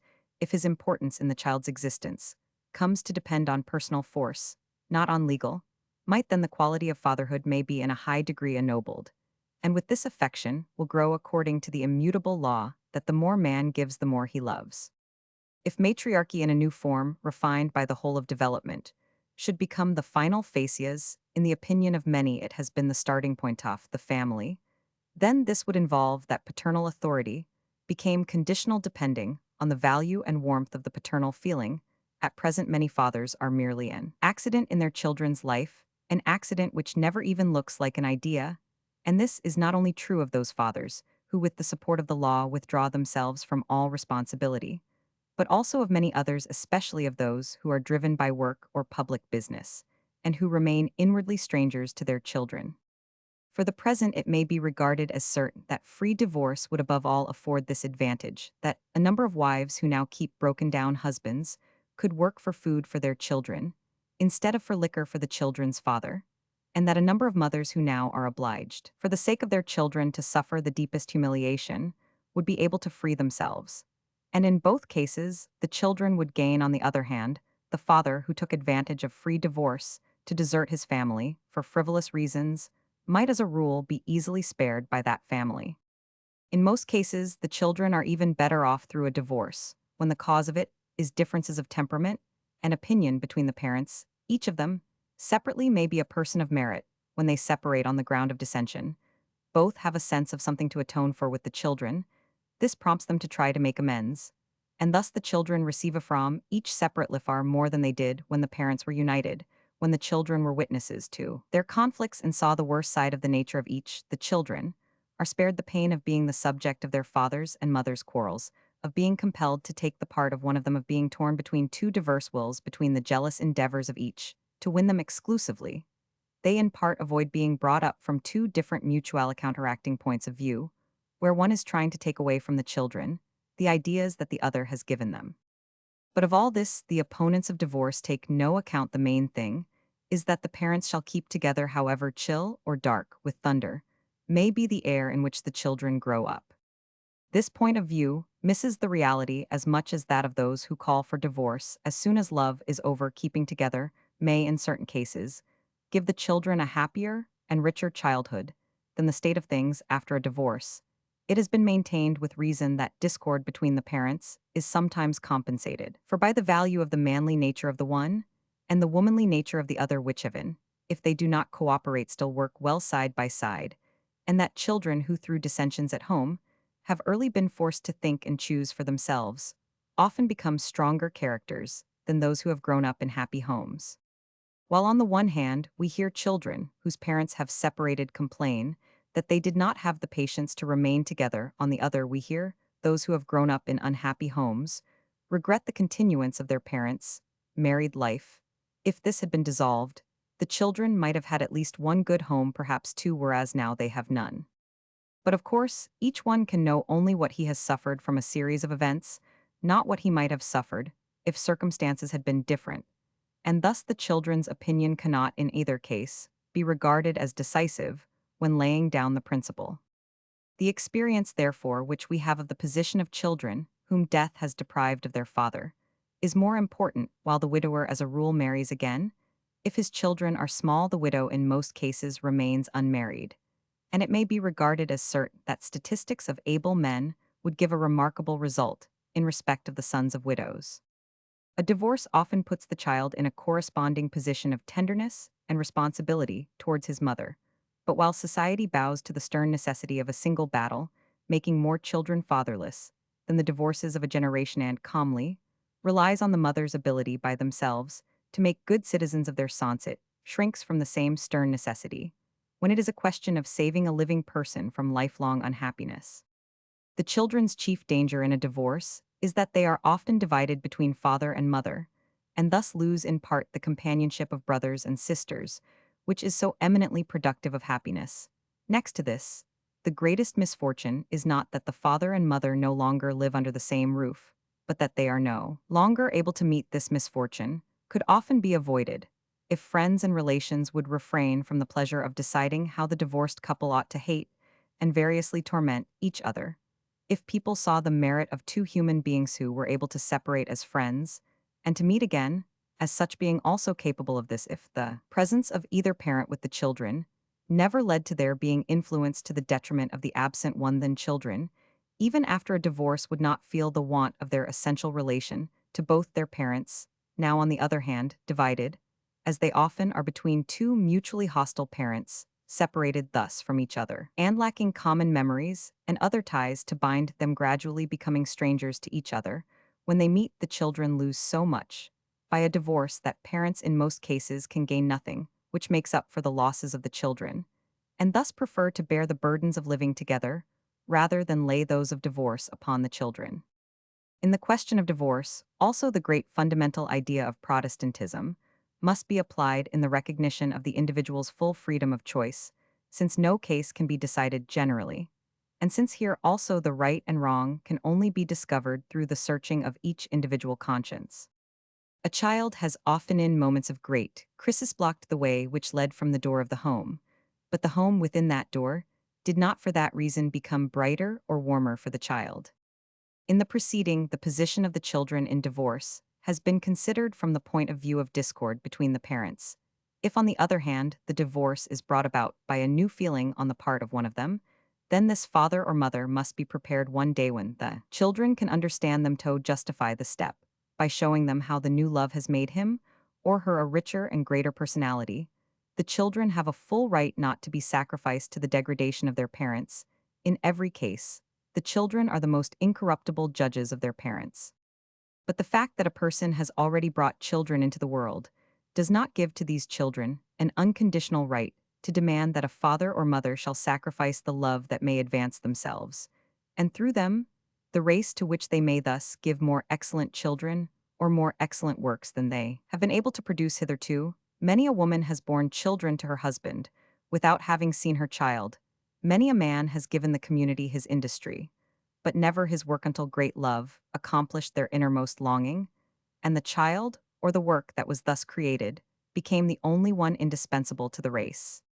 The claim of society that a father or mother radiant with possibilities of happiness shall sacrifice these for the sake of the children will be reduced when the sense of the value of life has grown, and the duty of parents to live for their children is more often interpreted to mean that they must continue to be fully alive with powers of renewal. On the other hand, this very rejuvenation of parents at the present day may often result in their living so rich a life together with their children that they will need no other renewal than that which is most productive of happiness to all parties, namely, to enjoy their second springtime in the children's first.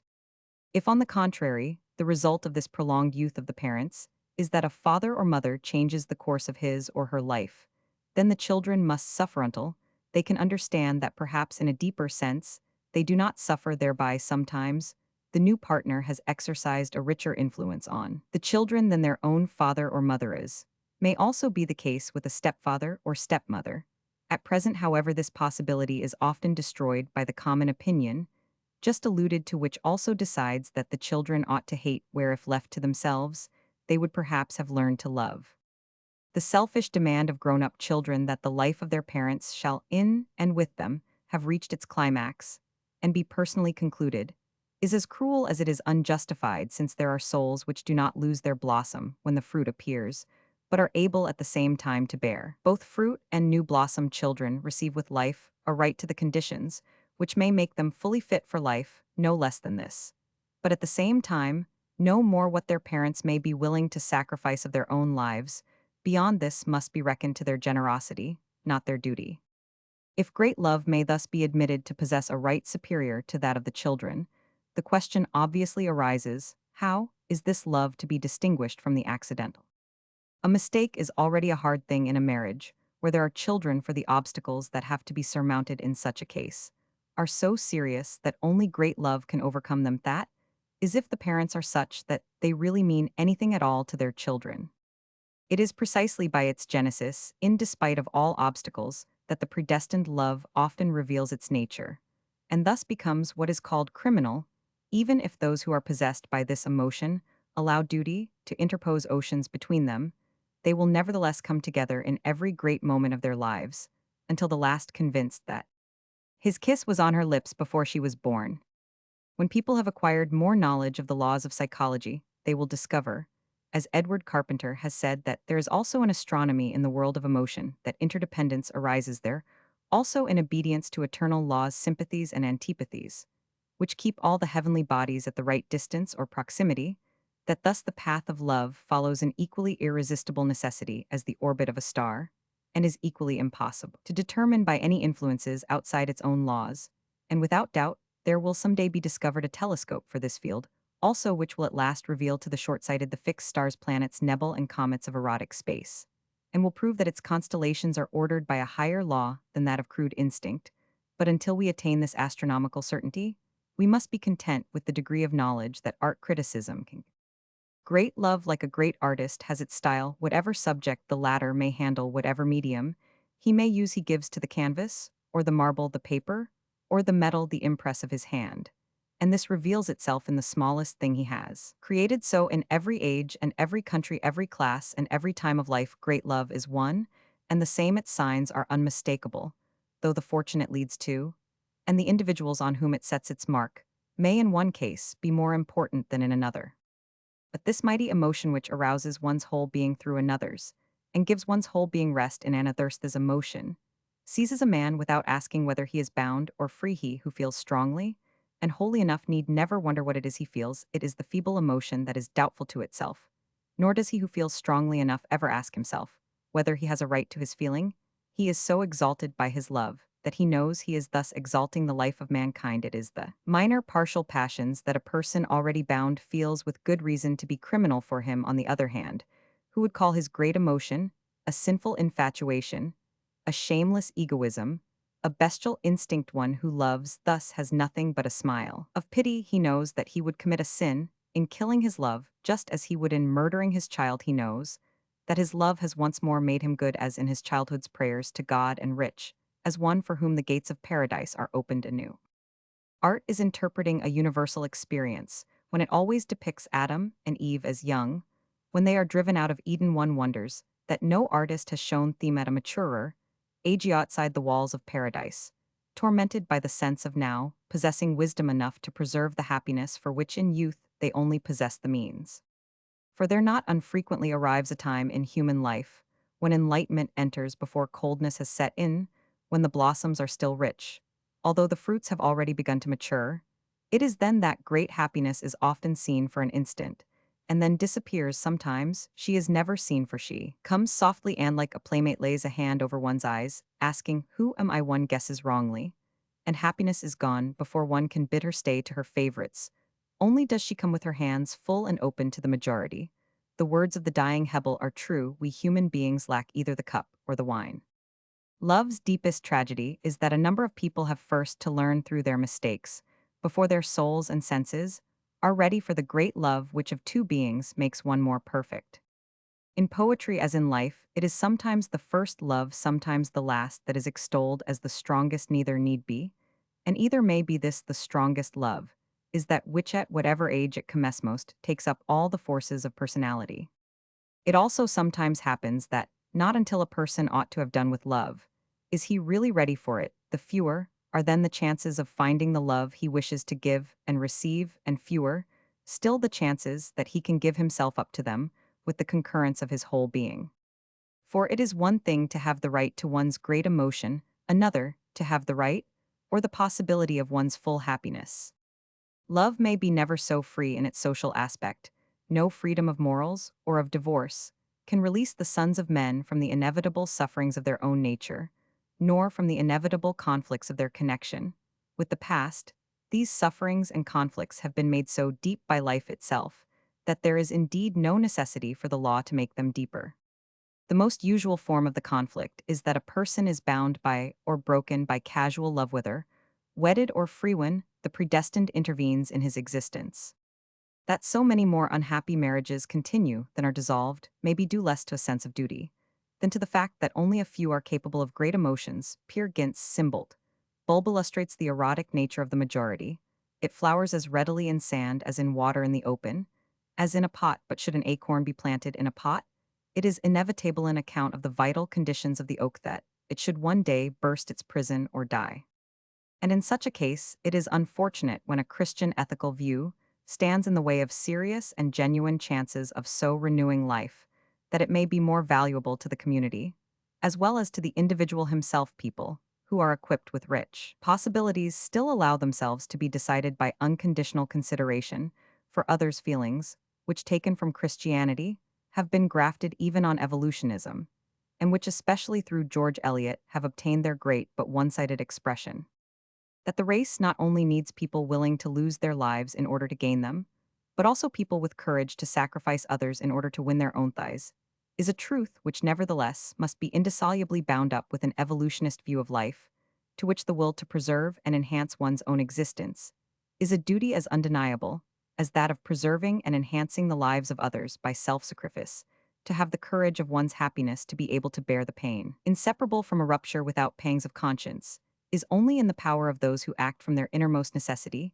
that pairs of lovers outside the law now so often commit suicide together is no proof of the overmastering power of love. It rather proves the powerlessness of their emotion to dare and win the right of direct and immediate living, and thus increasing the riches of life, for it is only to a love that is throughout a will to live that circumstances become as wax in the artist's hand.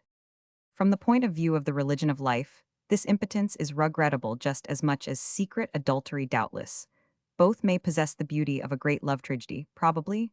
No one who has read the Inferno wished Francesca strength to reject the love of Paolo, and so, strangely does a soul find the way home to itself, that there are cases where a person in adultery feels himself purified from the defilement of marriage since he thus, for the first time, experiences the unity of soul and senses, which was his dream of love from the beginning.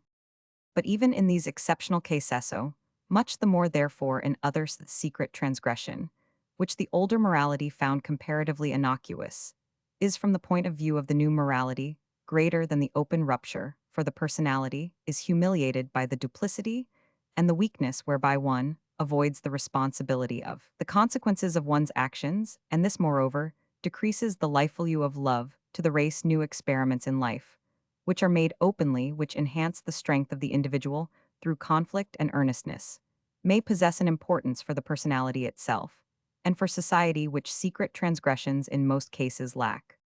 A poet or an artist, for example, has a wife as to whose insufficiency for him all are agreed so long as he still has her suddenly, he finds the space that was empty and waste filled by a new creation.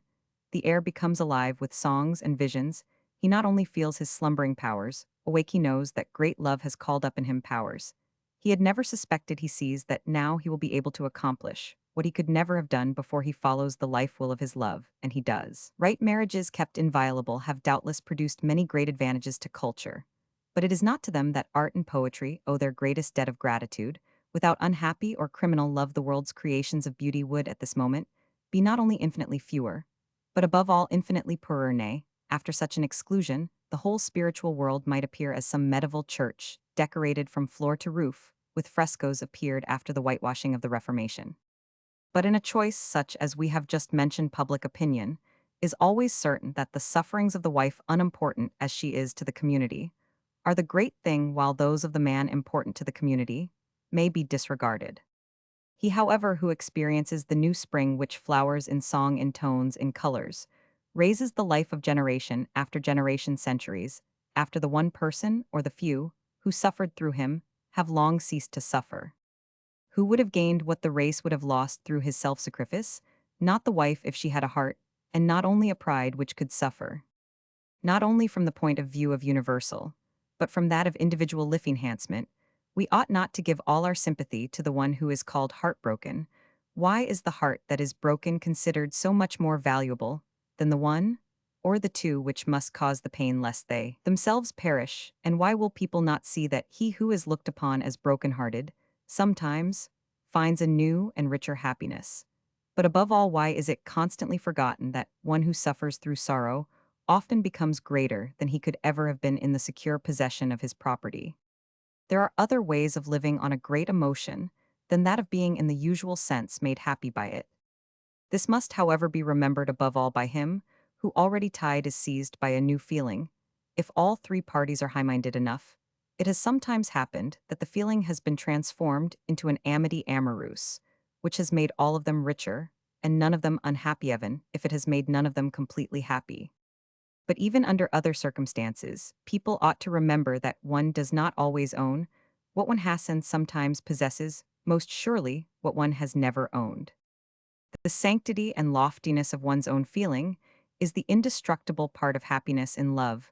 No longer to be able to love is the greatest sorrow, but a person no more becomes less worthy of love because his own love is dead than he becomes so through leaving love unrequited. Therefore he alone can feel himself really ruined, who has been nothing but the means of another's pleasure or sport development, or work a means that is cast off, when it no longer affords enjoyment, or profit the person who is thus betrayed in love, either because love never existed, or because its past existence is denied, who sees the personality he loved unveiled as another. Then he believed himself to be loving this person, must exert his whole soul to save it from being narrowed, embittered, and destroyed all other great blows of fate, may be born in such a way that a man grows by them. But to lose faith in a human being is the greatest pain of all, since it is also the most unfruitful, since it in no respect enlarges the soul or enhances the existence. But even from this suffering, the soul may finally raise itself through the consciousness that it has too great a value of its own to allow itself to be destroyed by the baseness or pettiness of another. Only he who has fought out the battle alone, in all the horrors of the desert night, knows what the sun rises years later. It may fall to the lot of such a man, who at one blow has lost everything, sanctity of his memories, the meaning of his experiences, the faith of his love himself, to see the truth of the great calm thinker's exhortation that one ought neither to laugh nor weep at, exalt, nor curse a human being's actions, but only to try to understand them. Spinoza. And then there begins for him a great and difficult work, which perhaps will last as long as life lasts, the work of looking into the depths of this other soul, of again reviewing the past in the perspective of distance, of perceiving his own limitations as well as those of the other, and thus beginning to understand this is the only forgiveness there is. But thus a person once dead and buried in the midst of life may finally see the grass grow green and the sun shine over his grave. If this can become true, and it has become true for many people whom others regarded as broken-hearted, how much more then is it not true to him who has once been really rich and has never been robbed of his greatest treasure, the glory of his own love? A woman, for example, who for years of her life has possessed complete happiness, and through this has become a mother, will she be robbed of it all if this happiness comes to an end? There is still the happiness of others, to serve the sufferings of others, to alleviate the great ends of humanity, to further to many a one, who has never even had a happiness of his own. This must still be sufficient consolation. But we judge of happiness as of wealth that innumerable human beings daily perish from want makes little impression on us. But if one of our friends falls from riches into poverty, this seems to us dreadful. We forget that he may perhaps through poverty attain a development that riches never won for him, that he who is robbed by fortune may make a new position for himself. Life has countless possibilities as well as countless contradictions. It is full of secret remedial powers as well as of hidden causes of death. And finally, it is therefore very uncertain whether it is not the two who come together that are torn asunder, while the one abandoned remains whole. For loving is a healing medicine, even for the wounds love gives only one thing: a loving person cannot bear to see the dear ones suffer. To take one's self silently away in order to spare them pain is within the power of great love. And this does not mean a tame resignation watering the red stream of the blood. It means that love has become so great that it takes seriously the great words so lightly uttered in happiness, that torments caused by the beloved were dearer than joys given by others. When love has become the power in which a person lives and moves, and has his being, the words of the epistle to the Corinthians on love are fulfilled in a more beautiful way than Paul dreamed of. Great love does not only love for the sake of loving, it attains the incredible to love the loved one more than one's own feeling. If it were a question of thus providing for the other a more perfect happiness, this love would be able to quench its own flame, and with it the fullness of pain and of joy that life had gained from this feeling. Women sometimes make such a sacrifice here, and there a man has been capable of it. But he who has attained to this height of emotion lives so wonderful a life that the happiness the united couple create for each other must be extraordinarily great if these two rich ones are not in reality to be the poorer. When the thought has once become inherent in mankind that no one can be happy without the feeling that he is making others happy, that only the highest development of one's own feeling is imperishable happiness, that all other happiness is charity, not justice, then there will be fewer torn asunder, even if there be no more happy ones. But love is still such. Men, women, and the people around them are still such that one would rather wish a tied man or woman's strength to endure marriage than to break it, at least if they have children, who must share with them the unknown fortunes of their love. Before these, if everyone feels the meaning of the Breton fisher's song, L'amour est grand et ma barque est petite. How often has not the little boat fraught with life's last riches been lost on the wide sea? But therefore it is that no one there seeks his pleasure, but only his life. That our actions in the erotic spheres in every other must call forth the criticism of others is just as unavoidable as that our figure should be reflected in a mirror. As we pass, but public opinion is a convex mirror, a globe swollen by prejudice which distorts the image. Only a clear and calm soul gives a true picture of another's actions. And to such a soul, it will not unfrequently be apparent that the transgression was right for one nature, and not for the other. The latter will have felt that its innermost being would have been outraged if fidelity to the past had not been preserved to the uttermost, and will have chosen to allow its erotic powers to wither, and to live only by the will of duty. Of this kind of self-immolation, the same is true as of its bodily counterpart. Sometimes they are great souls, sometimes great cowards, nay, the same sacrifice may be sublime at one period of our lives and shameful at another. Life never shows us marriage, but countless different marriages, never love, but countless lovers. He who sets up an ideal in these matters must therefore be content with possibly working for the future, but should not use his ideal as a criterion for the present. Nay, he ought not even to desire in the future the sole authority of his own ideal, since a descent from the diverse to the uniform would be a retrogressive development. The effort of society to press into a single ideal form life's infinite multitude of different cases under the same circumstances, or of the same cases under different circumstances, the same influences on different personalities, or the same personalities under different influences. This has been in the field of sexual morality as violent a proceeding as would be the establishment for all figures of Polycletus' canon of beauty. The madness of the latter proceeding would be obvious. But violence to souls is not so obvious, therefore, it is always established by law.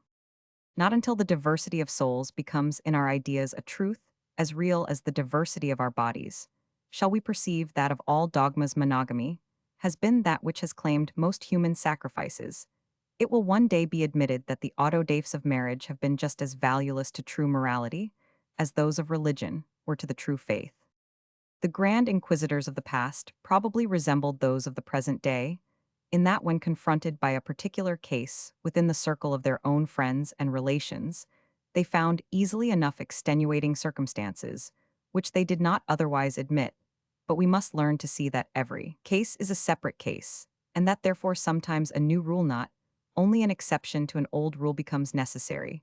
We cannot any longer maintain this double standard for known or unknown, for friends or enemies, for literature or life. It must be abolished by an earnest desire for genuine morality. This double standard shows us, however, that even among the orthodox of monogamy, the impossibility of carrying out a monogamous morality, which shall apply to all, is beginning to be perceived. But the effort, nevertheless, to attain in some degree the impossible now stands in the way of the possible, which is germinating here and there, the attainment of the morality of love.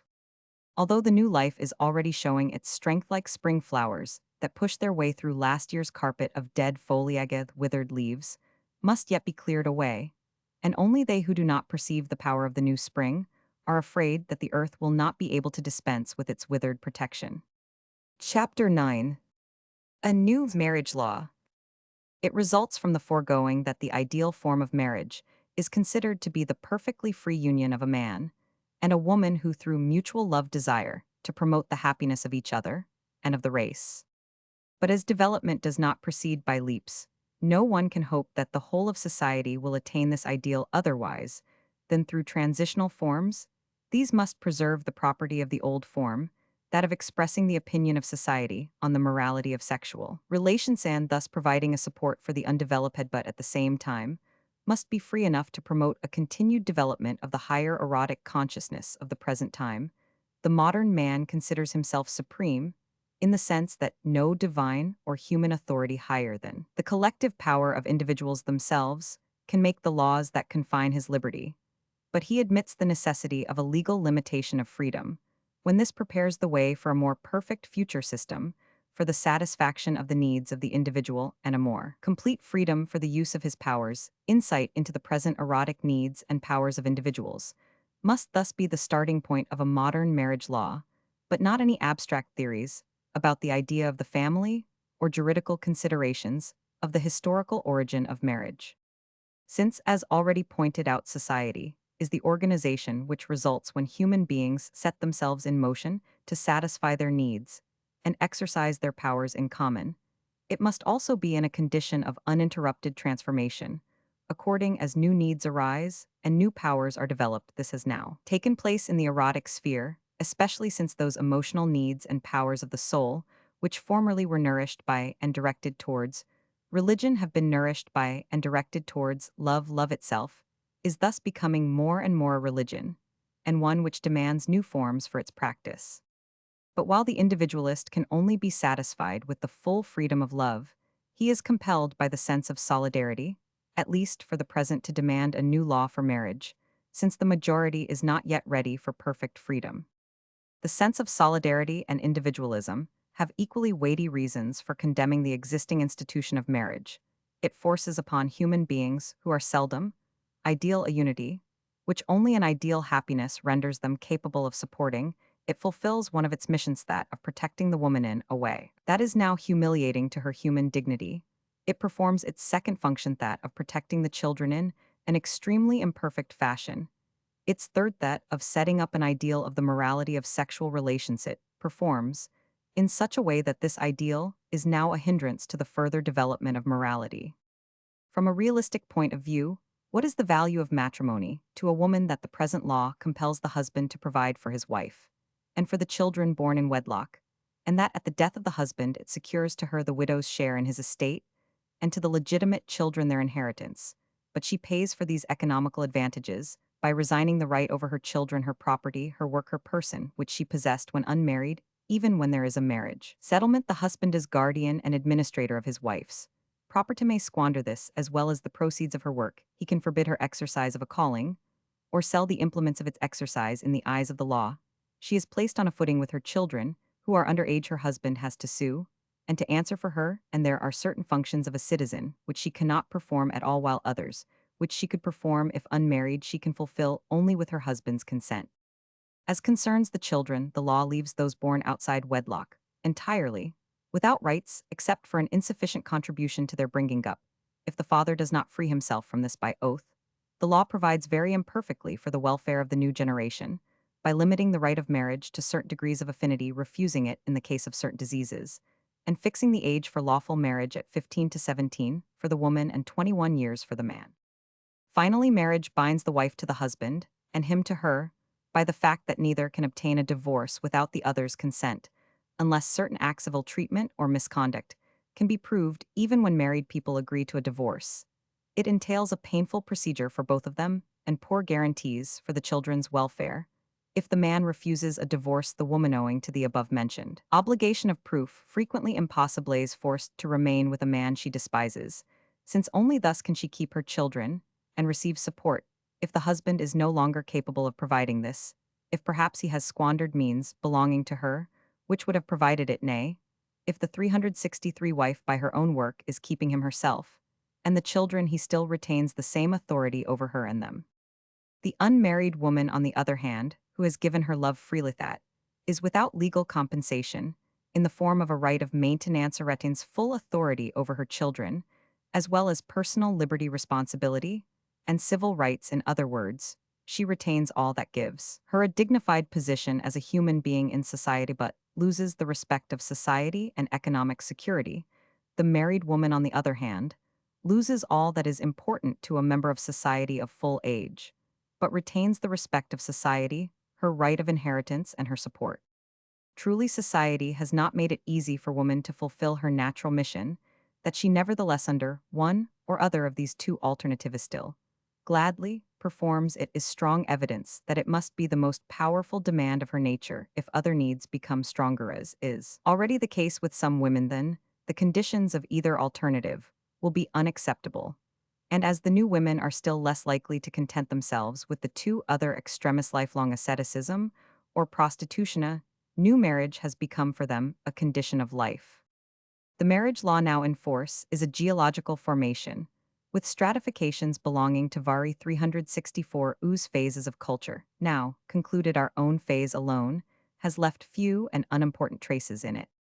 It has been perceived in our time that love ought to be the moral ground of marriage, and love rests upon equality. But the law of marriage dates from a time when the importance of love was not yet recognized. It therefore rests upon the inequality between a lord and his dependent. Our time has given to the unmarried woman the opportunity of making her own living a legal status and civil rights. But the marriage law dates from a time when women had none of these things. The married woman, thus under this law now, occupies a position in sharp contrast to the independence of the unmarried which has been acquired since that time. Our time has displaced the ancient division of labor, by which the wife cared for the children and the husband provided maintenance. But the law of marriage dates from a time when this division held full sway, and when it was therefore almost impossible for a woman to receive protection for herself and her child otherwise than in matrimony. Now, society has begun to provide such protection for unmarried mothers, and the renunciation of liberty, by which the wife purchases the protection of marriage, is seen to be not only more and more unworthy, but also unnecessary. Our time has recognized more and more the importance of every child as a new member of society, and the right of every child to be born under healthy conditions. But the law of marriage was framed at a time when this aspect had not presented itself to the consciousness of mankind, when the illegitimate child was regarded as worthless however superior in itself, and the legitimate child as valuable, whatever might be its hereditary defects. Our time has recognized the value to morality of personal choice. It admits as really ethical only such acts as result from personal examination and take place with the approval of the individual conscience. The marriage system came into being when this sovereignty of the individual was scarcely suspected, much less recognized, when souls were bound by the power of society, and when compulsion was society's only means of attaining its ends. Marriage was the halter with which the racial instinct was tamed, or in other words, the instinct of nature was ennobled by being brought into unity with social purpose. Now love has been developed, the human personality has been developed, and woman's powers have been liberated. On account of woman's present independent activity and self-determination outside marriage, the law must provide that the married woman shall retain her freedom of action by giving her full authority over her person and property. On account of the individual's dislike of being forced into religious forms that have no meaning for him, the legal form of marriage must be a civil one. On account of the individual's desire of personal choice, in actions that are personally important, the continuance of marriage as well as its inception must depend upon either of the parties, and divorce be thus free, and this all the more since the new idea of purity implies that compulsion in this direction is a humiliation. These are the claims the people of the present day make upon the form of marriage. If it is to express their personal will and further the growth of their personality, the actual institution of marriage, on the other hand, involves forms that have become meaningless and therefore repulsive, and places the parties under the law in a position with regard to one another which, looked at ideally, is as far beneath the merits and dignity of the modern man as it actually is beneath those of the modern. While thus the development of the ideas of personality and of love have resulted in these demands of increased liberty for the individual within marriage, the idea of solidarity and evolutionism, on the other hand, demand great limitations of individual freedom, the knowledge that every new being has a right to claim, that its life shall be a real value, as well as knowledge of the right of society, that the new life shall be a valuable one, has involved the demand of prohibiting marriages, which would be dangerous to the children, and of better protecting the children where there is no marriage or where a marriage has been dissolved. The economic factor has in modern society an importance for marriage, which is felt to be more and more degrading as marriage becomes established on the basis of love. Marriages inwardly dissolved are now often held together because both the parties would be in a worse financial position. After divorce, the husband cannot or will not make his wife a sufficient allowance. He is perhaps unable to realize her fortune, which he has invested in his business, or perhaps he has spent it. The wife at marriage has abandoned an occupation, which she cannot now take up again, in order to support herself, and so on to infinity. But even happy marriages suffer through the wife's subordinate position, economically as well as judicially. It is therefore of great importance, both in happy and unhappy marriages, that the wife should retain control over her property and her earnings, that she should be self-supporting in so far as she can combine this with her duties as a mother, and that she should be maintained by the community during the first year of each child's life. Similar proposals have been made from the socialist side, but also in other quarters. A woman ought to be able to claim this subsidy if she can prove that she is of full legal age, that she has performed her equivalent of military service by undergoing a 1 year's training in the care of children and in hygiene, and, if possible, in nursing the sick, that she will herself care for the children or provide other efficient care, that she is without sufficient personal means or earnings to provide for her own and half of the children's support, or that she has given up work for the sake of looking after the children. Those who are unwilling to conform to the above conditions will not apply for the subsidy, which naturally cannot be greater than what is strictly necessary, and which will only in exceptional cases be distributed for longer than a child's three first and most important years. Those who renounce the subsidy would thus be, as a rule, the well-to-do, or those who wish to devote themselves to self-support, and thus gave up either altogether, or after the first year, this help from the community. The arrangement would fulfill its purpose in those classes of society, where at present the mother's outdoor work both in country and town involves equally great dangers to herself, and the children the charges for this most important of defensive taxes ought like other similar ones to be graduated, and thus to fall most heavily upon the rich, but upon the unmarried in the same degree as the married. Inspection should be carried out by commissioners to be appointed in every commune, varying in number according to the size of the commune, but always composed of two-thirds women and one-third men. These would distribute the subsidy and supervise the care not only of young children but also of older ones. The mother who neglected her child would after three cautions be deprived of the subsidy, and the child would be taken from her. The same would also apply to other parents who subjected their children to bodily or mental ill treatment. The mother's maintenance would always amount to the same sum per annum, but for every child she would receive in addition the half of its maintenance, until the number of children was reached that the community might consider desirable from its point of view any children born.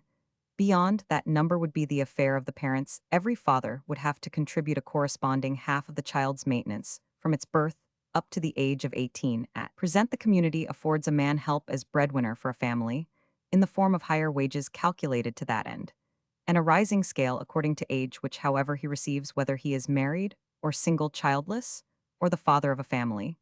But by paying the subsidy to the mother, all need of unequal wages for the two sexes would cease, and the subsidy would really further the purpose that is of importance to the community, the rearing of the children. The present system, on the other hand, maintains that most crude injustice, the difference between legitimate and illegitimate children. It frees unmarried fathers from their natural responsibility. It drives unmarried mothers to infanticide, to suicide, to prostitution. All these conditions would be altered by a law which prescribed that every mother has a right under certain conditions to the support of the community during the years in which she is bearing the burden most important to the community, and that every child has a right to maintenance by both its parents, to the name of both, and so far as there may be propertito, the inheritance of both. Since the mother must now, with increasing frequency, be a breadwinner as well as the husband, it is just even from this point of view that she should share with him authority over the children. But since furthermore she has suffered more for them, thus loves them more and understands them better, and thus, as a rule, not only does more for them, but also means more to them, it is likewise just that, whereas the mother now has to be satisfied with what power the father allows her, the conditions should be reversed, so that the mother should receive the greatest legal authority. When the husband is not alone in bearing the burden of breadwinner, there will be a possibility of his duty as educator being realized. He will then have time to develop his qualities in this direction, and the growing value of his fatherly care and fatherly love will lighten for the mother the task of education, which at present often overwhelms her, since with a growing consciousness of its responsibility, this task is becoming more and more difficult to perform, with her increasing need of personal freedom of movement. The mother and child would therefore not have to look exclusively to the father for the necessaries of life, and they could not become entirely destitute through his incapacity or downfall, but he would nevertheless continue to bear his half of the responsibility, and the family would still be dependent on the father and his voluntary contributions for a great part of the pleasures of life, while he would moreover be freed from the often unbearable burdens under which his spiritual worth as a father and his family joys now suffer to so great a degree, far from its being the case, as one has heard certain women declare that the majority of men are nothing but egoists. Countless numbers of them have borne and still bear burdens of slavery, not only for wife and children, but also for the support of other female relations. On the other hand, the prevailing system of society has prompted fathers still more to enslave themselves in order to create an advantageous position for their children. The existing rights and duties of a father stand in immediate connection with the right of inheritance. One of the greatest dangers of our system of society for inheritance often keeps inefficiency in a leading position, but efficiency in a dependent one. It favors the possibility of the degenerate propagating the race above all. If the parents have died early, although as it has been asserted it is precisely such children that are the least apt to have offspring, it is unfavorable to the chances of the efficient in this, as in every other direction, where birth in poor circumstances involves hindrances to education, and the use of personal powers which wealth permits, on the other hand, poverty favors natural talent in so far as it braces the capabilities, while it is often one of the misfortunes of heirs not to experience this inciting and pleasurable tension. It is only the strongest or the finest natures that become stronger and finer through the advantages and the sense of responsibility that inherited wealth brings with it in the main. The productive sources of society would be multiplied upwards as well as downwards if wealth became personal in the fullest sense of the word, depending on each person's contribution of efficient force. But the goad of acquisitiveness would be broken through the limited possibility of increasing one's wealth and the needlessness of thereby securing the existence of one's children. A new system would do away with the necessity of applying to the state for increase of salary for the education of children, as befits their class, for if all children were placed in an equal position, by the community providing everything from school materials to traveling scholarships for the complete education of the bodily and mental powers of individuals, and education in which a true circulation of the classes would take place by consideration being given only to ability, if each thus had the same position when all entered upon their different careers, if each had the same chances of their attaining to the right use of his special powers, since he had had every means of training them, if society gave you as a right, not as a charitito, every worker full care during sickness and full support in old age, then the desire to favor one's own children at the cost of the rest would disappear. The father whose activity had procured him a position of power, which during his lifetime made his children's circumstances more favorable than those of a number of others, would certainly thus be able, and to the advantage of the whole communitito, allow his children to enjoy that differentiation and refinement, which, for instance, the richer culture of their home might give. But when the right of inheritance disappeared, or at least was greatly limited, and heavily taxed, could not exempt them from permanently securing, by the exercise of their own powers, the advantages of a higher or lower kind that they had learned to value at home. When the difference between legitimate and illegitimate children is abolished in every respect, the paternal home, as in classical and Scandinavian antiquity, may include more often than at present the children of more than one living mother. Sometimes even a mother's home may include children of more than one living father. In either case, this would be a recognition of the children's rights, which would leave present-day customs, with respect to children born out of wedlock, a long way behind. No relation shows better than marriage how morals and emotions may be centuries in advance of the laws within whose limits they have been developed. Many men now show their wives a delicacy of feeling and allow them a freedom of action, which render these fortunate wives unconscious of the fact that, in the eyes of the lothy, possess these only by the grace of their husbands. It is not until relations become unhappy that the wife discovers that all the legal power is placed in the hands of one who thus has judicial support, if he wishes to use his power alone to the exclusion of his wife, or if he wishes to misuse it to the detriment of her and the children. That in spite of these circumstances, married men so often voluntarily place themselves in a position of equality with their wives in regard to authority in the home and with the children, is the best proof of the power of the feelings to protect essential values, and that men, in spite of these marriage laws, have become more and more considerate redounds as much to their credit as their success in becoming human beings. In spite of all hindrances, redounds to that of royal personages, just as the latter have more excuse than others when they abuse their position, so the same is true of the husband, who must be a very fair-minded person, if an I will is not to be the conclusion of a difference of opinion between himself and his wife, for not even the tenderest love will hinder the sense of mastery from flaring up in the face of her obstinate resistance in one direction or another. To the majority of men, however, and this is the more the case the lower they are in other respects, present marriage law still forms the great hindrance in the way of their development to a higher humanity. To have wife and child in his power makes of the wicked man, torturer of the low-minded, a wretch. There is no exaggeration in Stuart Mill's words that so long as the family is based upon laws which are at variance with the first principles of social life, in other things the law will be favoring what education and civilization are counteracting in other spheres, namely the right of force, instead of that of personality. Everywhere in morals, as in politics, it is now held that not what a man becomes through being born in a certain sex or class, but what he is personally worth determines the respect he should enjoy, that only his conduct and merits can be the source of his power and authority. But marriage reverses the whole of this principle of modern constitutional law, and therefore the social application of the principle of personality has not yet gone beyond the surface. That the law continues to sanction what reality has begun to transform is, as we have said, of comparatively little weight, since the law is, in the better sense of the words, a dead letter.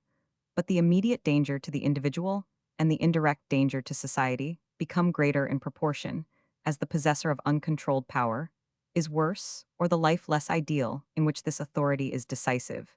And even when circumstances are favorable, the authority of the husband is the more painful to the modern woman in proportion, as she is more conscious of being able to attain, only through perfect equality, a satisfactory cooperation with her husband in every direction. It is this profound vexation of the modern woman with her dependence, which, amongst other things, makes many women, even when they do not need it, wish to remain at least self-supporting after marriage. The labor market has hitherto favored this desire of theirs. It can, however, only be a question of time when the unmarried women will begin to thrust out the married one swing, to the conditions of competition being more favorable to the former, and legislation has begun to deal with the present disproportionate state of things, where the wives lower the wages of the husbands, the children those of the parents, and the result is the neglect of the homes and the physical and moral degeneration of the children.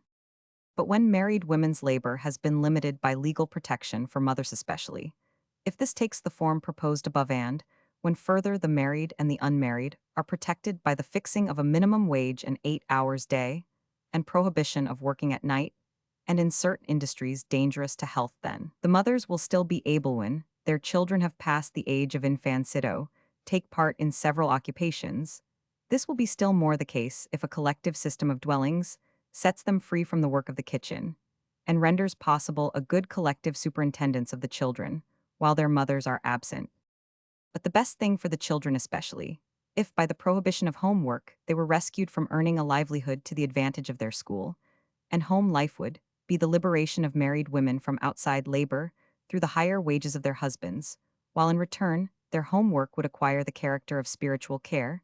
This would be brought about in the fullest sense by the mothers being allowed the above-mentioned subsidy from the community for bringing up the children. In such an arrangement approved by the community, the majority might find that agreement between their occupation and their powers, which constitutes the true joy of work, for it can scarcely be doubted that even now the wife, as a rule, finds more employment in her home work, however heavy, for her special talents, and thus finds a greater satisfaction than the husband, who often slaves not at the work he has chosen, but at that he has been able to obtain.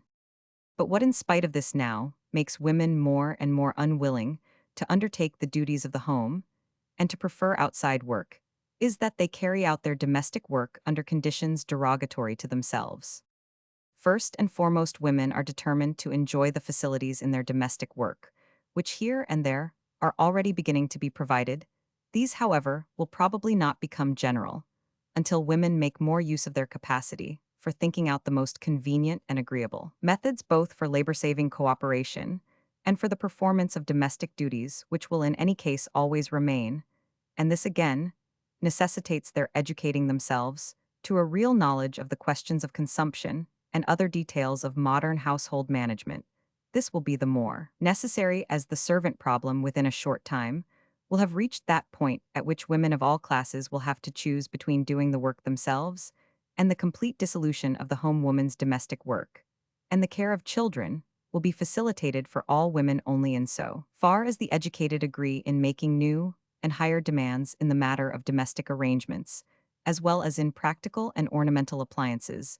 They would thus not only further their own work, but also evoke a higher culture as regards beauty and appropriateness, both in architecture and industry. But this is not enough to enable domestic work to regain its dignity. This will not take place until society shows such appreciation of woman's domestic work as shall remove her present sense of being kept by her husband to perform a subordinate work, a work which does not receive the appreciation which at the present time has become the absolute standard of the economical value of labor, that of a money wage. The existing institution of marriage came into being when woman had no real field of employment outside the home, since its income was for the most part received in kind, and the wife was thus indispensable for turning it to account her domestic activity was of great value from the point of view of national economy, and under these circumstances, the joint estate was natural. Furthermore, the mistress of the house possessed at this time as manager of the consumption of the commodities she had prepared from raw materials of freedom of action, and an authority which she now quite naturally lacks in her own eyes and those of her husband. It is of no avail that she has a legal right to be supported by her husband, according to his position and circumstances. For if her task frequently consists simply in asking her husband for money, and keeping an account of its expenditure through the cook and the needlewoman, she has reason to feel herself kept in a humiliating way. Neither indirectly nor directly is it through her work that the food comes to the table, or the clothes are fitted to the body, since the husband alone earns the means wherewith she efficiently or otherwise keeps house. For this reason, wives are becoming increasingly desirous of personally earning a livelihood. They see how their husbands are developed through devotion to a profession, through the patience, the accumulation, and tension of forces, which this demands, and only professional training, in the opinion of modern woman, can give her the same energy. Only a direct income can give her the same certainty of her fitness for work. But there is another expedient which would afford these advantages, without however driving women away from home, namely, that their special training for, and their work in the field of housekeeping, and the care of children, should be as serious as in any other occupation. Not until she has a sense of the new value of her domestic work will the wife be able to demand that it shall be economically estimated like any other efficient work. When wives speak of the humiliation of being kept by their husbands, since they have more and more frequently been self-supporting before marrying their husbands, always become profoundly idealistic. They use fine words about the wife's important mission, the adapting power of love, until one asks some particular man whether any love could make it pleasant for him, instead of drawing his own income, to be obliged to ask his wife for what she considered necessary for their joint expenditure, or for his own, in spite of the consciousness of having herself brought wealth, or in spite of the knowledge of constantly making important contributions of work in the home. The necessity of asking for money is the wife's unbearable torment, for the husband in his heart has often the same feeling as she that work nowadays means earning money outside, since the management of an income in spite of its immense importance to the strength, health, and comfort of the workers, and thus indirectly to the whole national economies, more and more overlooked in part. This idea of the husband is due to the very fact that women have not acquired the new kind of domesticity, which is necessary for the efficient conduct of expenditure, and that the husband is therefore often right in thinking that his wife neither works nor saves, but only wastes. However touchingly idealistic a girl may be in this question, before marriage, however confidingly, she allows her husband to handle her fortune, after a few years of married life experience, will turn her into a complete realist. However happy she has otherwise been, she will nevertheless remember more than one occasion when she has bitterly regretted the absence of the freedom of action a separate income gives, when for instance her husband has refused to allow her to use it for some ideal purpose or other means, which in many cases she herself brought him, and how perhaps this for the first time really made a division between them. The dependence of woman can only be abolished through the economic appreciation of her domestic work. This appreciation is an easy matter when she has left a salaried employment for her domestic duties, for the performance of the latter must be regarded as worth at least as much as her occupation formerly brought her. Where there is no such measure of value, she ought to receive the same amount as a stranger in corresponding circumstances would receive in salary and cost of keep. The wife would thus be able to meet her personal expenditure, her share in the joint housekeeping, and in the maintenance of the children, when the subsidy for this purpose came to an end. But the couple were agreed that the wife's work at home was of such value that she ought rather to continue it than to try to earn money outside. The carrying out of this arrangement need not cause any dislocation of existing conditions. The wife would continue to manage the domestic funds, to which each would contribute according to agreement, but she would probably be better able to solve the problem of making them suffice for their joint expenses. She would be perfectly free to forgo her allowance, as her husband would be to increase it, according to need and ability. The direct economical appreciation of her domestic work would transform her own and her husband's respect for it, and thus give wives on the one hand a sense of independence, which even the conscientious are now without, on the other a sense of duty, which in the case of the less conscientious is doubtless in need of strengthening for the existing. Arrangement favors not only domestic tyranny on the part of the husbands, but also inefficiency on the part of certain wives. But the fact that a small number of women of the upper class now do no work at all in the home, or that a number of others do it badly must not obscure the truth that innumerable women are constantly expending in their homes great sums of working power, without being able legally to claim any corresponding income of their own. This applies not only to the wives, but also to the daughters of the house who often work from morning till night, but are nevertheless obliged to accept as gifts from their parents all that they personally need, and thus also have to do without anything that their parents consider unnecessary. The same is true of the wife in relation to her husband, when unmarried, whether she was in private or public service, a factory hand or a clerk, had the chance of in some measure providing for her own interests. When married, every present she gives, every contribution she makes for a public purpose, every book she buys, every amusement she allows herself, has to be taken from her husband's money. The wife, who, in a farmer's home perhaps, saves thousands both by economy and by the direct contribution of her labor frequently, has not a silver piece at her disposal.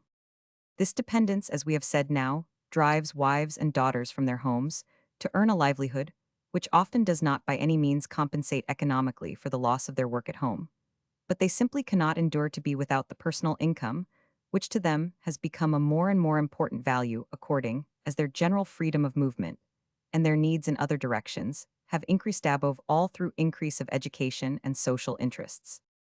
Woman's present unpaid position in domestic work is an obsolete survival from earlier conditions of housekeeping and production, as from the ecclesiastical doctrine that woman was created to be man's helpmate, and he to be her head. Women have thus often received worse heads than nature gave them, and thereby man has had less valuable help than life intended for him.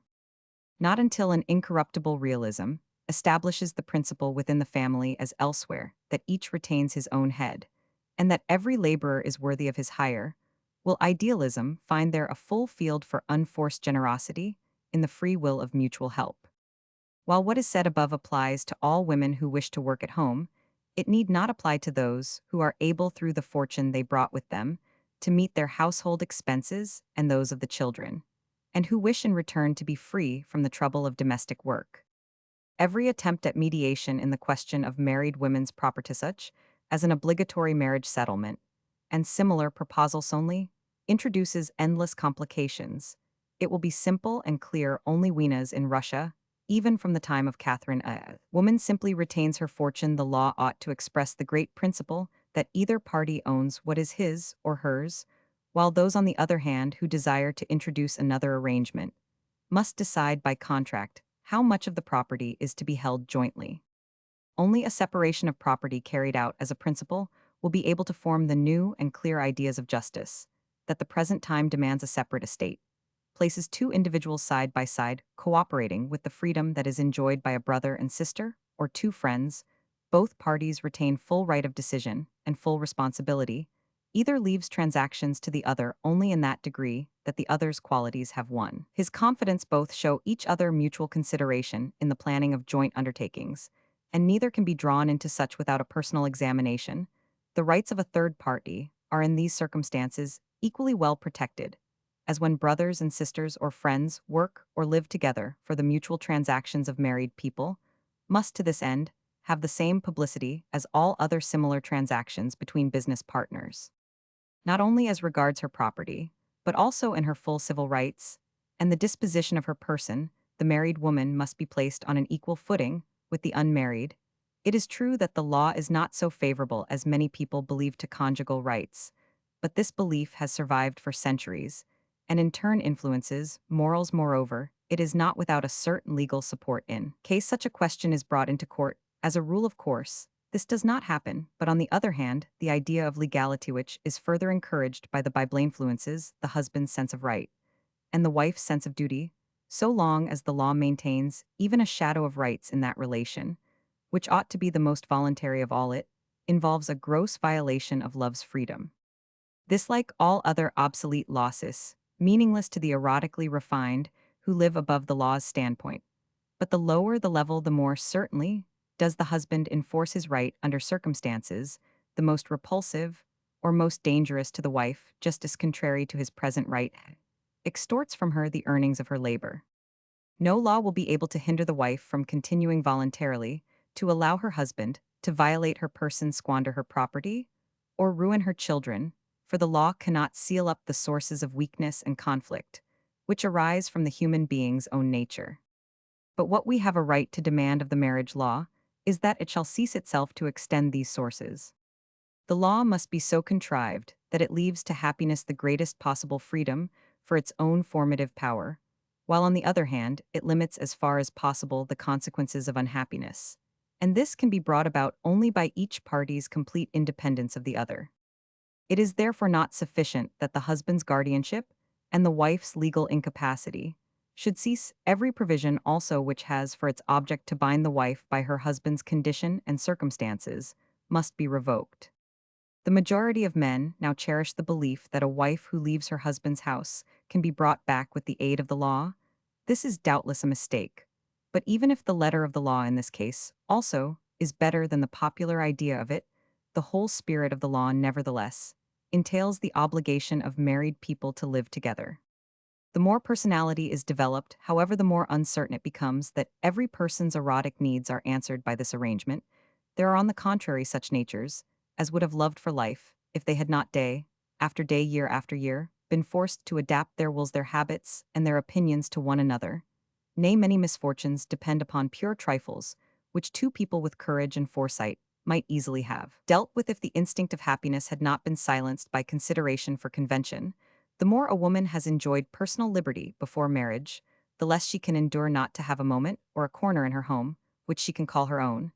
And the more the people of the present day enlarge their individual freedom of movement, their need of solitude in other respects, the more will both man and woman enlarge them in marriage.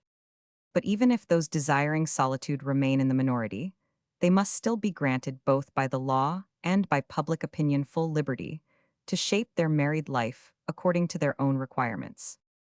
Conventionality and mental inertness pronounce this unheard of, even immoral. On the other hand, it is regarded as equally natural and moral that the majority of sailors and commercial travelers should live for the greater part of the year apart from their wives, that journeys for scientific or artistic purposes should separate married people for years, or that an exceptional case, one of them, for instance, should spend the winters as a gymnast in England, while the other is a teacher in Sweden. All these things, it is thought, are nothing but external necessities, and to these one always submits. Ought we not, nevertheless, to find room for the thought that there may also be necessities of the soul? Our time, for instance, tends more and more to bring together artists who work at different, or still more often at the same art. The nerves of both are worn in the same way, both need the same freedom of movement, and the same undisturbed quiet, but in the claims of everyday life for mutual sympathy and mutual consideration, nearly all their spiritual energy is used up. They see that if they are not to consume one another's mental resources, they must adopt a system of spiritual separation, which is possible only at a certain distance. The holiday happiness of these natures may be rapturous, the sympathetic union of their souls richer than any others, but each feels for the other what is expressed by one of Shakespeare's joyous young women, when she calls a suitor too costly for every days, where each is tempted at times to exclaim like another young woman in a modern book, I want to be able to say, let me now for 3 weeks be altogether free from loving you, since each knows that this freedom would only renew the feeling. But now married people are bound by custom to a common life, which often ends in their separating forever simply because conventional considerations prevented their living apart. Natures of other types may also feel the constraint of narrow dependence, enforced association, the daily accommodations, and constant considerations. More people ought therefore quietly to begin reforming matrimonial customs, so that they may more nearly correspond to the need of renewal just alluded to. Let each, for instance, travel separately if he or she feels the desire of solitude, let one visit by himself.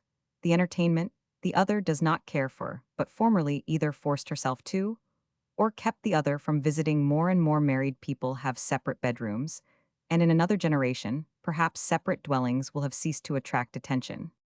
Companionship on weekdays as on holidays, cooperation in the satisfaction of everyday claims, as well as of life's highest purposes, will nevertheless continue to be the form of married life chosen by the majority, even when public opinion has left room for other systems of living, but full freedom for the latter. will not be won till the law ceases to place any limit to the self-determination of each partner in marriage. Another matter that ought to be left to personal decision is the degree of publicity that is to be given to a matrimonial union. An otherwise conservative father of a family once put forward the weighty reasons, which might be in favor of keeping secret a marriage that was nevertheless intended to be fully legal. Amongst the reasons which now frequently cause the postponement of a marriage are, for instance, the necessity of completing studies, or reluctance to hasten through sorrow the death of parents, or others the possibility of not having to publish the union. In these, or similar cases, would spare the lovers unnecessary waiting without in any way encroaching on the rights of others. Further to personal determination belong not only free divorce, but also new forms of divorce, as divorce itself has been treated in the last chapter. We will speak here only of the method of it, the wife's infidelity, as well as the husband's right to refuse divorce at present, frequently affords an opportunity for blackmail on the part of the husband from his wife, who in the latter case has to buy her freedom, and in both cases often has to buy permission to keep her children. The husband, too, may be exposed to blackmailing by a wife who refuses divorce or who can prove his infidelity and tries to take from him the children whom he knows to be exposed to corruption in her hands. But since society and nature favor the man's infidelity, while both are against that of the woman, it is, in the nature of the case, that the wife often has difficulty in proving the husband's infidelity, while he can prove hers easily. His repeated acts of unfaithfulness have perhaps been the cause of her single one, but it is nevertheless hesence. There is no valid evidence against him who has the children assigned to him, or it maybe sells them to his wife. The same applies to divorce on account of hatred and ill will before a court, which cannot test the reasons that have most spiritual weight, but only the evidence that has most to say. All the details of married life have to be dragged forth, all its wounds inspected. The evidence which as a rule is decisive is that of servants. The profoundest spiritual concerns of educated people are thus made to depend upon the opinion of uneducated persons on all the complicated circumstances of an unhappy marriage. And not only this, the result in most cases is determined by the indelicacy with which the husband and wife have drawn their servants and their acquaintances into the conflict. If husband or wife has summoned the servants to witness violent behavior, then that party is in a much better position in an action for divorce than the one who has sought to the utmost to preserve the dignity of their marriage. There are moreover some sufferings of which no proof can be produced. Such, for instance, is misuse of conjugal rights. Another is the power of either party, under forms of outward politeness, to make life entirely worthless to the other. A third, the constant opposition of two conflicting views of life. It is only in the case of the grossest and most palpable evils that it is now possible to furnish the necessary evidence without such difficulties as both in the granting of divorce and in the disposal of the children may give rise to the grossest injustice. And all this is only a part of the humiliations and sufferings which no especially for the wife attend. A divorce, finally an action for divorce, is sufficiently expensive to render it on this account alone a matter of great difficulty for many people in poor circumstances to obtain justice.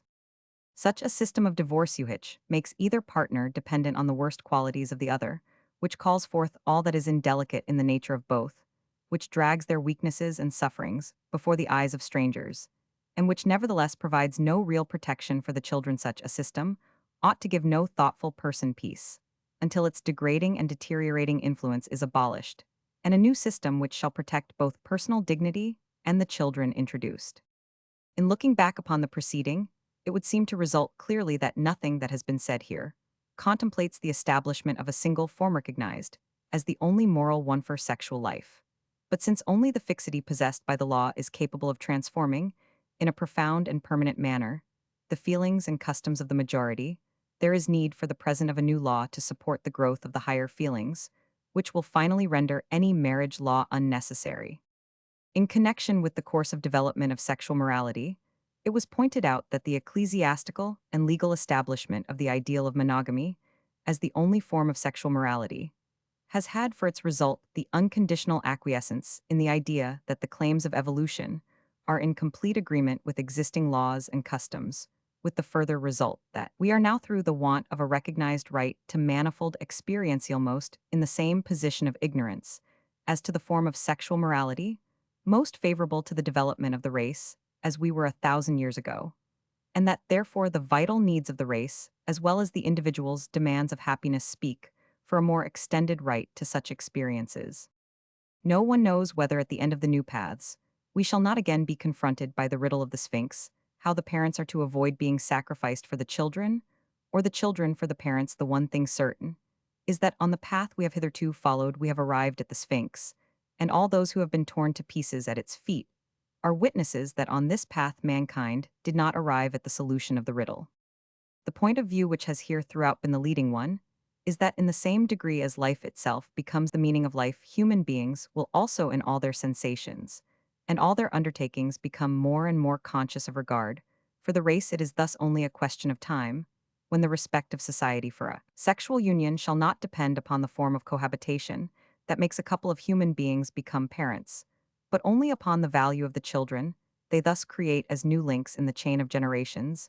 Men and women will then dedicate to their mental and bodily fitness for the mission of the race the same religious earnestness that Christians devote to the salvation of their souls. Instead of divine codes of the morality of sexual relations, the desire of and responsibility for the enhancement of the race will be the support of morals.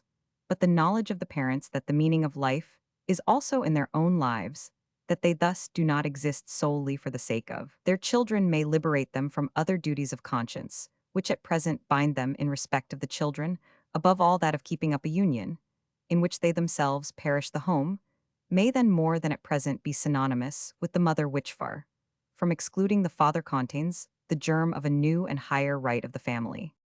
When every life is regarded as an end in itself, from the point of view that it can never be lived again, that it must therefore be lived as completely and greatly as possible, when every personality is valued as an asset in life that has never existed before and will never occur again, then also the erotic happiness or unhappiness of a human being will be treated as of greater importance, and not to himself alone, no, it will be so also to the whole community through the life and the work his happiness may give the race, or his unhappiness deprive it of.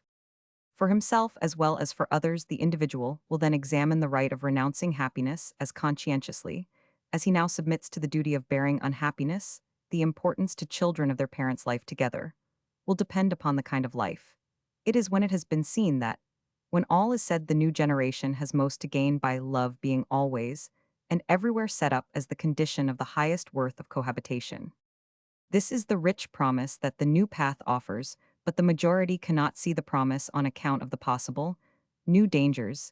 It is this dread that still paralyses the courage to dare the untried in order to win the valuable. It is astonishing that those who tremble for the future never seek consolation in the past. They would there find, for example, that when the family ceased to be the matchmaker, when the guardian could no longer keep a woman in a position of legal incapacity, and prevent her marrying, then there were prophecies of exactly the same dissolution of society and of the family as are now dreaded in freer forms of matrimony. But the same people who now laugh at the former forebodings are convinced that the latter will be realized, for man believes in nothing so reluctantly as in his own nature's power of replacing outward bonds with inner ones. And yet long before the new forms are ready, there is an abundance of the new feelings which are to fill them. Nothing is more certain than that if feelings were no better than laws, we should never have new laws mill. But human beings will never believe in the possibilities of development of their own feelings. Until they leave off seeking their strength from above, they will never have faith in themselves as pathfinders. Until they no longer believe themselves guided. As soon as a change has taken place, it is regarded historically as a given consequence of rational causes and divine guidance. But to look historically at the future, to trust in regard to what has not yet happened to the given consequences for good and evil off, the same constantly operating causes, this does not occur to the guardians of society. Their belief in God's guidance is retrospective. The believers in life, on the other hand, know that vital needs were the productive soil of the feelings that gave the pith to those laws, whereof now only the straw remains, but the earth has not exhausted its powers of fertility, any more than the feelings have lost their creative force. The believers in life, therefore, attach small importance to the old straw, but consider the increasing of the earth's productiveness of supreme significance. A great and healthy will to live is what our time needs in the matter of the erotic emotions, and claims it is here that there is a menace of real dangers from the woman's side, and it is amongst other things to avert these dangers that new forms of marriage must be created. A human material increasing in value and in capacity for development is what the earth will produce. The chances of obtaining this may be decreased under fixed, but favored under freer forms of sexual life.